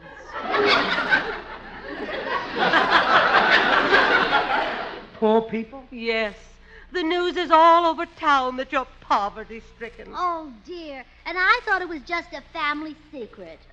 Oh, you poor, brave little thing, you. Going through life without a stitch on your back. Yes. There wouldn't be a stitch on me anywhere if I hadn't had my appendix out. Look, let me in on this. What's going on here? Take these clothes, Gracie. Here's a dress I don't need. Look, George, a dress for me. And here's one of my old corsets. Look, something for you, too. And here's one of my husband's old suits for Mr. Burns, too. But we're not poor. Where did you ever get the idea that we... Oh, hello, folks. Oh, hello, Mrs. Bagley. Don't get up, Mr. Burns. I know how weak you must be. Weak? Yes, from hunger. I heard about the fix you're in, so I brought over some soup. Soup? Oh, thank you, Clara. Yes. We don't need any soup, Mrs. Bagley. We got plenty of soup. The Salvation Army got here first? Yeah, with hot soup. Yeah, I love soup when it's hot. Clara, it's just his pride. What kind of soup did you bring? Chicken. With noodles? Yes. Oh, George, did you hear that? We can have the soup tonight and the noodles tomorrow. Look, Gracie, whoever told me... Come in. Oh, you poor, poor people. I heard the awful news. Now, see here, Mrs. Conway. I'm not a wealthy woman, but I can always scrape together a few pennies for the needy. Here, take this quarter. Oh. Bless you, Catherine. Mrs. Conway. How did it happen, Gracie? Your husband's been on the radio for years. Didn't he save any money? Not a cent. He's told thousands of jokes, but he never laid a nest egg. Oh, how terrible!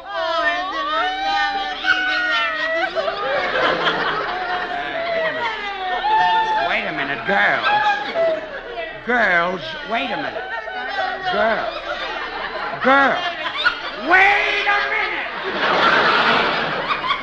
I have to make myself for Jack Benny to be heard. Now, Gracie, get these dames straight about that crazy rumor. Tell them we're not broke. Now, dear, it's no disgrace. What do you mean it's no disgrace? And it doesn't matter to me. I still love you. Girls, 1, 2. La-dee-da. What is this going to be? Other women may walk in their sable and mink, with pheasant to eat and champagne to drink. We're at the Jefferson again. But I will wear rags, and on crumbs I will dine, and stay with that shabby old husband of mine. Gracie, What if the house is as cold as a stone? What if one tattered garment is all that I own?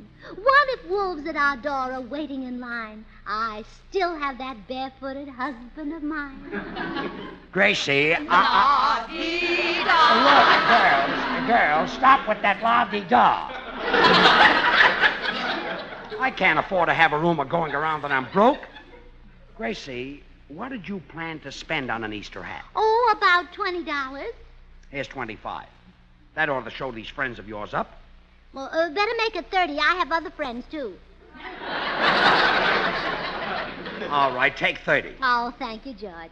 Well, girls, as long as you're here, let's go in the den and have a nice visit. I wonder if I've been had. Meredith Wilson's orchestra, it's a good day.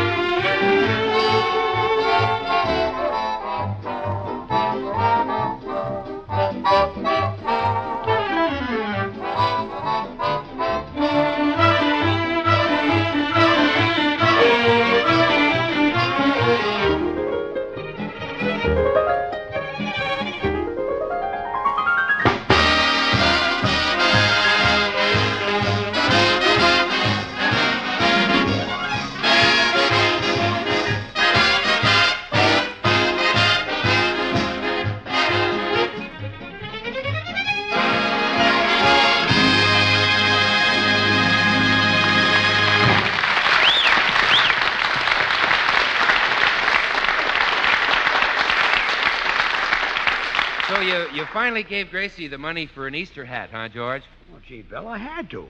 Rumor got around that we were destitute. Neighbor women started bringing me old clothes and soup and money. No fooling. Yeah. Imagine offering us charity. Mrs. Morton even had the nerve to bring me one of her husband's old cast-off suits. Here, look at it. Hey, George, that doesn't look bad on you. Really? No. Of course, I just tried it on for a gag. Mm-hmm. Don't intend to keep it. Then why have you made those... Hey, why'd you make those chalk marks where you want it altered? Sort of an act to me. Yes. Well, those aren't chalk marks, Bill. I spilled some soup on it. Noodle Soup, soup, huh? Noodle soup. Those are noodles. Noodles? Mrs. Bagley Yeah. makes very good chicken soup. Oh, you don't like charity, huh? Look, it cost me $30. For that, I can eat a little. Noodle soup. Noodle soup. Come in. Hello, all. Oh, hello, Meredith. Hi, Meredith. I'm sorry to be late, George, but here's my bundle. I managed to scrape together some tuxedo studs, a pair of tennis shoes, and a book of Bach fugues arranged for drums, marimba, and sousaphone. Where are the other girls?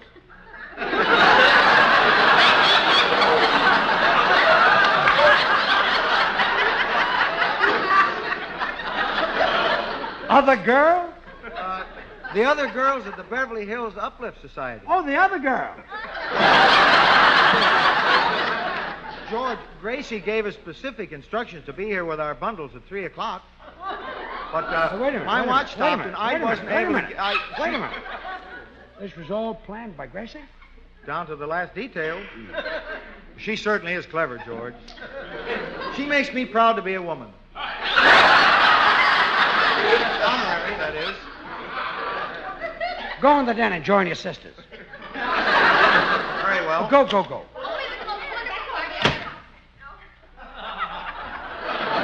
Rooked by the uplifters. George, listen. Are you just going to stand there and let those women make a sucker out of you? Now go in there and tell them off. Throw them out of the house.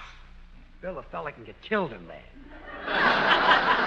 Okay, then I'll do it for you. Gee, would you, Bill? Well, certainly. After all, you're my oldest friend. I am? Well, sure. I got friends I've known longer, but you're the oldest one. Will you tell him, Bill? Will I tell him? What'll you tell him? Make up your mind now. Well, what'll you tell him? I'll read him the riot act. Yes. I'll say, now listen, you dames. Yeah. Listen. You miserable, conniving wenches. Nice opening. Yeah, you call yourselves women? Yeah. I've seen better-looking pans under ice boxes. Now, clear out before I spray you with DDT. With DDT? Yeah. Attaboy, Bill. Come on in and tell him. Okay. I know what I think. Quiet. Girls. Bill has got something to say to you. Okay, Bill. Chair him. Okay, George. Chair him. Yeah. Now, listen, you dames, you. Where's that wonderful smell coming from? Oh, from the kitchen, Bill. We're making some coffee. Oh. Now, listen, you dames. Maxwell House? Well, of course. The riot act, Bill. The riot act. Read it. We always play Maxwell House, Bill. It's so rich and delicious and mellow. Yes, we love that famous Maxwell House flavor. Well, Mrs. Morton, that's the result of careful selection and blending of choice Latin American coffees, radiant roasted to perfection. Wenches, Bill. Wenches. Miserable wenches, remember? Wenches. Miserable. It's no wonder more people buy and enjoy Maxwell House than any other brand of coffee in the world. Oh, you said it, Mrs. Bagley. And they connive, too. Tell them. Yes, Tell them. yeah. Tell them. Girls, Maxwell House is absolutely tops in coffee drinking pleasure.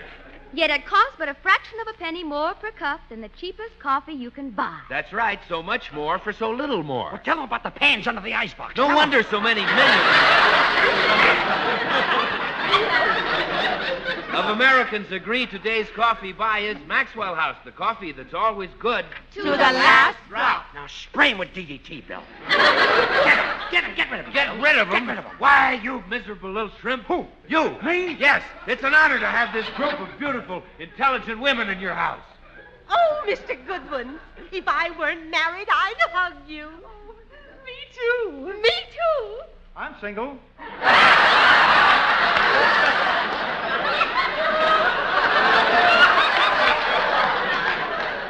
Get out of here, Goodwin. I'll handle this myself.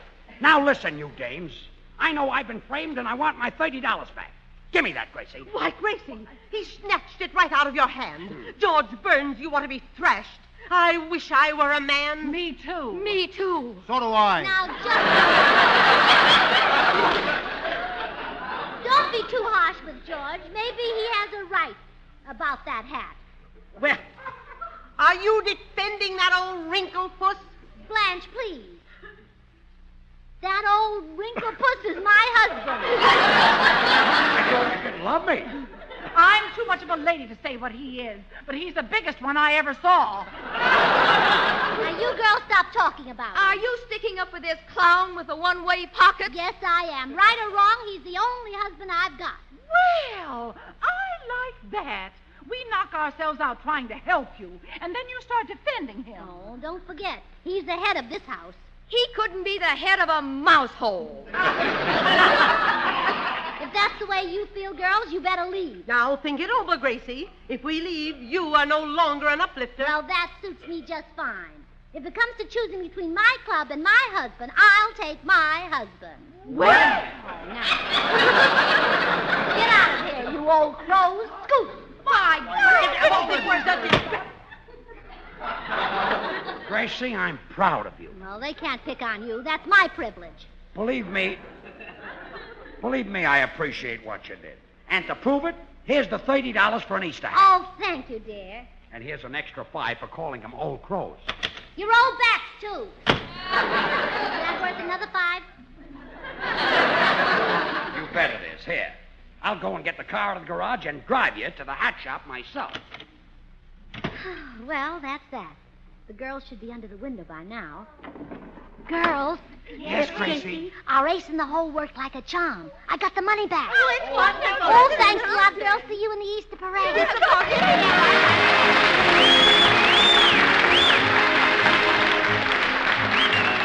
Join us again.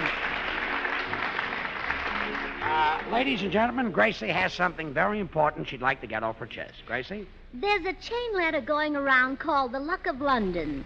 And this letter claims that I won a large sum of money by not breaking the chain. I would like to say here and now that I have never won anything. In fact, when I receive a chain letter, I tear it up immediately. So please disregard any chain letter which uses my name. Good night. Good night.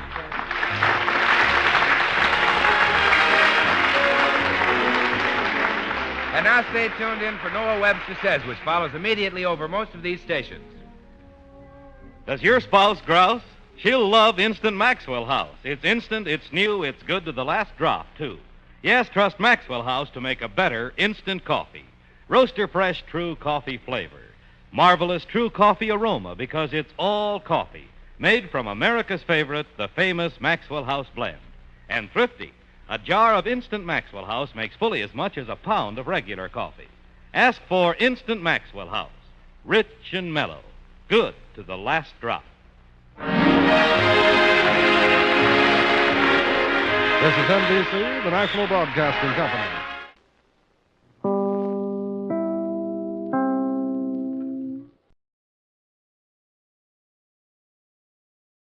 Since my parents came from Abruzzi, I tried your Classico d'Abruzzi beef and pork pasta sauce. Believe me, it had the true taste of my dear mother's sauce. My mom and dad were from Naples, and you know, your Classico di Napoli tomato and basil is so like my mom's. Both my parents came from Sicily, and while my mother made very good sauce, your Classico di Sicilia with ripe olives and mushrooms has a pretty big edge over hers. Classico, authentic regional pasta sauces. The only way to travel is Cadillac style. Alante by Cadillac. An uncompromising experience of automotive refinement in an ultra-luxury roadster. Let's go, let's live, let's love every mile. The only way to travel is Cadillac style. Cadillac, Cadillac, Cadillac style. Cadillac, Cadillac, Cadillac style. Risk everything. Except your hair. I thought styling was torture. And my hair just loves it. I style with Pantene. Pantene puts these wonderful vitamins in every mousse, gel, spritz, and spray. I can hold, shape, lift, and still love every inch of my hair. The one thing I can't do is see why you'd use anything else. Pantene, because it's not just your style. It's your hair. Come on in to Sunrinse Fresh, like hanging your wash in the sunshine. Come on in to Sunrinse Fresh. Bright and sunny, downy feeling. fresh and light sun rinse fresh. Come on into the sunshine.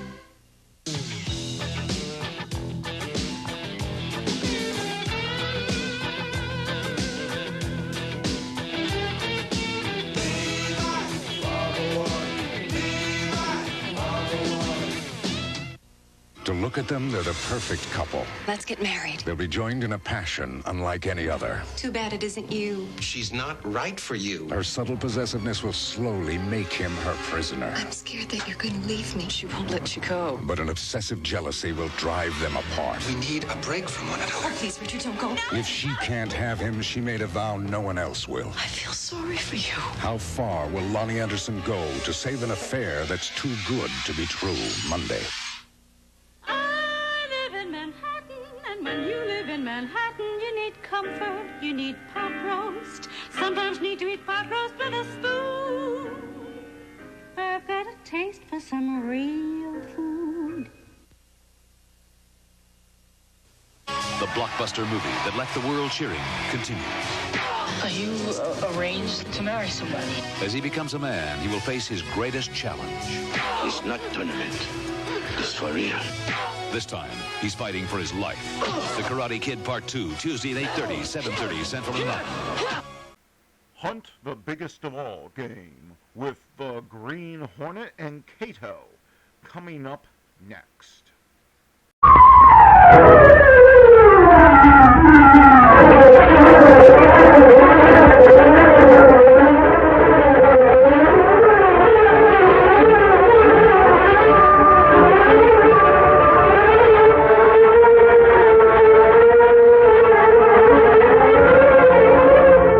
His faithful valet Cato, brick-free, daring young publisher, matches wits with the underworld, risking his life that criminals and racketeers within the law may feel its weight by the sting of the Green Hornet.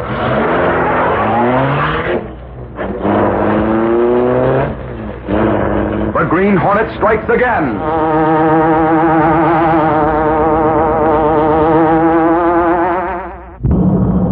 A large car moved through the night along the state highway a few miles east of the city. The driver had the front seat to himself. One of the two men in the rear kept a close watch on the driver. The other sat half-turned so he could look out the rear window at the dimmed headlights of the car that followed. Is the other car still back of us, Dykeman? Yeah, about a quarter of a mile. Hey, Mr. Coleman, what's cooking? You don't know the plans, huh, Eddie? It's time you were informed. So, hate to be spotted by the cops. This car's plenty hot. Eddie, do you see the bridge ahead of us? Yeah, sure. Stop on the bridge. On the bridge? You heard what the boss said, on the bridge. All right. Who's arguing? Keep the motor running, Eddie. Okay, now what? Eddie, you've been one of the best men in my outfit. You know that, don't you? Oh, thanks, Mr. Coleman. You should have been satisfied with what I paid you. You were doing all right. Other cars stopped right back of us, boss. Good. Well, now listen to me, Mr. Coleman. Give me a Say, chance. Eddie, I don't want to hear it. Go ahead, Dykeman. Let him have it. No, wait. I can explain it. Oh. Yeah. That did it. I hope he didn't leave a mark on his head. Not a chance, boss. Not with a sandbag. Now get the front door open. Turn the wheels toward the side of the bridge before we put the car in gear. Yeah, I know, Mr. Coleman. All set to let it go? Yeah. Be sure you jump clear. Let's go!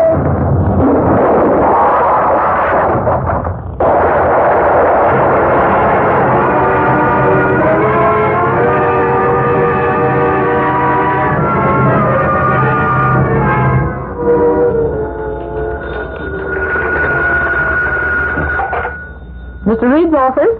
Who's calling, Miss Reed? No, he isn't in yet. Do you care to leave your name? Very well. Wouldn't leave no name, eh, Casey? No, Axford. No name. You know, there's something interesting here in the last edition. The cops found Eddie Rick in a stolen car. I read that. Dead, wasn't he? Yeah, drowned. Went off the bridge on the post road. Did you know him? I knew who he was. You know, Casey, stealing cars is different than it was. Well, how's that? I got the dope from Burke over to cops' headquarters. Oh, it's a big racket, Casey. Burke and the cops know about it. Then why don't they stop it? Proof. That's what they need and don't have and can't get. The guy at the head of the racket is too smart. Don't tell me you know who heads the racket. All right. What? Well, you said not to tell you I know who heads the racket, so I won't. Oh, Axford. Do you know? That I do. He's a slick termite by the name of Coleman. Crimp Coleman, they call him. He's got lawyers that know how to use the red tape of the law. Oh, the old red tape again. Ah, by golly, there was only some way. Hey, Kate. Oh, no, Axford. Please don't have an idea. Listen, is that Hilton dame still working here? Doris Hilton? Yes, she's in the city room. I promise you that sometime you'll let her help me on the story. Maybe this is Hey, it. now, wait a minute. You'd better ask Mr. Reed before you make any plans. Where's he at? At the Civic Club. He's having lunch with the police commissioner. I can't wait. This is too good to keep.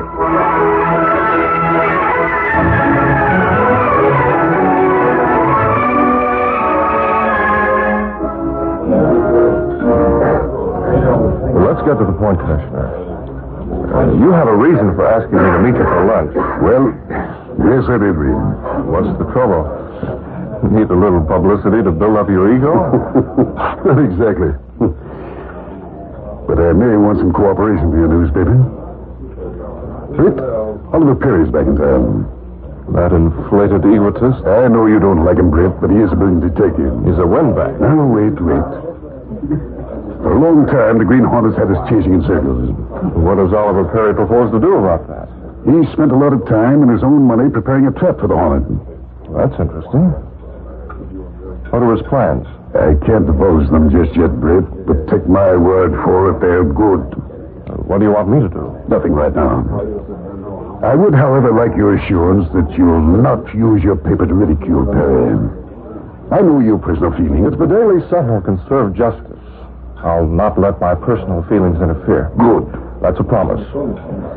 But, why don't you ask this mastermind to do something worthwhile and get evidence to smash Crimp Coleman? Britt did that very thing. Perry came here a few days ago, and I asked him to investigate Coleman. Did he get proof that Coleman's the head of a gang of car thieves? No. Did he confirm the fact that Coleman has the stolen cars brought to his garage where the appearance is altered? No, he didn't. Did he tie the Coleman chain into a used car lot where the stolen cars are sold? Britt, those are mere suppositions based on what your reporters tell you. Oliver Perry has decided that Coleman's on the level. Coleman's a crook.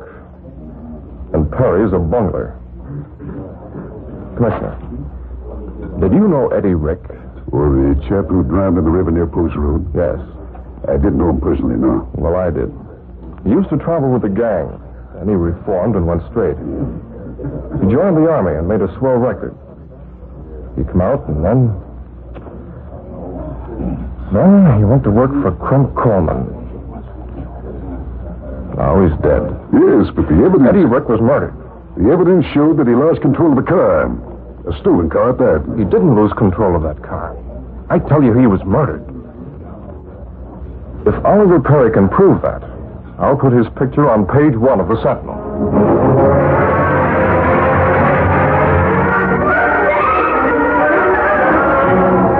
Now, you just do like I said when we get to Cream Coleman's house. You got it, Miss Hilton? I'll try, Mr. Axford. I'll try very hard. I do want to make good. And I think your plan's just wonderful. They call me the man of action. By golly, when there ain't no news, I go out and make some. Hey, let's go! Wonder why everybody's honking a horn. Maybe they want you to move. The lights changed. Huh? Oh, golly, so it has. Here we go. Hang on.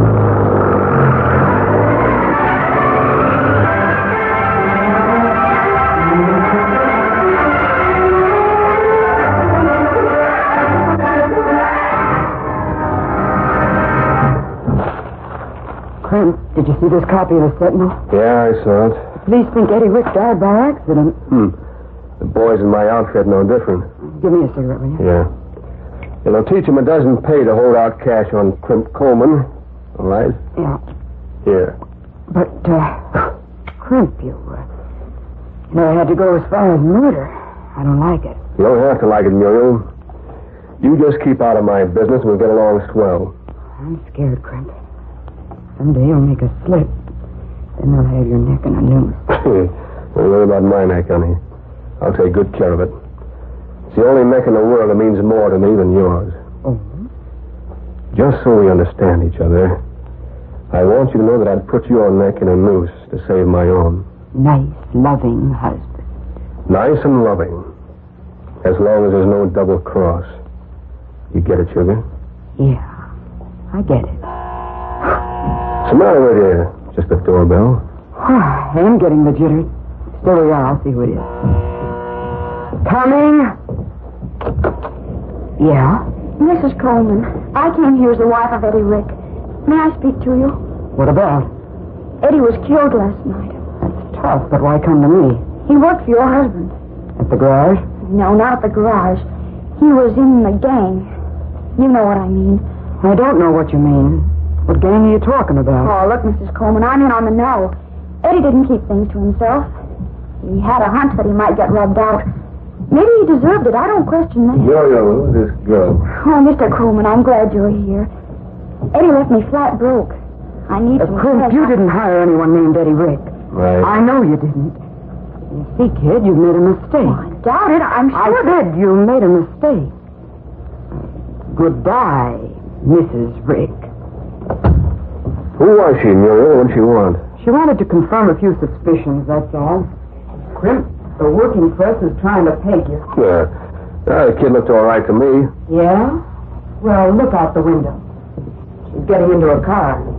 See who's driving? What? Mike Axford. He used to be a headquarters dick. Sure he did. Now he's working for the Daily Sentinel. That little tomato thought she'd pull a fast one. I knew she was a phony as soon as she tried to pose as Eddie Rick's wife. Well, I got to hand it to you, Muriel. How did you know it? The little fool should read her own newspaper. Mrs. Rick's picture was on page 5, and she's in Florida.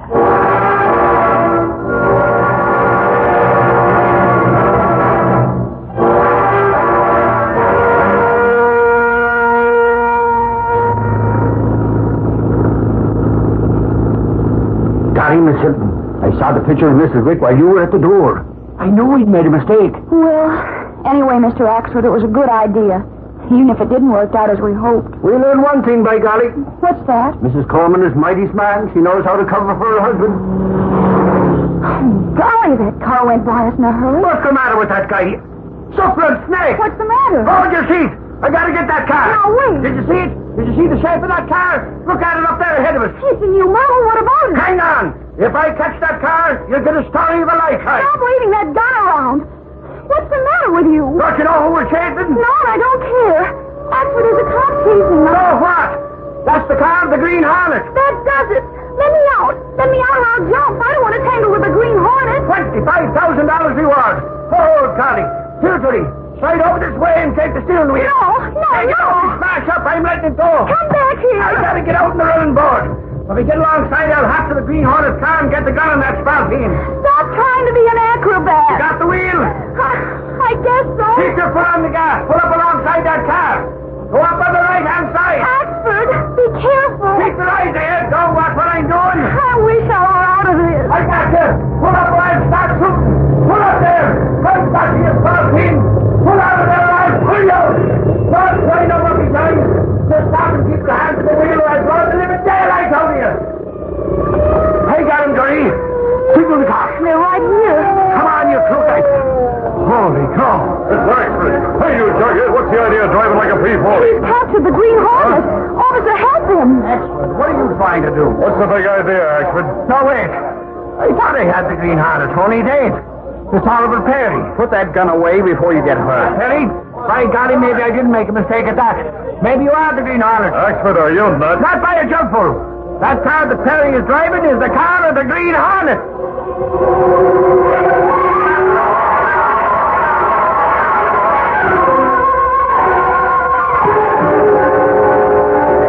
We'll continue our Green Hornet adventure in just a moment.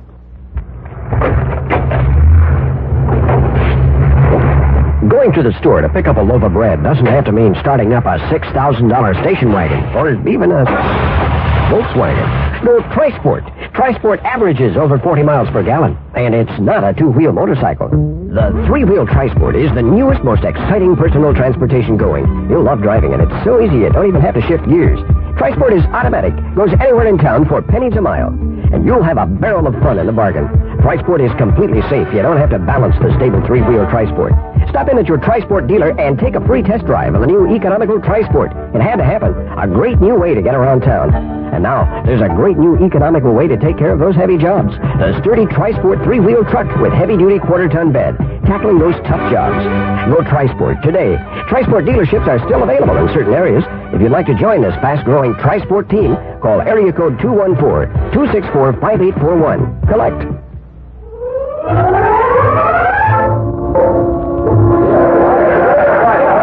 Traffic was snarled for several blocks by Michael Axford's car, the police car that had chased it, and the car that Axford had pursued in the belief that it was the sleek black car of a Green Hornet.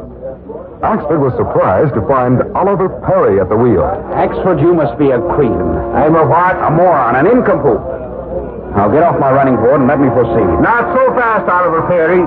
Where'd you get this car? And how? I bought it, you fathead. Bought it and paid for it. I had it custom made. It looks like the harlot's car. Well, it's not. The commissioner had a two-way radio installed for Mr. Perry. The officer's right. I was just driving around to test the installation. Oh, golly. I thought he had something. If you'd brushed a fender with that fugitive from the scrap pile that you're driving, you'd have had a lawsuit. Oh, golly. Hey, where did Miss Hilton go? She said she'd walk back to the office. I know that's a shame. I wonder if my driving makes her nervous.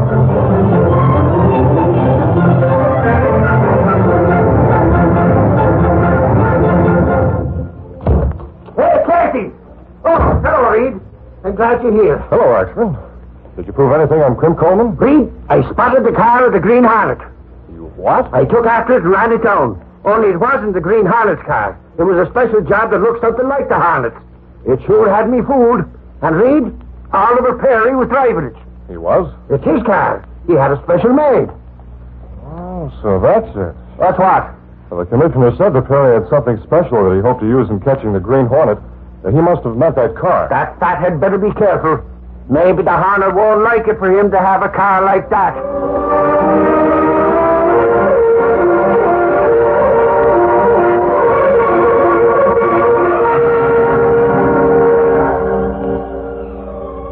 Commissioner, I'm surprised that you let Axford carry a gun. Oh, he's reliable, Perry.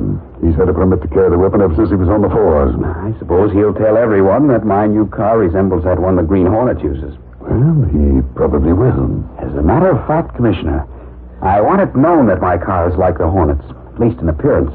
You want it known? Yes.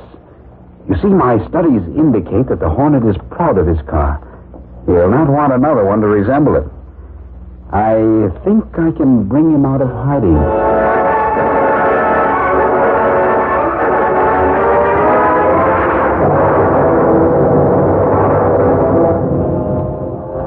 After questioning Axford at great length, Rick Reed spent the rest of the day in deep thought.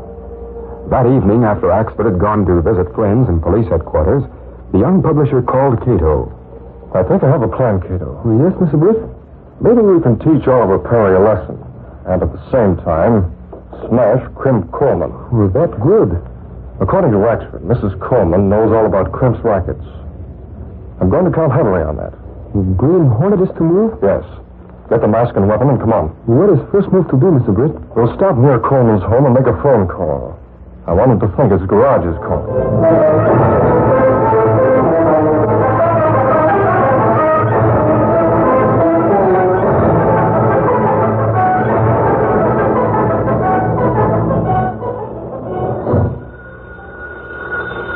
Yes, for the phone, Clem? All right. Coleman speaking. Say, Mr. Coleman, is Eddie Rick's widow a small, dark-haired woman? No, she's a blonde. What's more, she's in Florida. Well, that's what we thought. Maybe you'd better come to the garage. Hey, is a small, dark-haired tomato there? Is she snooping around there as Rick's wife? You better talk to her yourself. Keep her there. I'll be right over. Well, that girl at the garage. What's she trying to prove? I don't know, Muriel, but I'm going to find out. I'll be home as soon as possible.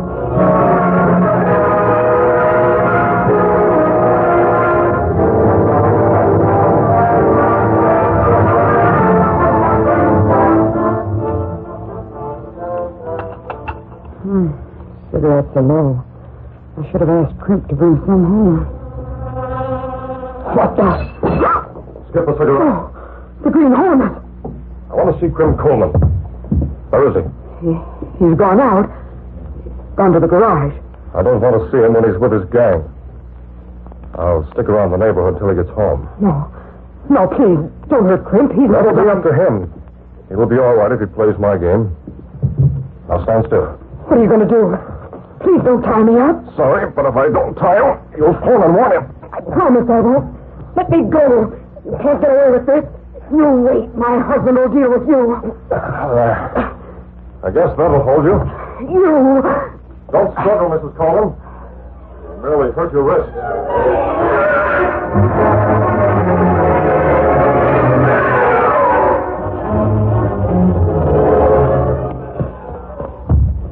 Now to call Oliver Perry. Get going, kiddo.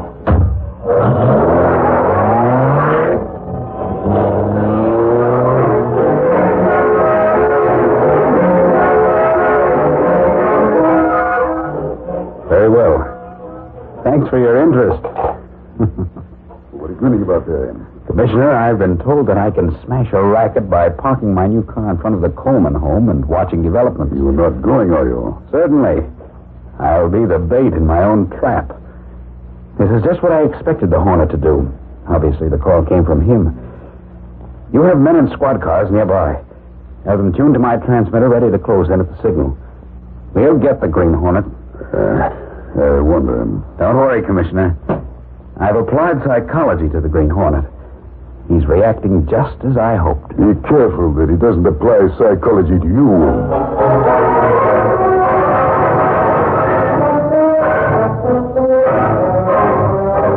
Muriel Coleman struggled frantically after the Green Hornet had left. She managed to stretch the rope and free her hands. Then she called the garage to warn her husband. All right, Muriel. Stay there and sit tight. What's up, boss? The Hornet's been at my place. He's waiting there. The Green Hornet? Holy Fred, Logan, Pete, come on. What's the Hornet want? I don't know, but he's waiting in a house. We'll take this car.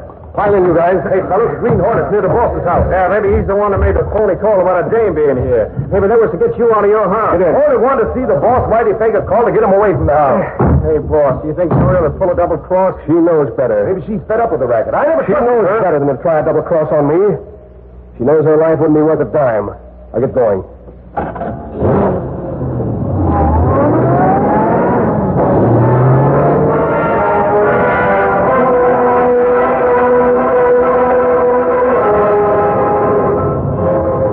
Dykeman drove with Coleman at his side and 3 armed men in the rear seat.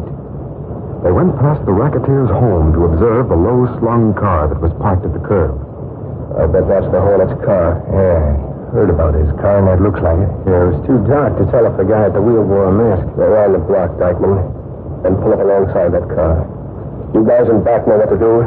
Be sure you work fast.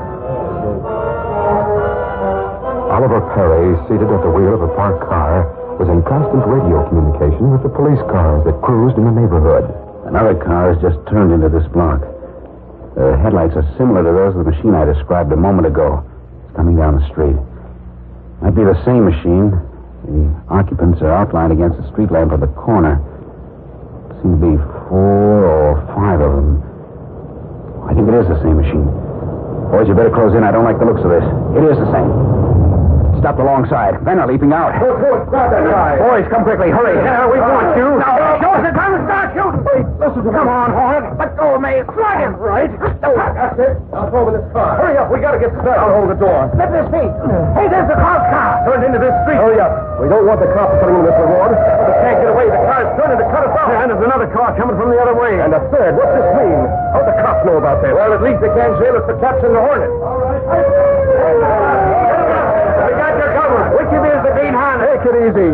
Put those guns down. Right fun we will. We got the Green Hornet, and we claim the reward. How'd you cops know he'd be here? Hey, Burke, this is Clint Coleman. Holy crow, are you the Hornet? Oh, you fool. The Hornet's in the back of my car. Show your light in there, Burke. That ain't the Hornet. That's Oliver Perry. What? You're crazy. It's the Hornet. And there's his car. Right fun it is. That's the car that Perry had made so he could trap the Hornet. And by golly, he got you. It's that wife of yours, Coleman. She framed us. I told you not to trust her. She framed this deal.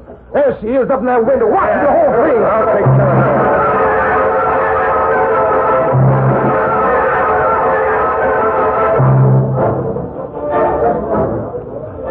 Suffering Snake Street. What are you doing in the did you? Well, Gunnigan phoned as soon as he heard from you.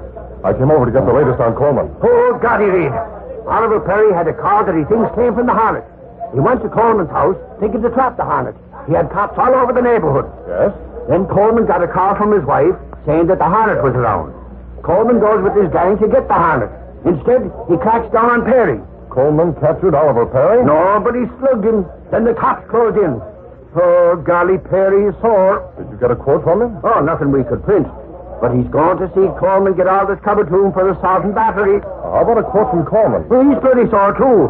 He thinks his wife framed him. It's Burke. Hi, Burke. Hey, Reed. Look who Burke has with him. Who is she? That's Muriel Coleman, Clint's wife.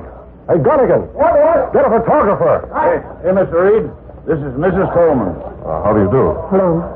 Burke got special permission to bring me here, Mr. Reed. She came into headquarters and squealed on the whole Coleman gang. Turned state's evidence. Holy crow! Clint's dead sure I double-crossed him.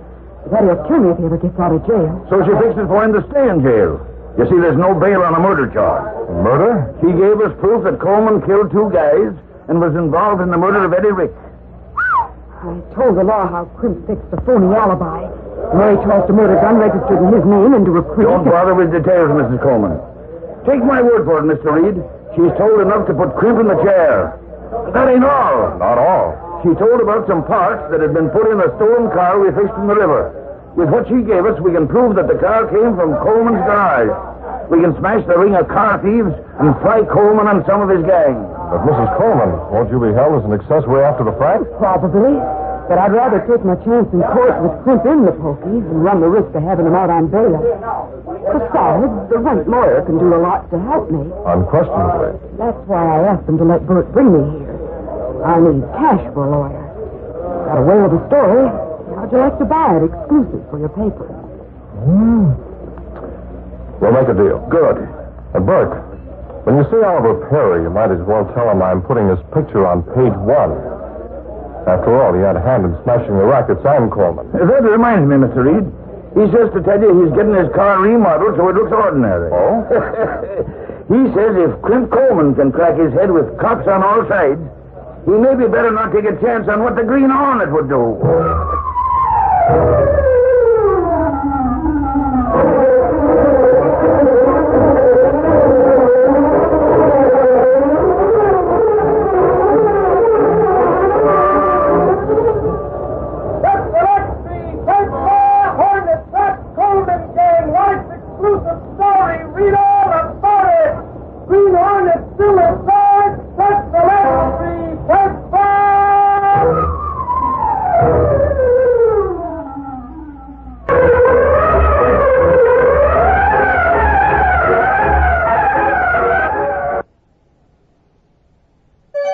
VintageRadioshows.com.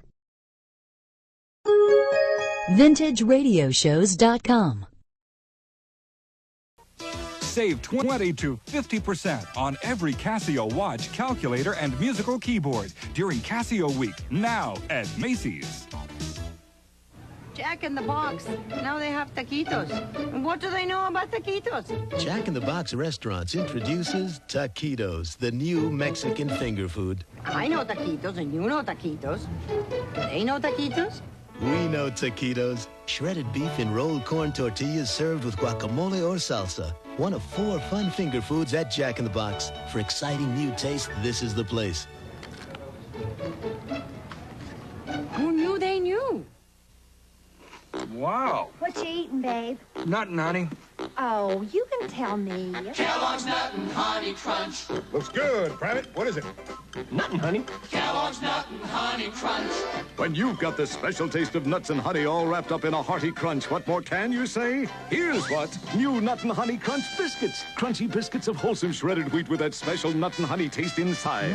Wow. Kellogg's Nut and Honey. Now in biscuits, too. Crunch. The only way to travel is Cadillac style. Introducing the totally new Cadillac DeVille and Fleetwood. Automobiles designed to share your priorities. Longer in length, more luxurious in appointment, and V8 in power. Truly, the most commanding automobiles in their class. Cadillac style. Cadillac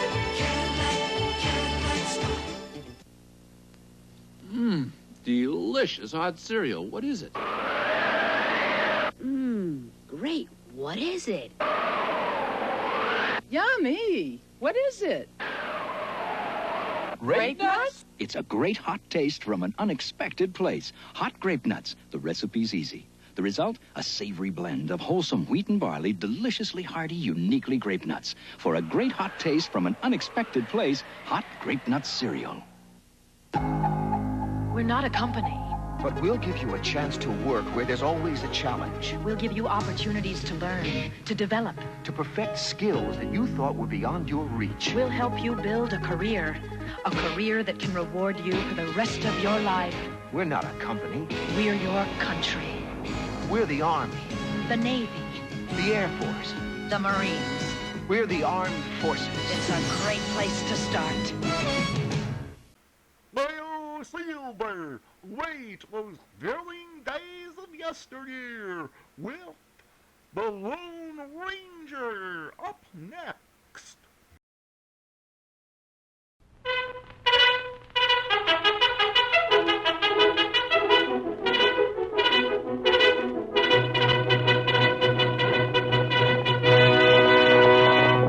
Hello, Silver! Away! A fiery horse with a speed of light, a cloud of dust, and a hearty hi-yo Silver, the Lone Ranger.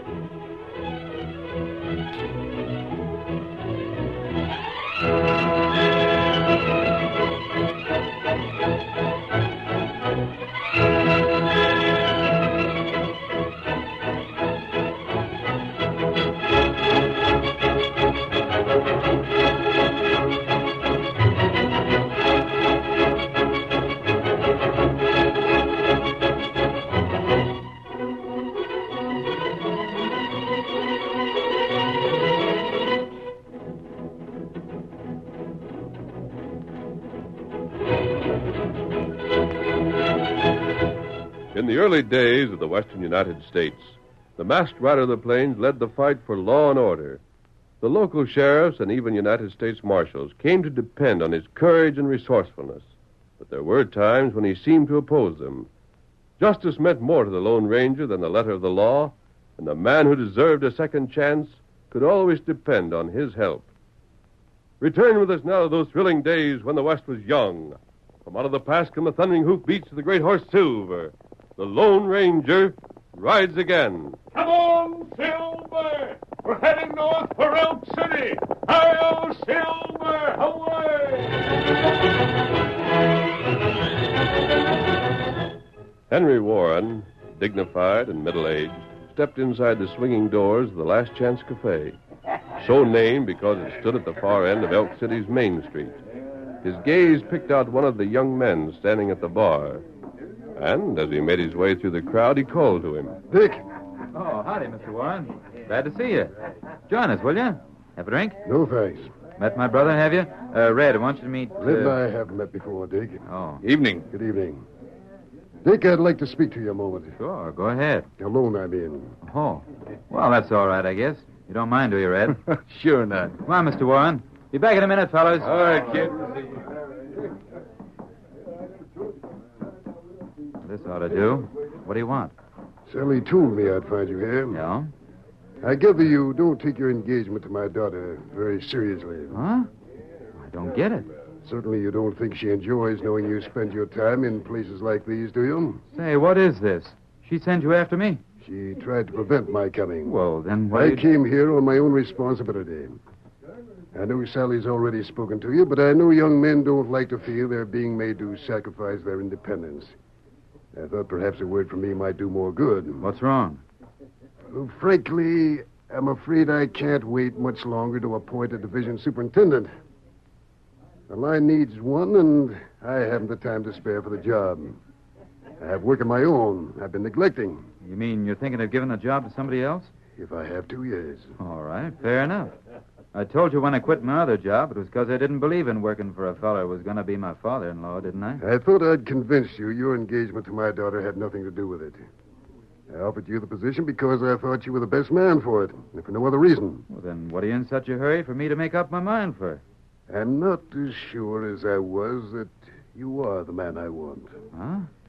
You've changed these last few weeks. What do you mean? I mean, since Red came back from Texas, you're not the man I thought I knew. You seem to have lost your sense of balance. Oh, I have, eh? You seem to be doing your best to turn yourself into an imitation of your brother. Now, just a minute. What's wrong with my brother? Nothing, so far as I know. But what's good for one man isn't necessarily good for another. Red's the kind who'll never put down roots. He'll always be on the go. He belongs in the saddle. I imagine he'd be a fine partner in a fight. He's what south of the border they'd call a real caballero. But he hasn't it in him to go as far as you could go. I don't like that, Mr. Warren. I thought you wouldn't. This town never turned out a man fit to clean his boots.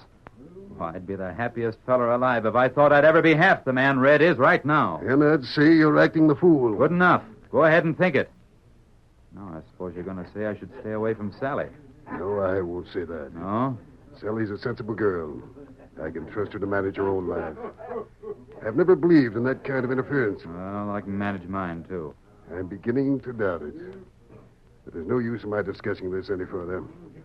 I'll say just one thing. Yeah? On the 1st of the month, I'm appointing a new superintendent.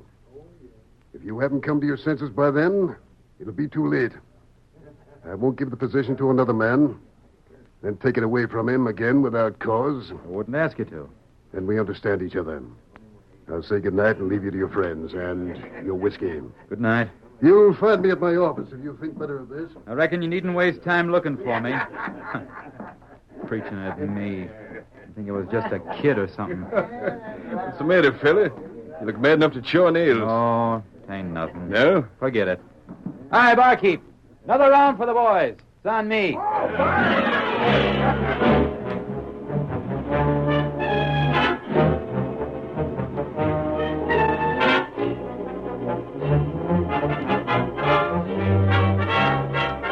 The evening proved to be eventful for Dick and his brother Red. It was close to morning when they reined up before Dick's cottage, and they chuckled as they recalled what had happened at the cafe. Who there? Whoa. We sure wrecked that place, didn't we, huh? Never laughed so hard in my life as I did when I seen you pick up that Monte dealer and chuck him clean through the window. Didn't notice you missing any of the fun. Wasn't it you picked up the chair and busted the mirror? You notice that? Yeah. And I come near to get my ears pinned down on account of it.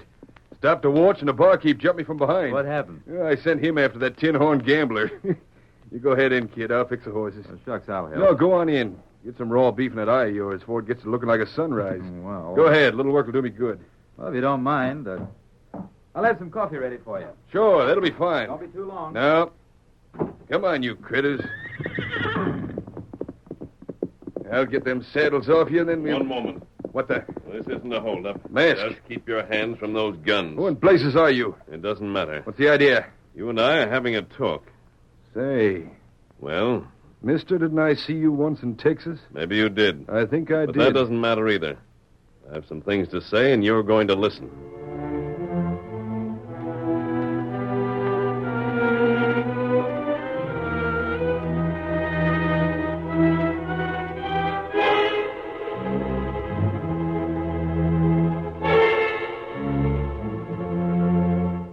Dick, growing uneasy at his brother's delay, was just about to go outside and investigate when the door opened and... Well, gosh, I was beginning to wonder if maybe you hadn't got lost. What have you been doing? Kid, You've been keeping things from me. Huh? I've been outside talking. That's what delayed me. I learned some things I wish I'd known before. Gosh, Red, what's the matter? Why didn't you tell me you had a chance for a swell job with Warren Stage Line? Huh? Say, who told you that? Never mind who told me. Just answer up. Well, gee, it's nothing to you, is it? No? Sit down. No, Red, Sit wait. down. Oh. What's got into you anyhow? Plenty. But, Red... I hate like sin to have it said I got a brother without the sense of a Nestor's off-ox. That's a fine thing to say. Yeah, well, you ain't heard the half of it. Kid, why in the name of Tunket, when you got a chance like that, do you go and throw it away? Maybe I wanted to. Oh, wanted to, huh? Mighty sudden change, ain't it? A month ago, from what I heard, you'd have jumped at the chance. That ain't so. Well, you would have. You hadn't had some funny notion about working for your girl's pa. Well, that's something else. What's ailing you?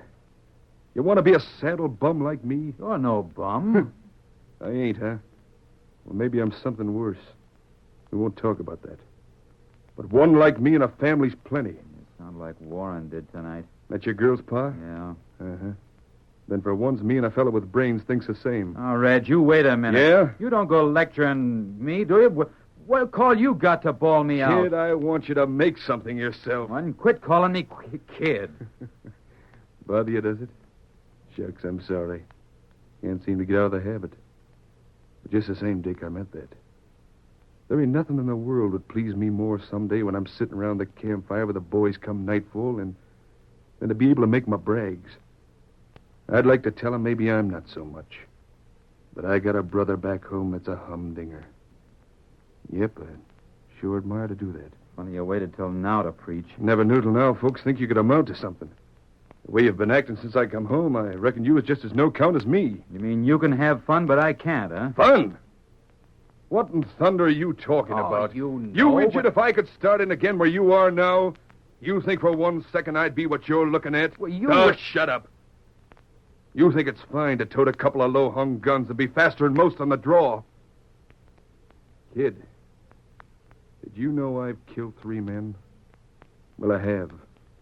Sure, it was in a fair fight and all. But that don't save me from being branded as a killer. I'm where I've got to be slick with my irons. It's the only thing between me and Boot Hill. I live by my 45s.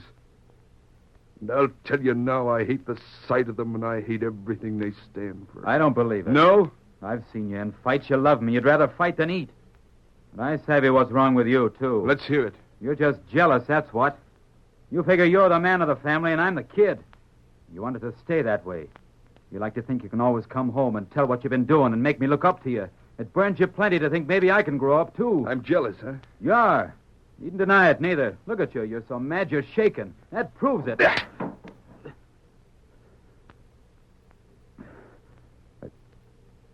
never thought you'd hit me, Red. Kid, I never thought the time would come when you needed it. I didn't really mean what I just said. Thanks. I'm glad to hear it. Let's forget it happened, huh? Sure. Now, how about it? You got to call on Mr. Warren tomorrow and tell him you want that job if he's still holding it open? Well? But I can't. No? Why not? I told you I'm sorry about calling you jealous, but doggone it, you got to quit telling me what to do. If I want to live your way, ain't that my business? Did I ever tell you ought to go pen yourself up in an office? Why can't I decide that for myself? That settles it. All the fool idiots I ever seen, you take the cake. Wait, Red. When you get sense, I'll be back. Not a minute before. Hey, you saddled my horse. Because I was afraid this would happen. You had it figured? I know how Dick feels. And I done my best. With words. Huh? Now's the time to act. Get in the saddle. Yeah. Where are we going? To my camp. Come on, Silver. Get up, Bronc. Hi-yo, Silver! Away!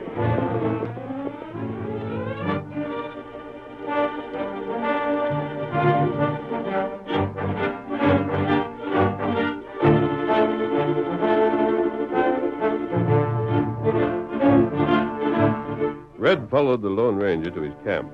There, the masked man talked to him for a long time. And finally...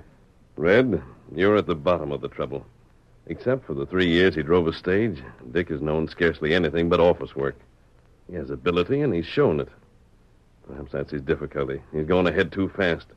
He's still too young to realize the value of the things he's achieved. Well, how does that make me to blame? Did you ever know a young fellow in his position who didn't envy those he thinks are living lives of adventure? Adventure. I've had my stomach full of it. Your mask. You and the Injun look like you've been around plenty. What's your opinion of this kind of life? Any man who's found his work and is doing it is lucky, no matter what that work is. Yeah, Dick's throwing his over. You could change that. Eh? Depends, of course, on how much you think of your brother. How far you'd go to open his eyes. Stranger, if I wasn't the kid's brother, I'd just naturally have to be his paw. That's how much I'm for him. You know a way to help him. Tell it. Makes sense, I'll back you. I don't mean penny ante. I'll go the limit. Good. Just one thing, stranger. Yes? What are Dick's troubles to you? What makes you bother with him? I just found out about them. They didn't bring us here. No? Remember saying you thought you'd seen me in Texas? Uh-huh, and I still think I did. There's no question of it. I trailed you here. What? I came to take you back. Hey. For that robbery at Hondo.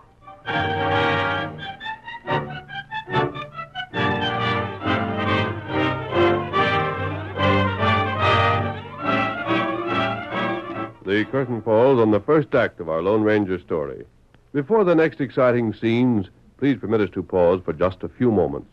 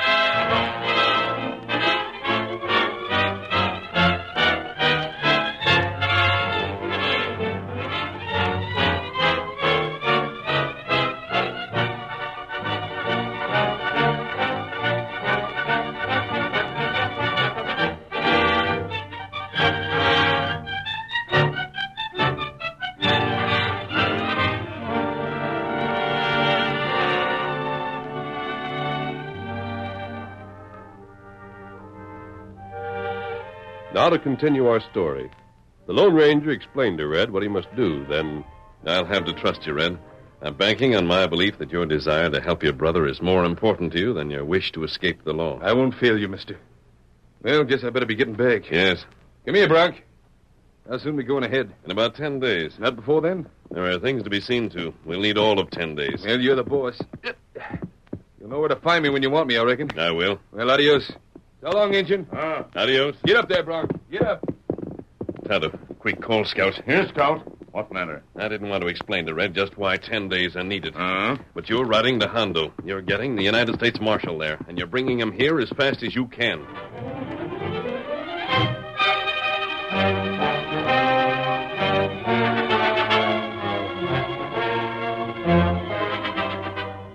Ten days passed, and then one night Tonto and the Marshal rode into the masked man's camp. Oh, Scout.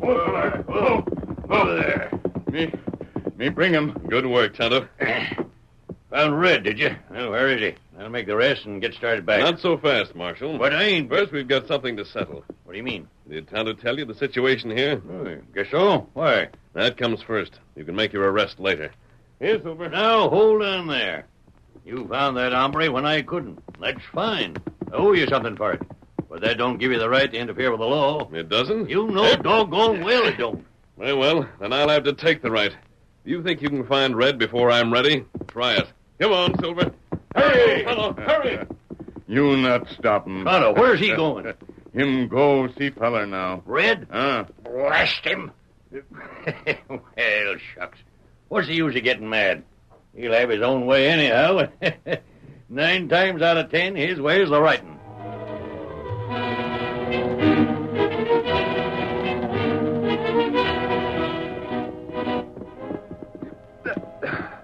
And everything's set? Right. Did you say you had a mask I could use? Here, take it. Yeah, thanks. Yeah, that all right? It's fine.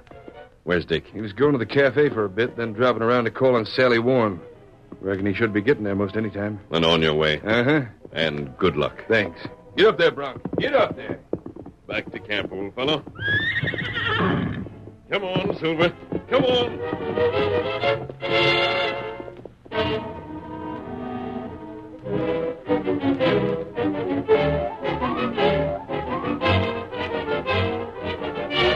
As Red had told the masked man, Dick had called on Sally that evening. They'd talked for less than an hour when he began to get uneasy. Gosh, Sally, I'd like to stay longer, but doggone, I think I better be running along. Why, Dick? Well, it's getting late and... It isn't even 9 yet. Oh, I know, but when you got to get up early in the morning... You don't. You're not working. Well, just the same. And I don't. I can sleep till noon if I wish. Now, Dick, why don't you admit you're afraid Father will be coming home and you don't want to face him? That ain't so. Then why the sudden hurry? Well, Oh, you've got a guilty conscience. Huh? You know what Father told you the other night was true, and it's bothering you. He'd tell you what he said? Of course, why shouldn't he? It was supposed to be just between us. Oh, I'm sure Father didn't understand it that way. And don't you think I had a right to be interested? After all, I'm the girl you promised to marry, you know. Oh. Or is that another thing you've changed your mind about? You've changed your mind so many times lately, it's hard to keep up. You're just laughing at me. Am I? I'm not sure. Huh? Sometimes I think I do want to laugh. For a grown man, you can act like such a child. But there are other times when I'd like to... Like to what? Oh, nothing.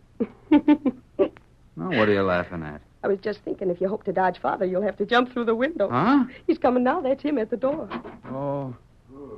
Good evening, Dave. Hello. Glad to see you. I don't find you around often anymore. Well, I certainly didn't expect you tonight, not after what's happened. But gosh, Mr. Warren, I haven't said for sure that I ain't going to take that job. Job? Oh, that. Well, that isn't what I meant. You mean to say you haven't heard about your brother? Huh? What is it, Father? If Dick hasn't heard of it yet, Sally, perhaps you'd better leave us alone. But I... Better stay. Mr. Warren, what's happened? Sally would soon hear of it anyhow. Dick, I don't want you to get angry or start shouting at me. Remember, I'm telling you just what I was told myself. You ain't told me anything yet. If Red's been hurt... As far as I know, he's in good health. Well, then... But he may not be once he's caught. Caught? What for? What are you trying to say? The law's after him. Huh? The widow Banks reported all her savings stolen about half hour ago. She says she was held up at the point of a gun. She accuses your brother. That's an out-and-out lie. Now, please, Dick. I ask you not to get angry. I told you I'm repeating just what I heard. But you can't tell me that... Oh, I'm sorry. I didn't mean to yell, but... Do you folks believe a crazy story like that? Well, naturally, we'd rather not, but... But what?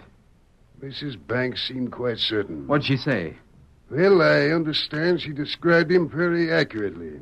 Of course, he was masked. And she couldn't see his face? I suppose not. Then where does she think she gets off accusing Red of a rotten stunt like that? What else she have to go on? Did she say Wait a minute, Dick. Wait a minute. Well? Don't cross-examine me. I got all this at second hand. If you want the details, why don't you see the sheriff? He's still at the office. So is Mrs. Banks. You bet I'll see him. I'll find out about... Wait, Dick. Huh? We'll go with you. Don't you think we should, Father? Perhaps. Well, if you're coming, come ahead. Come on, Father. I ain't wasting time waiting for nobody.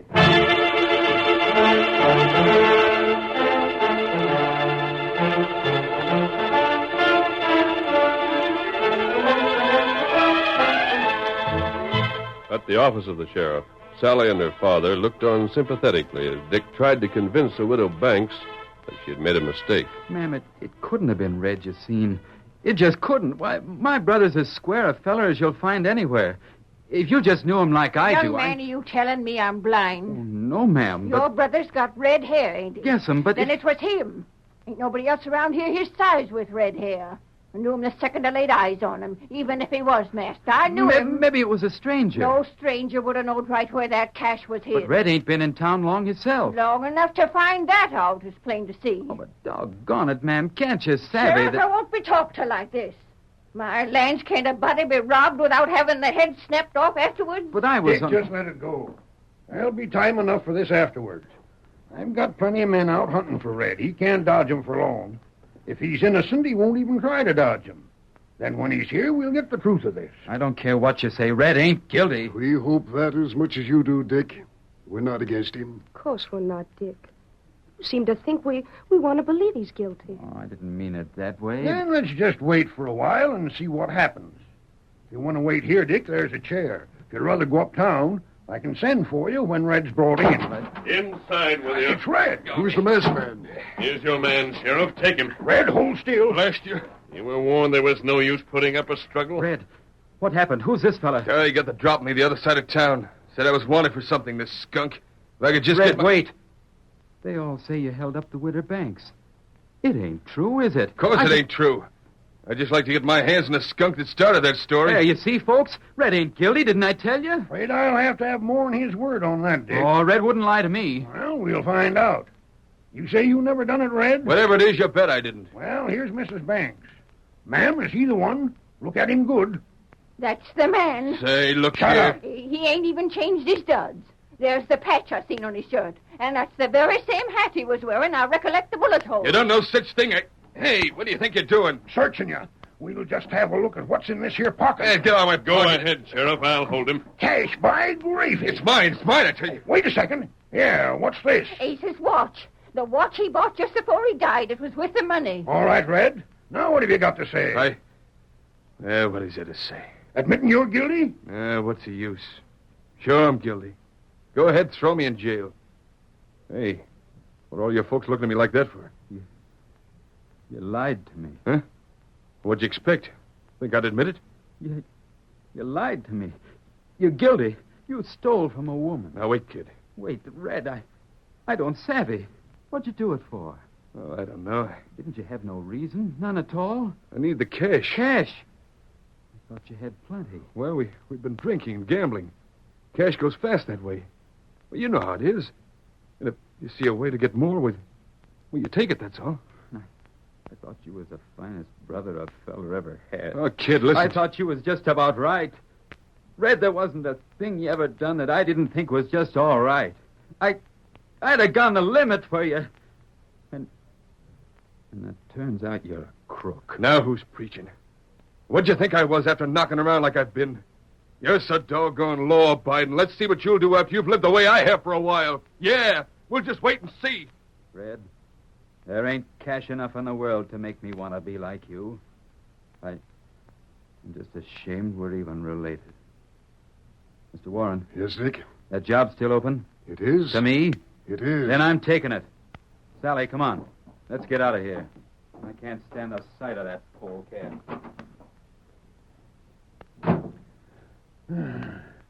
Red, I don't know how you done it. If anybody'd have said them things to me, I'd have had to bust loose and tell the truth. I'd have just had to. Sheriff, maybe you'll find you can stand for more than you think. When it's for somebody means as much to me as that kid does. I just felt terrible accusing you when 'twasn't so. Red understands. He knew it had to be that way. Red. Yeah? You did fine. I want you to know you won't lose by it. And one moment. Come in there, Marshal. I heard the whole thing. Marshal Cleary. Howdy, Red. Figure I was still in Hondo. Well, What do you think of him, Marshal? Well, I'll tell you. After that scrape at Hondo, I was ready to shoot him on sight. But after what I heard and seen just now, well, Red, I'd be mighty proud to shake your hand. Eh? If you're willing, that is. My gosh, sure. But that sounds funny, coming from a fellow that's here to arrest me. That hold up in Texas? Of course. Well, the masked man tells me you're ready to give back what you got in it. Well, sure, but I'm still... So if you just stay away from here till your kid brother settles down to where it's safe for him to know the truth, I'll tell you a secret. Eh? What do you mean? I came here to arrest a feller, but doggone it, it's clean slipped my mind who he is or what he's done. So I guess I'll just have to go back without him.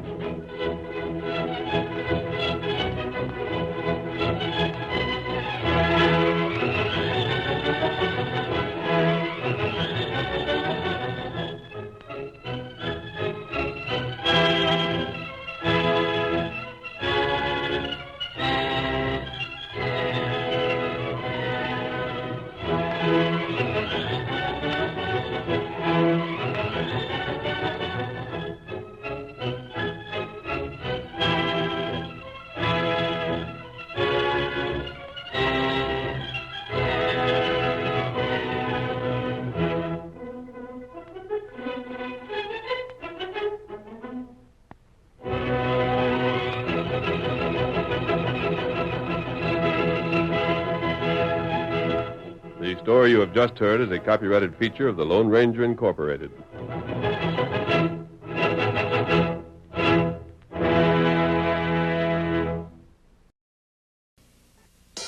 Good news, bacon lovers. The only bacon Swiss burger with 3 strips of bacon is staying at Wendy's even longer. So come in now and grab another bacon Swiss burger while they're hot.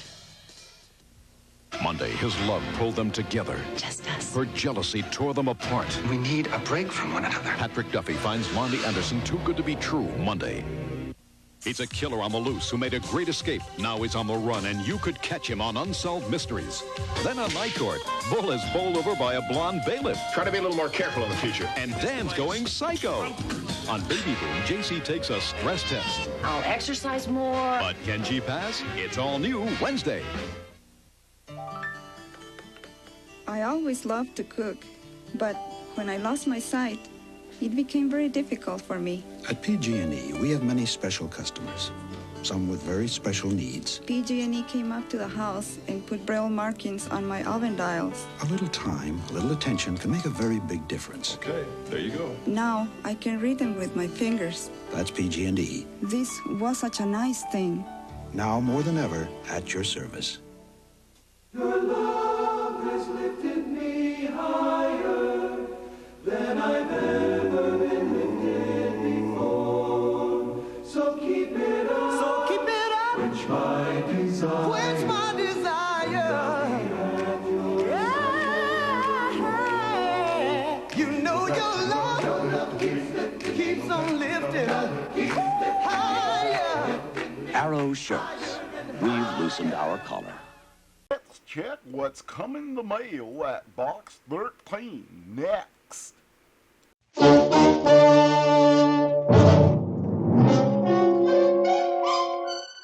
Box 13, with the star of Paramount Pictures, Alan Ladd as Dan Holliday.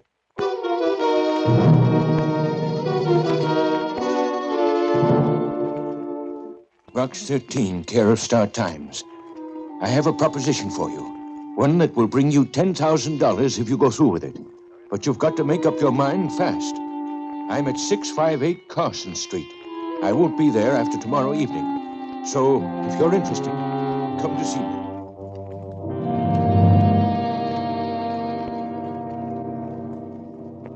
If you are interested, come to see me. Bring this letter to identify yourself and come to flat number 6. Remember, you've got to hurry. That was it. No signature to the letter. Just that sense of urgency that made me feel as though the writer were afraid. He was. And later, I was.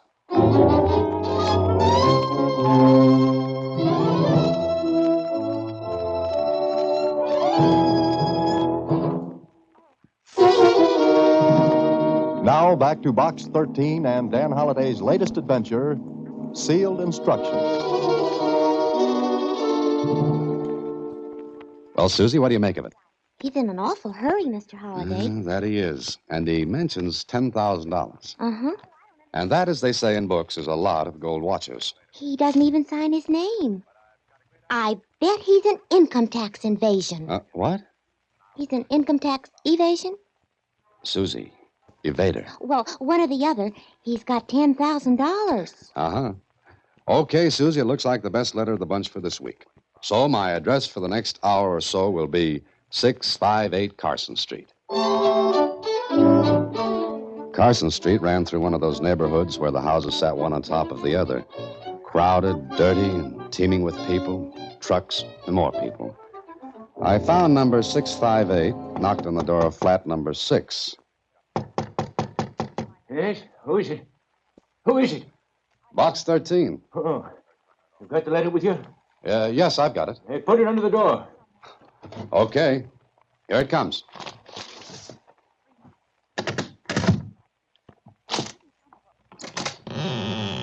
Stand under that light across the hall so I can see you.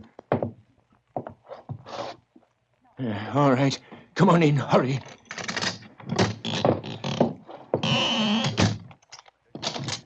Sit down. Hey, no. Keep away from the window. The shade's down. No one can see you. Keep away from it. You've got enough bolts and chains on that door to hold off a tribe of Indians. I know what I'm doing. Now, let me get a good look at you. In the yellow light that came from the one globe dangling from the ceiling, the man looked at me. And I looked at him. He was about 50. His face was drawn and pinched. His hands shook and his eyes, squinty and sharp, slid over me. I didn't like him. Then he seemed to be satisfied and sat down on a chair opposite me. Yeah, so you're after adventure, eh? That's right. Did you see anyone follow you here? Not that I know of. Why? Expecting someone else? I'm always expecting someone. No, I'm not. What do you want with me? Are you free to go anywhere? That's what my ad says. We'll go any place, do anything. I usually do. Would you be willing to go as far as the Philippine Islands? It's a man-sized errand. Would you go? That's all I want to know. Would you go? Well, that all depends on what I've got to do. If there's anything crooked, the answer is no. There's nothing crooked.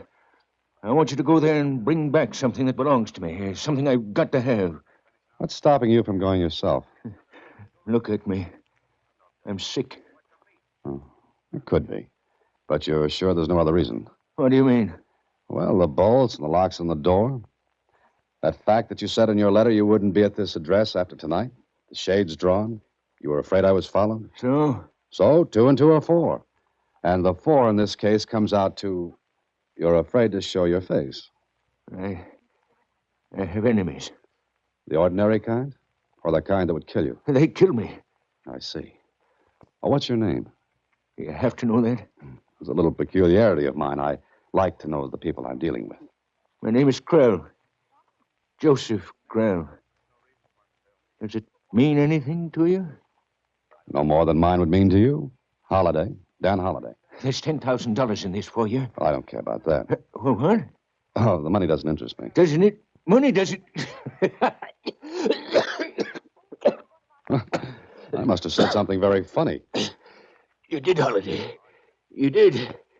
You say $10,000 doesn't mean anything to you. Well, no, it doesn't. I'd better explain. You see, I'm a writer. The stories I get in response to that Box 13 ad you answered, well, they pay me amply for my efforts. There's one born every minute. But will you go? And do what? I'll give you the name of a man whom you're to contact in Manila. That's all you have to know now. Mm-hmm. Then what happens? That will take care of itself. What do you want me to bring back? I told you something that belongs to me. Something I've got to have. Something that means life or death to me. That important, huh? Till we're wasting time. Will you do it? It's adventure, and when you get back, I'll give you $10,000. Do anything you want with it. I don't care. But bring me what I want. When do I have to leave? As soon as you can. Oh, one more question. What?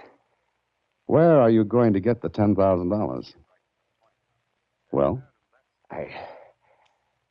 I'll have it when you get back. I see. Do I come here? No, I won't be here. I've got to keep moving because he... He? Never mind. When you get back, put another ad below the one for Box 13. To see you back, I'll get in touch with you. And the name of the man I'm to meet in Manila? You'll find him at the address on this slip of paper. He's expecting someone from me. And, here, take this envelope. Don't open it until you get in touch with the man. Sealed instructions, huh? Yes. And Holiday, take good care of that envelope. Hide it. If he knew you were carrying it, he might kill you.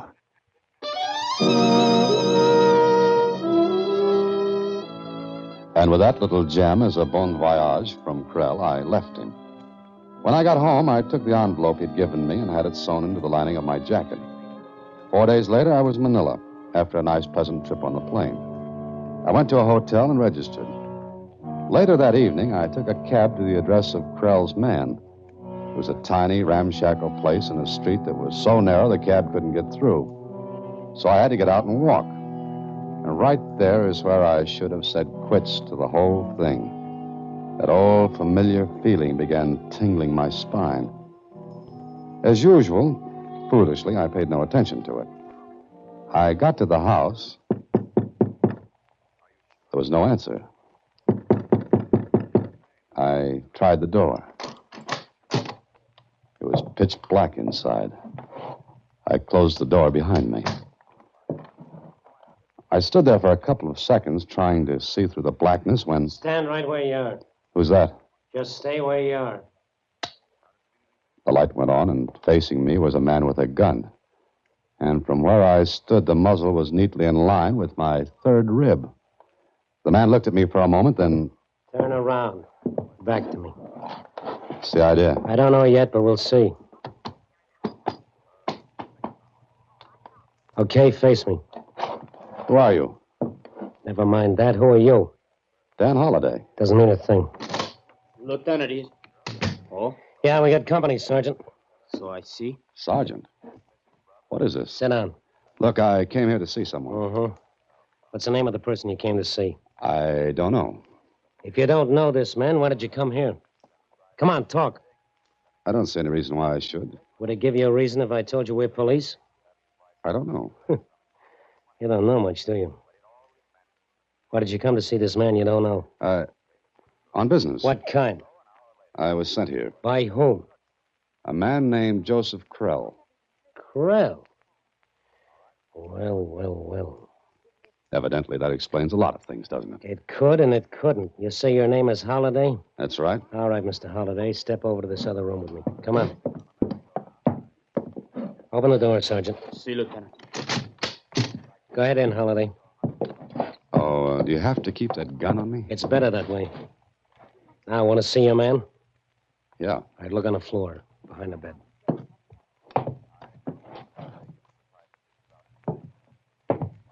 Now you've seen him. Who killed him? We'd like to know that, too. You didn't think I did? Maybe you'd like to talk now. Tell us why you came here, why you had to see Carlos. Carlos? Yeah, the name of the deceased. All right, Lieutenant... Lieutenant Keith, Manila Police. This is Sergeant Enrique Cotis. Okay, I was sent here by Joseph Krell. I was to see this Carlos. Why? I don't know. I was to give him an envelope. Where is it? At the hotel. I will find out about that later. Now, this Krell, why did he send you? He couldn't come himself. But whatever it was he wanted me to bring back, he said it meant life and death to him. He offered me $10,000 to get it for him. Oh. What was in the envelope? I don't know. Is that your stock answer? Now, look, I'm telling the truth. If you don't believe it, check with the police in the States. Verify my identity. We will. But first, let's get something straight. Well, that would be a pleasure. Krell sent you for something that was worth $10,000 to him. Did anyone else know about it? Well, hardly. Why hardly? Because Krell said I might be killed. Mm-hmm. And you didn't talk to anyone on the plane about it? No. Okay, we'll go back to your hotel and check on a few things. Sergeant? See, Lieutenant. Stay here. No one in or out. Meet me at headquarters as soon as you can get away. See. Now, Holliday, we'll see how much trouble you're really in.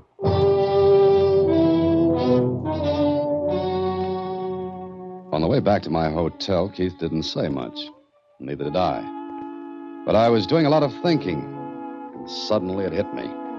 Something Keith had asked me, something he had no right to ask, and something he couldn't have asked unless... I looked at him. He was smiling to himself. Okay, I had to take a chance. Oh, by the way, Lieutenant. What? That building over there. Where? Just to your right. Look out the window.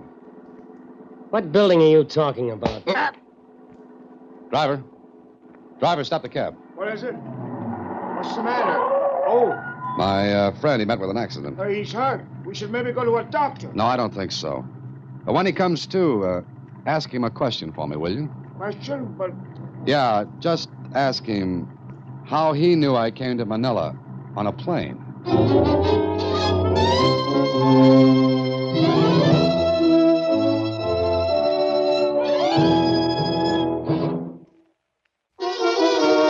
And now back to Sealed Instructions, another Box 13 adventure starring Alan Ladd as Dan Holliday. So there I was, out in the middle of a big puzzle and a murder. Sure, Keith had killed Carlos to keep me from getting to him. Keith must have followed me from the States. Oh, it was smart of him not to play his cards on the plane or as soon as I got to Manila. He waited until I tried to contact Carlos. Then he planned to get the envelope away from me without any more fuss or bother. Now, I had to get back to the hotel and get that envelope before Keith came to. Because when he did, he was going to be very, very nasty. So back at the hotel, I had a bellhop go to my room and bring down the jacket. Is this the right one, Mr. Holliday? Oh, yeah, that's the one. Here you are. Oh, thank you, sir. Will that be all? Yes, sir. Uh-oh. Oh, wait a minute. Yes, sir. Come here behind this pillar. Something wrong, sir? Yeah, there is. Look over at that entrance. Do you see that big man standing there? White hat, gray suit? Yes, sir. I don't want to meet him. Oh, I see. Look, you go through the lobby paging me. He'll follow you to see where I am. Lead him a merry chase, got it? I got it, Mr. Holliday. Okay, get going. Paging Mr. Holliday. Mr. Dan Holliday. Paging Well, Mr. the bellhop Holliday. did it up good. Mr. Dan Holliday, Keith fell for the gag and followed the bellhop, just far enough behind him so that he could surprise me, if he saw me. But he didn't. I ducked out of the entrance and took a cab to police headquarters. There. Let me get this straight, Mr. Holliday. You say this Keith pretended to be an officer? That's right, Lieutenant Marinos. But why? So he could get this envelope away from me. He'd already killed once to get it. But maybe he thought killing me would attract too much attention. But this envelope, where is it and what is in it? We're going to see that right away. Oh, have you got a knife? Yes. Here. Oh, thanks. Well, this was a good jacket.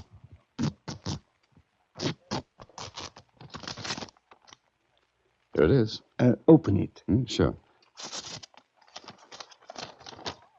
Well, what's this? May I see it? Here you are. This is very curious, Mr. Holliday. It looks like a map. It's half a map, Lieutenant Marinos. Carlos had the other half. Of course. But a map of what and to what? To whatever Krell wanted. Krell? Yeah, that's the name. Why? You did not mention his name before. Why not? Well, I didn't think it was important. To the Filipinos, it is very important. I don't get it. Why? During the Japanese occupation of the islands, Joseph Krell was a collaborator. Oh, no wonder he didn't dare come back. But the rest of this business, how does it fit in? I do not know as yet. However, I think I have an idea, Mr. Holliday. Yes, what's that? Before the war, before the Japanese invasion, Krell was a gambler. It was known that he ran a gambling house with a partner. Partner? Keith? That could be, although Keith was not his name then. So, what's the rest of your idea? The partner fled when the Japanese came. Krell did not. Now, I think the partner would like to find Krell. Mr. Holliday, we must find the other half of this map. Well, Keith has it. I know that. And find Keith. That will be much easier said than done. Unless, Lieutenant? Unless you help, Mr. Holliday. I do not think that Keith will suspect that you have come to the police. If he followed me from the States, he must think I'm in with Krell. If he thinks that, then he'd think I wouldn't dare go to the police. Exactly. So? Oh, I see. You want to tie me out as live bait, is that it? It is the only way to get him. Because he will come after this half of the map. Uh-huh. Of course, you can refuse. And I do not say that I will blame you. No, I guess not. But, well, you've got yourself a piece of live bait. And I hope it stays that way.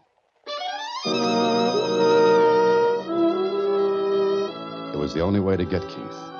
Besides, I was very curious as to what that map meant. And why getting something meant life and death to Joseph Krell. So I checked out of the hotel, and with one of Lieutenant Marino's men following at a distance, I took a room on the other side of town and waited. An hour passed. 2. Then, when it was beginning to look as though our Mr. Keith was smarter than we'd figured... Come in. Well, hello. Mr. Holliday, you've given me a lot of trouble. You don't want an apology, do you? No. All I want's the other half of that map. Oh, sure. You knock on the door, I say, come in, give you the map, and that's that. Very simple. Yeah, very simple and very smart. Mm-hmm. But you don't think I'd have the map on me, do you? Maybe not, but you know where to get it. Let's go. Oh, wait a minute. What for? Why don't we make a deal? What kind? Well, neither half of the map is any good without the other. And I'm sure you haven't got yours with you. Oh, but I have. I see. Was it very hard getting it from Carlos? No, not very. No harder than it will be to get the half you got. Oh, look, we can still make a deal, Keith. Or whatever your name is. Keith will do. Okay. How about it? Maybe you're smart at that. Okay, let's go. After you, Holiday, and don't forget this. It's loaded. You make it easy to remember. Yeah, I can make it very easy to forget by pulling the trigger. No, the back way, Holiday. The back way. Back way? Holiday, how dumb do you think I am? Or how smart do you think you are? You forgot all about Enrique, didn't you? Oh, the sergeant. Yeah. Here, this door. You see, Enrique followed us away from Carlos' place. He knew you slugged me in the cab. Enrique seems to have done all right. Just perfect. Get in this car. Go ahead, Enrique. Looking for your cop friends, Holiday? Cops? Yeah. You see, when you pulled that bellhop trick at the hotel, Enrique was outside. He followed you, saw you go to the police. It's too bad, Holiday, but there are no police. Oh, I see. Enrique took care of him, is that it? Enrique has been very busy. Now, let's have that half you got. I told you I haven't got it. Quit stalling. It was to be bait for me, wasn't it? You and Marinos were so sure you'd have me, you didn't bother to leave the half at headquarters. Let's have it now. Keith looked at me. Sure, he knew he held all the aces, and he held the gun right at my head.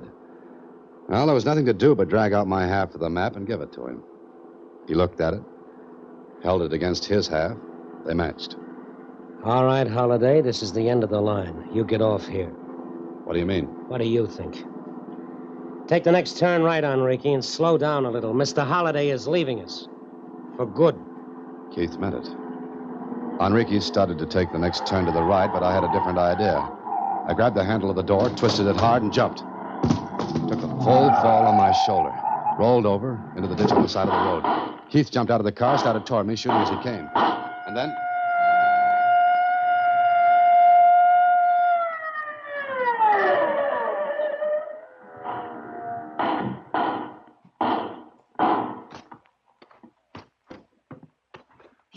You are not hurt, Mr. Holiday? No, I'm not, Lieutenant. Oh, I am glad. We are a majority of two, Lieutenant Marinos.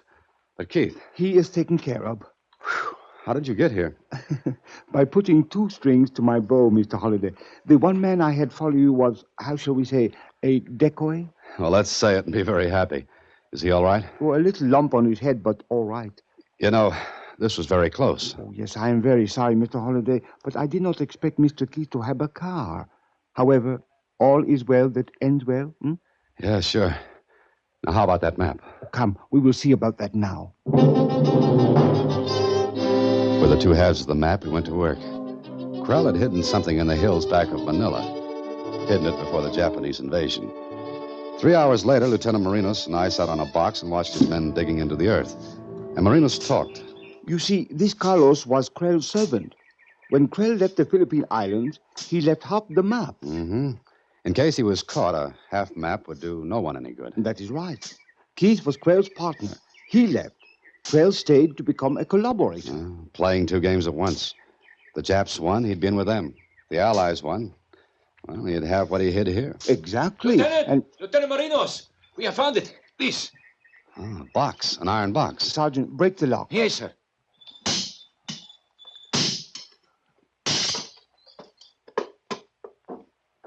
Mr. Holiday, you may have the honor of opening it.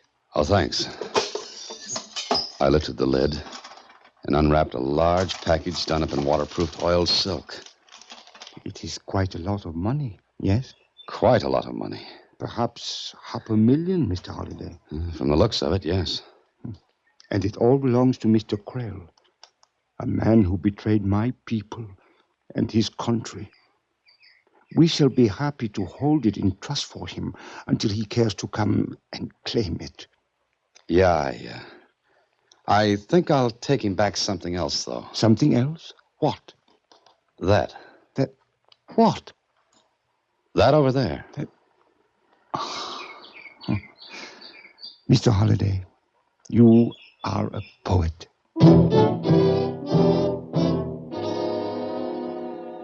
I left Manila the next day with Lieutenant Marinos saying goodbye. With me was the iron box I'd come across the ocean to get. But in it was something a great deal different from what Krell expected. Back in the States, I put an ad below my Box 13 ad. I waited, and then... Here it is, Mr. Holliday, right below the Box 13 ad. It says, Holliday, come to 1256 Chickering Place, K. That's it, Susie. But why don't they arrest Mr. Krell? Arrest? I think we've got something much better, Susie. Much better.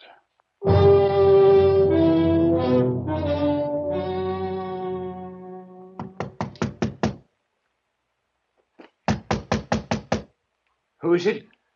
Holiday. Let me in.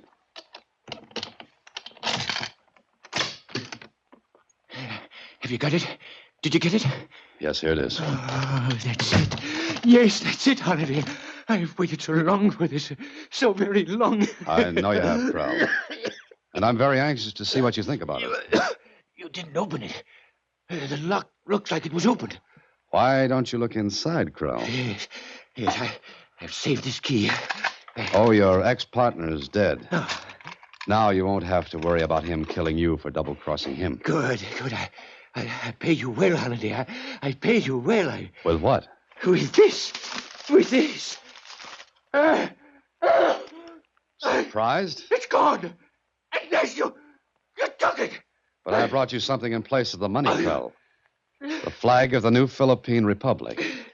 The flag of a people you betrayed. You, I kill you.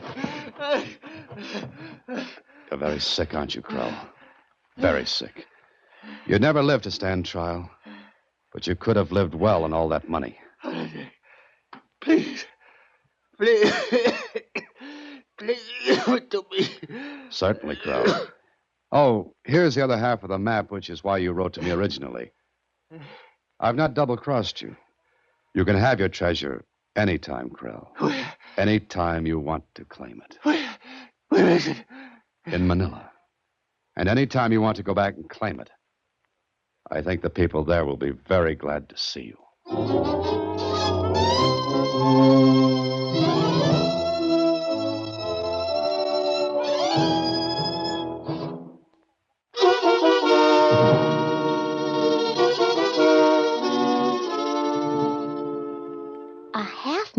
$500,000. Wow. Who does it belong to, Mr. Holliday? To Mr. Krell. But I don't think he'll ever claim it. Gee. But what about him? Where'll he go? Well, what'll he do? I don't know, Susie. And I don't think I really care about a man who would double-cross his own country. Well, anyway, it was exciting for you. You know, I wish I could take a plane trip like that sometime. A plane... Good night, Susie. Next week, same time, through the courtesy of Paramount Pictures, Alan Ladd stars as Dan Holliday in Box 13. Box 13 is directed by Richard Sandville, with this week's original story written by Charles Garnett.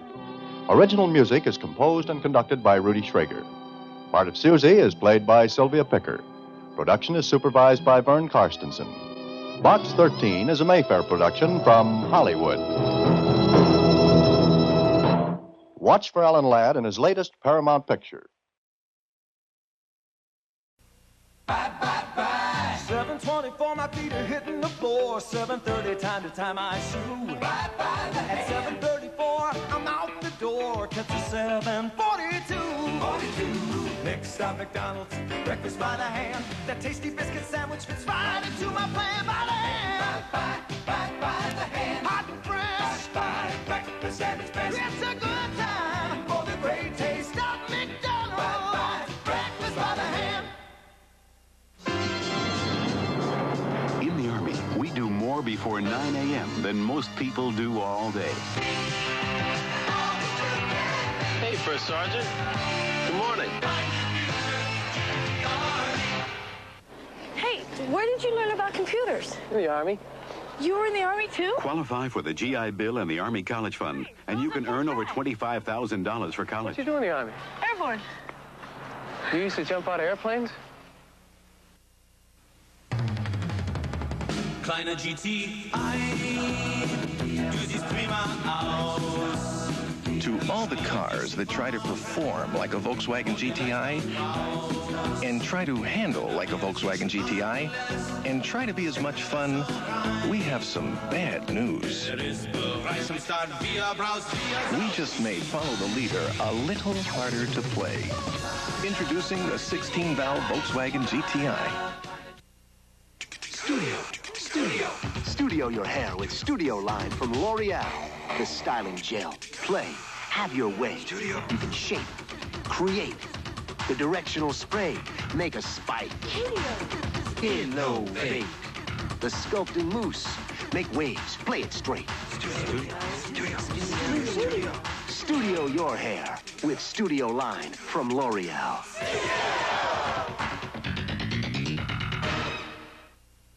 From Calgary, Canada, they'll challenge the 1988 Olympic course in the final Men's World Cup downhill of the season. Plus a Special Olympic preview. And the U.S. collides with the USSR in amateur boxing. All on ABC's Wide World of Sports, Saturday.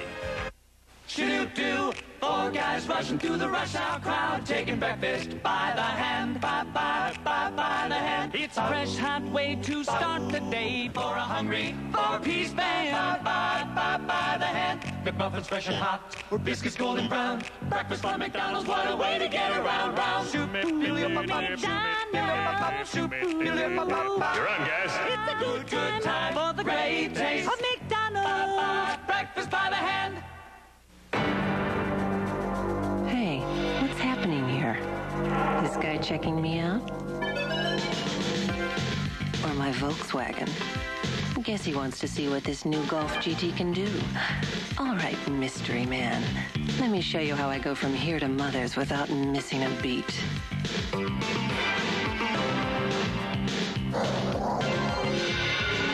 Men, they never stick around. Nobody else brings you beauty like Avon.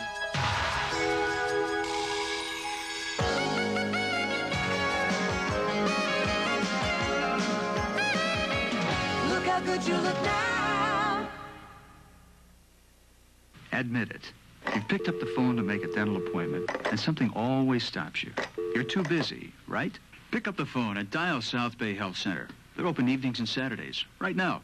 Ready to take your call. What? You can't afford to see the dentist? At South Bay Health Center, a complete dental exam is only $12. $12. Come on. Check the phone book for the location nearest you. Let's make an appointment. South Bay Health Center. How's this Thursday at 6? At 11 AIDS centers filled by people wanting tests.